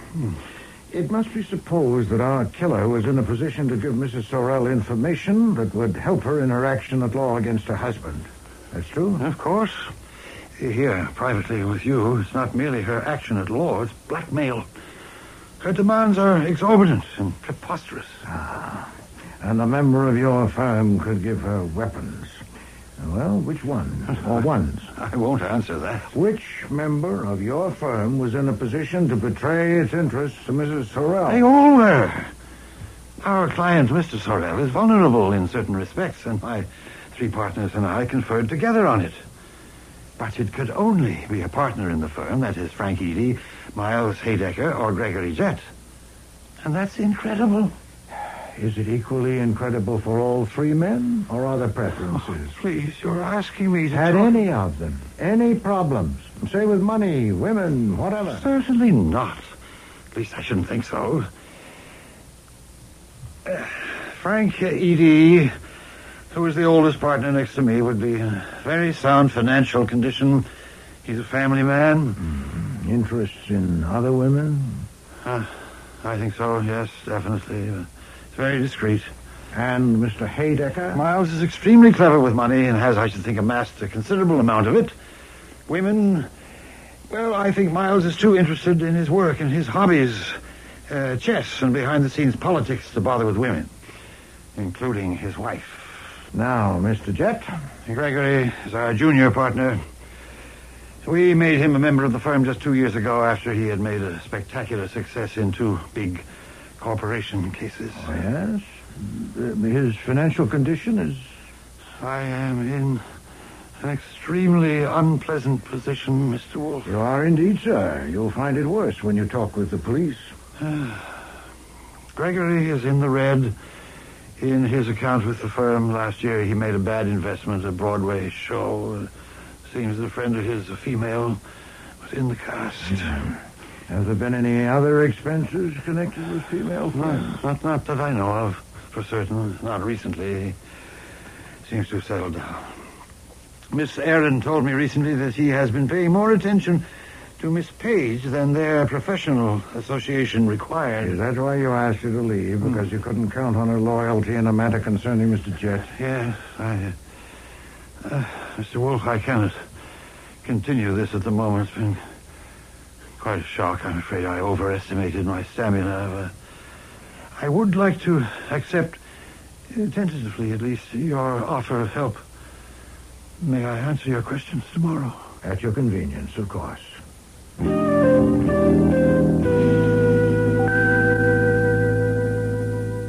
Well, that got us ahead by leaps and bounds. Do I still get Saul and Fred, Norrie? No, not yet. To what purpose? Oh, I don't know. You're the genius. Find the restaurant where they met, maybe. Check out the alibis for the murder time. Pointless. By mid-morning, Mr. Kramer and the DA will have 100 men pursuing those things. And 200. This is special. Put 3 men on those things would be frivolous. All right. So what'll we do? Play chess?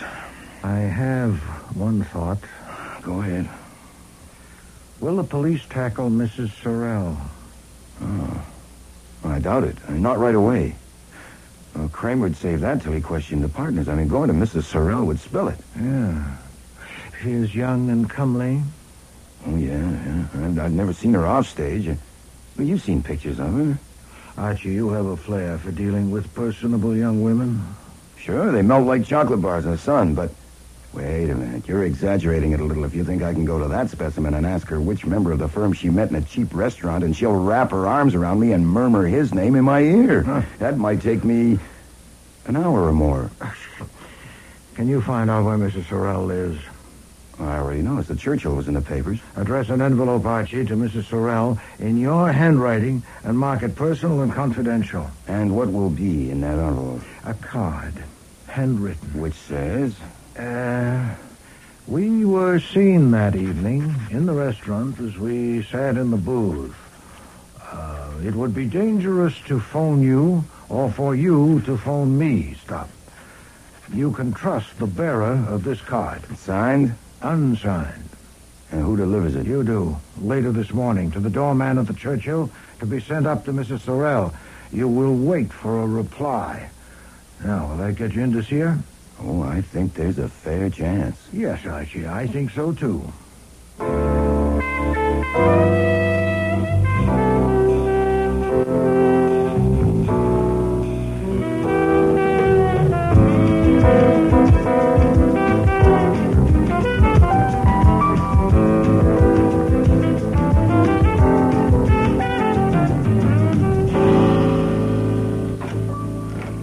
You sent this?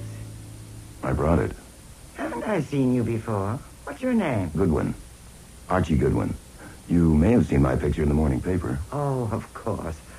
What is this card all about? It's crazy. Where did you get it? I wrote it.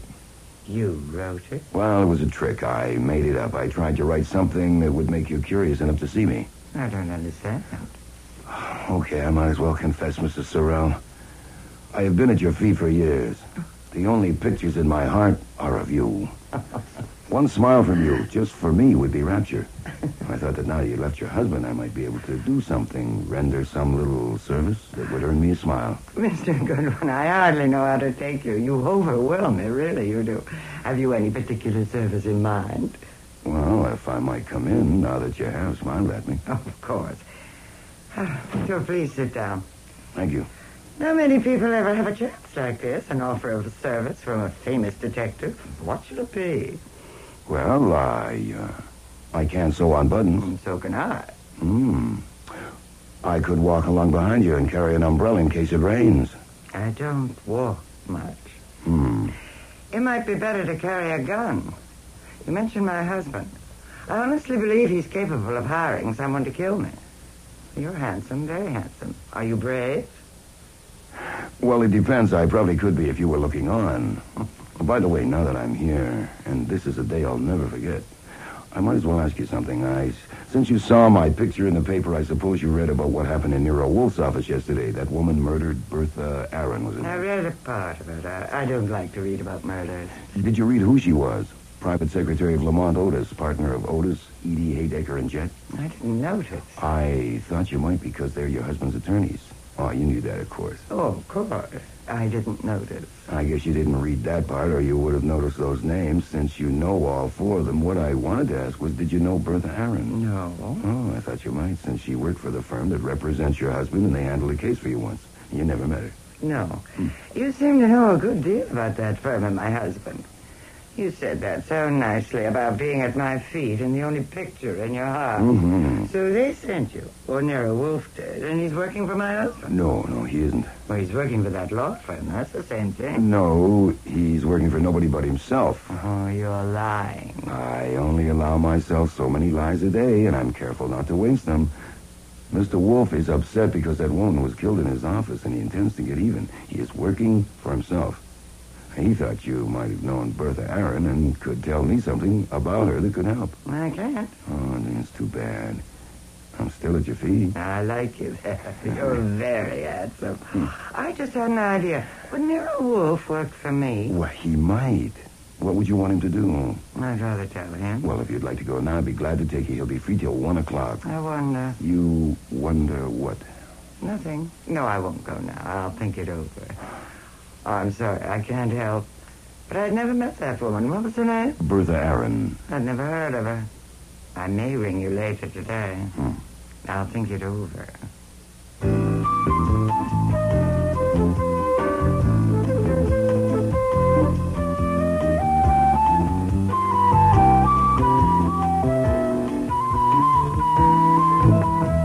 Downstairs and in front of the building, I was joined by a little guy with a big nose who looked at first sight as though he might make $40 a week waxing floors. Actually, Saul Panzer was one of the highest paid operatives in the metropolitan area. Hi, Saul. Any plainclothes around? None I know, and I think none I don't know. You saw her? Yeah, I doubted they're on her. I stung her and she may be moving. The boys are covering her. Yeah, bed at the north entrance or at the south. I hope she takes the front. Yeah, so do I. See you in court, Saul. It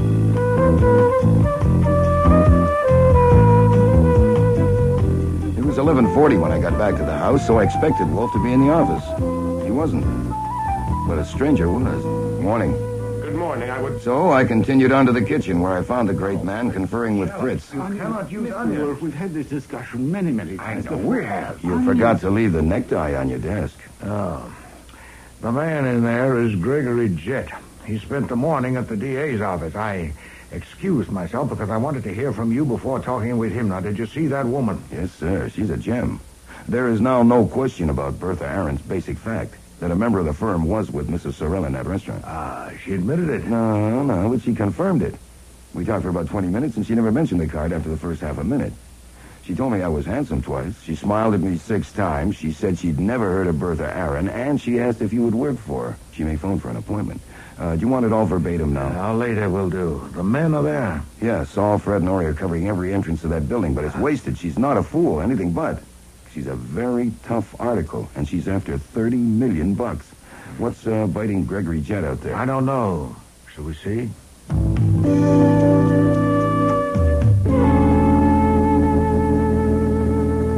I said my business was urgent, and you kept me waiting 20 minutes. You're rather cheeky, aren't you? Moderately so. If it's pressure, sir, it's on you, not on me. Am I concerned? You are involved, and your employee. I presume this is Archie Goodwin. That's my name. Last night, you gave a statement to the police about your conversation with Bertha Aaron, and you gave a copy of it to Lamont Otis, the senior member of my firm. Did I? I'm only an employee. Ask Mr. Wolfe. I'm not asking, I'm telling. I want to know what is in that statement. Mr. Otis is an old man, and his heart is weak. To show him that statement was irresponsible and reprehensible. As his partner, I want to know what is in it. Well, cheek meets cheek. You are manifestly indomitable, and I must buckle my breastplate. Who told you the statement exists and when? Someone in whom I have the utmost confidence. Mr. Otis himself? No. When did Miss Page tell you about it, this morning? No, last night she phoned me. At what time? About midnight, shortly after. As soon as she took Mr. Otis home? Why so promptly? That is not your affair. Mr. Jett, you are trying my patience. I may or may not tell you what was in that statement, but first I must be satisfied that you have a valid reason for knowing. Very well. I'll have to trust to your discretion, since there is no alternative. When Otis told Miss Page she had to leave, she suspected that Miss Aaron had told Goodwin here something about me. Why about you? There'd been no hint of it? Because he said to her, I couldn't trust you on this. You see, Miss Page and I are engaged to marry. It hasn't been announced yet, but it's probably no secret round the office. And that's the whole reason for your concern? No, it isn't. Added to that was the fact that she knew that Miss Aaron might have had knowledge, or at least suspicion, of a certain episode in which I had been involved. An episode of which Mr. Otis would have violently disapproved. What was the episode? No, I wouldn't tell you that even in confidence. What was its nature? It was a personal matter. Did it bear on the interests of your firm or your partner? No, it was strictly personal. Did it touch your professional reputation or integrity? It did not. Was a woman involved? Yes. Her name? I'm not a cad, Mr. Wolfe. Was it Mrs. Morton Sorrell? So that was it. Miss Page was right. I demand to see that statement. Not yet, sir. Later, perhaps. Do you maintain that the episode involving Mrs. Sorrell had no relation to your firm's interests or your professional integrity? I do. It was purely personal, and it was brief. When did it occur? About a year ago. A year ago? When did you last see her? About a month ago at a party. I did not speak with her. When were you last with her tete-a-tete? Not for nearly a year. But you're still seriously perturbed at the chance that Mr. Otis has learned of the episode? Certainly. Mr. Sorrell is our client, and his wife is our opponent in a very important matter. Mr. Otis might suspect that the episode was not merely an episode. I want to see that statement, and I have a right to see it. Don't start barking again. I'll tell you this. There's nothing in the statement either explicit or elusive about the episode you've described. That should relieve your mind. Beyond that, Excuse me, sir. Yes, Fritz, what is it? Mr. Edian and Mr. Haydecker are here, sir. They say it is urgent. Edian Haydecker? What? Yes, sir. Uninvited and unexpected. You may leave unseen if you wish. Well, no, have them in. I'd like to hear what they want. All right, bring the gentleman in, Fritz. Mr. Wolfe will see you. Thank you. Mr. Wolfe. Craig, what are you doing here? Well, I might ask you the same question. We came for information. I suppose you did, too. Unless you got more at the DA's office than we did. I got damn little. They didn't answer questions. They asked them. Obviously, they think Bertha was killed by someone connected with the firm, but they don't say why. At least, not to me. Nor me. Nor me. What has Wolfe told you? Not much. I haven't been here long. I presume that you gentlemen have come with the same purpose as Mr. Jet. He asks for any information that will give light, with emphasis on the reason for Miss Aaron's coming to see me. He That's assumes... it. What was she here for? If you please. Surely the police and the district attorney haven't withheld all of the details from you. Haven't they told you that she didn't see me? No, they haven't told me. Nor me. Then I'll tell you. She came without appointment. Mr. Goodwin admitted her. She asked to see me on a confidential matter, but I was engaged upstairs, and Mr. Goodwin came to tell me that she was here. We had a matter under consideration and discussed it at some length. And when we came down, her dead body was there on the floor. So she couldn't tell me what she came for, since I never saw her alive. I don't get it. If the police don't know what she came to see you about, why do they think she was killed by someone in our office? Mr. Goodwin. Yes. You admitted her. She was alone. Yes. You saw no one else around on the sidewalk? No. Well, of course, it was dark. It was 20 minutes past 5 on January the 5th. The sun set at 4:46. How did... I looked it up. You conducted her to this room? Yes. Leaving the outer door open? No. Perhaps? You're certain of that? Oh, yes. If I have one habit that's totally automatic, it's closing that door and making sure it's locked. Automatic habits are dangerous things, Mr. Goodwin. What? Sometimes they fail you. Now, wait. When you brought her to this room, did you sit? Yes. Where? Where I am now. Where did she sit? About where you are. What did she say? That she wanted to see Nero Wolfe, that her name was Bertha Aaron, and that she worked for your firm. What else did she say? Nothing. Absolutely nothing? Right. You are Nero Wolfe's confidential assistant. He was engaged elsewhere. Mm-hmm. Do you expect me to believe that you did not insist on knowing the nature of her case before you went to him? Not if you'd rather not. Nero Wolfe's residence, Archie Goodwin speaking. This is Rita Sorrell, Mr. Goodwin. Oh. I've decided Hold that... it, please. Just a second. That woman you sent a card to? The one who told me I was handsome. You want to listen on the extension? Yes. Sorry, you have decided? I've decided that it'll be best to tell you what you came this morning to find out. Oh. You were too clever for me. The only pictures in your heart are of me. Well, I did sit with a man in a restaurant one evening last week. Mm-hmm. What evening was it? It was Monday. That's right. And you want to know who the man was, don't you? Oh, it would help. I want to help. You are very handsome. His name is Gregory Jett. Many thanks. If you want to help even more... That woman is a confounded nuisance. Yes, sir. I suppose we'll have to humor her. Yes, sir, or shoot her. You've seen her and talked with her, Archie. Can we rely on that? I have to toss a coin. Several coins. I told you. She's a gem. Obviously. Gentlemen, that was Mrs. Morton Sorrell on the phone. What she said has persuaded me that you deserve candor. Did you say Sorrell? I did, Mr. Haydecker. If she'd called 20 seconds earlier, Mr. Goodwin wouldn't have had to waste a lie. Archie, tell Mr. Haydecker the truth. Yes, sir.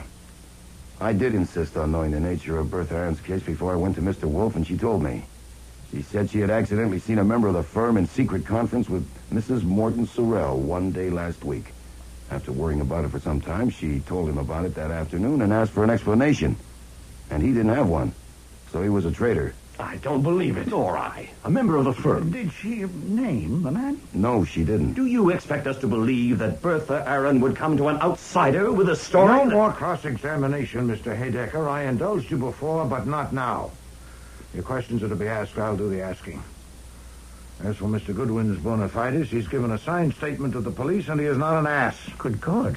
No wonder the police assumed... The assumption of the police is that Miss Aaron was killed by the man she'd accused of treachery, and that's an assumption I share with them. Evidently, the police have preferred to reserve the statement, and so have I, until now. But no longer, since Mrs. Sorrell has named the member of your firm that she was seen with. On the phone, just now. One of you. Who? I'm not going to tell you just yet. And that will make the pressure on one of you unbearable. You're playing games with us. I demand No, to know... sir. Mr. Goodwin saw Mrs. Sorrell this morning and found her devious.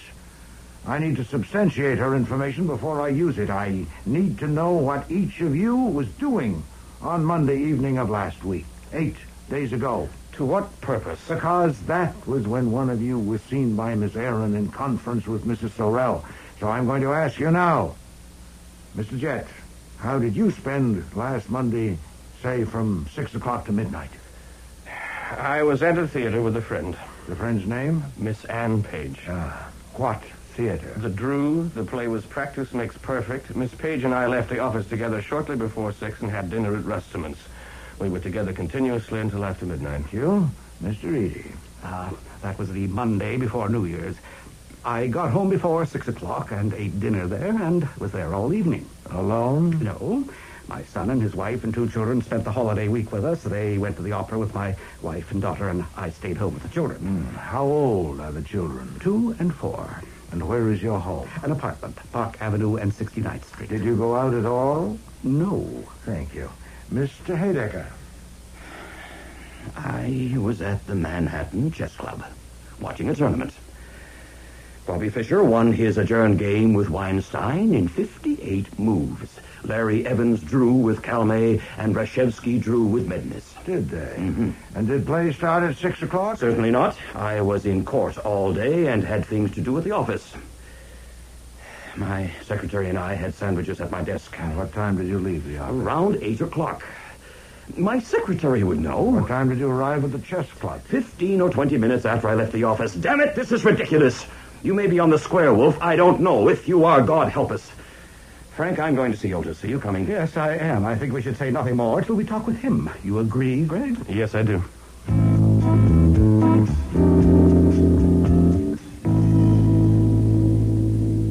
Do I get Solon, Fred? To what purpose? To check their alibi. Boy, pointless. They have no alibis. You weren't listening. Their alibis are worthless. One with his fiancée, one watching a chess tournament, one at home with young children in bed asleep. I asked on the chance that one of them, possibly 2, might be eliminated, but no, there are still 3. And what do we do? It's 1 o'clock. We have lunch.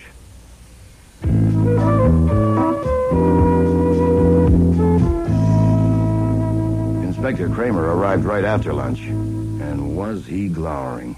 Have you an appointment? I have in my pocket a warrant for your arrest as a material witness. And one for you, too, Wolf. I warned you. Tommy Rot. I'll serve these only if I have to. Damn it! We were withholding the contents of the statement you and Goodwin gave us, and you knew it, and you revealed them. Frank Edie has admitted it. He phoned an assistant DA. Edie's a jackass. Yeah. Who's your client, Otis? I have no client. I am going to avenge an affront to my dignity and my self-esteem. I cannot escape the ignominy of having my necktie presented in a courtroom as an exhibit for the prosecution. I may even be called to the stand to identify it. But I want the satisfaction of exposing the culprit who used it. And in telling those men what I did, I served my legitimate personal interest, and I violated no law. You knew damn well we were withholding it. I am not bound to respect your tactics, either by statute or by custom. Mr. Kramer, this is pointless. You have a warrant for my arrest as a material witness, but you don't serve it, so it obviously is only a cudgel for you to brandish. To what end? What do you want? I want the truth. Fui. If I take Goodwin's statement as it stands, if he put nothing in and left nothing out, one of those three men killed Bertha Aaron, you agree? Yes. But if a jury takes Goodwin's statement as it stands, it would be impossible to get one of those men convicted. Explain, please. She got here at 5:20, and he was with her in this room till 5:39, right, Goodwin? That's right. Then you went up to the plant room and talked to Wolfe. Right. You returned to this room and found the body shortly after 6, right? Right again. Then listen to this. Those three men had a conference on a case in Frank Edie's office scheduled for 5:30. Edie and Jet were there ahead of time, and Haydecker joined them at 5:45. He says he had gone out on an errand which took longer than he expected. The three of them stayed there together until 6:35. Verified by Edie's secretary. Explain that.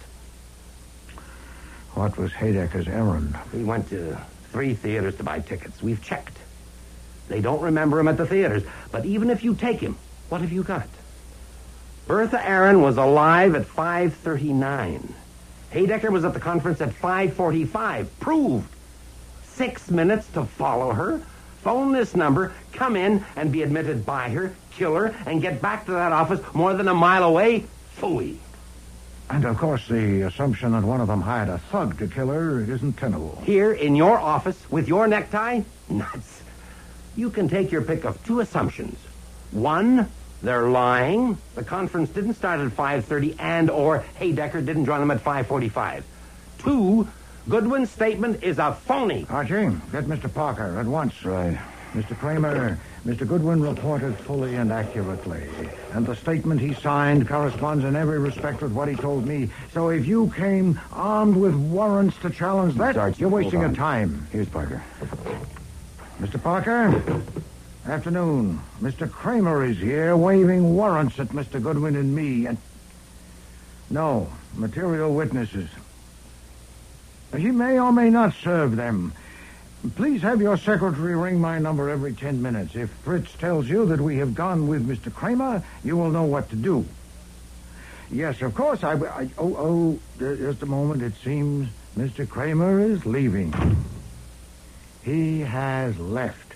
Thank you, Mr. Parker. I'll call again should I need you. I shouldn't think it would be necessary.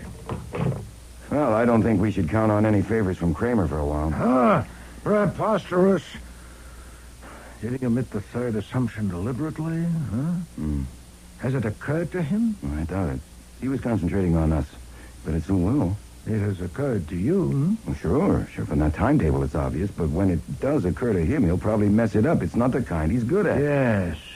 We must forestall him. Can you get Mrs. Sorrell here? I can try. When do you want her now? No, I must have time to contrive a plan. What time is it? 3:10. Say 6 o'clock. We must also have the others, including Mr. Otis.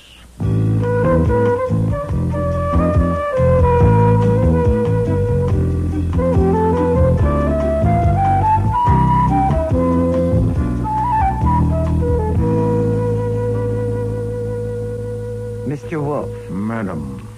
I'm not in the habit of going to see men when they send for me. This is a new experience. Well, maybe that's why I came. I like new experiences.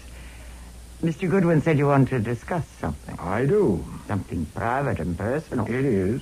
How provocative. How can I resist? Since the discussion will be more productive if it's frank and unreserved, we should be alone. If you please, Archie, no notes will be needed. Mr. Sorrell might want to ask me... No. Leave us, please.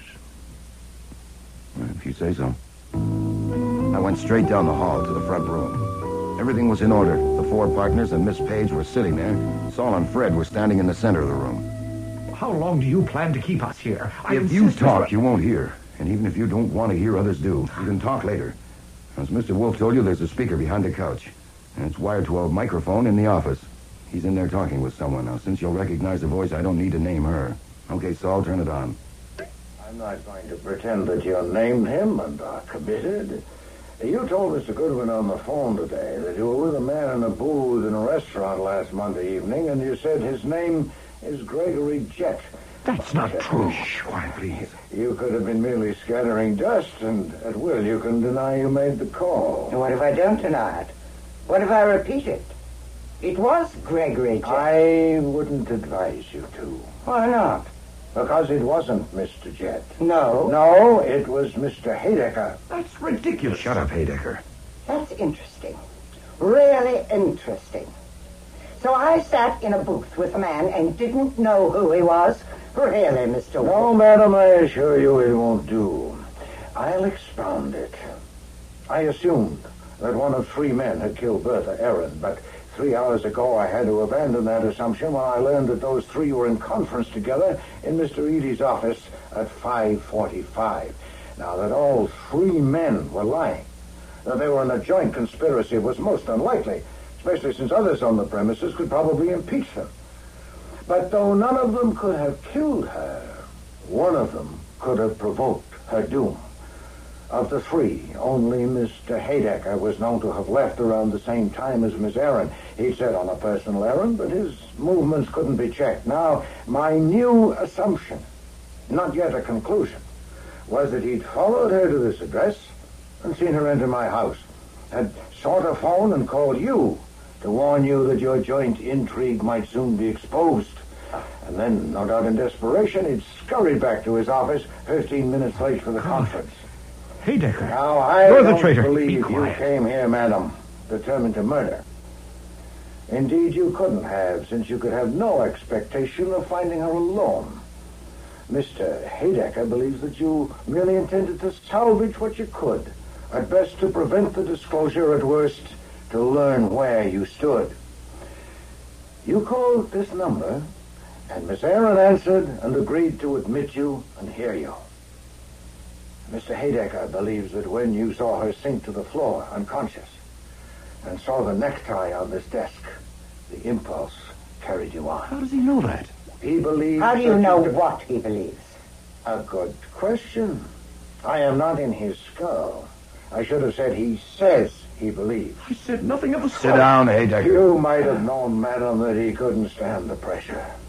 His treachery to his firm will end his career, but concealment of guilty knowledge of a murder might have ended his life. You might have known. He's lying. He killed her. He's a rat and a liar. He phoned me twice yesterday. First to tell me that we had been seen in the restaurant to warn me, and again about an hour later to say that he had dealt with it, that our plan was safe. So I knew he'd killed her, but I knew he would lie. That's why I came here. What time did he phone you the second time? Between 5 and 6, about 5:30. What was the plan he had made safe? It was his plan. He came to me about a month ago and said he could give me information about my husband that I could use to get my rights.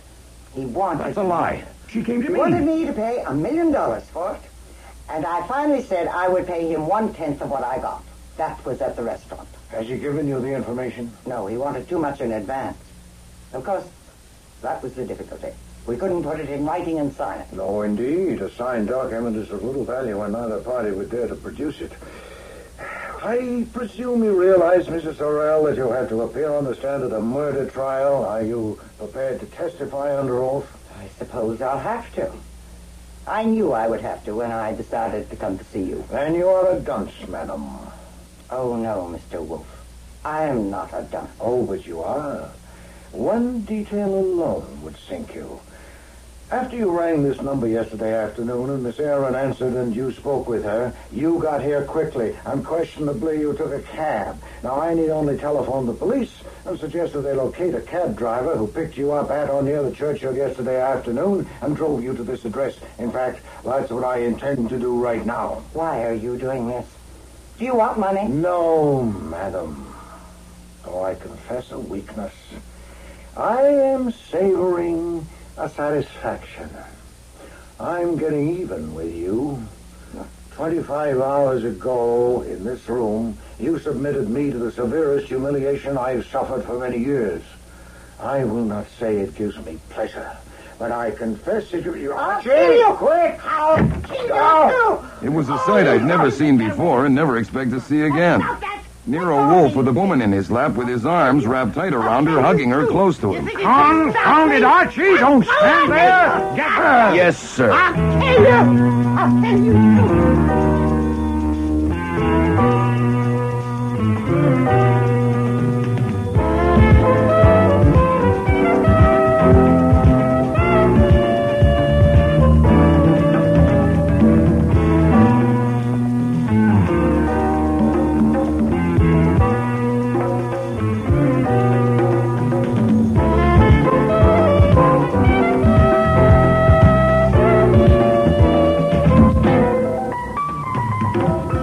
Starring in today's episode were Mavor Moore as Nero Wolfe and Don Franks as Archie Goodwin.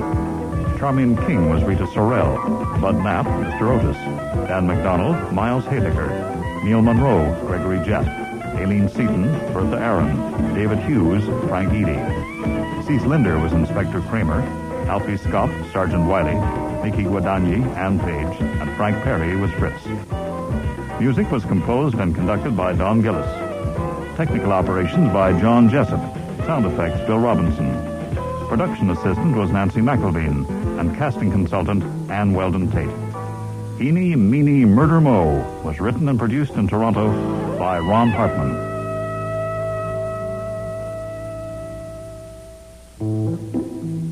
Next week, Nero and Archie meet Harry Coven, the cartoonist. Good morning, my little dazzlers. Good morning, Harry. Mr. Goodwin, you know Harry, Yes, but hello, Harry. this is Adrian Getz. Mr. Getz, it seems cool in here. I opened a window. With Rucolo in the room? Good heavens. So you got here, Goodwin. Don't mind the squirting his damn monkey. He loves that damn monkey. I call this the steam room. How is he, Squirt? Okay? I think so, Harry. I hope so. I hope so, too, or God help Goodman. Anything to say, Goodwin?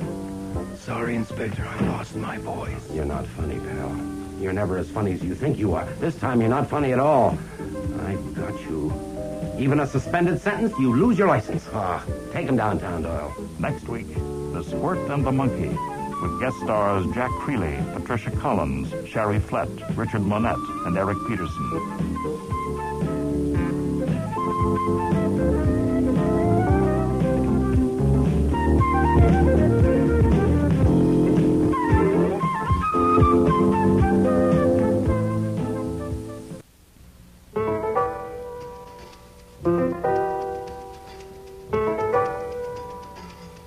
Rex Stout's Nero Wolfe.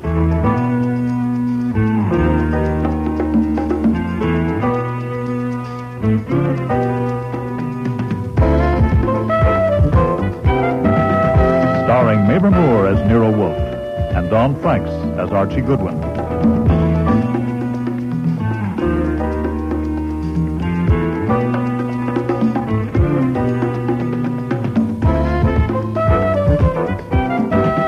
Today's episode, The Squirt and the Monkey, with special guest stars Jack Creeley, Patricia Collins, Sherry Flett, David Hemlin, Richard Monette, and Eric Peterson.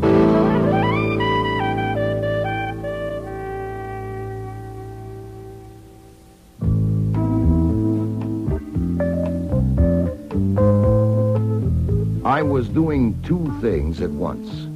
With my hands, I was getting my armpit holster and the Marley 32 from a drawer of my desk, and with my tongue, I was giving Nero Wolfe a lecture on economics.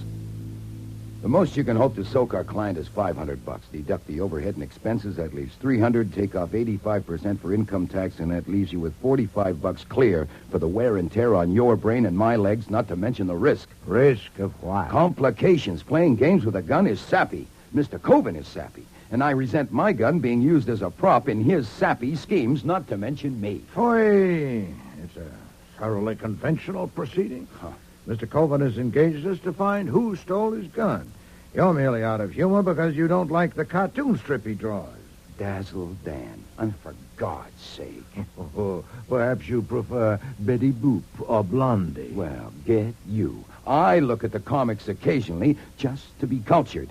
It wouldn't hurt any if you did the same.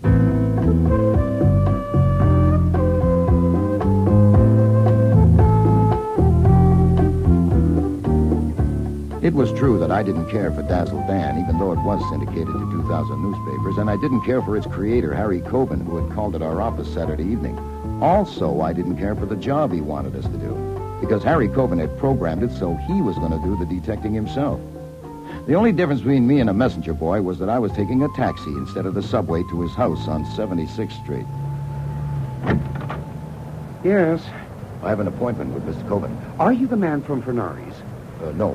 My name is Goodwin. Mr. Coven isn't available yet. Call back later. Just excuse me for a minute. My appointment is for noon. It is now about... Is that my dress? No, it's Archie Goodwin, expected by Mr. Coven at noon. It is now 2 minutes past 12. Oh, come on now. Bring him up, please.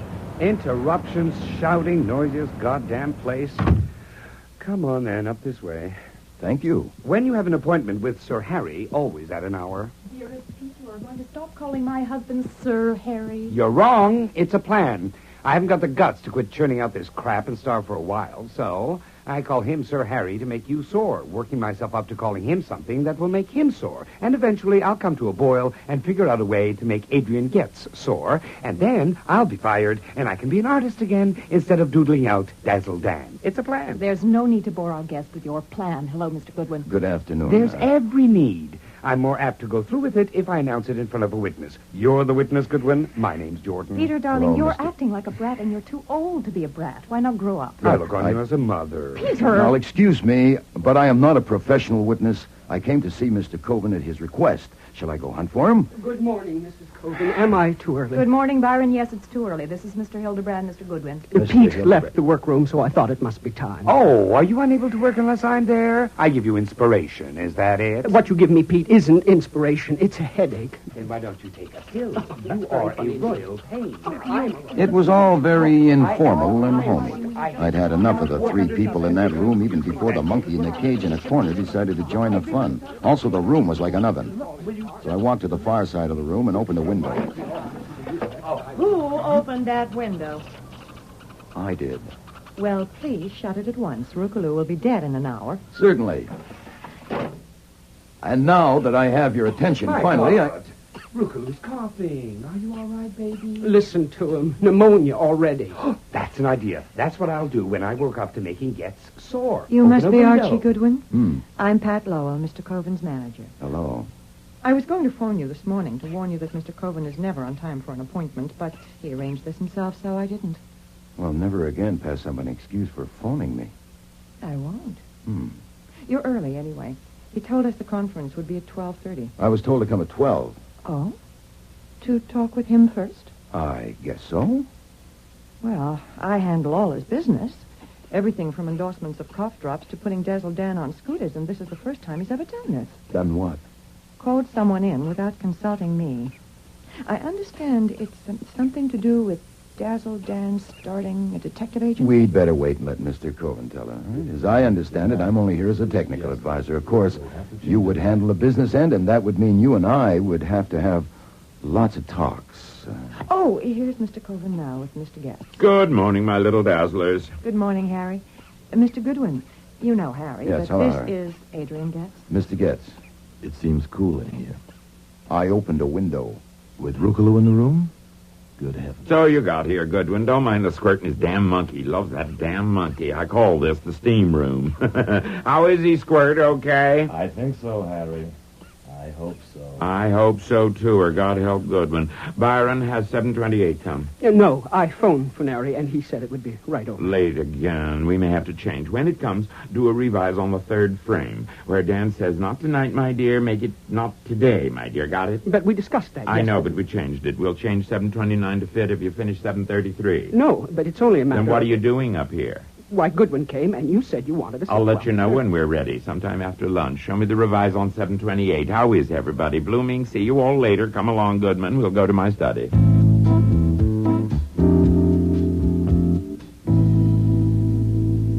Sit down. Thanks. And this room's a little more comfortable. What? It's cooler. Oh, yeah. I'm eating my breakfast now. You had yours. Huh? Yeah, oh, yeah. Is this where it happened? What? The theft. Oh, yes. Did you bring the gun? Yeah. Let me see it. It's the one we showed you at the office. Marley 32. It's just like your stolen one. Is this the desk where you kept it? In the left-hand drawer in the back. Loaded? Yes, I told you so. Yeah, so you did. And it's been there in that drawer for 2 years. But last Friday when I looked, it was gone. You think it was taken by one of the 5 people whose names you gave? I think it may have been. You didn't put it like that, but skip it. You gave us the 5 names. Your wife, Marcel, your manager, Pat Lowell, the 2 artists who draw Dazzle Dan, Pete Jordan, and Byron Hildebrand, and Adrian Getz out there, the one you call Squirt. Yes. Well, then they're all here, and we can go ahead and get on with it. As I understand it, I am to put my gun there in the drawer where yours was, and then you get them up here for a conference. Right. I ask you to show us how a detective searches a room to give us an idea of the picture potential. You better not start with the desk. Start maybe with the shelves back there. And when you come to do the desk, I'll push my chair back to be out of your way. And then I'll have them right in front of me. Then you open the drawer and take the gun out. I thought you were to do that. I know, that's what I said, but this is better because they'll be looking at the gun and you, and I'll be watching their faces. The one that took my gun is going to have a surprised look on his face, and I'm going to see it. And if there are 5 looks of surprise? What do you mean? At seeing me take the gun out of your desk, those who don't know you had a gun there. But they do know. All of them? Certainly. Everybody knows everything around here.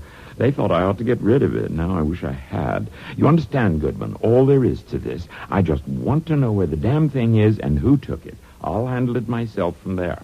Yeah. Okay, the gun was here. Yes, the rear compartment. Like this? Yes. Okay, get him up here. Just a minute. What's the matter? I'm going to have to get my nerve up. I'm never much good until late afternoon. You called the conference for 12:30. I know I did. I do things like that.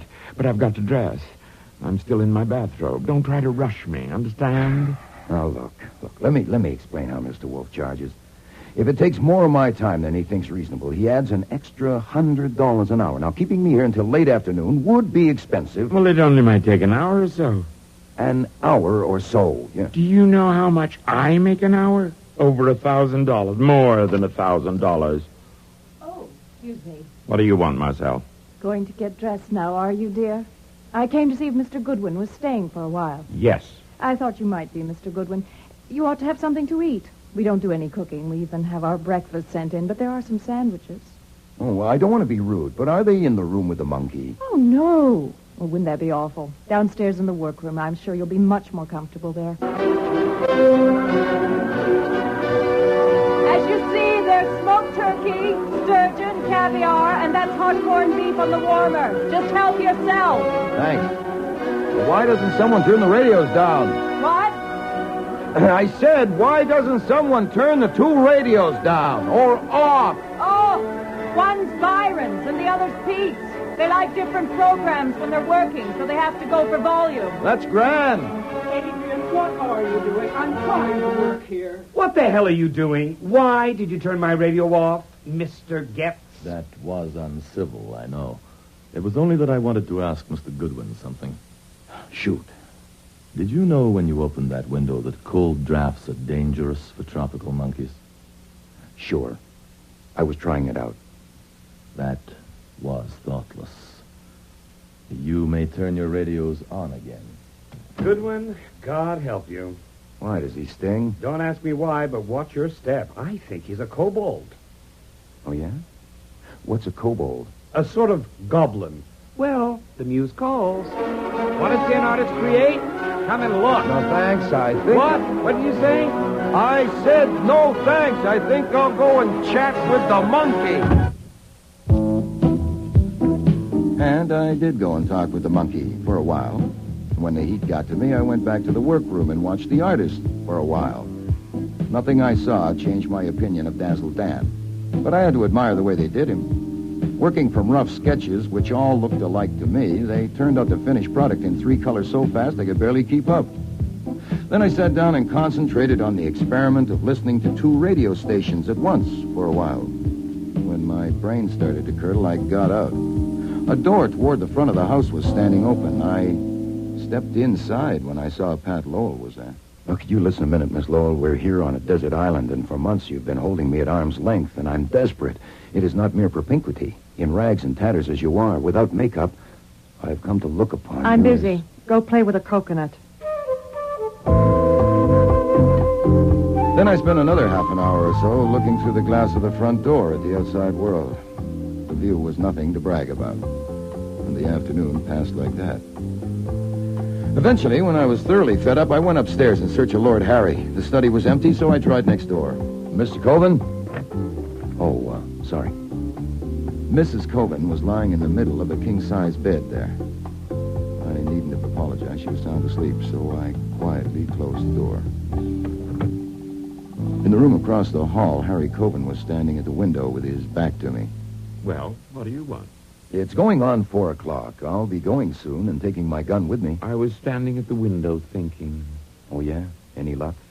Fame and fortune aren't all man needs for happiness, even with a loving wife. Marcelle is my third, you know, and she's wonderful. She's 14 years younger than me, but that still isn't all that's needed for happiness. Look, it's 4:15, and it's getting dark. I would call it late afternoon. Now, what do you say we go ahead? I want a drink. Will you join me? It's a bit early for me. I'm not supposed to drink until 5 o'clock, but I'll make this an exception. Bourbon, all right? Say when. Cheers. Oh, I need this today. Suppose we take the refreshment into the study and go over our act. Don't rush me. Oh, all right. Come on, bring your glass. Goodwin, you don't understand the pressures on a man in my position, the responsibilities. Yeah, I see what you mean. I wouldn't want to be in your shoes. Okay, then, here we are. You sit at the desk there. You're right. I search the shelves back here, and then I come to the desk, and I open the drawer, and there's a gun, and you watch the expression on everyone's faces. Then I go and get... Wait a minute. What's the matter? We have found your gun. What? It's empty. Take a look. That's the gun you put in. It isn't. Mine was clean and bright. Is it yours? I don't know. It looks like it. How in the name of God... How do you think? Someone with hands took mine out and put yours in.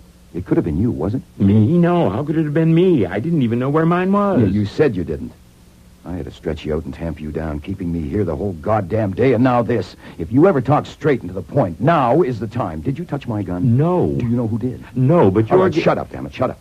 I'm going down there and I'm going to get them. You stay put right here. If I find when I get back that you've moved from that position, I'll either slap you down with your own gun or I'll phone the police. My God, don't call the police. I said shut up and stay put. This is my house, Goodwin, and God damn it, don't you know a raving maniac when you see one? Me. Maybe the best thing would be for you to call a cop. I want my gun. By the time I got down to the ground floor, I had myself well enough in hand to calmly tell them that Coben was ready for them upstairs. I found Pat Lowell at her desk and Hildebrand and Jordan still at their drawing boards and herded them upstairs. Where will I find Adrian Getz? He may be in his room, over there. He takes his afternoon nap in there with Rukaloo, but not this late usually. Thank you, I'll check. Mr. Getz, are you in there? Why, there's a draft. Adrian never opens a window. Put on the lights. Adrian, Adrian Getz, the squirt, was lying on the couch, but he wasn't taking a nap. The hole in his skull was just northeast of his right ear, and the blood had run over the edge of the couch onto the floor. I stuck my hand inside the V of his vest and held it there for 8 seconds. Adrian Getz was through taking naps. My God, look in the cage over there. Look at Rukaloo. What's he holding to his chest? That's a gun he's holding to his chest, a Marley 32. I suspect he's holding it to his chest because it's the only warm thing in this room, having recently been fired.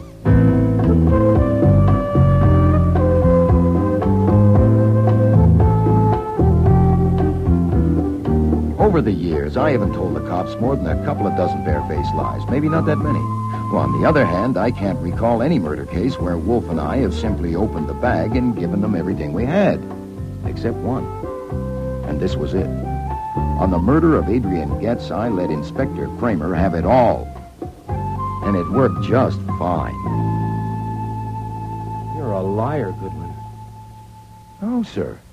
You got it exactly as it happened. Everything. You lied about that gun. If you don't want to get taken downtown to think it over, think now. Tell me what you came here for and what happened. Look, what do you mean, take me downtown? On your order? That's right. You've already questioned me for 2 hours. On a charge. What charge? Sullivan Act. Oh, we have to. You have no license for the gun we found. Ha, ha. Ha, ha, ha, and ha. Okay, there, you got your laugh. It's a very fine gag. Ha! Bring in Coben, will you, Doyle? Yes, sir. I told you where and how I got that gun. You had the gun in your holster, and you have no license for it.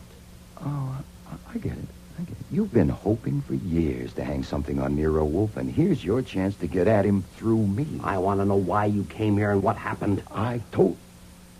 Oh, sit down, please, Mr. Coben. Mr. Coben, I told you that I would ask you to repeat your story in front of Goodwin, and you said you would? That's right. We won't need all the details. Just answer me briefly. When you called on Nero Wolfe last Saturday evening, what did you ask him to do? I told him I was going to have Dazzle Dan start a detective agency in a new series, and I needed information on how an agency was run. That's all you wanted from him? Information? Essentially, yeah. Did you say anything to Wolfe about your gun being taken from your desk? Well, certainly not. What? Why should I? Besides, it hasn't been taken. No, wait a minute. Shut up, Goodwin. What arrangement did you make with Wolfe, Mr. Coben? Oh, he agreed to send Goodwin to my place today for a conference with my staff and me. And Goodwin came? Yes. The conference was for 12:30, but I had a little talk with Goodwin and asked him to wait. I wanted to think it over some more. I'm like that. I put things off. Was your talk with Goodwin about your gun being gone? Certainly not. Oh, I did mention the gun, actually. I told him I didn't have a license for it, and I asked him how to go about getting one. Did you show him the gun? Well, I pulled the drawer open and we glanced in at it, and he said he had one of the same make. Did you or Goodwin take your gun out of the drawer? No, absolutely not. Did he put his gun in the drawer? Absolutely not. When I took my gun from my holster to show it to you, did you... Nothing doing. You're listening. Just the high spots for now. Did you have another talk with Goodwin later? Yes, around 4 o'clock up there in my office. I told him I was ready for the conference, and he went to call the others. Then what happened? Well, after a while, he came back alone. And without saying anything, he came to the desk and took my gun from the drawer and put it under his coat. And then he went to the phone and called Mr. Nero Wolfe. When I heard him tell Wolfe that Adrian had been shot, I got up to go down there, and Goodwin jumped me from behind and knocked me out. When I came to, he was still talking to Wolfe. I don't know what he was telling him, and then he called the police. He wouldn't even... Hold it. That covers that. One more point. Do you know of any motive for Goodwin's wanting to murder Adrian Getz? No, I don't. Then if Getz was shot with Goodwin's gun, how do you account for it? Now, you're not obliged to account for it, but if you don't mind, just repeat what you told me. Well, I told you about the monkey. Goodwin opened a window, and that's enough to kill that kind of monkey, and Getz was very fond of it. I understand Goodwin likes to kid people. Of course, I don't know what happened, but if Goodwin went in there later when Getz was there and started to open the window, you can't tell. When Getz once got aroused, he's apt to do anything. He couldn't have hurt Goodwin any, but Goodwin might have taken out his gun just for a gag, and Getz tried to get it away, and it went off accidentally. That wouldn't be murder, would he? No, that would be only a regrettable accident. That's all for now, Mr. Coben. Take him out, Doyle, and bring in Hildebrand. I want to use that phone. The lines here are all busy. There's one downtown. Do you want to hear Hildebrand before you comment? Oh, well, I'm crazy to hear Hildebrand. No doubt he'll explain that I tossed the gun in the monkey's cage to frame the monkey. Yes, let's just wait for Hildebrand. Oh, here he is now. This will only take a minute, Mr. Hildebrand. I just want to check on Sunday morning. Yesterday, you were here working? I often work Sundays. You were in the workroom? Yes, Mr. Getz was there, too, making some suggestions. I was doubtful about one of his suggestions and went upstairs to consult Mr. Coben. But Mrs. Coben was in the hall. You mean the big hall, one flight up? Yes. She said Mr. Coben wasn't up yet, but Miss Lowell was in the study waiting to see him, and I could wait, too, if I wanted. And you did that? Yes. While you were waiting, you had a conversation with Miss Lowell. Yes. We discussed various matters, and mention was made of the gun Mr. Coben kept in his desk drawer. I pulled the drawer open just to look at it, with no special purpose, just to look at it. Was the gun there in the drawer? Yes. Did you take it out? No. Neither did Miss Lowell. We didn't touch it. But you recognize it as the same gun? I can't say that I did, no. I can only say that it looked the same as before. So yesterday morning, in Miss Lowell's presence, you opened the drawer and saw the gun, which you took to be the gun you had seen there before. Is that correct? That's correct. Okay, that's all. You can go now. Got anything to say, Goodwin? Sorry, Inspector, I lost my voice. You're not funny, pal. You're never as funny as you think you are. This time you're not funny at all. I've got you. I'll be leaving here before long to join you downtown. And on my way, I'll stop in a Wolf's place for a talk. You won't clam up on this one. At the very least, I've got you on the Sullivan Act. Why fiddle around with the Sullivan Act? Make it a big one and really make a fool of yourself. I've warned you. Even a suspended sentence, you lose your license. Ah. You goddamn mule. Take him downtown, Doyle.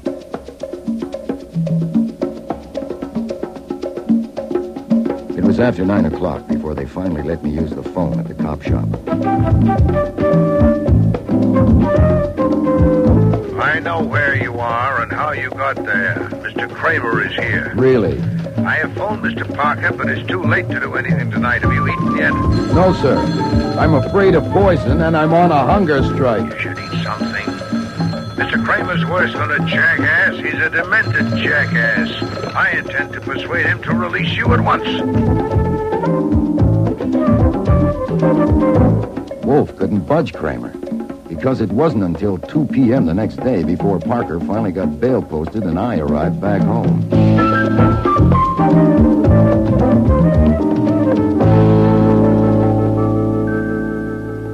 Are you all right? No, don't you smell me? What the devil is that smell? Disinfectant for the bloodhounds in case you escape. I'm going to go up and rinse off. Not yet. Have you eaten? Enough to hold me. Then we'll get started. Look, it'll help if we first get it settled about my leaving that room with my gun in there in the drawer. Shut up and sit down. I deny that you were in the slightest degree imprudent. Even if you were, this has transcended such petty considerations. Your notebook, take a letter. Yes, sir. Dear Mrs. Baumgarten, thank you very much for your letter of the 13th, requesting me to undertake an investigation for you, paragraph. I am sorry that I cannot be of service to you. I am compelled to decline because I've been informed by an official of the New York Police Department that my license to operate a private detective agency is about to be taken away from me. Sincerely yours. What happened in your talk with Kramer? Type that at once and send Fritz to mail it. If any requests for appointments come by telephone, refuse them, giving the reason and keeping a record. The reason given in the letter? Yes. Did Mr. Parker go back to his office? That's what he said. Shall I get him for you? No, you start typing. I'll call him. Send Mr. Coben a bill for recovery of his gun, $500. It should go today. What, no extras? No, considering all $500 flat. And I want you to call your friend at the Gazette. I want the last 3 years of the Dazzle Dan comic strip. Can you get them? I can try. Do so. Mr. Parker, how long will it take to enter a suit for damages and serve a summons on the defendant? Can you do it by noon tomorrow? Then do your best, please. Mr. Coben has destroyed by slander my means of livelihood. I wish to bring an action demanding payment by him of the sum of $1 million. Whoopee!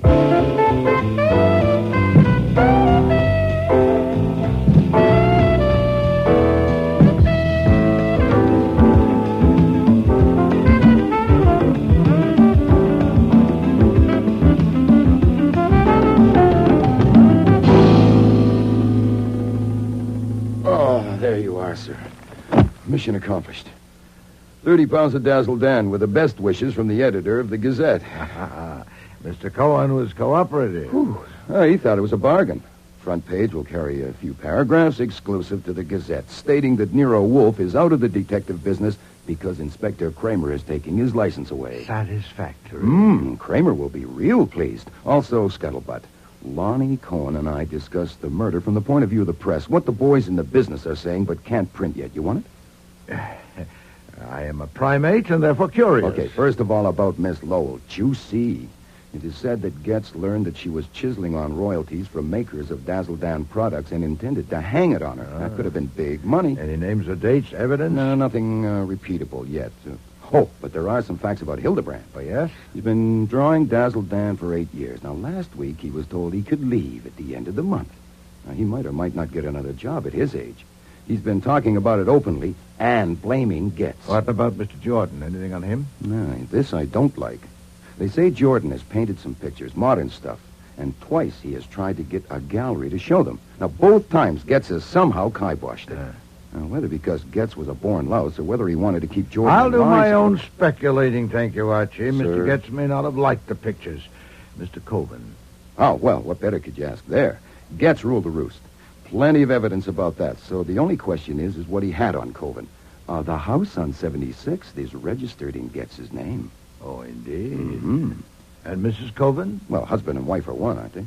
Oh, yes. Man and wife make one fool. Hey, Lonnie'll want to print that one. Can I tell him? It was printed more than 300 years ago. Ben Jonson wrote it. Oh. Another errand for you, Archie. Contact LeVay Recorders Incorporated. Have them send over a man before noon tomorrow.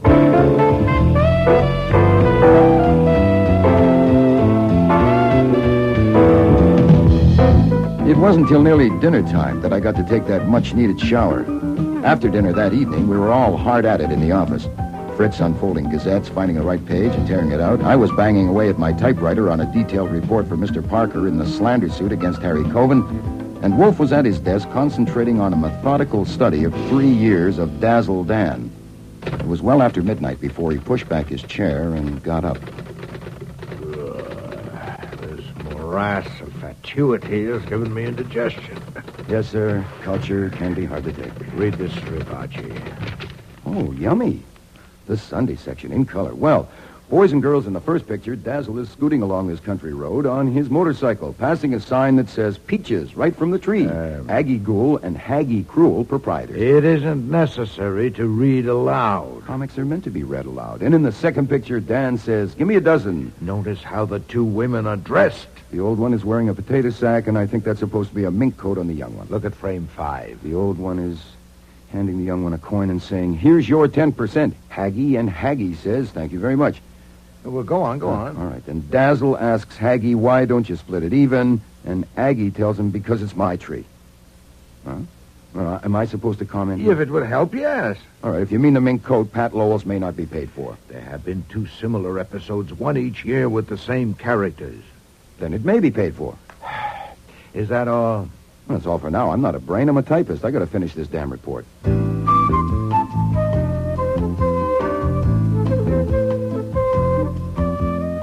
The next day, the phone nearly rang off the hook. Reporters wanting the latest on the Gazette story. Kramer, absolutely apoplectic, wanting Wolfe's hide. I had the pleasure of hanging up on him. The Libet Recording Company. And Parker, to say that the summons had been served to Coven. But it wasn't until after 6 that our first visitor arrived. Pat Lowell was red-faced and hard-eyed. So you're Nero Wolfe? Hmm. I'm scared to death. Uh-huh. I hope I don't look it. I'm trying not to. I was sent here by Mr. Cohen. Yeah. My God, don't you ever say anything? Oh, on occasion. Give me one. You say something. Mr. Coven sent me about your ridiculous suit for damages. He intends to enter a counterclaim for damage to his reputation through actions of your acknowledged agent, Archie Goodwin. Of course, he denies that there's any basis for your suit. Yeah. That's the situation. Thank you for coming to tell me. Archie, show Miss Lowell up. Yes, sir. Wait. Mr. Coven thinks lawyers would just make this more of a mess than it is, and I agree with him. He thinks you and he should settle it between you. Now, is that possible? Oh, we can try. There's a phone. Get him here. He's too upset. I'm sure he'll find it more practical to deal with me, and if we can come to an understanding, he'll approve. I guarantee that. I doubt if that will get us anywhere. For one thing, a factor in both claims is the question, who killed Adrian Getz and why? I'd have to begin by considering that aspect. I'd have to ask you some pointed questions, and I doubt if you'd dare to risk answering them. Oh, what kind of questions? Well, for example, how's the monkey? Oh, I can risk answering that. It's sick. It's at the Spire Hospital. They don't expect it to live. Exposure from the open window? Yes, they're very delicate, that kind. Last August and September, a monkey had a prominent role in Dazzle Dan. At first, it was depicted maliciously on a conjecture by someone with a distaste for monkeys. Thereafter, it was drawn sympathetically. The change was abrupt and noticeable. Why? On instructions from Mr. Coven? Well, You hesitate. I was thinking back. Mr. Getz objected to the way the monkey was drawn, and Mr. Cohen had Mr. Jordan do it instead of Mr. Hildebrand. Mr. Jordan likes monkeys? Yes. But Mr. Hildebrand does not. No, not that one anyway. Rookaloo bit him once. Isn't this pretty silly, Mr. Wolfe? Are you going on with this? Unless you walk out, yes. How did you feel about the monkey? I thought it was an awful nuisance, but it had its points as a diversion. But it was my fault it was there since I gave it to Mr. Getz. Oh, indeed? When? About a year ago. A friend returning from South America gave it to me, and I couldn't take care of it, so I gave it to him. Mr. Getz lived in the Coven house?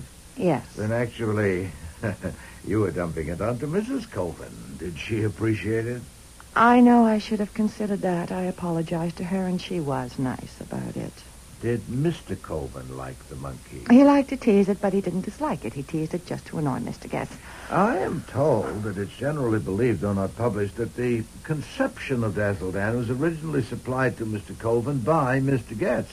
That Mr. Getz was the continuing source of inspiration for the story and pictures, and that without him, Mr. Coven will be up a stump. What about that? Talk, just cheap talk. Good, I'm glad to hear you say so. If that belief could be validated, I admit I'd be up a stump myself.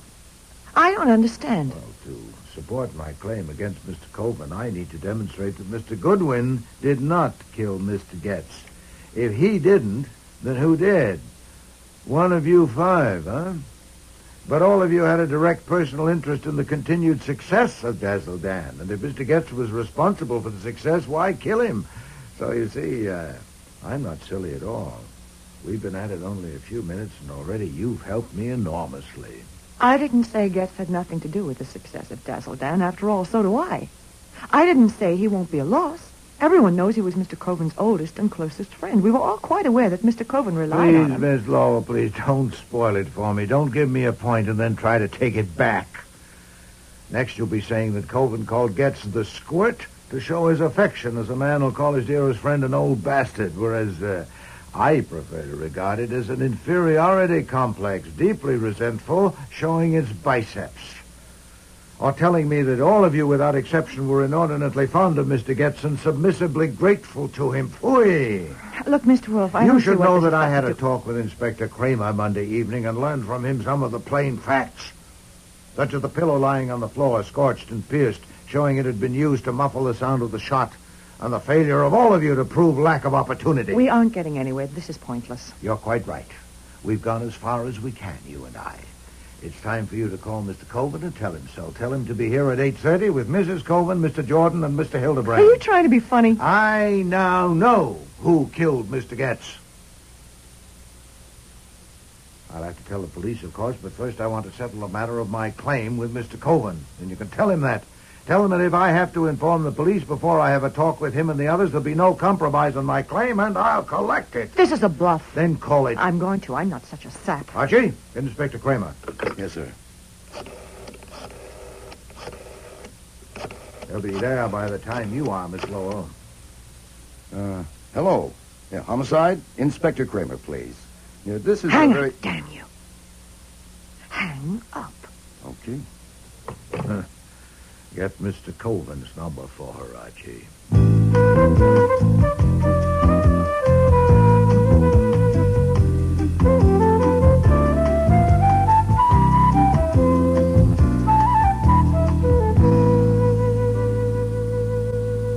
Well, Mr. Wolfe, we're all here.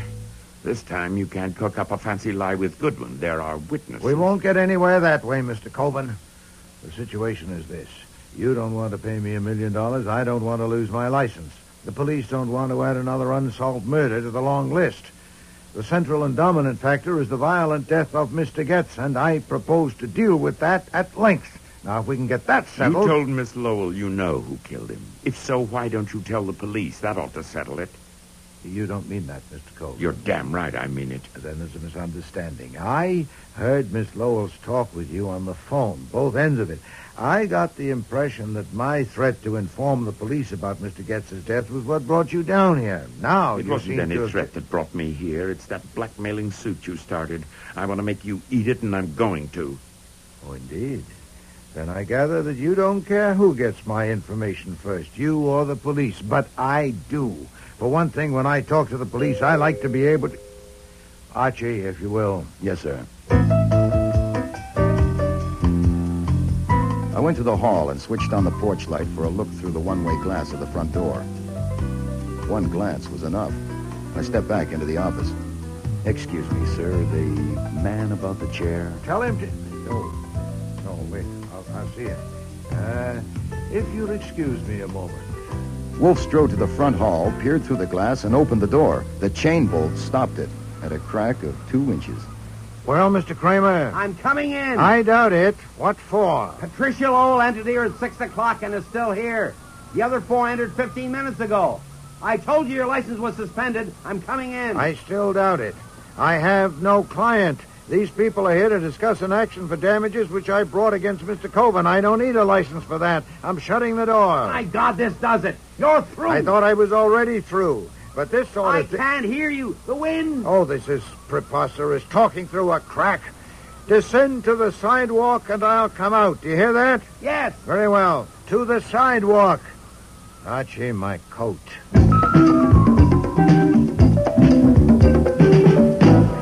I don't like fighting a blizzard, so let's get to the point. You blundered, and you know it. You arrested Mr. Goodwin on a trumpery charge. You came and blustered and went too far. Now you're afraid I'm going to catch a murderer and toss him to the district attorney, so you... I'm not afraid of a goddamn thing. I told you to lay off, and by God, you're going to. I want to go in there. You may. What? Well, you just said... Under one condition. You know the peephole in the wall of my office, concealed by a picture. Standing in the nook at the end of the hall, you can see and hear us in the office. The condition is that you enter quietly, take your post in the nook, oversee us from there, and give me half an hour. What kind of a elaborate... I'm after a murderer, and there's one chance in 5 I'd say that I'll get him. You said you were discussing an action for damages. We are. I'll get either the murderer or the damages. Now, I'm going in. If you come along, it must be under the condition the stated. Are you coming? Yes. You accept the condition? Yes. Come along, then.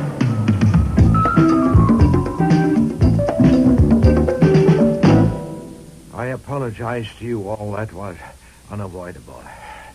Now, suppose we start over, Mr. Coven, with your surmise to the police that Getz was shot by Mr. Goodwin accidentally. That's absurd. I don't know how else it could have happened. Do you really dare, sir, in front of me, to my face, to cling to that fantastic tale you told the police, that rigmarole? You're damn right I do. Pooey! I had hoped here together we were prepared to get down to reality. It would have been better to adopt your suggestion to take my information to the police. Perhaps... I made no such suggestion. Huh? In this room, Mr. Coven, some 15 minutes ago. No. I see. Oh, it's impossible to get on solid ground with a man like you, but I still have to try. Archie. Yes, sir. Play back the tape. Yes, sir. Tape? What? You made a tape? You'll see. We sometimes find it necessary. But that's... You can't do that, can you? We have done that. Are you ready, Archie? Yes, sir, just about. There, that should do it. It's not that, Mr. Coleman, not at all. I only doubt if it's worth it to you, considering the size of my minimum fee, to hire me for anything so trivial as finding a stolen gun. No, Archie, what was said today? I shouldn't. Oh, I'm sorry. I rewound it too far. Must I do it myself? Well, I said I'm sorry. It's hard to be accurate in such a hurry.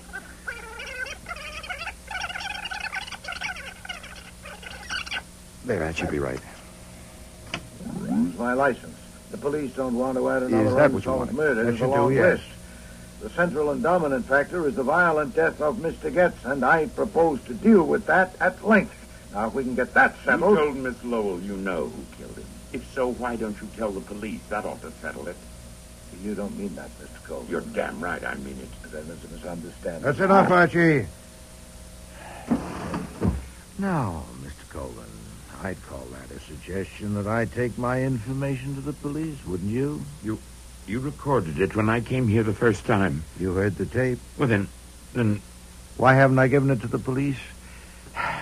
On Monday evening, when Inspector Kramer came to see me, I still considered you as my client, and I didn't want to discomfort you until I heard what you had to say. Before Mr. Kramer left, he'd made himself so offensive that I was disinclined to tell him anything, ever. Now you are no longer my client.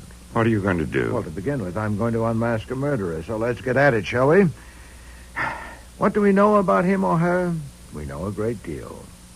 First, he took Coven's gun from the drawer sometime previous to last Friday and kept it somewhere, because that gun was returned to the drawer when Goodwin's was removed shortly before Getz was killed. Wait a minute.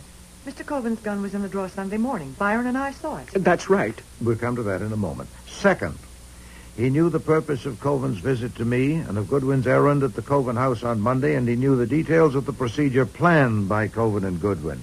I don't know them even yet. Neither do I. None of us do. The innocent can afford ignorance. Enjoy it, if you have it.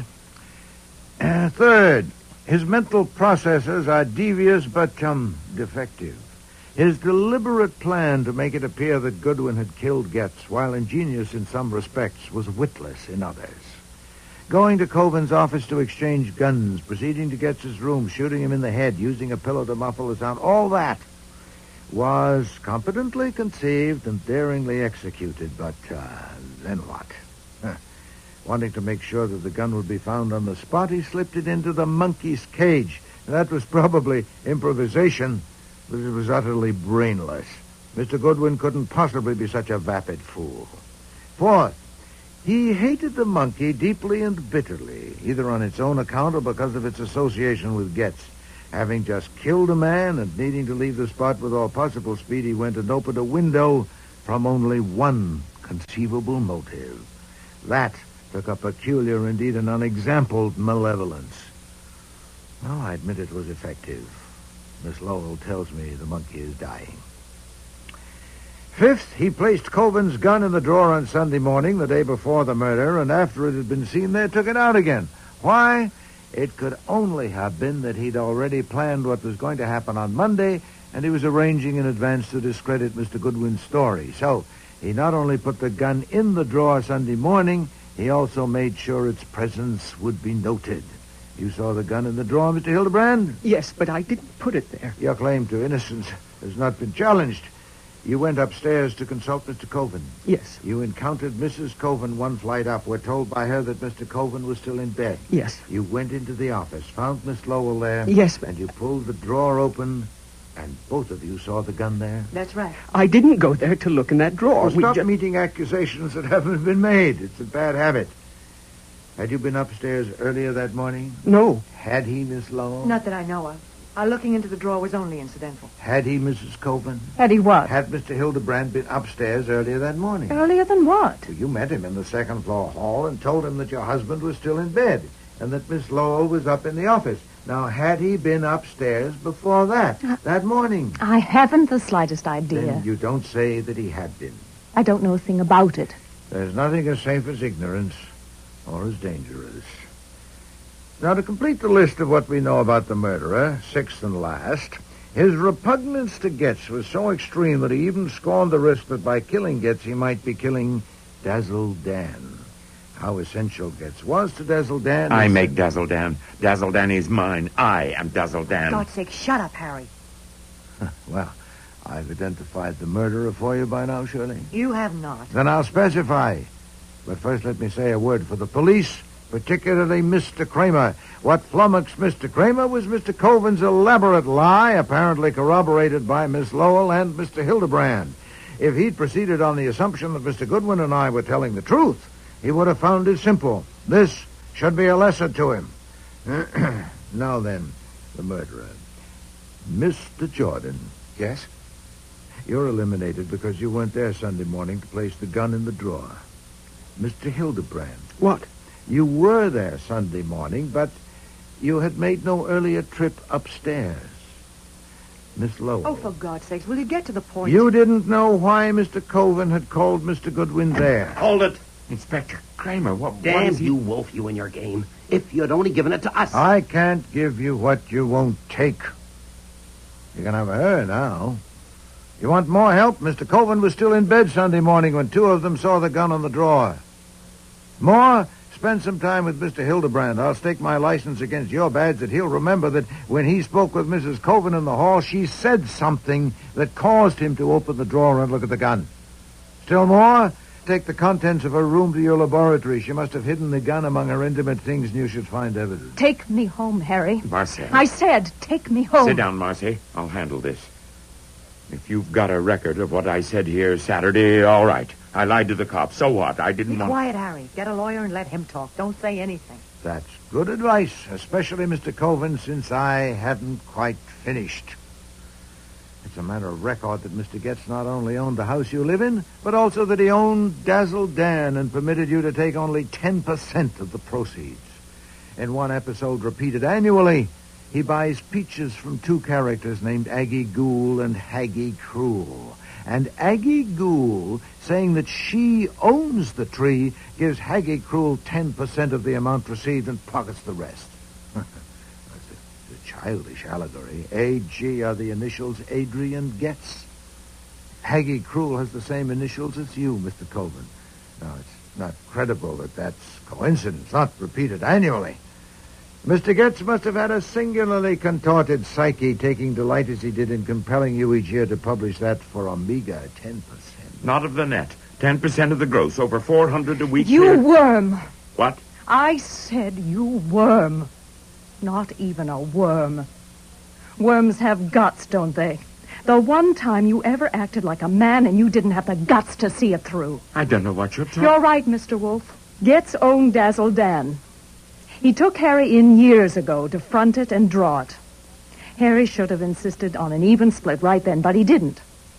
When Dazzle Dan caught on and kept getting bigger and bigger, Getz didn't mind Harry having the name and the fame as long as he owned it and got the money. He was a vampire. Yeah, I'll accept that. When I found out how it was, I tried to talk some sense into Harry. I told him his name had been connected with Dazzle Dan so long that Getz would have to give him a bigger share, at least half, if he demanded it. But Harry just wasn't man enough to do that. I didn't let up. I kept after him, I admit that. I'll admit it on the witness stand if I have to. And I admit I didn't know him as well as I thought I did. I didn't know there was any danger of making him desperate enough to commit murder. I didn't know he had it in him. Of course he'll break down, but if he says I knew that he decided to kill Getz, I'll have to deny it because it's not true. I didn't. Marcy. Oh, I see. First you planned to put it on a stranger, Mr. Goodwin, and failing that, you put it on your husband. No, madam. Your silliest mistake was opening the window to kill the monkey. But there were others, including underestimating my confidence in Mr. Goodwin. Mr. Kramer?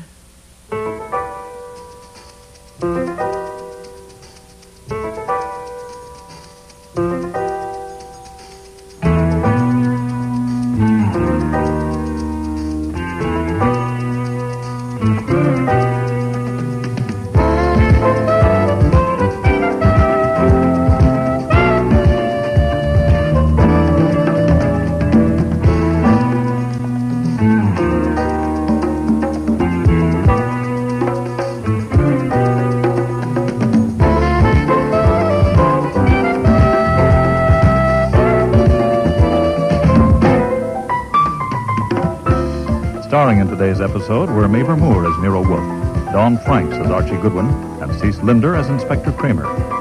Jack Creeley was Harry Coven, Tricia Collins, Pat Lowell, Shari Flett, Marcel Coven, David Hemblin, Adrian Getz, Richard Monette, Pete Jordan, and Eric Peterson was Hildebrand. Music was composed and conducted by Don Gillis.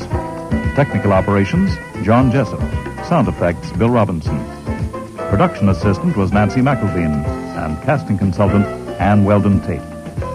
The Squirt and the Monkey was written and produced in Toronto by Ron Hartman.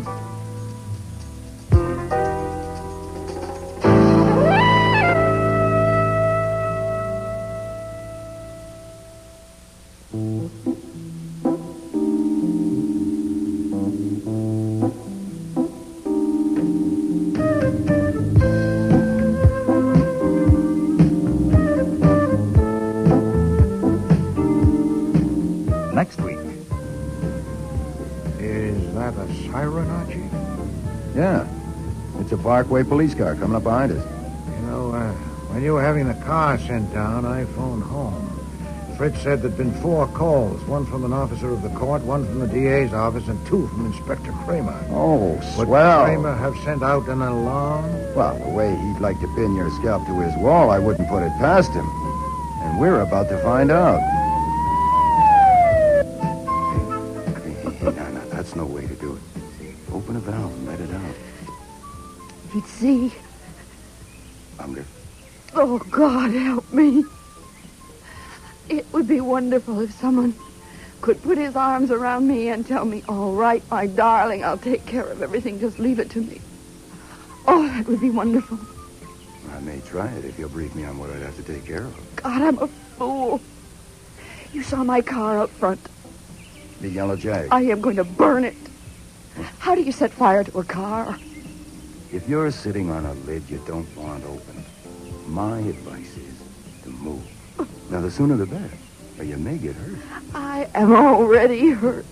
Mr. Wolfe, you knew you were to be called yesterday, but you left the courtroom. Yes, sir. If your reason for leaving is unsatisfactory, you are in contempt of court. Do you understand that? Yes, sir. Then, why did you leave? You are under oath. Your Honor, I respectfully ask your indulgence.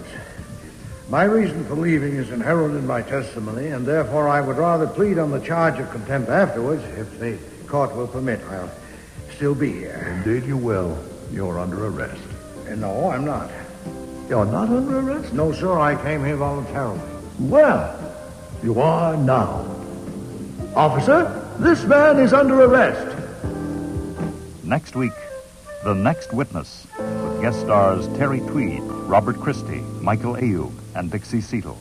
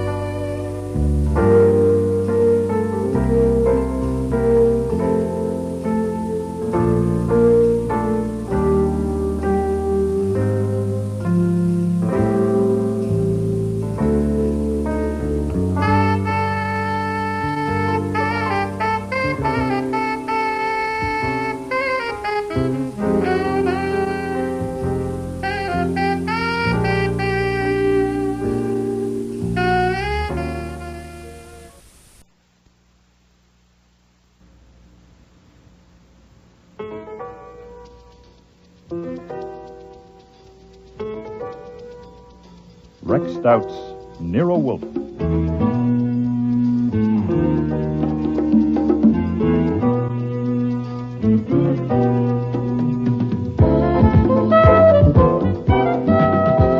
Starring Mavor Moore as Nero Wolfe and Dawn Franks as Archie Goodwin.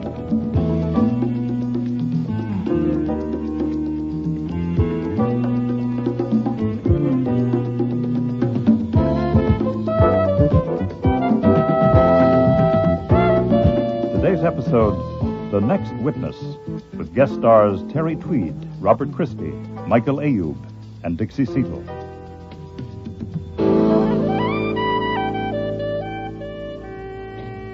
I call Clyde Bagby to the stand. It was the third day of the trial. and the assistant district attorney had just called his fifth witness, which meant that Nero Wolfe would be called to the stand next. I had been subpoenaed, too, in case corroboration was needed. Yes, sir, I do. Will you tell the jury your name and occupation? Clyde Bagby. I'm president and owner of Bagby Answers Incorporated. What is the nature of your business? Well, it's a telephone answering business, that's all. It's not a big one, really, because I specialize in serving individuals instead of businesses or firms. Is one of your offices at 618 East 69th Street, Manhattan? Yes, sir. Describe the operation at that address. Well, that's my newest place and my smallest, so it's not an office building, really. It's just an apartment. I had to have it in an apartment because of the labor law. You can't have women working in an office building after 2 a.m. I have to give my clients all-night service, so I've got 3 operators who live right there in the apartment. That way, I always have someone for the night shifts.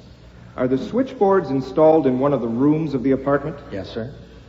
Tell the jury what one of them is like and how it works. Oh, well, for each client, there's a little light and a cubby hole and a card strip with the client's name. When someone dials the client's number, his light goes on and a buzz synchronizes with the ringing of the client's phone. How many buzzes the girl counts before she plugs in depends on what client it is. Some want her to plug in after 3 buzzes, some longer. That's the kind of specialized, individualized service I give my customers. You see, the big outfits, they don't do that. Thank you, Mr. Bagby, but I wasn't buzzing for a plug for your business. Yeah. Now, when I thought that joke a little out of place at a murder trial, so I glanced over at my boss, Nero Wolfe, sitting beside me, but he wasn't registering anything but martyrdom. Morose martyrdom. Nero Wolfe hates to leave his house under any circumstances, and a courtroom bench hasn't been built to hold his 1/7 of a ton, especially in a crowded courtroom. And he'd had to suffer this for 3 days now because of a mere 10-minute acquaintance with the accused, Leonard Ash. I think that gives us a clear picture of the operation. Now, Mr. Bagby, please look at that gentleman in the dark blue suit sitting next to the officer. He is the defendant in this trial. Do you know him? Yes, sir. That's Mr. Leonard Ash. When and where did you meet him? In July, he came to my office on 47th Street. Can you give me the day in July? Yeah, the 12th, the Monday. What did he say? He said he wanted my answering service for his home telephone. Did he want any special service? Well, he didn't ask me for any, but 2 days later, he contacted Marie Willis and offered her $500. Objection. Sustained. Mr. Bagby, just answer my questions. Did you accept Leonard Ash as a client? Oh, sure. There was no reason not to. So his name and number were given a place on one of your switchboards? Yes, sir. What was the name of the employee who attended that board? The one with Leonard Ash's number on it? Marie Willis in the daytime. And Leonard Ash's number was on Marie Willis's board? Yes, sir. After the routine arrangements for serving Leonard Ash as a client had been completed, did anything happen to bring him or his number to your personal attention? Yes, sir. What and when? First, when? Well, it was a Thursday, about 3 days after Ash had ordered the service. Marie phoned me at my office and said she wanted to see me privately about something important. So, a little after 6, I went up to 69th Street, and we went into her room at the apartment. She told me Ash had phoned her the day before and asked her to meet him somewhere to discuss some details about servicing his number. She told him such a discussion should be with me, but he insisted Your Honor that... pleases, I submit that the witness may not testify to what Marie Willis and Mr. Ash said to each other when he was not present. Certainly not. He is reporting what Marie Willis told him had been said. That should be kept clear. You understand that, Mr. Bagby? Yes, sir. I mean, Your Honor. Then go ahead. What Miss Willis said to you and you to her. Well, she said she'd agreed to meet Ash because he was a theatrical producer, and she wanted to be an actress. I hadn't known she was stage-struck, but I know it now. So she'd gone to his office, and he told her... Now, this is what she told me. He told her he wanted her to listen in on calls to his home number during the daytime. How could she do that? All she'd have to do when his light on her board went off, well, that would mean that someone had answered the phone at his home. Well, she'd just plug in and listen to the conversation. And she told you Mr. Ash asked her to do that? Yes, sir. And to phone him each evening and report. And that's what she said. And he offered her $500 if she would do it. Did she say anything else? Yes, sir. She said she knew she should have turned him down flat, but she didn't want to make him sore, so she told him she wanted to think it over. Then she told me she had slept on it and decided what to do. She was convinced that what Ash was after was phone calls to his wife. And aside from anything else, she wasn't going to spy on his wife because his wife was Robina Keene, the actress. And, Marie worshipped Robina Keene as her ideal. Well, that's what Marie told me. Did she tell you what she had decided to do? Yes, sir. 3 things. Tell me about it because she was working for me. Tell Robina Keene about it to warn her because Ash would probably get someone else to do the spying for him. You know, it occurred to me the real reason for her wanting to tell Robina Keene. What occurred to you isn't material, Mr. Bagby. Now, did Marie tell you the 3rd thing she had decided she must do? Yes, sir, that she must tell Ash that she was going to tell his wife. She said she had to do that because she promised him she would keep it confidential, so she had to warn him she was taking back her promise. Did she say when she intended to do those 3 things? Yes, well, she'd already done one of them, telling me. She said she'd phoned Ash and told him she would be at the office at 7 o'clock. Well, that was crowding it a little because she had the evening shift and would have to be back at the boards at 8. It crowded me, too, because it gave me no time to talk her out of it. I even went downtown with her in a taxi where Ash's office was and did my best, but I couldn't move her. What did you say to her? I tried to get her to lay off. Well, I could drop him as a client and forget it, but she was dead set on warning Robina Keene. And to do that, she had to take back her promise to Ash. Well, I hung on until she got in the elevator to go up to Ash's office, but I couldn't budge her. Did you go with her?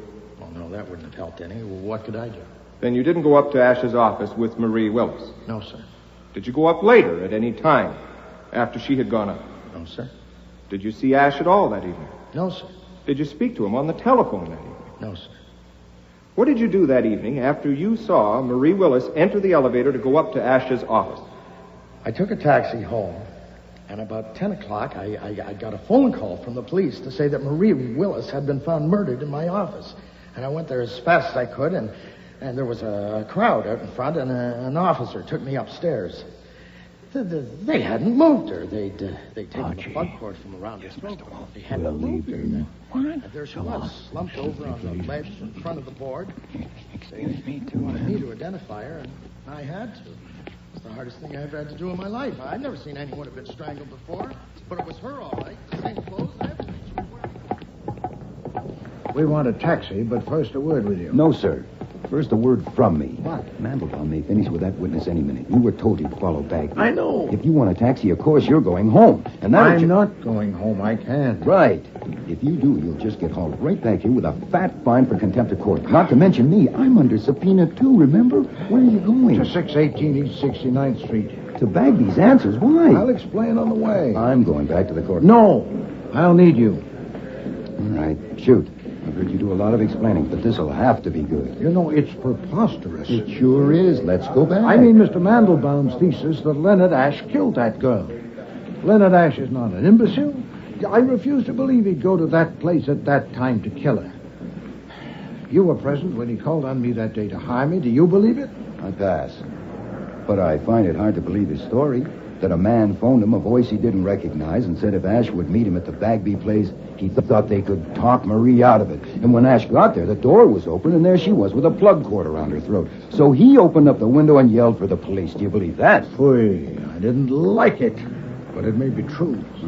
And another thing I didn't like was sitting there on that confounded wooden bench with a smelly woman against me. Oh, now we're getting to it. By the way, that smell was Tissot's passion flower, and it's $80 an ounce.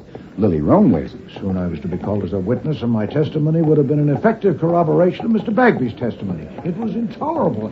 I will not be a party to a judicial transgression. Let's see if I get you. The reason you're scooting is you can't bear to help convict Ash of murder because you doubt he's guilty. That's close enough. It's not close enough for me. What are we going to do with Bagby's answering? We'll see when we get there. Taxi!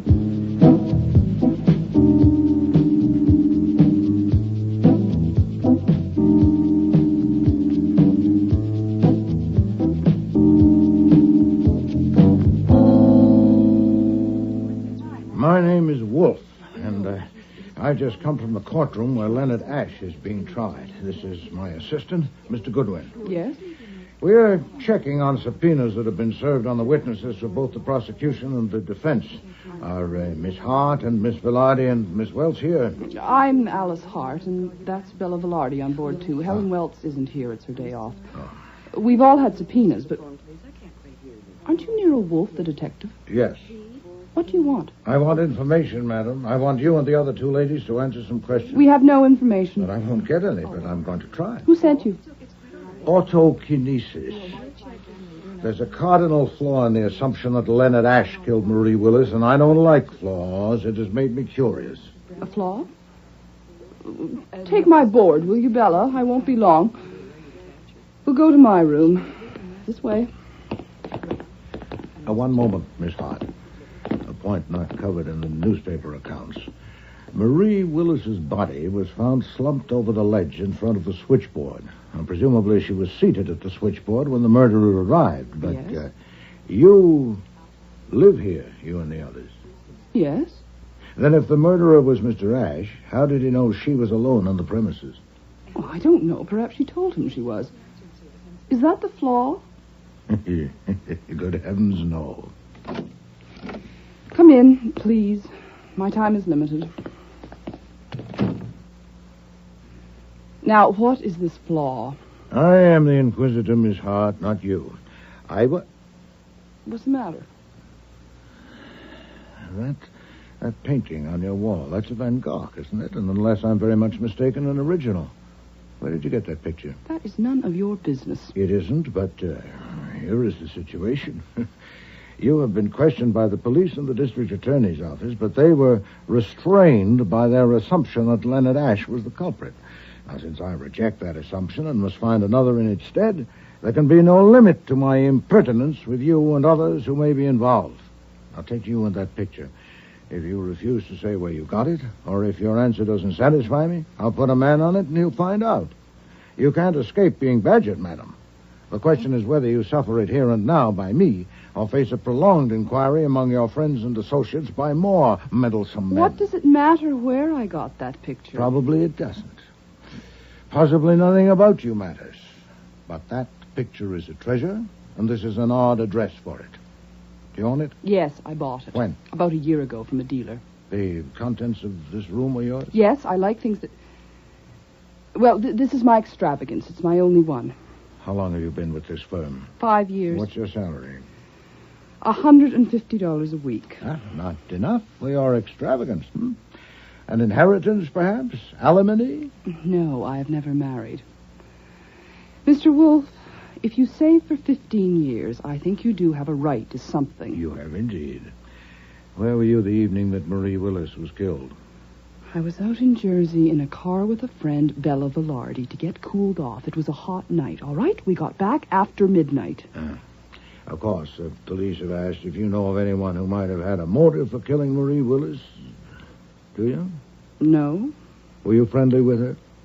Yes, friendly enough. Has any client ever asked you to listen in on calls to his number? Certainly not. Did you know Miss Willis wanted to be an actress? Yes, we all knew that. Mr. Bagby says he didn't. He was their employer. I don't suppose he did know. When did you talk with Mr. Bagby? I didn't. Heard him on the witness stand. Did you know of Miss Willis's regard for Robina Keene? Yes, we all knew that, too. Marie did imitations of Robina Keene in her roles. When did she tell you of her decision to inform Robina Keene that her husband was going to monitor her telephone? I didn't say she told me. Did she? No. Did anyone? Yes, Miss Velarde. Marie had told her. You can ask her. I shall. Do you know Guy Unger? Yes, I know him. Not very well. He was a friend of Marie Willis's. And what was the nature of his relationship with Miss Willis? I'm sure I don't know. Miss Willis must have talked about it. Not to me. We were never very close. Maybe to Bella, Miss Velarde. Well, I would like to speak now to Miss Velarde. Well, certainly. You can wait in her room. It's just next door. Go ahead in. I'll send her along.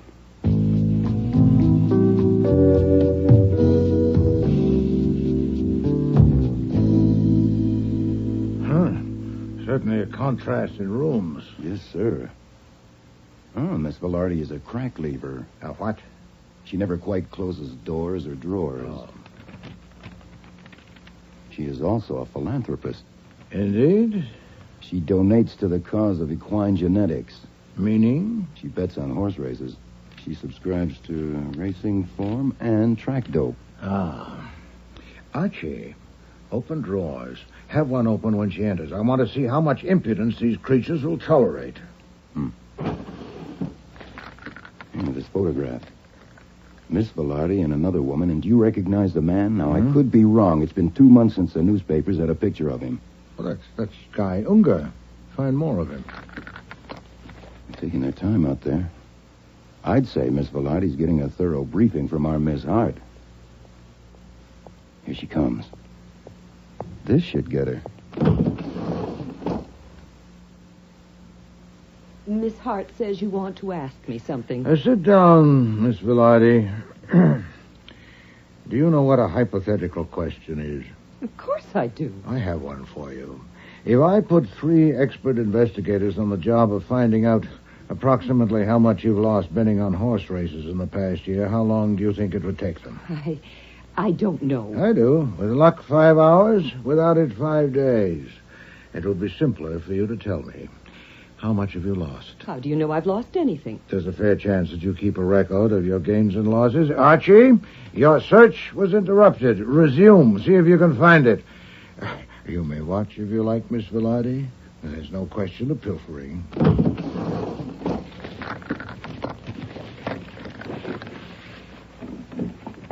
Look, Mr. Wolfe, there's no secret about my liking to bet on the races. But the amounts I bet, that's different. You see, I have friends who, well, they don't want people to know they bet, so they give me money to bet for them. So it's about $100 a week, and sometimes more, maybe up to $200. I see. What's your salary? Oh, it's only $120, so of course I can't bet much myself. Of course. About the windows in that front room. In summer weather, when one of you's on duty there at night, are the windows open? Well, when it's hot, yes.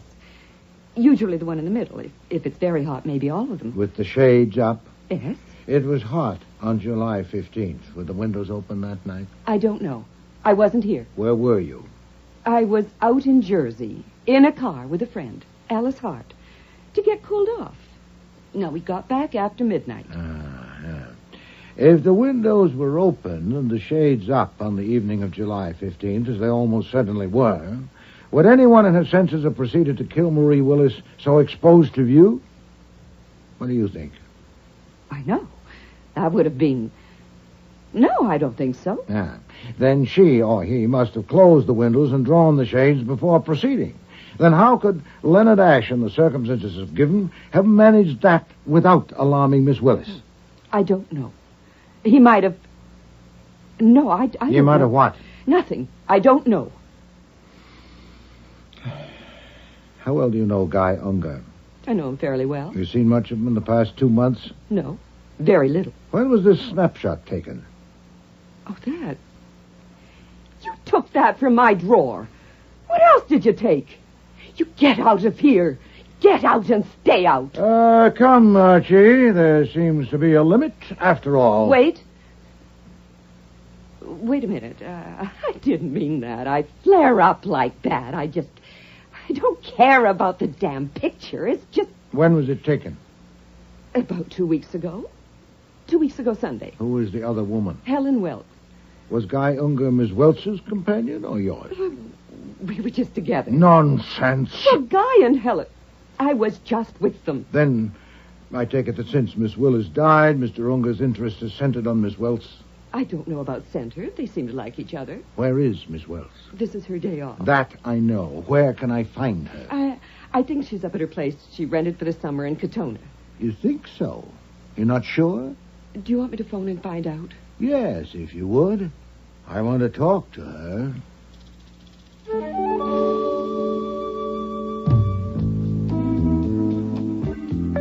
Nero Wolfe refuses to ride in the front seat of a car because when the crash comes, the broken glass will carve him up. Also, it takes most of the back seat to hold his bulk. And he rarely talks in a car because he sits with his fists and jaws clamped tight as a vice. Is that a siren, Archie? Yeah. It's a Parkway police car coming up behind us. You know, when you were having the car sent down, I phoned home. Fritz said there'd been 4 calls, one from an officer of the court, one from the DA's office, and 2 from Inspector Kramer. Oh, Would swell. Kramer have sent out an alarm? Well, the way he'd like to pin your scalp to his wall, I wouldn't put it past him. And we're about to find out.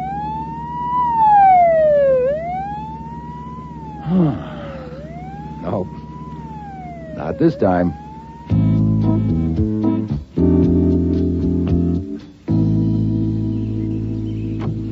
Archie Goodwin, I'm Helen Welts.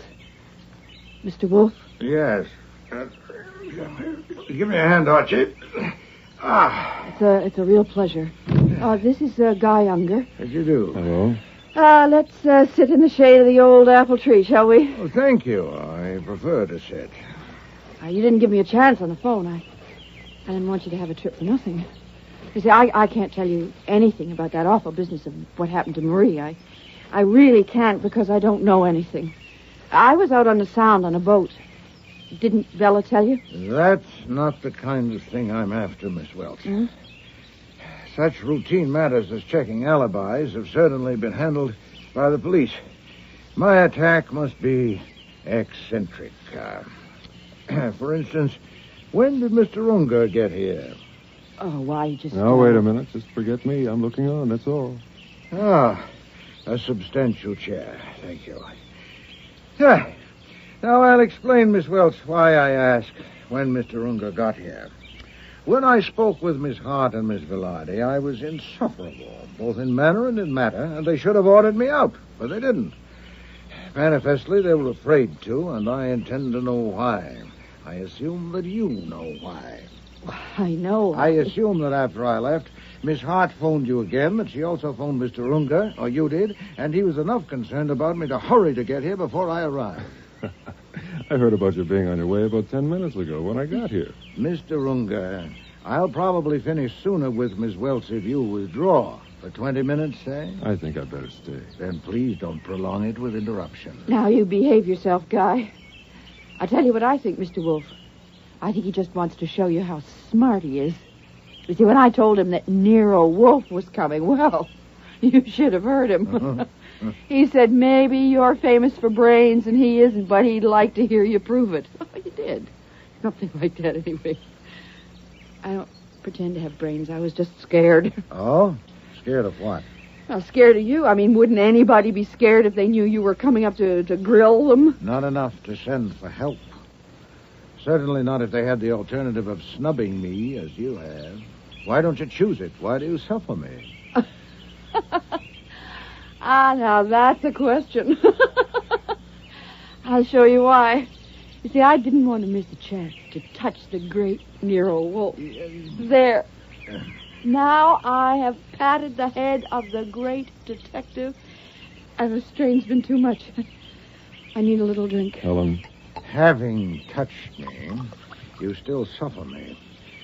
I'm sure Miss Hart told you that I reject the thesis that Leonard Ashe killed Marie Willis and propose to discredit it.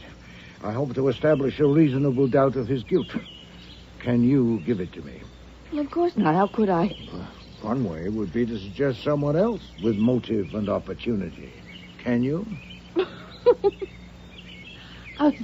I'm sorry, but you're funny. I mean, the way they had us down there at the DA's office and the way they kept after us, asking all about Marie and everybody she knew. And, of course, they wanted to find out if there was anybody besides that man Ashe that might have killed her. Well, now they're trying Ashe, and they wouldn't be trying him if they didn't think they could prove it. And here you come and expect to drag it out of me in 20 minutes. Don't you think that's funny for a famous detective like you? As I understand it, what you're after is an out for Leonard Ashe on the murder, is that right? Yes. And that's all? Yes. Would you mind telling me, did Ashe's lawyer hire you? No. Who did? Nobody. I developed a distaste for my function as a witness for the prosecution, along with a doubt of Mr. Ashe's guilt. Why doubt his guilt? Divination. Contrariety. I see. You're shooting at it on spec. Okay, I'll humor you. Do you regard me as a suspect? In a word, yes. Okay. So did the cops for a while. Because just before she was killed, Marie and I had been having a little thing, you know? But that's absolutely all there was to it. The cops found absolutely nothing in my relations with Marie that could possibly have made me want to kill her. Any questions? No. And if they had dug up a motive, they would have been stuck with it, because I certainly couldn't have killed her the evening of July 15th. At 10 o'clock that night, I was asleep on my boat at an anchorage near New Haven. My friend Ralph Ingalls was with me, and his wife, and Helen here. That's right. Of course, the police checked it, but you're welcome to check it yourself if you care to. Any more questions? One or two. What is your occupation? For God's sake, you haven't read the papers. Yes, I have, but that was weeks ago, and as I remember it, they were vague. Broker, I believe. Stockbroker? No, I'm a freewheeler. I handle anything. Have you an office? I don't need one. Have you handled any transactions for anyone connected with Bagby Answers Incorporated? Any kind of transaction? That's a funny kind of question. Why do you ask that? Because I suspect the answer is yes. Why? Just for curiosity. Now, Mr. Unger, do you suppose I would have made this excursion completely at random? If you find the question embarrassing, don't answer it. It's not embarrassing. I'll tell you. I think you got a hold of some crazy idea somewhere. God knows what that is. And I want to speak to you privately. Let's take a little walk. No. I don't like conversing on my feet. If you want to say something without a witness, Miss Welch and Mr. Goodwin can leave us. Archie? Miss Welch, let's go and pick flowers. Mr. Unger will want me in sight and out of hearing. All right. You seem to be, Now, the goldenrod I know, but what are the blue ones? I don't know.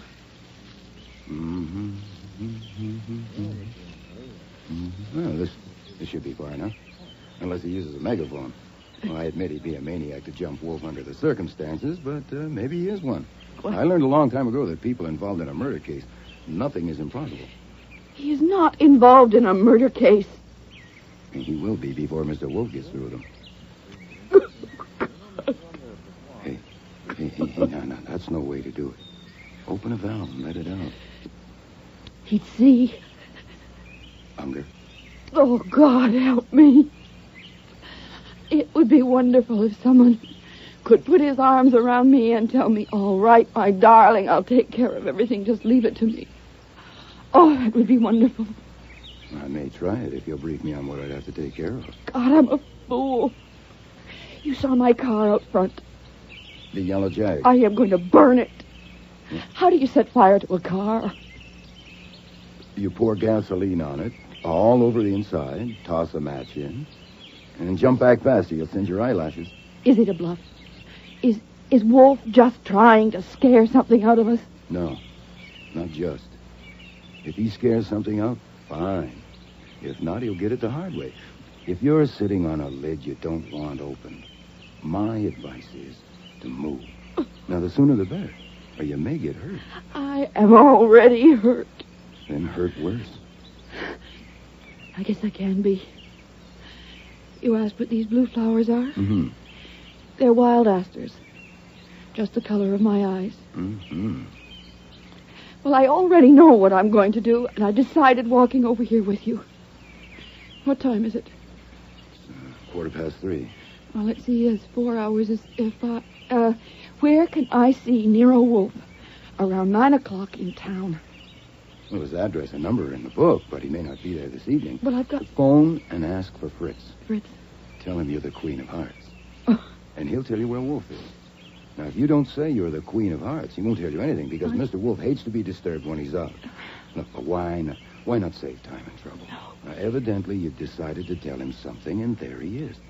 Come, we'll tell him now. I can't. You see, I don't dare. On account of Unger? Yes. Uh-huh.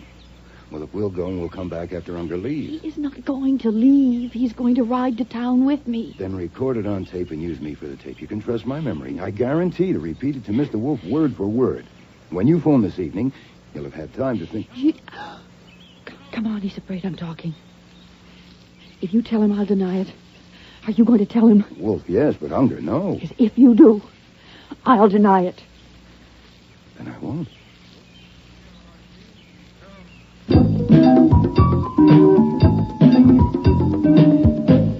I have a little item for you. Then stop somewhere. I can't talk like this. We got a nibble. She has something to say to you, but she has to say it to you tonight after she's ditched Unger. Confound it. She was in a panic. It'll wear off. Well, it may, and so? Yeah, I'll go back and do it over if you'll write me a script. Fooey, I don't say I could better it. You're a connoisseur of comely young women, aren't you? Is she a murderess in a funk trying to wriggle out, or what is she? I pass. She's trying to wriggle all right, but from out of what, I need 6 guesses. What did Unger want privately? Is he trying to wriggle too? Yes. Offered me money, $5,000, then $10,000. For what? Not clearly defined. A retaining fee for investigative services. He was crude about it for a man with brains. I'll be damned. What'd you tell him? That I resented and scorned his attempt to suborn me. He was in a panic, and it'll wear off. Why not string him along? It would take time, and I haven't any. I told him I intend to appear in court tomorrow morning. Tomorrow? With what, for God's sake? Well, at least with a diversion. If Miss Welch's panic endures, possibly with something better. Uh-huh, I get it. Deciding to go back to court tomorrow makes it possible for you to go home. Yeah. Okay, I'll get you there by 5 o'clock. No, we're not going home. Huh? Mr. Kramer will have a man posted there all night, probably with a warrant. And a hotel would be risky, too. Wait a minute. Isn't Saul Panzer's apartment conveniently located? Yes, but he only has 1 bed. We'll manage somehow. All right, go ahead to the city.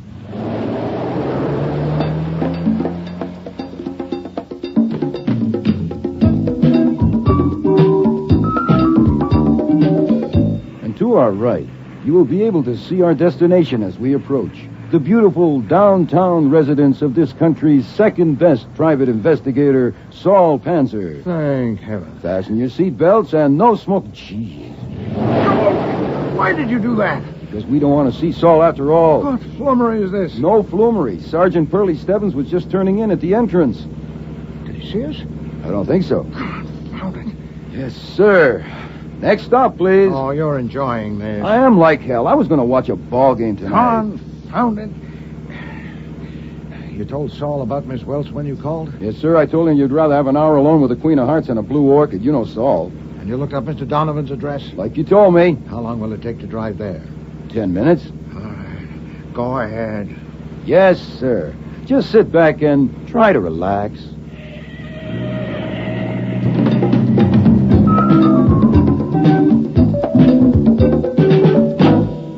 Nero Wolfe and Archie Goodwin.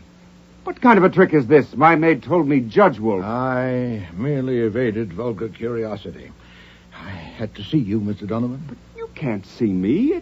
It's highly improper. You're a witness for the prosecution, and I'm the defense attorney. Also, a warrant has been issued for you. I'll have to report I'm this. not here as a witness for the prosecution. I don't intend to discuss my testimony with you. I have become aware of certain facts which I think your client, Leonard Ash, should know about, and I want to tell him.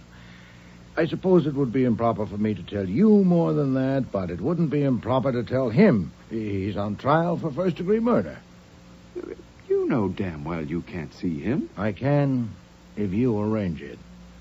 Early tomorrow morning will do, before the court sits. You may, of course, be present if you wish, but I suppose you'd prefer not to. 20 minutes with him will be enough. I can't ask you what you want to tell him. I understand that. I won't be on the witness stand where you can cross-examine me until tomorrow. No, you won't. No, I can't arrange for you to see him. It's out of the question. I shouldn't even be talking to you. It will be my duty to report this to Judge Corbett in the morning. Good evening, gentlemen.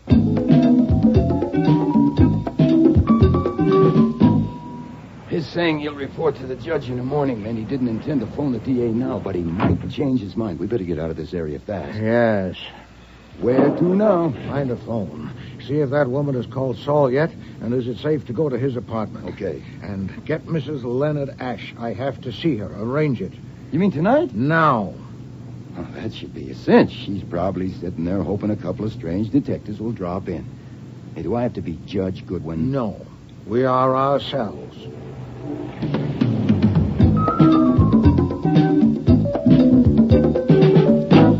I'm dead tired, Mr. Wolfe, and empty. Completely empty. I don't think I ever... I'll make it as brief as I can. What is it? course, it's something about my husband. I have information that will be of considerable value to your husband. Information that could raise sufficient doubts in the minds of the jury to get him acquitted. To get him acquitted? It could. The problem is to get the information to the jury. It would take intricate and prolonged investigation to get it in the form of admissible evidence, and I have a shortcut in mind. To take it, I must have a talk with your husband. But he's in prison. How can you? I must. I've just called on his attorney and asked him to arrange it, which was futile as I expected. Since I'm a witness for the prosecution, he feels it improper for him even to talk with me, let alone arrange an interview for me with his client. But you are under no such prescription. You mean you want me to get you in? You are the wife of a man on trial for his life. It would not be impossible for you to get permission to talk with your husband tomorrow morning before the court convenes, and you can take me with you. But there's a warrant out for your arrest. The papers say that Don't mention me in getting the permission. Simply take me with you. How will you do it? I don't see how I can. You just want to talk with him? Yes. What do you want to tell him? I can't tell you that now. It might compromise my plan to get it to the jury. I can't risk that. But at least you can tell me what it's about. How can I be sure that you... Oh, you say you're tired, madam. So am I. At considerable risk to my reputation, my self-esteem, possibly even my bodily freedom, I'm undertaking a step which should be useful to your husband, and I'm asking your help. But I'm not asking you to risk anything. You've nothing to lose. I have. Of course, I've made an assumption that may not be valid, that whether or not you're sincerely devoted to your husband, you don't want him convicted of murder. Now, I can't guarantee... You didn't have to say that. I'm devoted to my husband. I love him very dearly. He acted like a fool, but I love him very much. I certainly don't want him convicted of murder. Then you'll do it? All right. I have nothing more to lose. But if I do this, I'll have to tell Mr. Donovan... No, you must not. Not only would he forbid it, he would prevent it. This is for you alone. Oh. Only you can do this. Oh, I thought I was too tired to live, and I am. But it would be a relief to do something. I'm going to do it. I will do it. Leave this to me. Where can I reach you? Saul's number, Archie.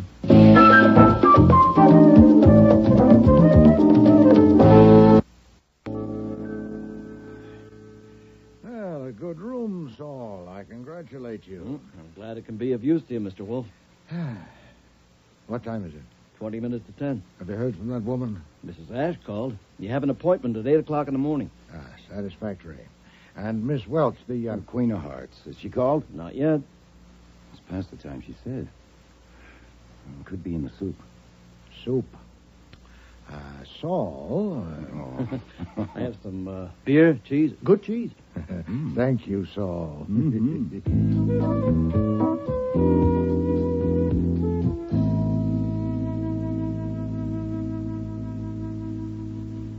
Quarter to 1.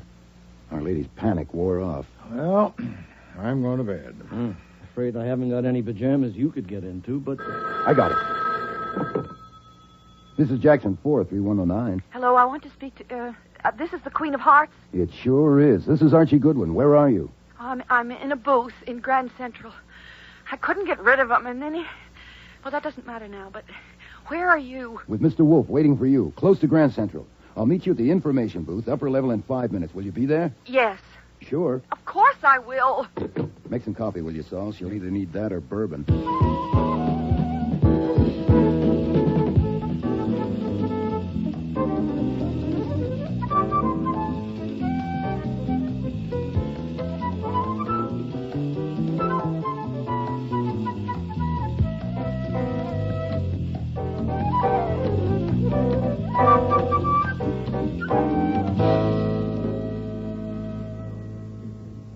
Your Honor, I wish to call a witness whom I called yesterday, but he was not available. I learned only a few minutes ago that he is present. You will remember that on my application you issued a warrant for Mr. Nero Wolfe. Yes, I do. Is he here? Yes, he is. Nero Wolfe. I have some questions for you, Mr. Wolfe. after you're sworn. Thank you, Your Honor. Take the Bible in your right hand. You swear to tell the truth, the whole truth, and nothing but the truth to help you God?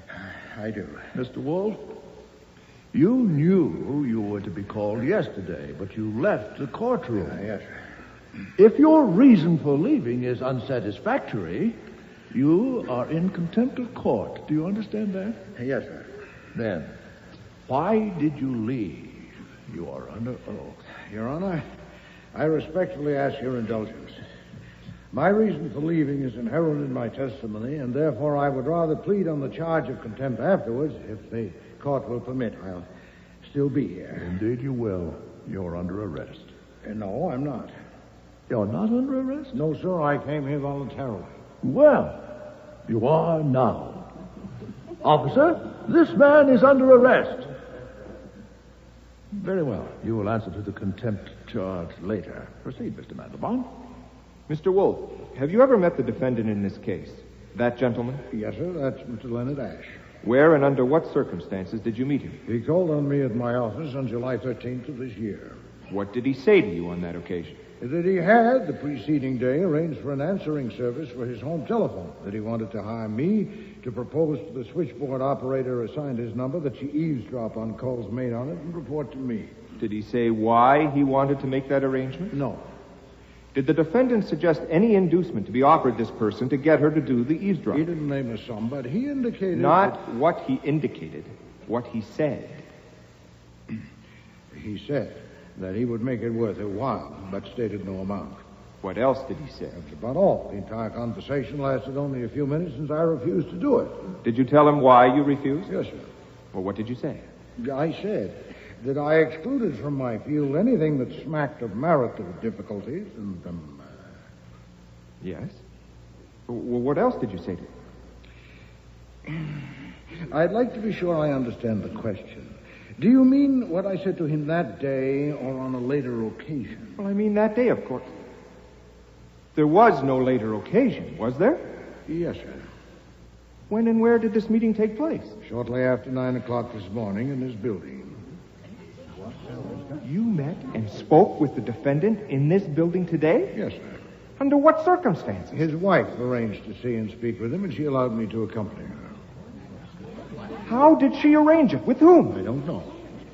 Was Mr. Donovan, the defense counsel, present? No, sir. Don't you know that it is a misdemeanor for a witness for the state to talk with the defendant charged with a felony? No, sir, I don't. I understand it would depend on what was said. I didn't discuss my testimony with Mr. Ash. What did you discuss? Certain matters which I thought would be of interest to him. What matters? What exactly did you say? I said that yesterday, seated in this room awaiting your convenience, I had formed a surmise that certain questions raised by the murder of Marie Willis had not been sufficiently considered and investigated, and that therefore my role as a witness for the prosecution was an uncomfortable one. I said that I had determined to satisfy myself on certain points, that I knew that in leaving the courtroom I would become liable to a penalty for contempt of court, but that the integrity of justice was more important than my personal ease. That I had been confident that Judge Corbett was the man... If you please, Mr. Wolfe, you are not now pleading to a charge of contempt. No, sir. You asked what I said to Mr. Ash. He asked what surmise I had formed, and I told him. First, that as one with long experience in the investigation of crime and culprits, I had an appreciable doubt of his guilt. Second, that the police had been so taken by the circumstances pointing to Mr. Ash, his obvious motive, his discovery of the body, that their attention in other directions had possibly been somewhat dulled. So it occurred to me... This court is not interested in what occurred to you, Mr. Wolfe, only in what you said to Mr. Ash. Yes, sir. I said to Mr. Ash that it occurred to me as I sat in this room yesterday and heard Mr. Bagby describe the operation of the switchboards, that an unscrupulous operator might, by listening in on conversations, gain information that could be turned to account. A blackmailer, for instance, might... This is mere speculation, Mr. Wolfe. Did you say all that to the defendant? Oh, yes, sir. How long were you with him? Oh, nearly half an hour. I can say a great deal in half an hour. No doubt. But the time of the court and jury should not be spent on irrelevancies. You didn't discuss your testimony with the defendant? No, sir. That's all. No more questions. Do you wish to cross-examine Mr. Donovan? Yes, Your Honor. I wish to state that I knew nothing of the meeting this morning of the witness and my client. I only learned of it here and now. If you think it desirable, I will take the stand to be questioned about it under oath. I don't think so, Mr. Donovan. Not unless developments suggest it. At any time, of course. Mr. Wolfe, why did you seek an interview this morning with Mr. Ash? Because I had acquired information which cast a reasonable doubt on his guilt. And I wanted to get it before the court and the jury without delay. It occurred to me that if I talked with Mr. Ash, the fact would probably be disclosed in the course of my examination by Mr. Mandelbaum. And if so, he would almost certainly ask me what had been said. Therefore, I wanted to tell Mr. Ash what I'd surmised and discovered. If Mr. Mandelbaum allowed me to tell all I'd said to Mr. Ash, that would do it. If he dismissed me before I finished, I thought it likely that on cross-examination, the defense attorney would give me an opportunity to go on. So I sought an interview with Mr. Ash. Did you say more to Mr. Ash than you have already testified to? Yes, sir. Please tell the jury what you said to him. I said that my assistant and I went to the office of Bagby Answers, where Marie Willis was murdered, that from a look at the switchboards, I concluded that it would be impossible for any one operator Objection, Your Honor. Conclusions of the witness are not admissible. He is merely relating what he said to Mr. Ash. The assistant district attorney asked him to. The objection is overruled. I said I had concluded that it would be impossible for any one operator to eavesdrop frequently on her lines without the others becoming aware of it, and therefore it must be done collusively. I said that I had spoken at some length with 4 of the people connected with Bagby Answers throughout the day. Miss Alice Hart, Bella Velarde, Helen Welch, Mr. Guy Unger, and had received 2 encouragements for my surmise. 1, that it was evident that their personal expenditures greatly exceeded their salaries. And 2, that all of them were visibly disturbed at my declared intention of investigating them fully and ruthlessly. Indeed, Miss Welch was disturbed to a point approaching hysteria, and Mr. Unger to offering me $10,000 for services which he did not specify. You said all that to Mr. Ash? Oh, yes, sir. And that Helen Welch, broken down by my attack and her own sense of guilt, arranged to meet with me privately, where she confessed that for years the operation had been used precisely as I had surmised. All of the switchboard operators have been parties to it, including Marie Willis. Their dean, Alice Hart, collected the information. That is Miss Hart and Miss Velarde just leaving, sir. Officer, no one is to leave the room. Order! Order! Go ahead, Mr. Wolfe. Thank you, Your Honor. Alice Hart collected information from them and gave them cash for it in addition to their salaries. Guy Unger and Clyde Bagby also gave them cash occasionally. So in 3 years, Miss Welch received a total of approximately $15,000, not counting her salary. Do you know where Helen Welch is now? Yes, sir, she's present. I told her that if she came and faced it, the district attorney might show appreciation for her help. Have you anything to add? That you told Mr. Ash this morning? I have, Your Honor. Do you wish me to differentiate clearly between what Helen Welch told me and my own exposition? No. Anything whatever that you said to Mr. Ash. Marie Willis had been ordered by both Unger and Bagby to accept Mr. Ash's proposal to eavesdrop on his line and not to tell Mrs. Ash, but she had refused and announced that she was going to quit. Now, of course, that made her an intolerable peril to everyone concerned. The success of the operation hinged on the fact that no victim ever had any reason to suspect that Bagby Answers was responsible for his distress. It was Bagby who got the information, but it was Unger who used it, and the tormented under the screw would not know where the tormentor had got the screw. So Miss Willis's decision to quit and expose the whole business was a mortal menace to any and all of them. Ample provocation for murder. I told Mr. Ash that all this established a reasonable doubt of his guilt, and I went beyond that and considered the most likely candidate to replace him. Do you wish that too? Yes, proceed. I told Mr. Ash that I greatly preferred Mr. Bagby. The mutual alibi of Miss Hart and Miss Velarde might be successfully impeached, but they do have it. I exclude Miss Welch because when she came to me last evening, she'd been jolted into utter candor, or I am a witless gal.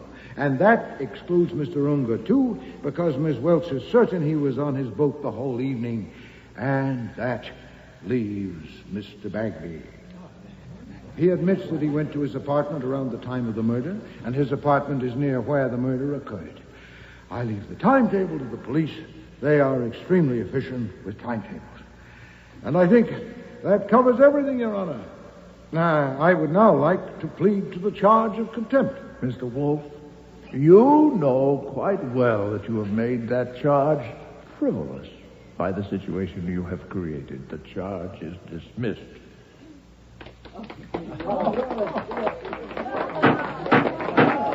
Order! I will have order in the court.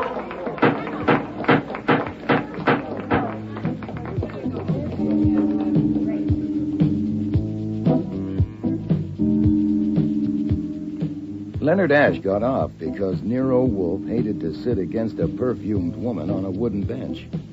The irony, of course, is that Wolfe didn't get off. 6 months later, he was subpoenaed again, this time as a witness in the case of the State versus Clyde Bagby. Only this time, the defendant was found guilty.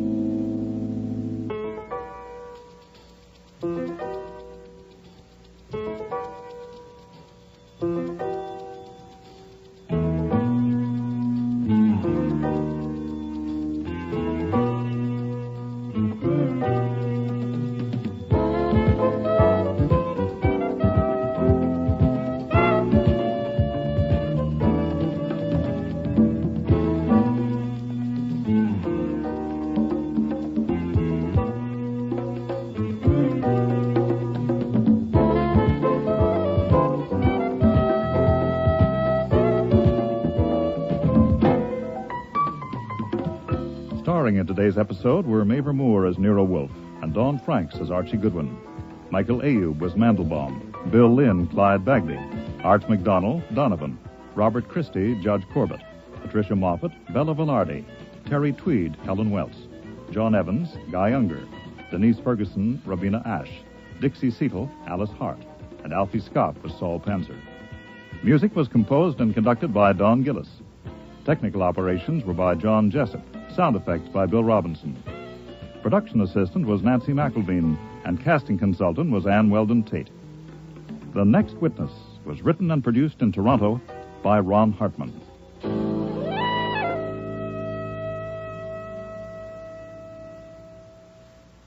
Next week, Death of a Demon, with guest stars Mary Peary, Bud Knapp, Patricia Hamilton, Helen Hughes, and Mina E. Mina.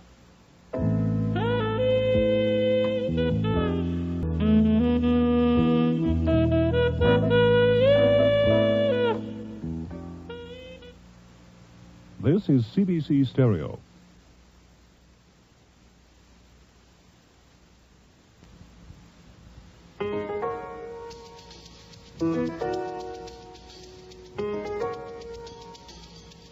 Rex Stout's Nero Wolfe.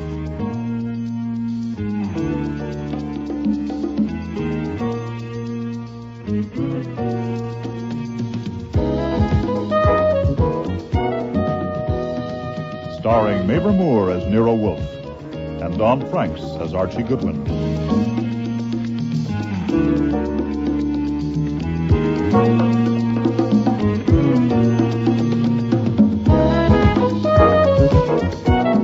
Today's episode, Death of a Demon, with special guest stars Mary Peary, Bud Knapp, Patricia Hamilton, Mina E. Mina, and Helen Hughes.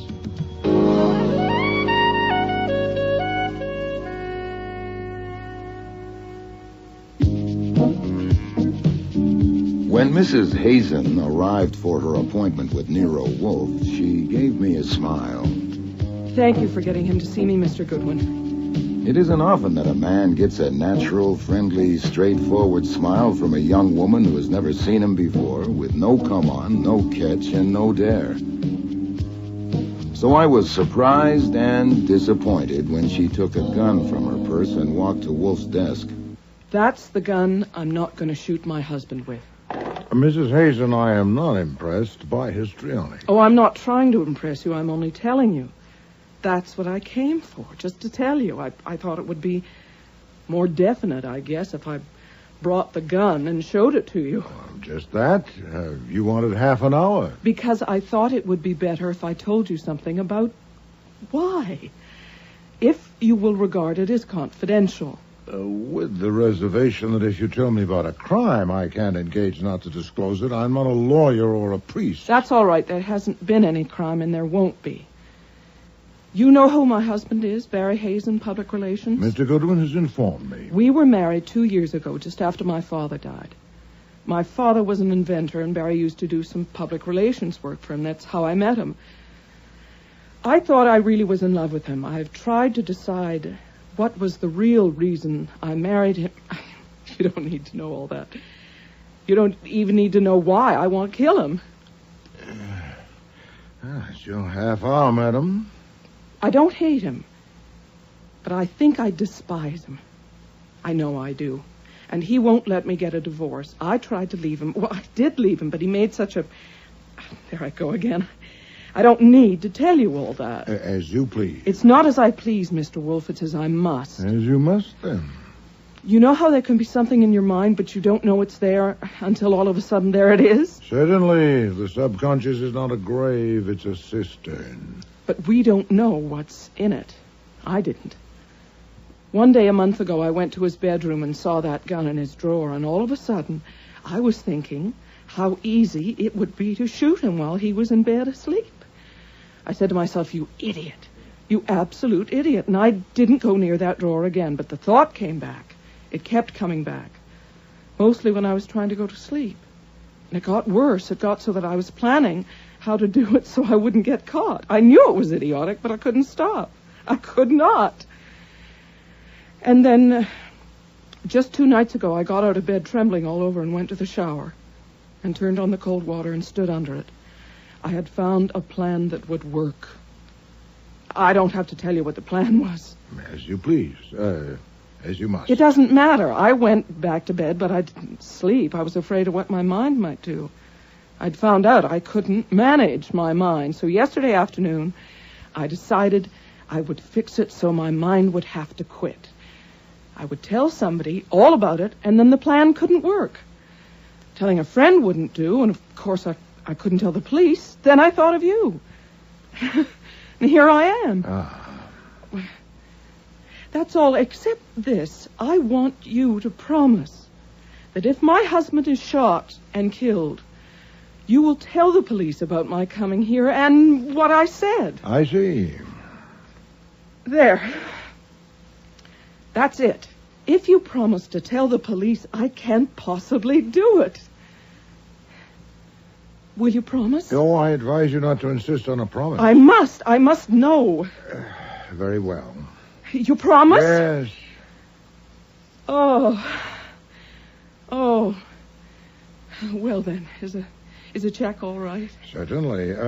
Some time of your half hour is left, Mrs. Hazen, if you've any use for it. No, thank you. That's really all I came for. Oh, yes? I would love to see the orchids. I've read so much about them. Would it be possible, do you think? Just a quick look. Perhaps Mr. Goodwin could show me if you're too busy. It would be a pleasure. Mr. Goodwin doesn't owe you the time. I do. Come with me. You won't need your coat.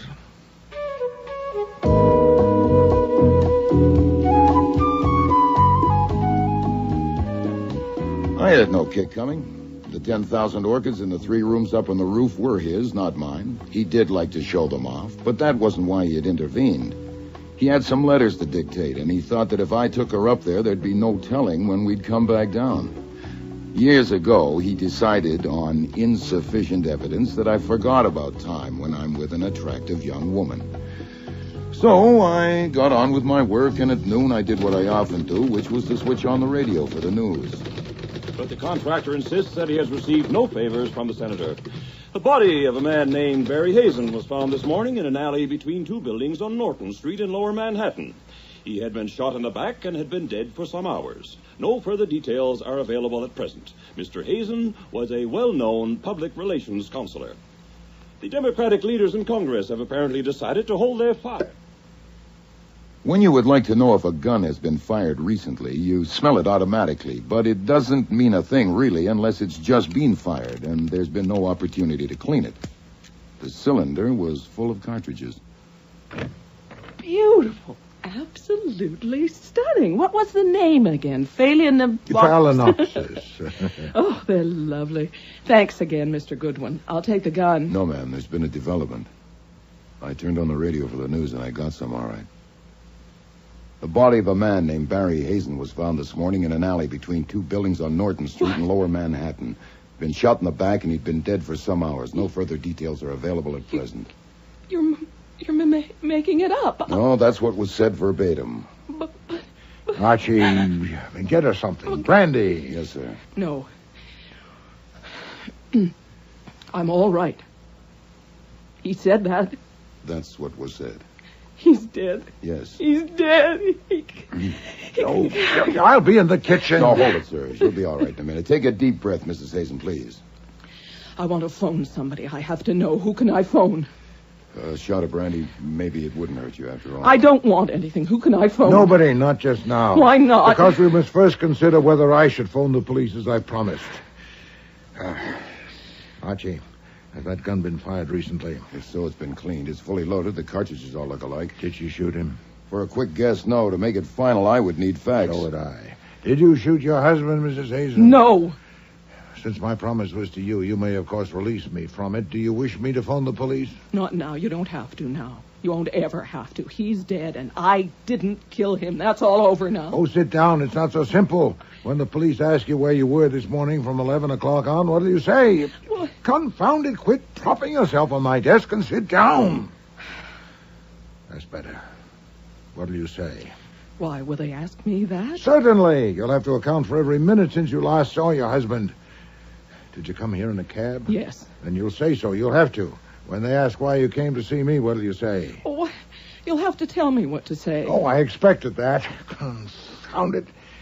You are not my client. You have paid me for half an hour of my time, now stretched to more than that, and released me from my promise, so I can... What are you doing? I'm going to write a check, then I will be your client. How much?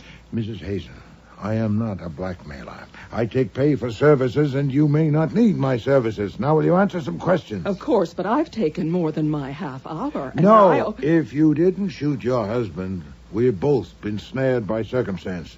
First, instead of a question, a statement. You cannot take the gun. The gun stays here. But I have to put it back where I got it. No, I cannot let you take the gun. Now, when and where did you last see your husband? Last night at home. We had people for dinner. All right, details. How many people? Their names. They were clients of Barry's, important clients, all but one. Mrs. Victor Oliver, Ann Talbot, who's the wife of the banker, Jules Curry, an inventor. He used to work with my father. Ambrose Purtis, who's a shipping man. Theodore Weed, he's not a client. He works for Barry. 7, counting Barry and me. And when did these guests leave? I don't know exactly. Barry had told me he was going to discuss something with them, and I wouldn't be needed. And after the coffee I left, I went upstairs to my bedroom. Did you hear him when he went up to bed? No. What about this morning? He wasn't there. He rises early. The maid who... Oh. What? Nothing. Nothing that matters to you. I'm not liking myself, Mr. Wolfe. I said he rises early. But now I can say he rose early, and I wanted to sing it. I did. Oh, if you please, you'll have plenty of time for that. Now, about the maid. I'm sorry. The maid said he hadn't come for breakfast, and when she went up, his bed hadn't been slept in. He'd done that before, not very often, once or twice a month. What, without telling you where he was going? Yes. Do you know where he went last night? No, I have no idea. Were you continually in the house from the time you went to your bedroom last night until you left this morning? Yes. Would the maid have heard you if you'd gone out during the night? I don't think so. Her room is in the basement. And you are vulnerable. What time did you leave this morning? 5 minutes past 11. I wanted to be sure to get here on time. When did you take the gun from the drawer in your husband's room? Just before I left. I didn't decide to bring it until the last minute. How many people know that you despised your husband? Despise is your word, Mrs. Hazen. I don't think anyone does. I have never told anyone, not even my best friend. Your maid knows, for one. Is she not a dote? She's, of course, being questioned at this very moment. Was your husband wealthy? I don't know. You don't know? Well, he had a large income. He must have. He was free with money. He owned the house. Any children? No. You will inherit? Mr. Wolfe, this is ridiculous. I don't want anything from him. I am merely examining your position. You will inherit? Yes, he told me I would. Didn't he know you despised him? He was incapable of believing that anyone could despise him. I suppose he was a psychopath. I looked up psychopathy in the dictionary. No doubt that was a help. I presume you will now go home. Since you must tell the police that you were here, you might as well say that you learned of your husband's death from my radio. It'll save you the bother of feigning surprise and shock. I said you would be in a pickle, madam, and you are. What are you doing? I am writing you a check. No, you may not be in jeopardy. They may get the murderer today or tomorrow. If they don't, we'll see. Archie. Yes, sir. Mrs. Hazen is leaving.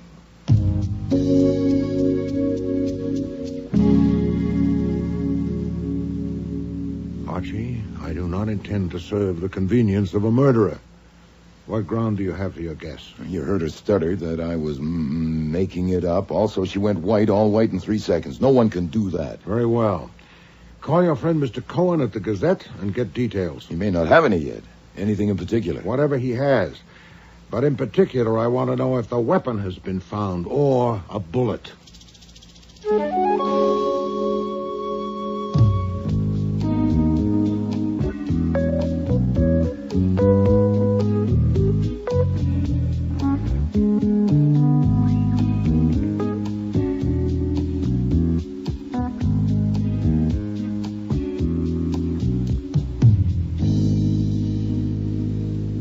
Body was found by a truck driver at 10:18 a.m. It was stiff, so he must have been dead at least 5 hours, probably more. He was fully dressed, including an overcoat. His hat was there on the ground. Usual items in his pocket, except that there were no keys, no wallet, no watch. His name was on some letters in his pocket, so the wallet wasn't taken to delay identification. He was shot once in the back. A rib stopped the bullet at 32. They have the bullet? Right, but no weapon. Will she report what she told me? No. That's why I put up with you. You could have answered with 50 words, and you did it with 1. I've often wondered. Now tell me why I put up with you. Oh, that's beyond conjecture. Huh. I want a bullet that's been fired from that gun on your desk, and we shouldn't wait until after lunch. You have 20 minutes. If your guess about Mrs. Hazen is correct, that gun is not evidence. If it is, you'll be tampering with it. Shall I do it? No. You might shoot your toe off. When will the police come? It'll probably be Kramer. Give him 2 hours.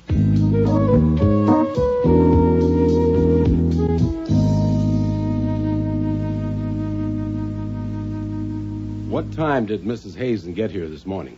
Is that snow on your hat, Mr. Kramer? I asked you a question. Perhaps you'd be more comfortable if you removed it. The hat, I mean. What time did she get here? 11:30. When did she leave? Shortly before 1 o'clock. What'd she have to say? Mr. Kramer, I know that Mrs. Hazen's husband has been shot and killed. She was with me when the news came on my radio.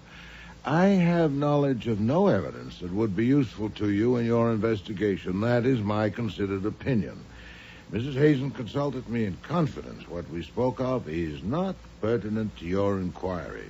Someday you're going to fall off and get hurt, and this could be it. I'm asking you to tell me what Mrs. Barry Hazen said when she came to see you 9 hours after her husband was murdered. Should I have occasion to change my mind. And, by the way, I can offer you an opportunity to change it for me. Archie, where's the bullet? Give it to Mr. Kramer. Now, Mr. Kramer, this will be pointless if you found the weapon that killed him. Have you? No. It will also be pointless unless you have found the bullet that killed him. Have you? Yes. Then I suggest that you have your lab compare this bullet with that one. If you find that they were shot by the same gun, let me know at once, and I'll have some information for you. I would, of course, want to see the lab report certified. Where did you get this bullet? I'll tell you, or I won't, when I get your report. By God, this is pertinent. This is evidence. I'll take you down, both of you. Nonsense. It's evidence of what? I don't know, and neither do you. If it wasn't fired by the gun that killed Mr. Hazen, it's evidence of nothing. I'm not indulging in a prank, Mr. Kramer. There's a possibility that the bullets will match. And if so, it will indeed be evidence. Let me know.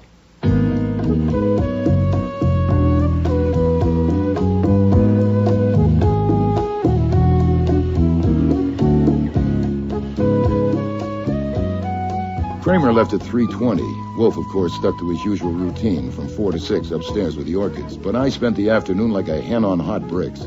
It's a simple matter to do a bullet comparison. I expected to hear from Kramer by 4:30 or 5. I didn't. And it wasn't until after 6 o'clock that the doorbell rang. But to my surprise, it wasn't Kramer. Theodore Weed to see you, one of the dinner guests. The What one do that... you want? You. No. I've been pestered enough on a matter in which I have no interest. Tell him so, and don't I'm not going to pester you. I'm going to hire you. Sir, you not only intrude, you presume. Archie, show him out. All right, I started wrong. I'll try again. Mrs. Barry Hazen came to see you this morning and left a gun with you. Where is it? Intrusion, presumption, and now effrontery. I must insist. Damn it, that... I know she did. She told me so. She also wanted to hire you, but you wouldn't take her check, so I want to hire you. She's at the DA's office now. They're going to charge her with murder. Please, you got to let me hire you. Nero Wolfe's office. Archie Goodwin speaking. It's Lucy Hazen. May I speak to Nero Wolfe, please? It's urgent. One moment, please. The woman who brought the sausage this morning. Urgent. Yes, Mrs. Hazen? Yes, Mr. Wolfe, I'm about to be arrested. Where are you? At the DA's office. I don't know Say only what you must on the telephone. I'm in a booth with a door closed. Oh, boy, it's probably not only heard, but also recorded. All right, he said I could phone a lawyer, and I don't know any except my husband's, and I don't want him. Will you get one for me? Yes, I'll send one to you, and then you can decide whether to engage him. But I want to engage you, too. You said you would if I needed you. I said I would see. Oh. Very well, I'm engaged. One question. Have you disclosed any of your conversation with me, yes or no? No. Satisfactory. The lawyer's name is Nathaniel Parker. I'll get him there as soon as possible, but say nothing more to them until you speak to Mr. Parker. Mr. Weed, that was timely. That was Mrs. Hazen on the phone. She is now my client. And take my money. No, sir. But I want to help. I don't see why. You're not obliged to see, and I'm not obliged to explain. Why do you think Mrs. Hazen killed her husband? I don't. She didn't. If I'd taken your money, what were you going to ask me to do? I don't know exactly. I was going to consult you. I wanted to know what you did with the gun. Have the police got it? Mr. Weed, I am acting for her now, and you are the enemy, or one of them. What if you killed Mr. Hazen or know who did? My God, look, this is straight. You can cut off this arm if it will help her any. I have no use for your arm, but some information might be helpful. When did you last see Mr. Hazen? This morning at the morgue. I went there to identify him by request. Alive at his house last night. At what hour? Around 9:30. That's as close as I can come. And the circumstances? There were people there for dinner. Clients of Hazen's. After dinner, Hazen told Lucy that we were going to discuss a business matter, and she left. I left soon after that, and that was the last I saw of him alive, there with them. How did you spend the next 6 hours? I went home, to bed. You were associated with Mr. Hazen and his business?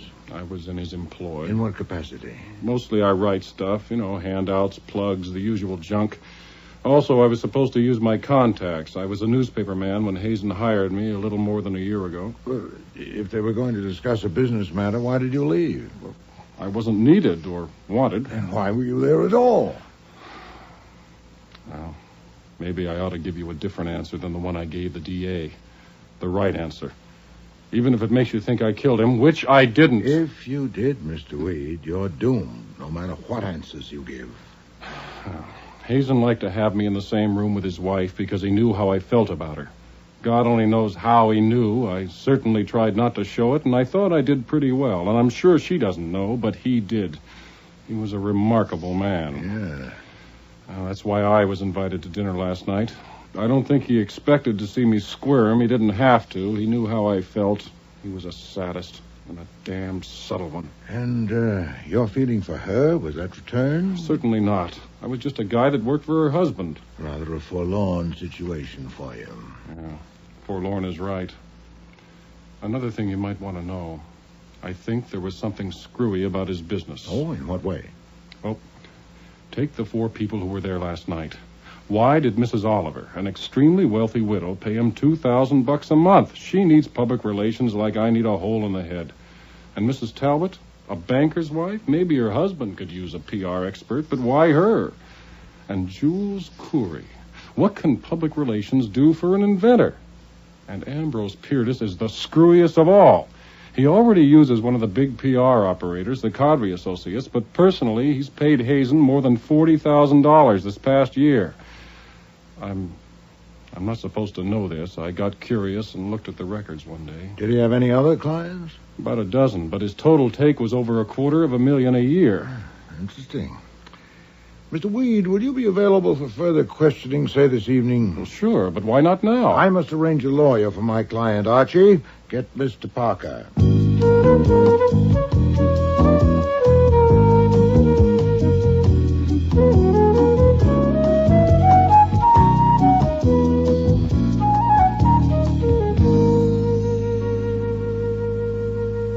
Sit down, Mr. Parker. You've spoken to my client? I've just come from there. She's our client now. Ah. I stopped in instead of phoning because I have to deliver this at her request. The key to Mrs. Hazen's house and written authority from her to enter her house to get something. To get something? Yes, if you want to. An iron box and a chest of drawers in Hazen's bedroom. You remove the bottom drawer, pry up the board it slides on, and the box is underneath. She doesn't know what's in it. About a year ago, Hazen lifted the board and showed her the box. He told her if he died, she was to have it opened by a locksmith and burn the contents without looking at them. You'll be acting legally on her instructions through her attorney. I'll use my discretion. I'm sure you will. I'd like to be present when it's open, but I have an appointment. Shall I go there now? Will the police be there? I wouldn't think so. He wasn't shot there. Do I wear gloves? No, you have authority. Oh, I'm off then. Archie. Yes? Take your gun.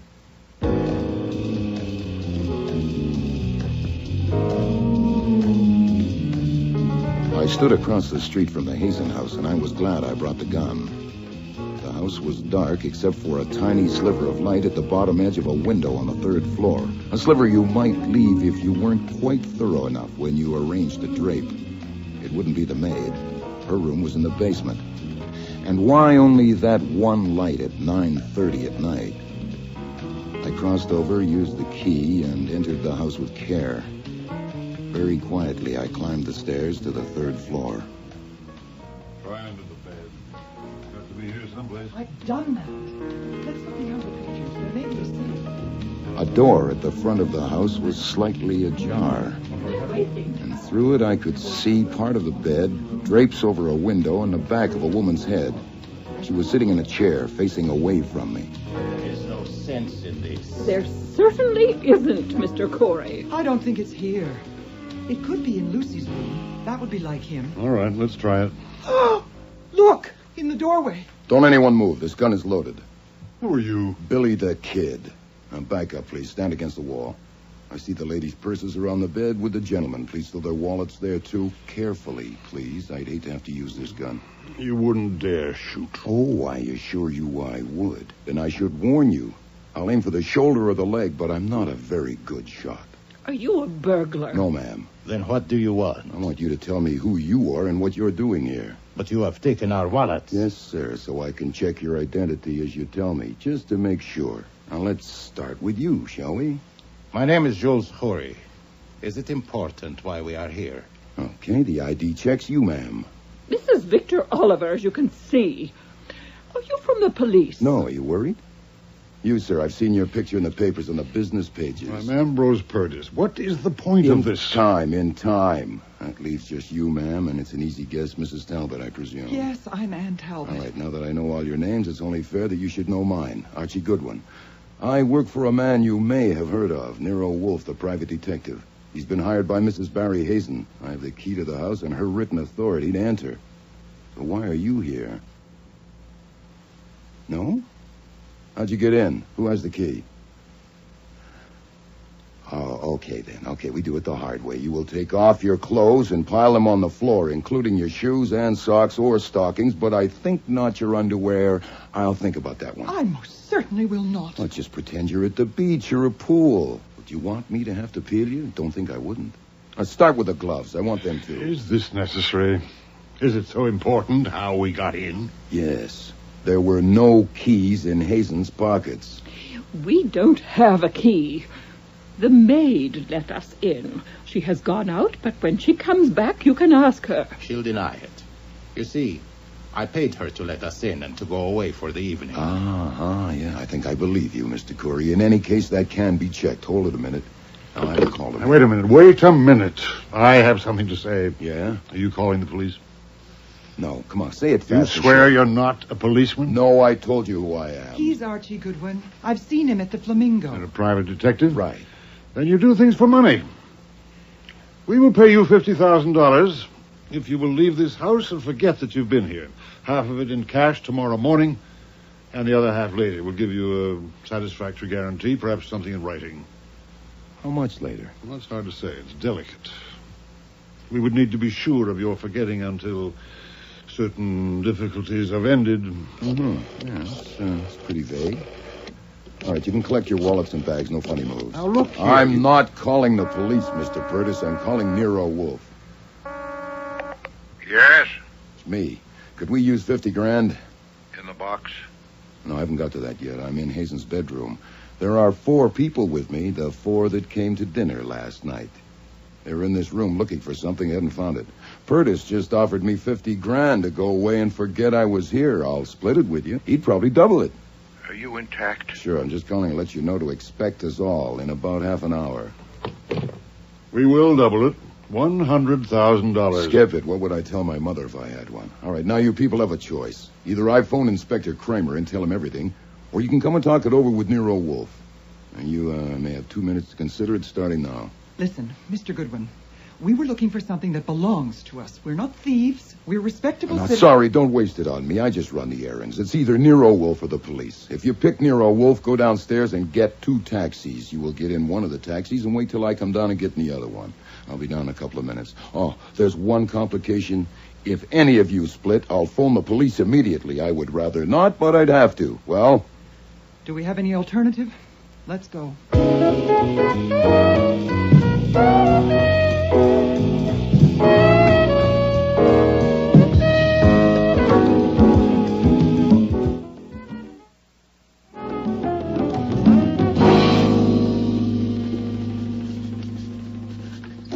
There's your box.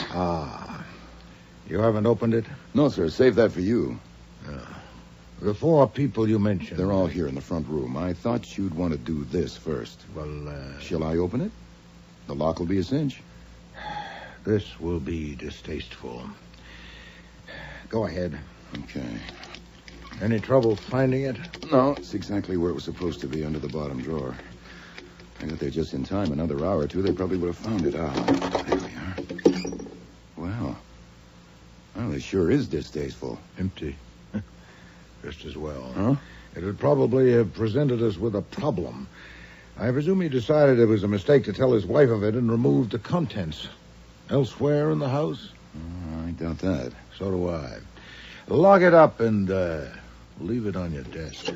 Have a gun in your hand when you admit them and go to your desk. Proceed.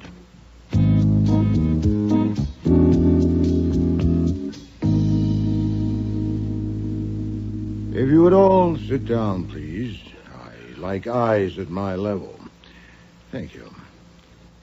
This shouldn't take long. First, the situation. I shall not resort to euphemism. You were being blackmailed by Mr. Hazen, either collectively... That's not true. Please don't interrupt. If there was any doubt, it was removed when Mr. Goodwin found you in that house surreptitiously looking for something, and you offered him a large sum of money. So much, in fact... didn't. Mr. Purtis did. Oh, phooey. You were there. Did you object? I am acting for my client, Mrs. Hazen. She's being held under suspicion of killing her husband and has given me certain information. This is one item. One day about a year ago, her husband showed her a metal box he'd hidden in his bedroom. He told her that if he died, she should have the box opened by a locksmith and burn the contents without looking at them. And it was to get that box Mr. Goodwin went there this evening with Mrs. Hazen's key and authority, as it on the desk. So it was there. Oh, God. I have a proposal to make, but first a question or two. My objective, of course, is to demonstrate that Mrs. Hazen did not kill her husband. Now, yesterday evening, all of you dined at her table. I want to know about your conversation with Mr. Hazen after his wife and Mr. Weed left. What was said? Nothing. Nonsense. Mr. Hazen had told his wife he was going to discuss something with you. Now, what? Nothing of any importance. He opened the champagne. We discussed the stock market. He asked Mrs. Talbot what plays she had seen. He got Paradis talking about the ships. He talked about poison. He talked about his wife's father. He said his wife's father was a great inventor, a genius. Oh, please. If he discussed some aspect of his peculiar relations with you, naturally you didn't tell the police about it, but I know of those relations and the police don't. I intend to know what was said. You don't understand. You couldn't understand unless you knew him. He didn't want to discuss anything. He just wanted to have us there together, and we had to go. It was his special kind of torture. He wanted each of us to know about the others, and to know that the others knew about us. He liked to see us trying to act as if it was just a dinner party. You didn't know him. He was a demon. Yeah, I'm beginning to see that. Did he reveal to any of you the nature of his hold on the others last evening or at any other time? Any hint at all? Reveal? No, not his style. I think he hinted. For instance, poison. I thought he hinted. But no particular? No. You said you had a proposal. I do. It's likely he kept in that box whatever support he had for his demands on you. The box will be placed in my safe. I don't desire or intend to inspect its contents, but Mrs. Hazen is my client, and I am committed to protect both her person and her property. I will surrender the contents of the box to you, the four of you, for $1 million. Oh, God. You don't mean it.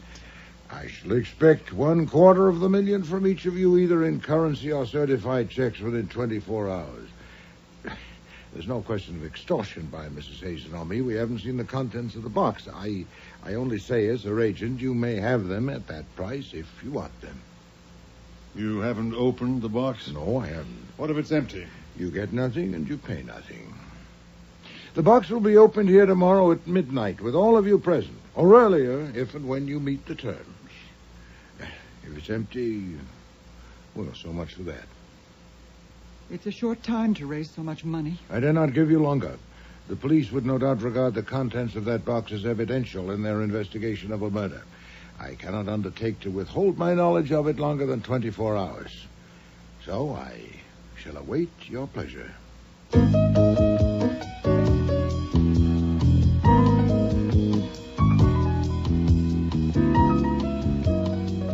When I undressed for bed that night, I made assorted tries at deciding what Wolfe was up to and what was next on his program, and didn't like any of them. As it turned out, the next thing on the program wasn't decided by me or him. Inspector Kramer arrived at our doorstep at 3 o'clock the next day, and he was looking pleased.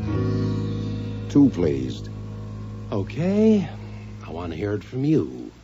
What Mrs. Hazen came to you for yesterday? Mr. Kramer, it shouldn't be necessary for me... She's booked for murder. On what evidence? We have the gun.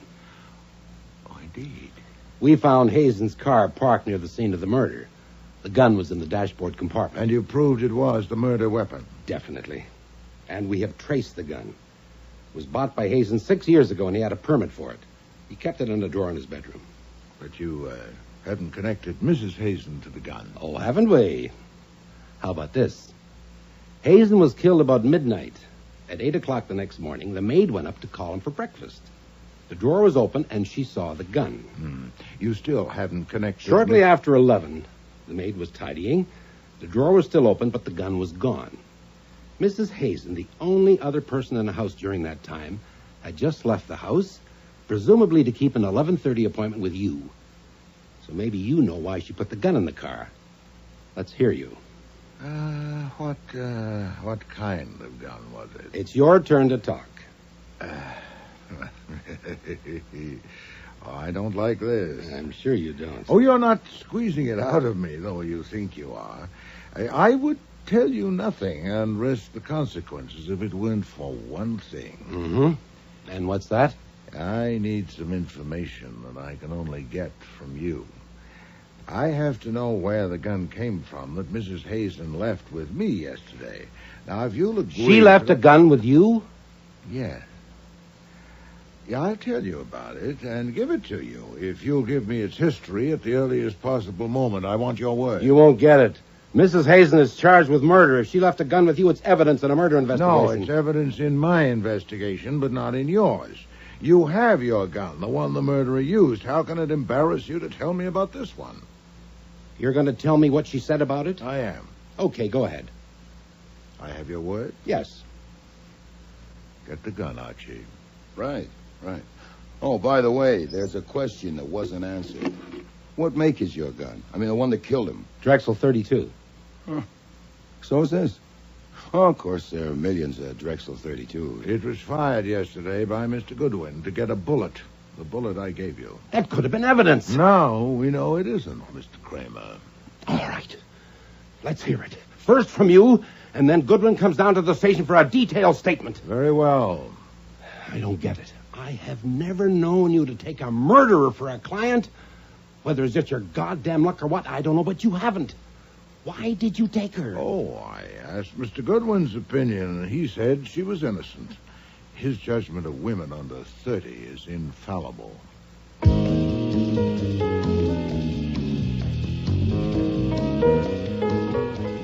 This is Nero Wolfe. Me, in a phone booth at the DA's office, and it may be tapped, as you know. They should be finished with me in another hour or so. I thought I should tell you. They were curious about guns, and then a phone call came and they weren't. I already know. Mr. Kramer phoned me.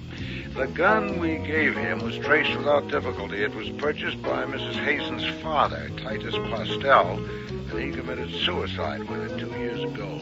Wow. So presumably it was in our client's possession. Not yet established, but we should know soon. Meanwhile, I've gotten Saul and given him an errand. I need you. Come home at once. They haven't released me yet. They will now. I've made a deal with Mr. Kramer. What deal? Not now. Mrs. Oliver and Mr. Purtis are already in the front room. Mr. Corey will arrive any moment, and Mrs. Talbot hopes she'll be here by 10 o'clock. It's nearly that now. So the charade is on. Of course. And it should be very interesting. Hurry home, Archie.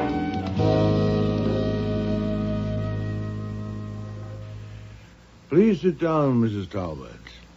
Well, since all four of you are here, I assume that you're prepared to act on my proposal. Mrs. Oliver?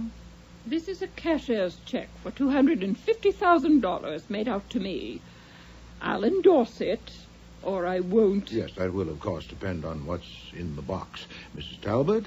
I have a certified check for $65,000 and $40,000 in cash.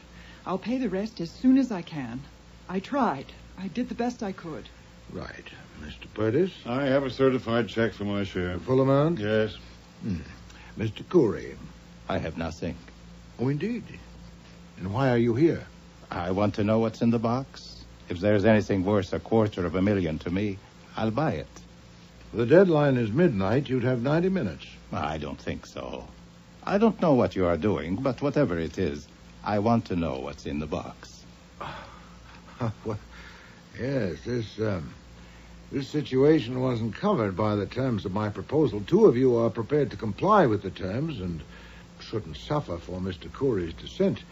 As for you, Mrs. Talbot, I'm willing to accept your declaration of good faith that you've done your best. You'll, of course, commit yourself in writing to pay the balance. But as for you, Mr. Corey, if you're willful, so am I. Whatever the box contains that relates to you will be turned over to the police at midnight. Open the box, Archie.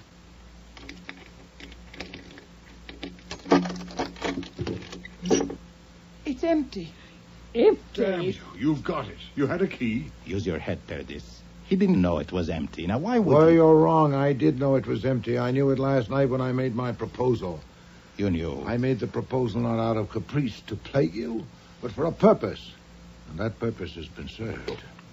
Who are you calling? I'm calling my man in the kitchen. Fritz, Inspector Kramer's there. He's arrived. The police. Let me speak to him. You've called the police? You have the gun, Archie. Stand at the door. No one is to leave. Mr. Kramer, the situation has developed as I expected. You may bring Mrs. Hazen in now. No, I will not. As I told you before, her presence is essential. Yes, I am prepared to name a substitute, yes. Damn you. You told the police this was all a game. No, are you a dunce? Would I contrive such a hocus-pocus just to pass the time? Confound it, sit down. I'm going. No one is going. Mr. Goodwin wouldn't shoot you, but he wouldn't have to, would he? Sit down. I asked you if you'd opened the box. And I said no, I had not. That was necessary. In fact, it was Mr. Goodwin who had opened the box, and it was empty. I don't believe that. It's a trick. I did concoct a trick, but it's a fact that the box was empty. That's what you have a right to know. Well, 3 of you. I don't believe the box was empty. I think you're lying. I don't. Why would he? There's $605,000 here, ready for him. Why did you do this, Mr. Wolfe? Believe me, Mrs. Talbot, it was necessary to expose a murderer, which I am now prepared to do. Come in, Mr. Kramer. Oh, Archie, find a chair for Mrs. Hazen. I have to say something to these people first, Wolfe. Well, if it's brief, Mr. Kramer. Now, I'm here because Wolfe told me that you 4 people would be here, and I wanted to know what he had to say to you. I brought Mrs. Hazen because I was convinced by something Wolfe said that it would be in the interest of justice for her to be here. I want to make it plain that as an officer of the law, I don't rely on any private detective to do my job for me. And what's more, no private detective is going to interfere. Thank you, Mr. Kramer. Sergeant Stebbins, Mrs. Hazen is your prisoner, and of course it's your duty to guard her, but I doubt if she intends any outbreak. If you wish to stand by the murderer of Mr. Hazen, I suggest you move to Mr. Cooley. That's my name. Indeed it is.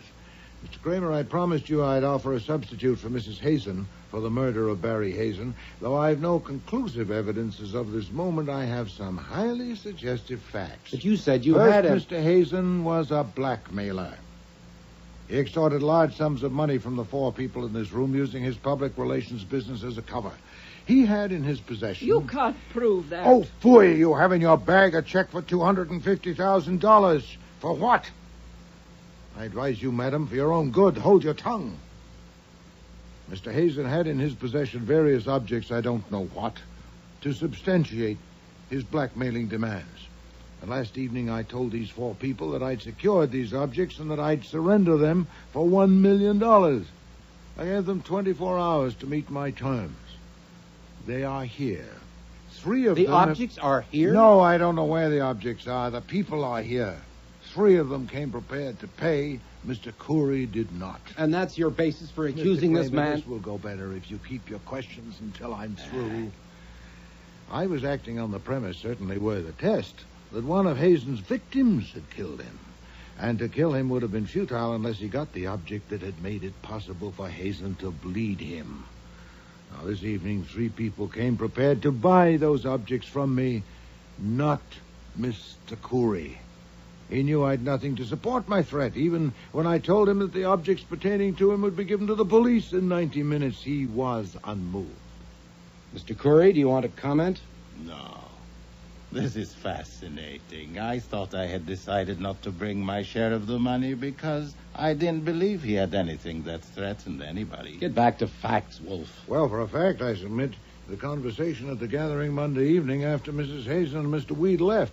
Of course, you and your staff have it in detail, but you didn't know that Hazen was a blackmailer, did you? And that he not only bled his prey, he was pleased to torment them. In that conversation, he introduced topics that obviously referred to the pinch he had them in. For instance, poison. I don't know which of those present that touched. I'm not concerned. But one of his topics pointed clearly at Mr. Cooley. Mrs. Oliver, can you tell me again what he said about Mrs. Hazen's father? Well, he said her father was a great genius, an inventor. Yes, Mrs. Hazen's father, Titus Postel, had been associated with Mr. Cooley. Inspector Kramer, You phoned me this evening to say that the gun I'd given you had been the property of Titus Postel, and he'd committed suicide with it 5 years ago. And soon after that, on the telephone, Mr. Corey informed me he'd be present this evening, but was declining my proposal. Yes, Mr. Corey? Nothing. Now, the guns. When Mr. Corey went to that grotesque dinner party Monday evening, he had Mr. Postel's gun with him. You can prove he had it. Certainly not. At the moment, I'm telling you what happened, not what I can prove. During the evening, he found or made an opportunity to go to Mr. Hazen's bedroom, probably on a pretext of using the washroom. He did. I remember that he went. Thank you, Mrs. Oliver, but later, if you please. Mr. Corey then switched the guns in Mr. Hazen's drawer with a double purpose. First, so that Hazen would find a gun there if he looked for it. Second, to implicate Mrs. Hazen. He intended to leave Hazen's gun in the car after he killed Hazen. The police would, of course, learn that it had been Hazen's, kept in that drawer, and when they found the other gun there, they'd naturally assume that she'd put it there in a witless effort to mislead them, which is what happened. Is it not, Mr. Kramer? You're telling this. Go on. Mrs. Hazen, the gun that had belonged to your father, was it in your possession? No, I don't think... When did you see it last? I don't understand. When they told me the gun I brought you was the one my father shot himself with, I thought they were lying. I don't understand. No wonder. Neither do the police. Did you ever have that gun, your father's? I had it for a while. They gave it to me after he died. I kept it with some of his things, but it disappeared. How long after his death did it disappear? I don't know. It was about a year later that I noticed it was gone. Have you any idea who took it? I don't know, but I thought perhaps Mrs. Corey had. I didn't ask her. She thought I shouldn't keep it because it only reminded me. Is it true that my husband was a blackmailer? Yes. My God. A husband who was a blackmailer. A father. Oh, I can relieve your mind about that anyway, about your father. He didn't commit suicide. He was murdered by Mr. Corey. Another one. You are piling it on. Oh, your aplomb is admirable, sir. Of course, you're counting on what I said earlier, that I have no evidence. But you're too sanguine. That evidence not only exists, it's available to me. I'm obliged to Mr. Hazen for a valuable hint. His remark that Mrs. Hazen's father was a great inventor and a genius. That suggested to me that you might have cheated him out of the proceeds of his genius. So I put a man on it. Saul Panzer. Mr. Kramer knows his capacities. What did he report? Oh, no, sir. You'll have to hear that from Mr. Kramer when he lays his charge. But I can assure you that Mr. Panzer is at your office at this moment guarding evidence that will definitely connect you with Mr. Postel's death. Really? There's a limit. I've had enough of this, so if you will excuse Stop me... him, Sergeant.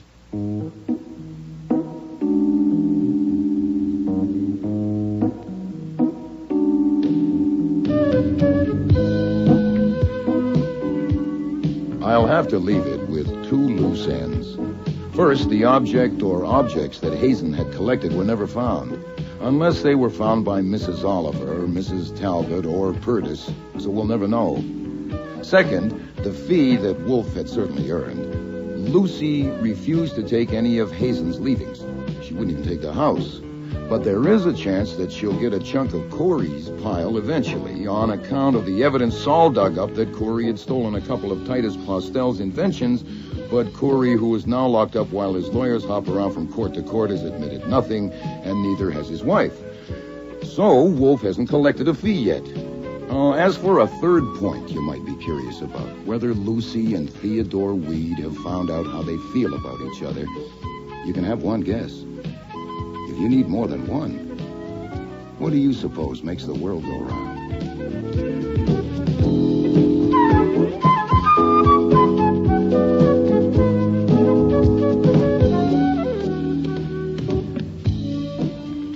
Starring in today's episode were Mabel Moore as Nero Wolfe and Don Franks as Archie Goodwin. Mary Peary was Lucy Hazen. Bud Knapp, Ambrose Purtis. Patricia Hamilton, Ann Talbot.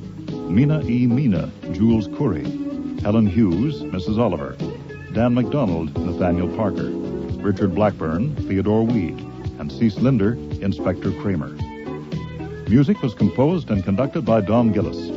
Technical operations, John Jessup. Sound effects, Bill Robinson. Production assistant was Nancy McElveen, and casting consultant, Ann Weldon Tate. Death of a Demon was written and produced in Toronto by Ron Hartman.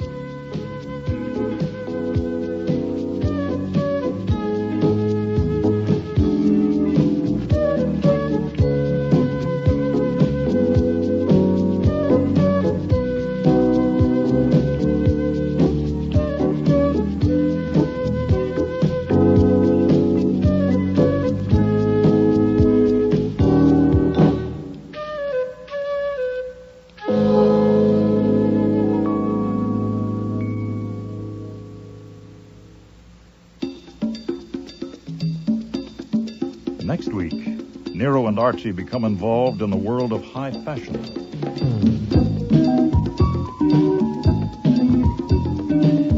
You are not much interested in fashion. Not particularly, but go on. Oh, but of course you are not married and you have no mistress. And feeling the way you do about women, how could We I... were to discuss your problem, I thought. I'm sorry.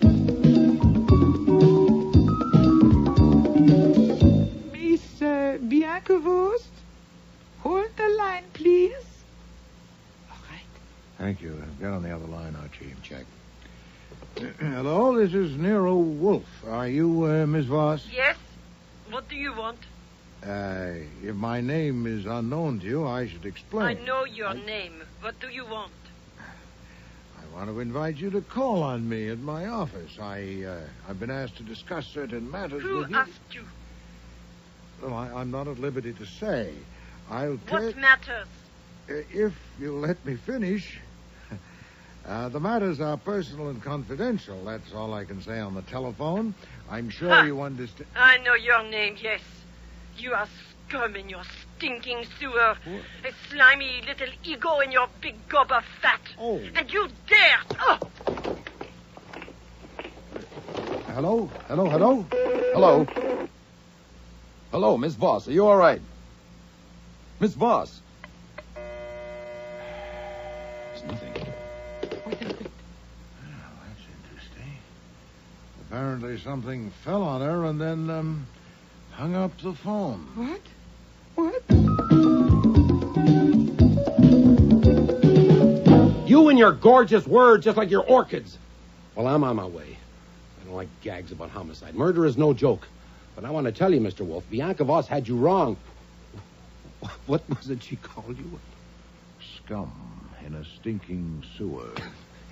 Yeah. Well, obviously she doesn't know you. Orchids don't smell. You know, Archie, I'm beginning to think this joke may be on me. Next week, Murder is No Joke. Guest stars Joy Coghill, Vivian Reese, Nani Griffin, Richard Monette, and Murray Westgate.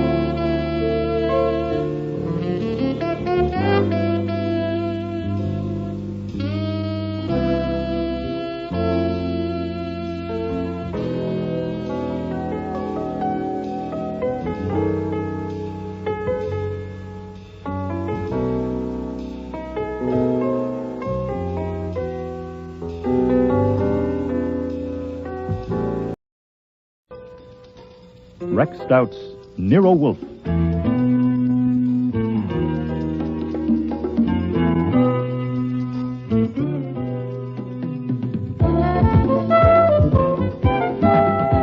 Starring Mabel Moore as Nero Wolfe and Don Franks as Archie Goodwin.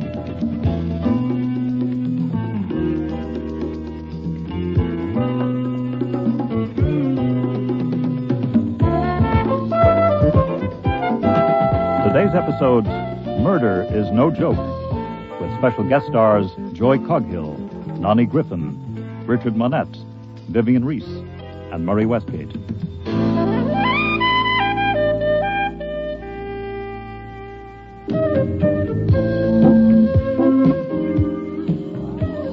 Coming right up now is Alec Gallant's stunning new cocktail gown, 3/4 length in chartreuse taffeta. Doesn't Wendy look sensational in those slash sleeves with the white accent cuffs? Another brand new innovation by Alec Gallant. The coat is a separate piece, and you can take it off if you like. And there's Wendy looking just a wee bit cooler. Thank you, Wendy, and thank you, Alec Gallant, for that. I'd never been to a fashion show before, and it's downright embarrassing. Nero Wolfe had sent me to do a job of investigation, but between deciding whether the models are showing off the dresses or vice versa, it's damn near impossible to keep your mind on your work. My instructions were to get a line on a new client named Flora Gallant before she came to see him, and she'd represented herself as the sister of Alec Gallant, the hot new designer.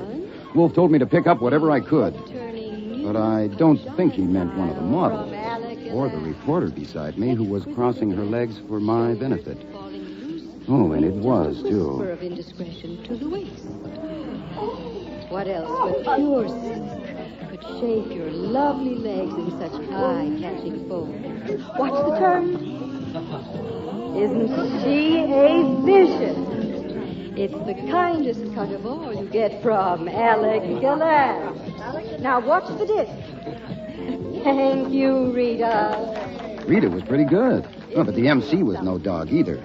Gold ribbon mold and frame, she moved like music. My program identified her as Emmy Thorne, Director of Public Relations.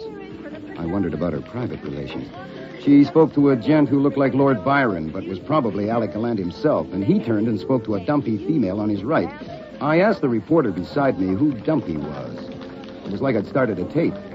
Dumpy was the vice president, and her name was Flora Gallant. And did I know she was Alec Gallant's sister, and the story of how they got to... Oh, to hell with the models. I took the reporter to lunch.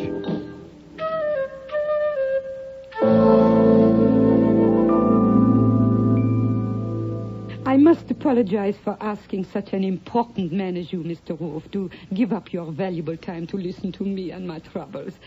I want you to understand. It would take less of my time, Miss Gallant, if you'd simply tell me what your troubles are. Yes, but you see, I do not expect anything for myself. The trouble is about my brother.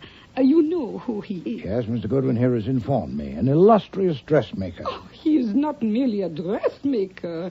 He is an artist, a great artist. It is his trouble, so I must be careful with it. I come to you because I know that although you and Mr. Goodwin are private detectives, you are gentlemen. Well, they are not mutually exclusive, madam. Well, I meant that I know I can trust you.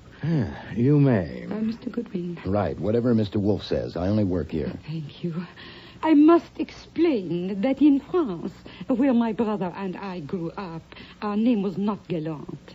I came to this country just before the Second World War. My brother just after it. He entered legally under his new name of Gallant, and within 7 years he had made a reputation as a designer. You are not much interested in fashion. Not particularly, but go on. Oh, but of course you are not married and you have no mistress. And feeling the way you do about women, how could We I... were to discuss your problem, I thought. I'm sorry. My brother got financial backing and opened his place on 54th Yes, Street. yes. And since then, it's been one triumph after the other. I know. Please get to the point. Yes, triumphs. I will not say I had a hand in them, but I have been trying to help in my little way, and so have many others. But now we get to the trouble. The trouble is a woman called Bianca Voss. Madam, I am not in the habit of accepting cases of romantic entanglement. Oh, no, not an affaire d'amour. I am sure of it. Well, that's fortunate. My brother has never married, but he is very healthy about women. I will confide in you that he has une amie intime, a young woman who works in a firm.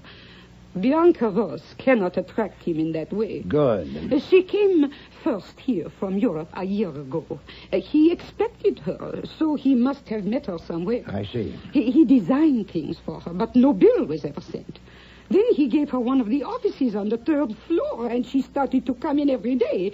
She began to take over, and my brother let her. She has a private telephone, which no one else has. Hires and fires employees and pokes her nose into everything. It sounds as if she owns the business. Perhaps she bought it. No, she has not. If she had a financial interest, why would she be trying to ruin a business that has always made a profit? My brother has the controlling interest, but he seems to be prepared to let her ruin it, and we do not know why. Why don't you ask your brother? I have. He will tell me nothing. A month ago, some of the others persuaded me to try to find out where she stands. I decided to come to you, Mr. Wolfe. I want you to ruin her. Really? How? By wiggling a finger, madam? No, but you can. She has some hold on him. Find out what it is. If she is blackmailing him, isn't it against the law? Would that not ruin her? Well, it might. It might ruin him, too. Oh, I am trusting you. You would not tell. Only make her stop. I fear, madam, you're biting off more than you can chew.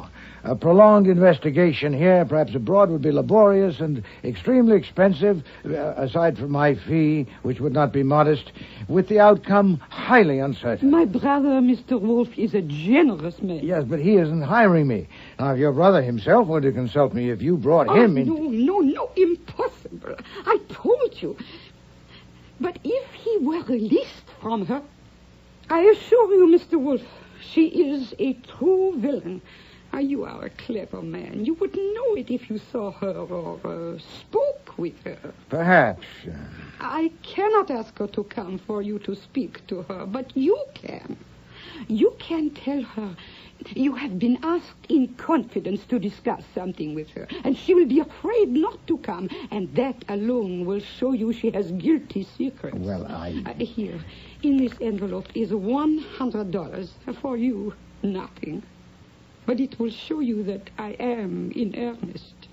For one phone call.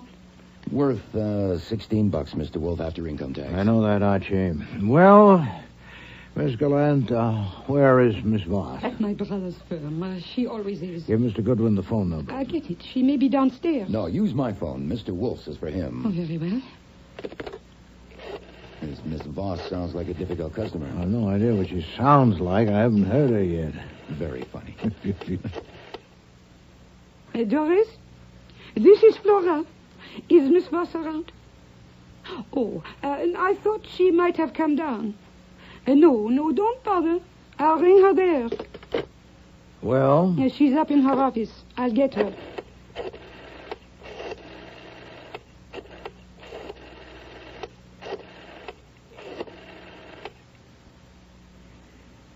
Miss Bianca Voss, hold the line, please. All right. Thank you. Get on the other line, Archie. Check. Hello, this is Nero Wolfe. Are you Miss Voss? Yes. What do you want? If my name is unknown to you, I should explain. I know your name. What do you want? I want to invite you to call on me at my office. I've been asked to discuss certain matters with you. Who asked you? Well, I'm not at liberty to say.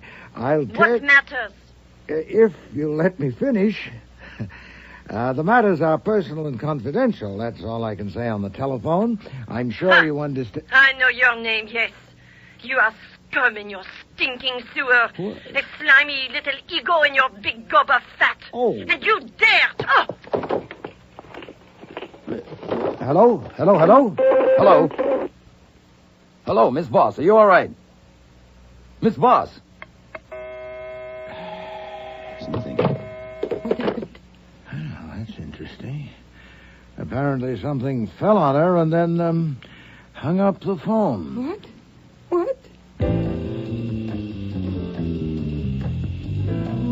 Miss Gallant was present in body, but absent in mind.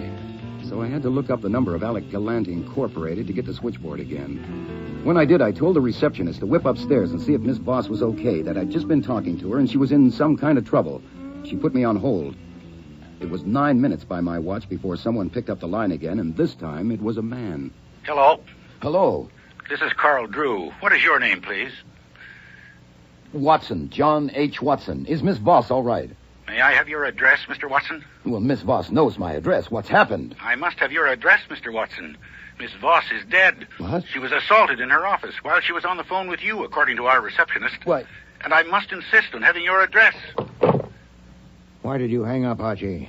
Miss Gallant, who is Carl Drew? Oh, come, madam, pull yourself together. He is the business manager. What happened?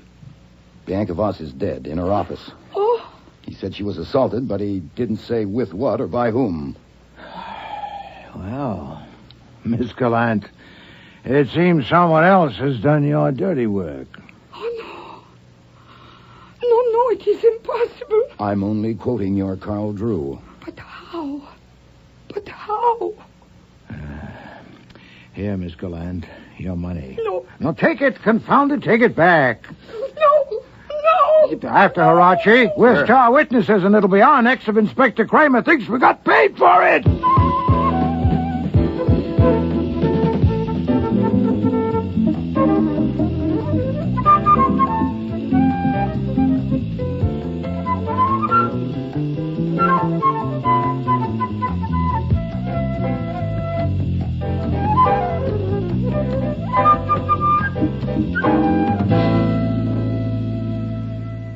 Of course, I appreciate it, Mr. Wolfe. Saves me a lot of time and trouble. There are 7 John Watsons in the New York phone book. As well, Mr. Kramer, as Sherlock Holmes' famous assistant. A clue that might have led you to my assistant, Mr. Goodwin. Terrific. Oh, yeah, I thought so, too. But I don't play games, Goodwin. Oh, no, sir. That's why I typed up the verbatim report. Everything we said and Miss Gallant said, the voice said, what you've just read there. As you can see, we both signed it. Yes. Yeah, I noted that. So it was 11:31 when you heard the blow. We heard no blow. No. Identifiably. Perhaps when you've had a chance to read the report more carefully. Try page 4, Okay. Inspector. You heard a groan and a crash and rustles, whatever that is. Yeah. And I'm telling you there was a blow. She was hit on the back of the head with a chunk of marble, a paperweight. Then a scarf was tied around her throat to stop her breathing. But you didn't hear the blow. Not to recognize it as such. No, Inspector. No. Okay. Now, this implies that Flora Gallant was a complete stranger to you, that you'd never spoken to her or her brother or any of the people at that place. Is that true? The implication is valid, except as related in that statement, of course. Nor has Mr. Goodwin spoken to them, Archie. Right, Mr. Wolfe. Okay. Then you never heard Bianca Voss's voice before, and you couldn't recognize it on the phone. Naturally not. And you can't hear it now since she's dead, so you can't swear it was her talking to you. Obviously. Okay. Now, if it was her talking to you, she was killed at 11:30. There are 4 important people in that organization, you should know, who had it in for Bianca Voss. Oh, as usual, Inspector, you worked with dispatch. They admitted it. Besides Flora Gallant, there is Anita Prince, head fitter, been with Gallant 8 years. Emmy Thorne, public relations head, been with him 4 years. Carl Drew, the business manager, been with him 5 years. None of them could have killed Bianca Voss at 11:30. From 11:15 on, until a call came from one John H. Watson. Well, I'm really sorry about that, Inspector. Yeah. It's just... Carl Drew was down on the main floor in view of several customers. From 11 on, Anita Prince was in the top floor workshop with Alec Gallant, with 2 models and a dozen employees.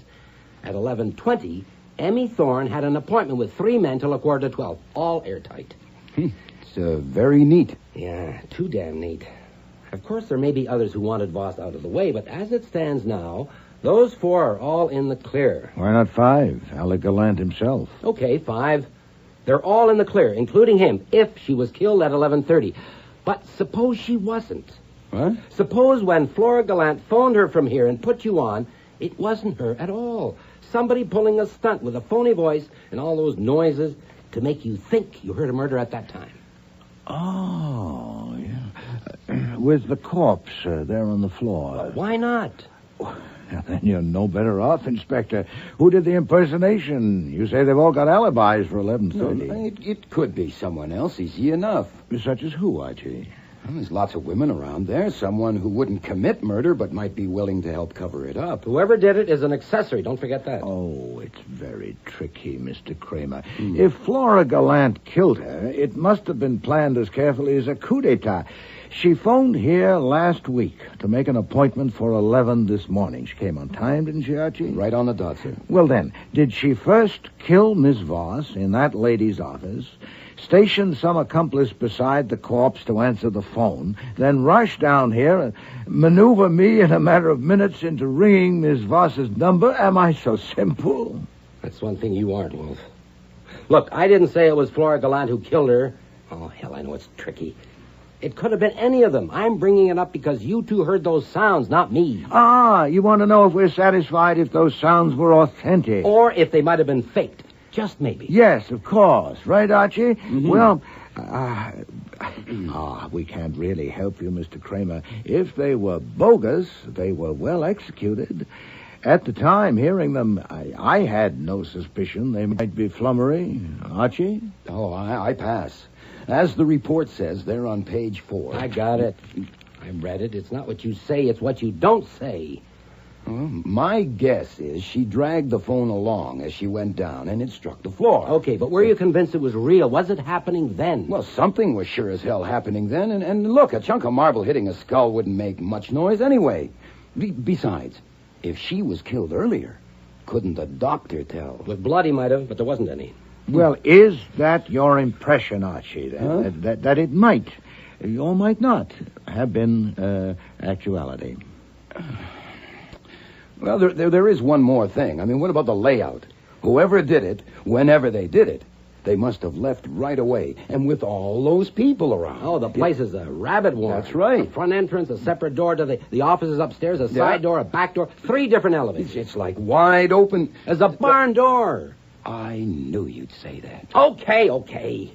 Now let's get down to brass tacks. Mr. Wolfe, let's have it in plain language. You thought those sounds you heard were open to question or not? Not intrinsically. Circumstantially, of course. You and your gorgeous words, just like your orchids. Well, I'm on my way. I don't like gags about homicide. Murder is no joke. But I want to tell you, Mr. Wolfe, Bianca Voss had you wrong. What was it she called you? Scum in a stinking sewer. Yeah. Well, obviously she doesn't know you. Orchids don't smell. You know, Archie, I'm beginning to think this joke may be on me.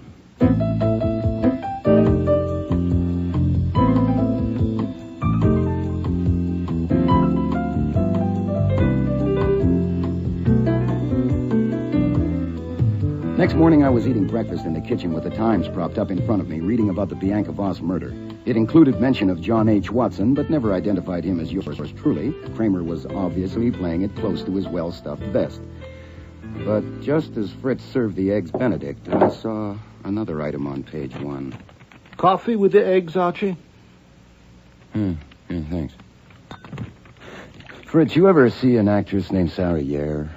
What movies has she been in? Oh, no, she was too good for the movies. She was a stage actress. Oh, well, then. I saw her 3 times in Strange Interlude. She was fantastic. Only time I ever wrote a fan letter was to her. Last night, Sarah Yair committed suicide. Was it a gun or poison? Cyanide in a glass of bourbon. Terrible. Unless it was very bad bourbon, how could she take it? She was an alcoholic, Fritz, and she'll drink anything. What a way to go, eh? Was it at home, Archie, or somewhere else? Huh? I always feel better when they do it at home. It was at home, it says here. If you call a lousy flat on East 13th a home.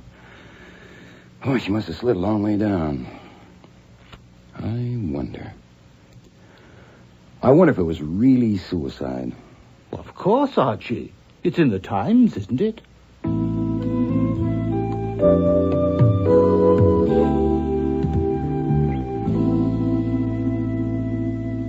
You've seen the Times this morning, Archie? Yes, sir. I'm sorry I let you get to the office before me, but you're early. What's the emergency? Oh, no emergency. But you can't... How'd you get that phone book? Walked over to your desk, lifted it up, walked back to my own, and sat down. I knew no other way. Well, why didn't you wait for me? Because I needed to know a number. Oh, can't I get it? No. I have instructions. You will go to Alec Gallant Incorporated on 54th Street and speak with Mr. Gallant, his sister Flora, Miss Prince, Miss Thorne, and Mr. Drew, separately if possible. Now? Now. You will tell each of them that I've engaged you to make inquiries about Miss Sarah Yare. Sarah Yare? And that I shall be grateful for any information they may be able and willing to furnish. I'd like to see any communications they've received from her in, say, the past month. Oh, don't raise one eyebrow like that. You know it disconcerts me. I've never seen you disconcerted yet. And what do I say when they ask me who engaged you to work for Miss Yare? Everybody knows the lady's dead. But you don't know. You're merely following my instructions. Uh-huh. If I ask you who engaged you, what do you say? I tell you the truth. I have engaged myself. Oh. I think I may have been hoodwinked by a very skillful actress, and I intend to find out. You mean Sarah Yare You may be was... fishing where there are no fish. They may all say they've never had any association with Sarah Yare, and they may be telling the truth or they may not. If any of them acknowledge knowing her, try to find out the degree of intimacy, but don't labor it. That can wait until we bait a hook. All I want to know now is, are there any fish in that particular pond? Okay. I'll look up that number for you. No, you will not. I can at least read. Get out.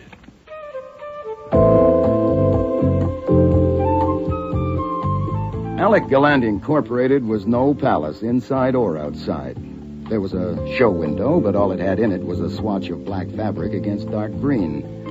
I went in. Everything inside was dark green, too. Wall-to-wall carpet and wall-to-wall walls. No racks, no dresses, no nothing to buy. Only mirrors and screens and tables and chairs and a few ashtrays. And a couple of customers who obviously had all day to flip through the design books. And a dapper salesman in a four-in hand. I picked on him. I'm sorry, Mr. Gallant is not available. What is it you want? Look, I'm not a reporter, or a cop, or a lawyer drumming up trade. I'm a private detective named Archie Goodwin, sent by a private detective named Nero Wolfe to ask Mr. Gallant a couple of questions. Harmless questions, nothing to do with Bianca Voss. I read about that. Mr. Gallant is not available. You wouldn't... May I ask you if you are Mr. Drew, Mr. Carl Drew? Yes, I am. Then I'm in luck. I was instructed to see 5 different people here, including you. Could we sit down somewhere, please? I don't, as a rule. See us about what? To get information, if you have any, about a woman who died yesterday. Now, look... Not Bianca Voss. I'm talking about Sarah Yare. She died yesterday, too, you know. Oh, yes. That was tragic. Yes, it was. What sort of information? Is it Mr. Goodwin? Yes. As a matter of fact, I wish I knew. All I know is somebody has engaged Mr. Wolfe to make inquiries about her. Any messages or letters in recent months. Maybe if you could let him see them, or... That seems a little... Who engaged him? Oh, search me. Maybe if you'd like to know before you show him anything, Mr. Wolfe would tell you. I have no messages or letters. You mean recently? Ever. I doubt if she ever wrote letters. She always did everything by phone. Well, not letters about clothes. Mr. Wolfe's looking for personal letters, and he thought maybe you'd known her well enough personally. Well, I didn't. She was a very fine customer here for a couple of years, and she was a very private person. But she hasn't been around in over a year, and I never had a personal letter from her. Now, if... thanks. I'd appreciate it if you'd tell me when Mr. Gallant will be available. Please wait here a moment.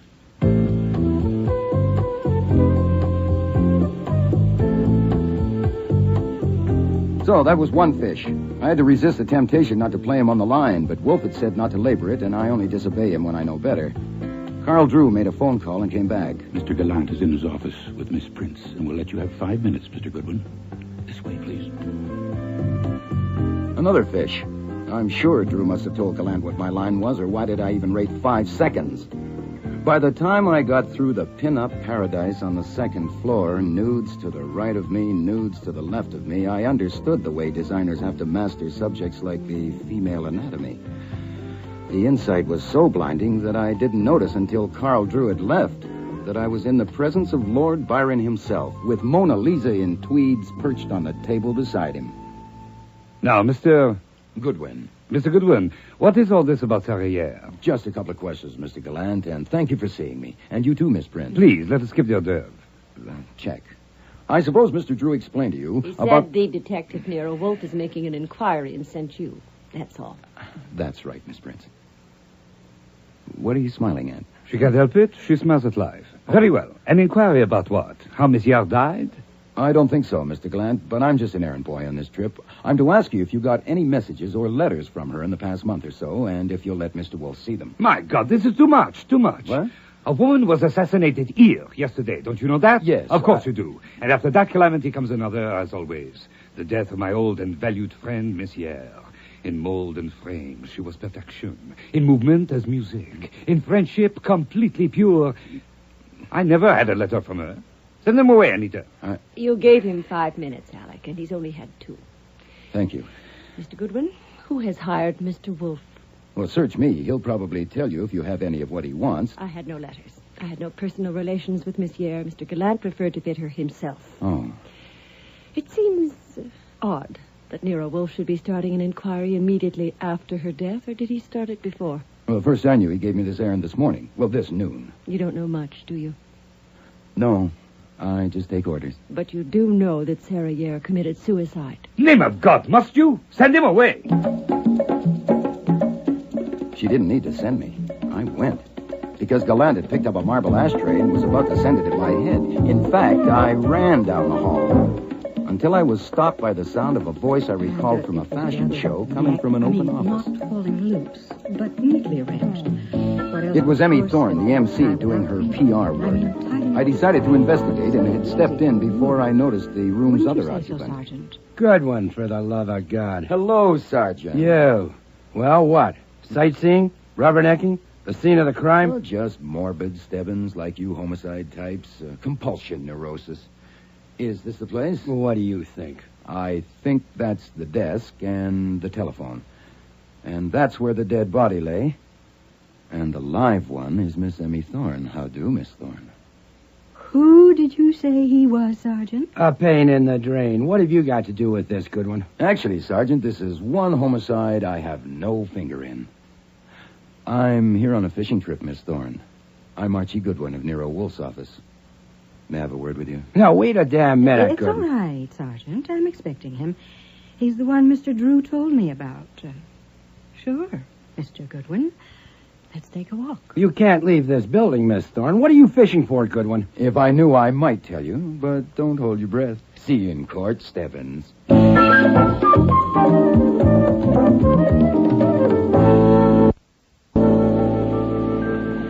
I appreciate your taking the time, Miss Thorne. It's all right out here on the roof. We haven't actually left the building. You could say that, yes. Now, what's all this garbage about letters from Sarah Yare?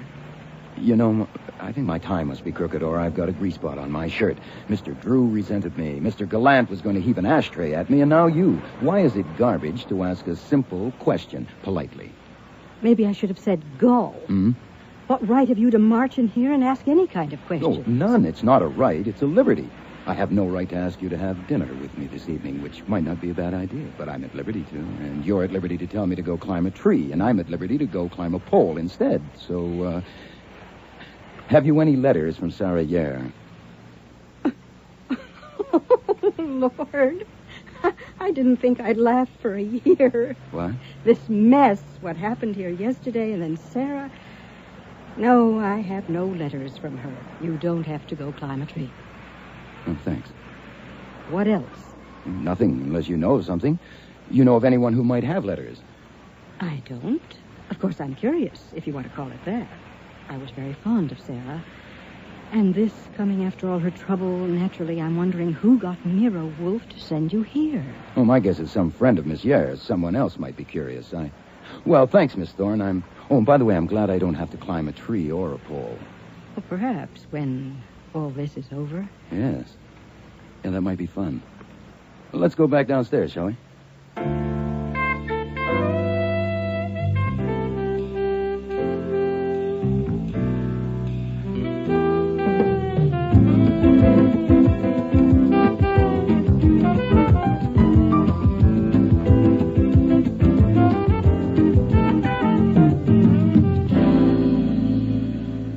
Bingo, Mr. Wolfe. Bingo? I sent you on a fishing trip. Uh-huh. Then the Gallant place is a hatchery.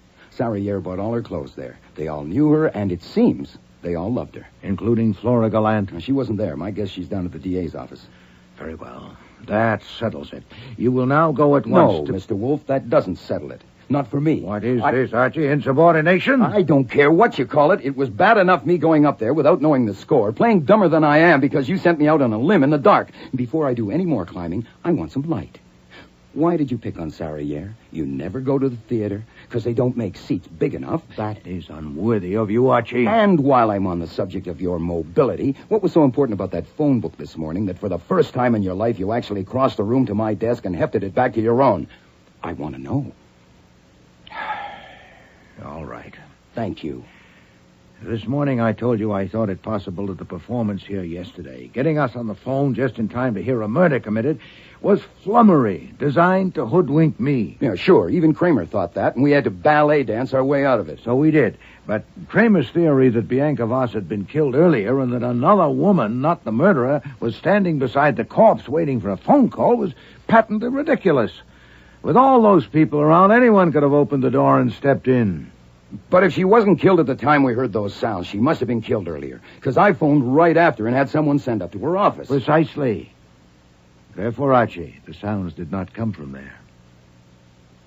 Well, then where the hell did they come from? Miss Gallant did not dial that number. What? She dialed the number of some other person she'd persuaded to perform that hocus-pocus. Clear? When did you figure that out? I had come to that conclusion before I went to bed last night, and I found it intolerable. I will not be mistaken for a jackass. No. So you read the item about Sarah Yare at breakfast? Initially only because you, as a theatrical connoisseur, had once told me you considered her outstanding in her profession. Yeah, she was. Then I went on to read that she'd recently been in distress, and also that she had died rather conveniently. Uh-huh. So I came down to the office, looked her up in the phone book, and after you left, dialed her number. Here it is. Algonquin 91847. Well, what did you do that for? She was dead. I didn't lift the receiver. I merely dialed it to hear it. You and I, Archie, are trained to observe and to register. Right. Close your eyes and listen. Take your ears back to yesterday when Miss Gallant was at your phone dialing. Not the first number she dialed. You dialed that later yourself. But the second one, when, according to her, she was dialing the direct line to Bianca Voss's office. Now, listen. Okay. Compare.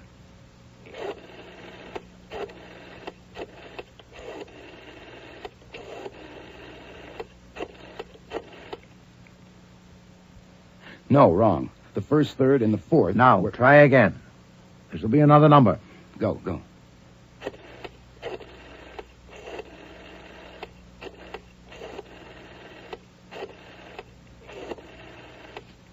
I think that's it. Anyway, the first four... Satisfactory. The first number was Bianca Voss's private line. The one you just recognized was Sarah Yare's number.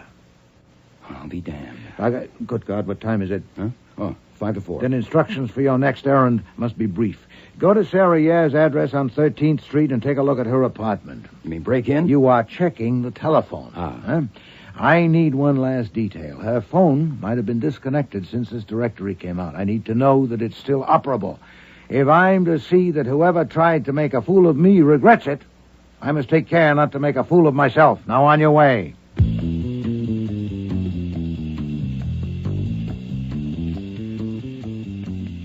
I won't describe the place. It was too painful. It was a hell of a dump, even for a down and outer. But the phone was there, and it was working. I dialed home to make sure. Fritz? Is that you, Archie? Yeah, it's me. Tell Mr. Wolfe the phone works, and I'll be home in 15 minutes. I can't just now. He's got Inspector Kramer in the office. Kramer's there? Came 10 minutes ago. They're having a terrible argument. I'll be there in 5.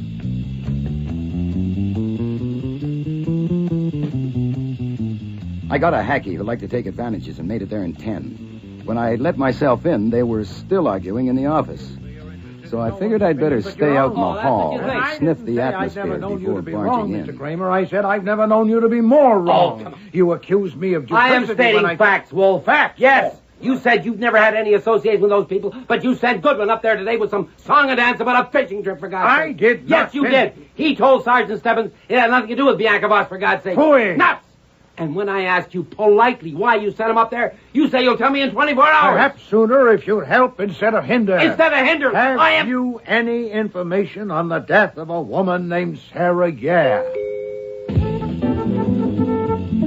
When the doorbell rang, I was still out in the hall eavesdropping, so I about-faced and looked through the one-way glass in the front door. The whole mob was there. Gallant, his sister Flora, Carl Drew, Anita Prince, and Emmy Thorne, the girl whose walk was music.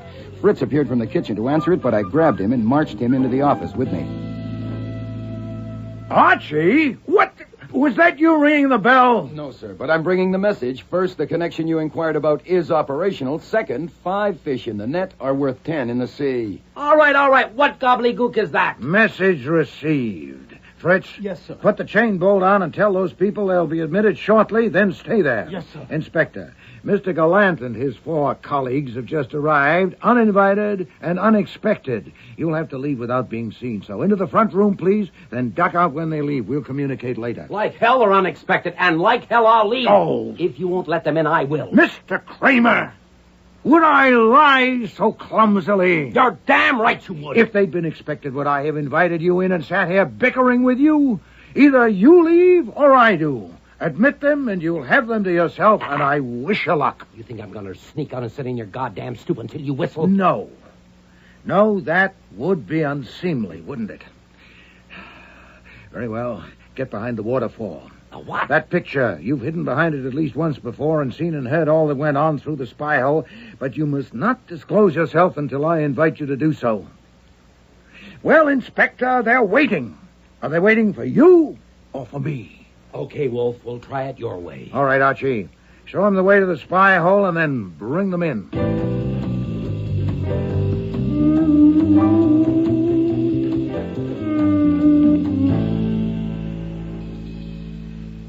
I demand to know why you sent Mr. Goodwin to ask us about Sarah Yare. What business is it of you? Mr. Gallant, I'm under no compulsion to reply, and I'm not sure I'm prepared to. Instead, I may ask why Mr. Goodwin's questions, which certainly when provocative, so disturbed all of you that you feel impelled to call on me in a body. Now, why? It's all talk, Mr. Wolfe. Mere talk about Sarah Yare. The wind blowing. Tell him, Miss Prince. The police have insisted on knowing why he was there and what he wanted, and we don't know. I think you do.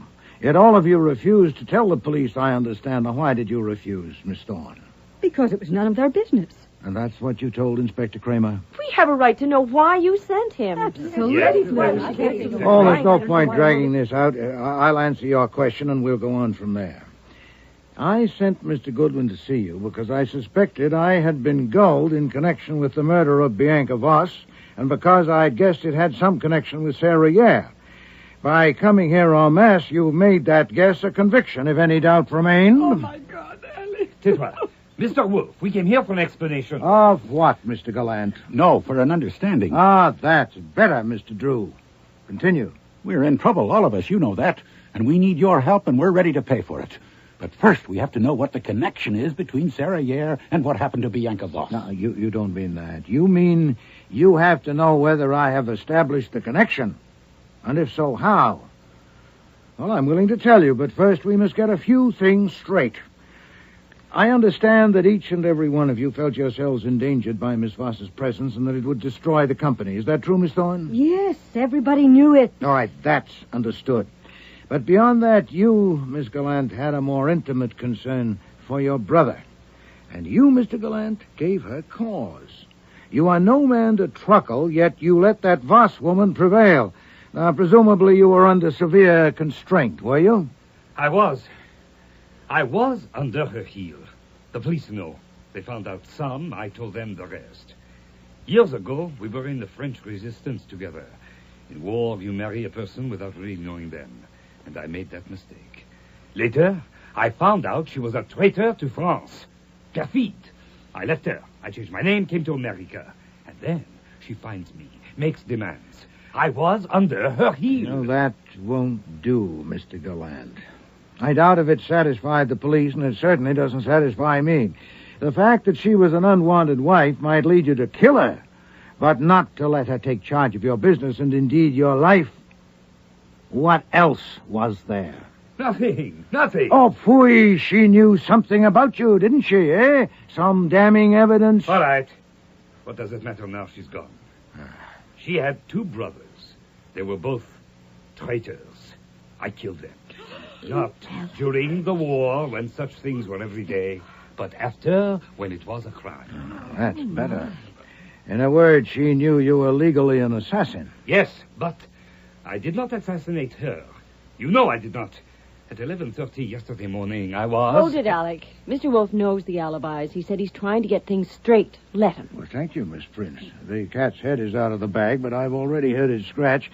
What makes you so sure, Mr. Gallant, that Miss Voss was killed at 11:30? You do. You yourself heard her on the phone. Oh, but I'm sure she wasn't killed at 11:30. But I was there. It's obvious. The woman who spoke to me on the phone called me a gob of fat. Somebody speaking English with such a heavy accent would hardly have the word gob on the tip of her tongue if she had it anywhere. But that's just a trifle. But what about the murderer striking just when the victim was on the phone? Wouldn't it have shown more acumen to wait until she'd hung up? Whoever was talking with her might easily get the wind up and sound the alarm. But there's a more telling detail. Miss Gallant, you didn't dial Plaza 29022, Miss Voss's number. You dialed Algonquin 91847, the number of Miss Sarah. Yeah. How did you know? Oh, I didn't know that yesterday. But I've just learned that Miss Yare's line is still in service. Obviously, you had arranged with Miss Yare to impersonate Bianca Voss, and it's a reasonable... Mr. Wolfe, you cannot prove that. How do you know she dialed Sarah's number? You could not see the dial from so far away. Evidently, you discussed it with your sister in some detail. But you're quite right, Mr. Gallant. Neither Mr. Goodwin nor I could actually see the dial. But we can give evidence, and I think it will be persuasive. What evidence? It's no good, Alec. You know what we decided. I'm not sure that we decided right. I am, Anita. Carl? Yes, I think so. Yes, Emmy? All right, Flora. It's up to you. Yes. Yes. I agree. My God. All right. Mr. Wolfe, we'll pay you to help us. My sister is innocent, and she must not suffer. She was stupid, but she is innocent. She did arrange that exhibition with Sarah, but only Mr. Wolfe to move you, to make you hate Bianca Voss so much that you would undertake the case. Take it for what my sister could afford to pay. When she told me, I knew it was unforgivably stupid, but it was not criminal. She must not suffer. All right. Miss Gallant, you heard your brother. Is that true? Yes. I agree with you, sir, that your sister was stupid, but you are not the one to proclaim it. Miss Yare's performance went beyond abusing me, sir. She enacted a whole melodrama of violent attack and then hung up the phone. That's something corpses do not usually do. Was that her idea? Your sister's stupidity can bow to yours if you expected me to overlook that detail, or worse, missed it yourself. I'm not stupid, Mr. Wolfe. Devious, then, beyond my experience. Devious? Oh, rusé, subtil. Never. Suppose, only to suppose, she arranged that comedy too. Suppose even that she killed Bianca. Was that a crime? No. Voss was an evil woman. And for ending her villainy, you would crucify my sister? You know about Sarah, but the police do not. By your word, they can believe Voss died while my sister was here with you. I will pay you. It will be a great service from you. It deserves payment. I will trust you. I will pay you now. Oh, no, you will not. Can I not appeal to your charity? Yes, but not to my cupidity. I will accept no money from someone who at the same moment robs me of my self-esteem. I will not permit a murderer to take me for a simpleton. Now, let us grant that Bianca Voss deserved to die. She was not the only casualty of this sordid affair. Was Sarah also a perfidious woman? But she killed herself. No, she didn't. Do you suggest she was so depressed by the quality of her telephone performance that she forthwith downed a glass of liquor impregnated with cyanide? She spoke with me in the role of Bianca Voss at 11:30 and was discovered dead at 2 o'clock. The person who killed Bianca Voss before 11:30 arranged with Sarah to enact that comedy, as you call it, and later went to her apartment and killed her. So if you ask for my... that is totally impossible. My sister loved Sarah. She could not kill her. It would be stupid. You came here believing she killed Bianca Voss. That was stupid, if you like. She didn't. But What does What's it mean? this, Mr. Wolfe? What is this? A game? Oh, no, Miss Thorne. As a certain policeman said to me yesterday, murder is no joke. Miss Gallant, there is much against you. Then but how on... did you know I didn't kill her? Oh, you told me yourself. If you had devised that elaborate humbug, certainly you would have planned how to react at the moment of crisis. Alarm, shock, perhaps even a swoon. But do you remember what happened? When Mr. Goodwin told us what Mr. Drew had told him, you said, in obvious bewilderment, you said, "But how?" And then repeated it, "But how?" Now, if you'd known how you did murder Bianca Voss, you'd have had to be a Shakespeare to invent so simple a line and a Bernhardt to deliver it. But, according to your brother, you're little more than stupid. Tais-toi, chérie. Je sais. But if you are innocent, someone else is guilty. The arrangement you had made with Sarah Yare to impersonate Bianca Voss was discovered by someone else, perhaps overheard when you told your brother about it. That someone then persuaded her to add a gruesome climax not in your script, which was only intended to insult me and gain my interest. That someone else killed Bianca Voss. And to make sure her alibi was invulnerable, this someone went to Sarah Yare's apartment and poisoned her with cyanide in a glass of whiskey. Who is this someone, Now, Mr. all Wolfe? that was done before 2 o'clock. You, Miss Gallant, according to my friend Inspector Kramer, arrived at your brother's place only 15 minutes after I know you'd left here. You had no time for a detour to 13th Street. I wanted to go to see what had happened, It's but a good thing you didn't, madam. I also learned from Mr. Kramer that you, Mr. Gallant, you, Mr. Drew, and you too, Miss Prince, were under constant surveillance from the time the police arrived. And that leaves you, Miss Thorne. Leaves me where, Mr. Wolfe? You were with 3 men in an office downtown from 11:20 until 11:45. So I have 3 witnesses. Yes, but according to the police, you arrived at Alec Gallant Incorporated shortly before 3 o'clock. You may be able to account for the interim period. You want to try? it can't be, Alec. How could you? I don't have to try. I don't like your games, Mr. Wolfe, and I don't think I'll play. I didn't think you would. I won't be playing either, actually. The rest is up to Inspector Kramer, who's been following the moves and may now... Grab her, Archie! Don't climb a tree. Okay, Goodwin, I'll take over. Thank you, Mr. Kramer. No, let me talk to her. Emmy, I have loved you. You killed Sarah? Yes, I killed her. Then you heard us that day. You heard me tell Flora. You found out I was already married to me. Yes, I heard you. And you knew I couldn't marry you, so you killed her. She was killing you. I did something about it. I understand. Because I loved you. And maybe you killed her because you loved me. But then, you killed Sarah. Why? You don't understand a thing, do you? And worse, when I tell you and the others what my sister has done, you accept it. You allow us to accept it that my sister has killed Bianca. Look at me. I am looking at you, Alec. What am I supposed to see? I don't think you could ever love anyone but yourself. My mistake. All right, Inspector Kramer, she's all yours. Take it easy, Miss Thorne. We're going for a walk.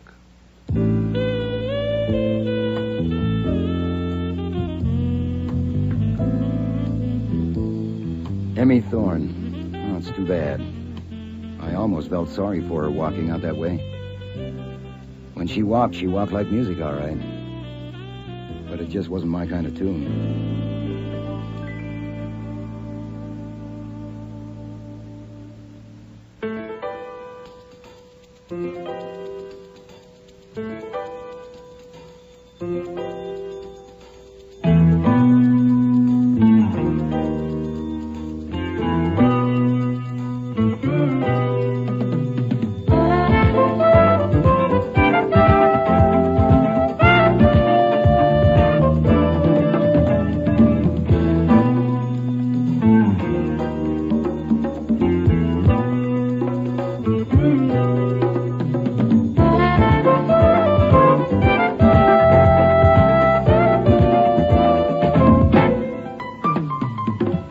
Starring in today's episode were Mavor Moore as Nero Wolfe, Don Franks as Archie Goodwin, and Cece Linder as Inspector Kramer.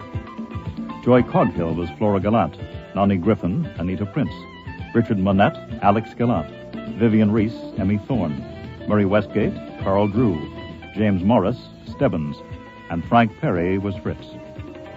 Music was composed and conducted by Don Gillis. Technical operations, John Jessup. Sound effects, Bill Robinson. Production assistant was Nancy McElveen, and casting consultant, Ann Weldon Tate. Murder is No Joke was written by Alan Osborne and produced and directed in Toronto by Ron Hartman.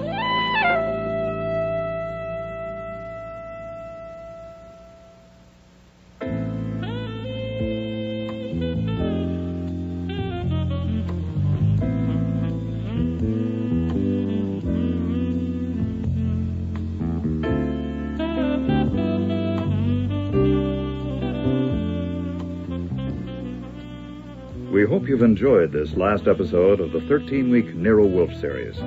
Audience returns to this time slot next week. If you missed any of the Nero Wolfe episodes broadcast on CBC Stereo, you'll have a chance to hear them on our Sunday matinee series on CBC AM.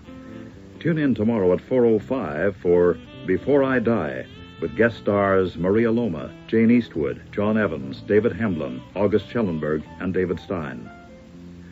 Radio drama will be returning in the fall on CBC Stereo with the Scales of Justice series, in which real-life Canadian crimes are dramatized. The series is hosted by Toronto lawyer Eddie Greenspan. If you have any comments or suggestions about the radio dramas you hear, please write to the CBC Radio Drama Department at Post Office Box 500, Station A, Toronto, Ontario, M5W 1E6. This is Harry Manus wishing you a very good evening.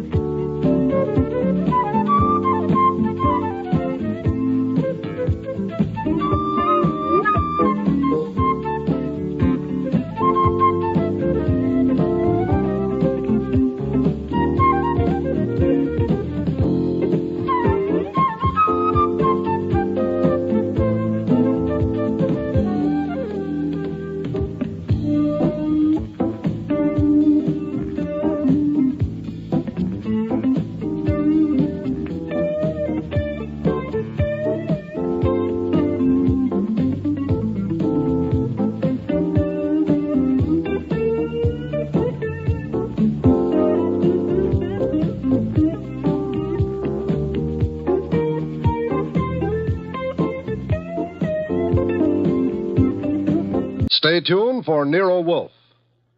If the chimes shudder a little on Sunday afternoon, well, they know there's mystery in store Sunday with men of action like Mike Waring, better known as the Falcon, who brings his fearless and romantic touch to the solution of another mystery. After the Falcon, it's high adventure. Then the big guy steps in. The new private eye Charlie Wilde concludes with a few casual homicides. The chimes mean mystery and action this Sunday afternoon on NBC. Transcribed. My boss is the smartest and the stubbornest, the fattest and the laziest, the cleverest and the craziest, the most extravagant detective in the world, Nero Wolfe.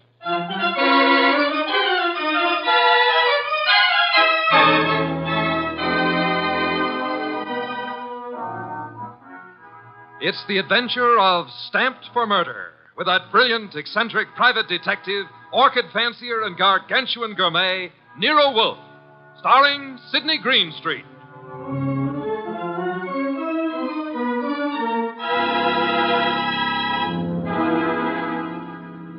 Instructions for this morning, Archie. Your notebook, please. First, Mr. Salinsbeck. Inform him that the Long Island peafowl he sent were most unsatisfactory. Peafowl's breast flesh is not sweet and tender unless it is well protected from all alarms, especially from the air, to prevent nervousness. Long Island is full of airplanes. Look, Mr. Wolfe, I shall want a dozen chickens that have been raised on blueberries and a fresh-killed lamb for tomorrow. Mr. Wolfe, please listen. There's... Mr. Goodwin, be quiet, and then dinner on the following day becomes a problem. Mr. Wolfe, dinner any day is going to be a problem if we don't pay Sausenbach's bill. Then pay it. With what? The bank account's empty. Ridiculous. There were $4,000 yesterday. But you bought that shipment of orchid bulbs from Weinold Gluckner. Mr. Wolfe, we need money. You've got to stop eating and drinking beer long enough to earn some. Phew, you're an alarmist. Will you, for the love of heaven, stop turning down clients and turn an honest dollar? I've got a couple of prospects right outside the door. Send them away. No, sir. Send them away. Tell them I've gone to Egypt. Nothing doing, sir. Confound you, Archie. Obey orders. Send them away. Miss Kent, Mr. Rodman, come in, please. Thank you. Confound you, Archie. You're mutinous. Yes, sir, and you're stuck with it. This is Miss Gloria Kent and Mr. Rodman. They arrived as advertised with a pressing problem. Good morning. You people are here by sufferance only. I shall speak to Mr. Goodwin about it later. Yes, indeed. I don't like pressing problems, Miss Kent. What are yours? My father. Indeed, I'm not a court of domestic relations, Miss Kent. What did your father do? Beat you? Withhold your earnings? Discourage your suitors? Mr. Goodwin should have informed you this office does not undertake cases involving marital or family problems. But that's not... If Mr. Goodwin had not been beguiled by your pretty face, he might have warned you and avoided this embarrassment to you and annoyance to me. Now, take it easy, take it easy. How many times have I told you you don't know how to handle women? Then suppose you let Miss Kent handle me. Well, it's simply this, Mr. Wolfe. I had some money my mother left me. My father's just spent it without my permission. I want it back without a scandal. Thanks, Miss Kent. How much? How spent? $10,000. Father bought a treasure map. Indeed, from whom? A pair of swindlers named Cross and Halleck. They've driven him crazy, talking about fortune salvaged from the SS this and the SS that. He's got a map and old letters he studies. He's childish. Many fortunes have been recovered. Many more await on the sea bottom. How do you know your father has been duped? Well, I know. You do, Mr. Rodman. Yes. Cross and Halleck bought some old letters from me, written by my grandfather from Hawaii. They used them to manufacture the map and evidence. And that's what they sold to Kent. Father thought he was being so clever. He had the paper analyzed. Of course, the document research laboratory said the letters were genuine. They were. But something new had been added. I'd have never known if Mr. Rodman hadn't told me. You're a party to the swindle, Mr. Rodman? I was not. I never knew what they were up to. Mr. Wolfe, you've got to help me. I can't do anything with Father. I can't convince him. Even Mr. Rodman can't. No, Miss Kent, I'm sorry. This is not for me. Oh, but you must. You must. Not in my office, madam. No tears. Please, Archie, stop her. Okay. Archie, when Miss Kent has finished her disgraceful exhibition, show them out. How dare he walk out on us like he was... Easy. I know him. You don't. He gets into a panic when women cry, or else he's curious about what Fritz is cooking for lunch. Now, just wait a minute, please. Oh, aren't you ashamed of yourself walking out like that on that poor kid? That hysterical gamma. She's lost all of her money. She needs help. I charge high fees, Archie. So charge a small fee. Do you want her to starve? Good heavens. Starve? How monstrous. I'm not kidding. While you'll be in here smelling your dinner, she and her father will be starving. I thought you were bringing me a paying client. Well, this is different. She's, You're beautiful. Archie, you're impossible. Oh, very well. Go back into them. Get names, addresses, facts. I am not committed to Miss Kent's case, but we'll see. Be a tribute I pay for your weakness for a pretty face.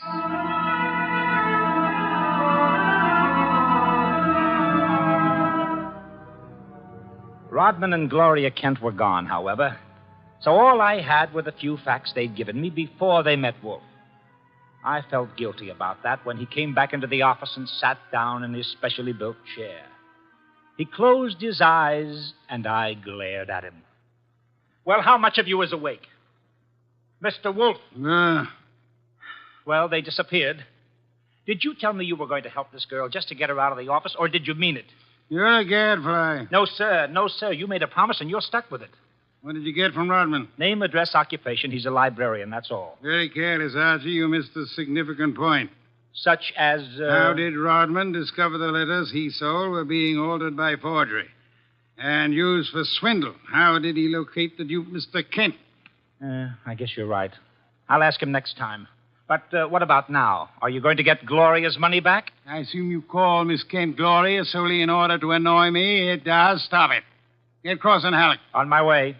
You'll find them at the Hotel Bogart. Wrong, sir. According to my notes, their address is... Never mind their address. The Hotel Bogart is the headquarters for successful, confident tricksters. They celebrate their victories there while the money lasts. You will possibly find Cross and Halleck drinking whiskey or lunching, probably both.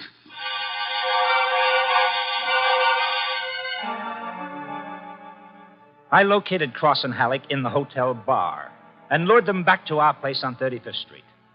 Wolfe was sitting behind his desk with his hands crossed on his impressive middle, at peace with his lunch and the world when I ushered them in. He sat bolt upright and scorched me with a look. Good afternoon, Mr. Wolfe. The tall one's name is Cross, the short one is Halleck. They want to help me invest my money. Gentlemen, Mr. Nero Wolfe. What? Who? Nero Wolfe. Hey, what is this? Confound you, Archie. How drunk are they? Not too drunk for business. Let's get out of here. Come on. Wait a minute. You want me to keep him here, Mr. Wolfe? Not by violence, Archie. Come back here, gentlemen.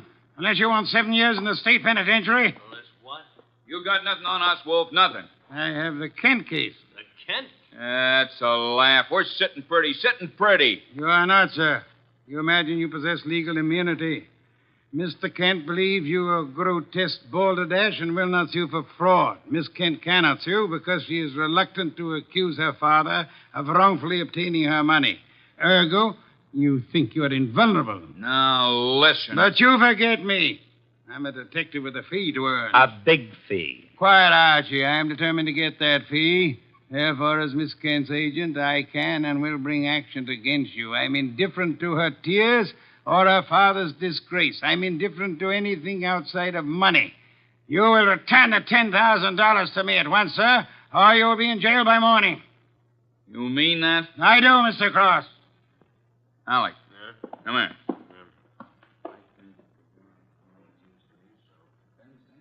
Come on, hurry. Okay. Here, Mr. Wolf. Alec and I have decided we don't want to get in any trouble with you. Here's your $10,000. Let's have it. Give the dough to Kent, Mr. Wolf, and get the letters and map back for us. You've got a reputation for being tricky, but honest. We trust you. Come on, Alec, let's go. Well, how about that? Preposterous. No, sir. Take a look. $10,000, genuine coin of the realm. That man Cross is a fool. Does he imagine I'm to be fooled so easily? What do you mean he left the money? He surrendered too quickly, Archie. Too easily. And that money in the envelope he was carrying all ready to refund. Why? Well, maybe he's got a better sucker. I heard him mention a Ben Sanford. Nonsense. Does he need Kent's forged letters and map to cheat this Ben Sanford? Couldn't he prepare another set? I guess you're right. Something's fishy. In any event, it's no concern of mine, thank heaven. Why not? I'm not committed to Miss Kent in any way. As a favor to you, I undertook to regain her money. I have done that. You may take it back to her and obtain the forged papers in return. But, Silence, Mr. Goodwin. Go to your red-haired charmer. Leave me in peace.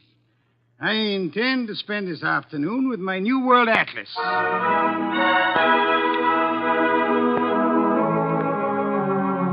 I left him 3,000 miles up the Amazon with his magnifying glass and drove up to East 69th Street. The Kent house was a broken-down little brownstone, and as I went up the stoop, the door opened and Gloria Kent burst out like a skyrocket. Hey, Miss Kent, easy. Let go of me. Let go. What's wrong? Wrong. Nothing is wrong. Nothing at all. Well, how about seeing your father? You want to see my father? Come inside. Oh, for the love of heaven. Come inside, Mr. Goodwin. I'll introduce you. He's in a back room. Come right through the living room. What else came through this living room? A hurricane? No, Mr. Goodwin. Something else. There's my father, Mr. Goodwin. What in the devil? He's dead. His throat's cut. Father, this is Archie Goodwin from Nero Wolfe's office. He and his boss refused to help while they could. Maybe he can help you now. Stop it. All I'm good for now is revenge, that's all. Stop it. Stop it and look at me. When did it happen? I don't know. When did you find him? Just now. Keep looking at me. Who went through this house like a hurricane? You? No. Where did you go after you left the office? To the laboratory. What lab? Document research. The place that checked the map. How long were you there? Until an hour ago. I was with Mr. Rodman. Keep looking at me. And then? I had lunch. With Rodman? Alone. And then I came home. All right. All right, now listen to me. I want you to go to Mr. Wolfe's house right now. Have you got cab fare? Yes. All right, take a cab. I've got to stay here, but I'll call Mr. Wolfe and tell him you're on the way. Now, get.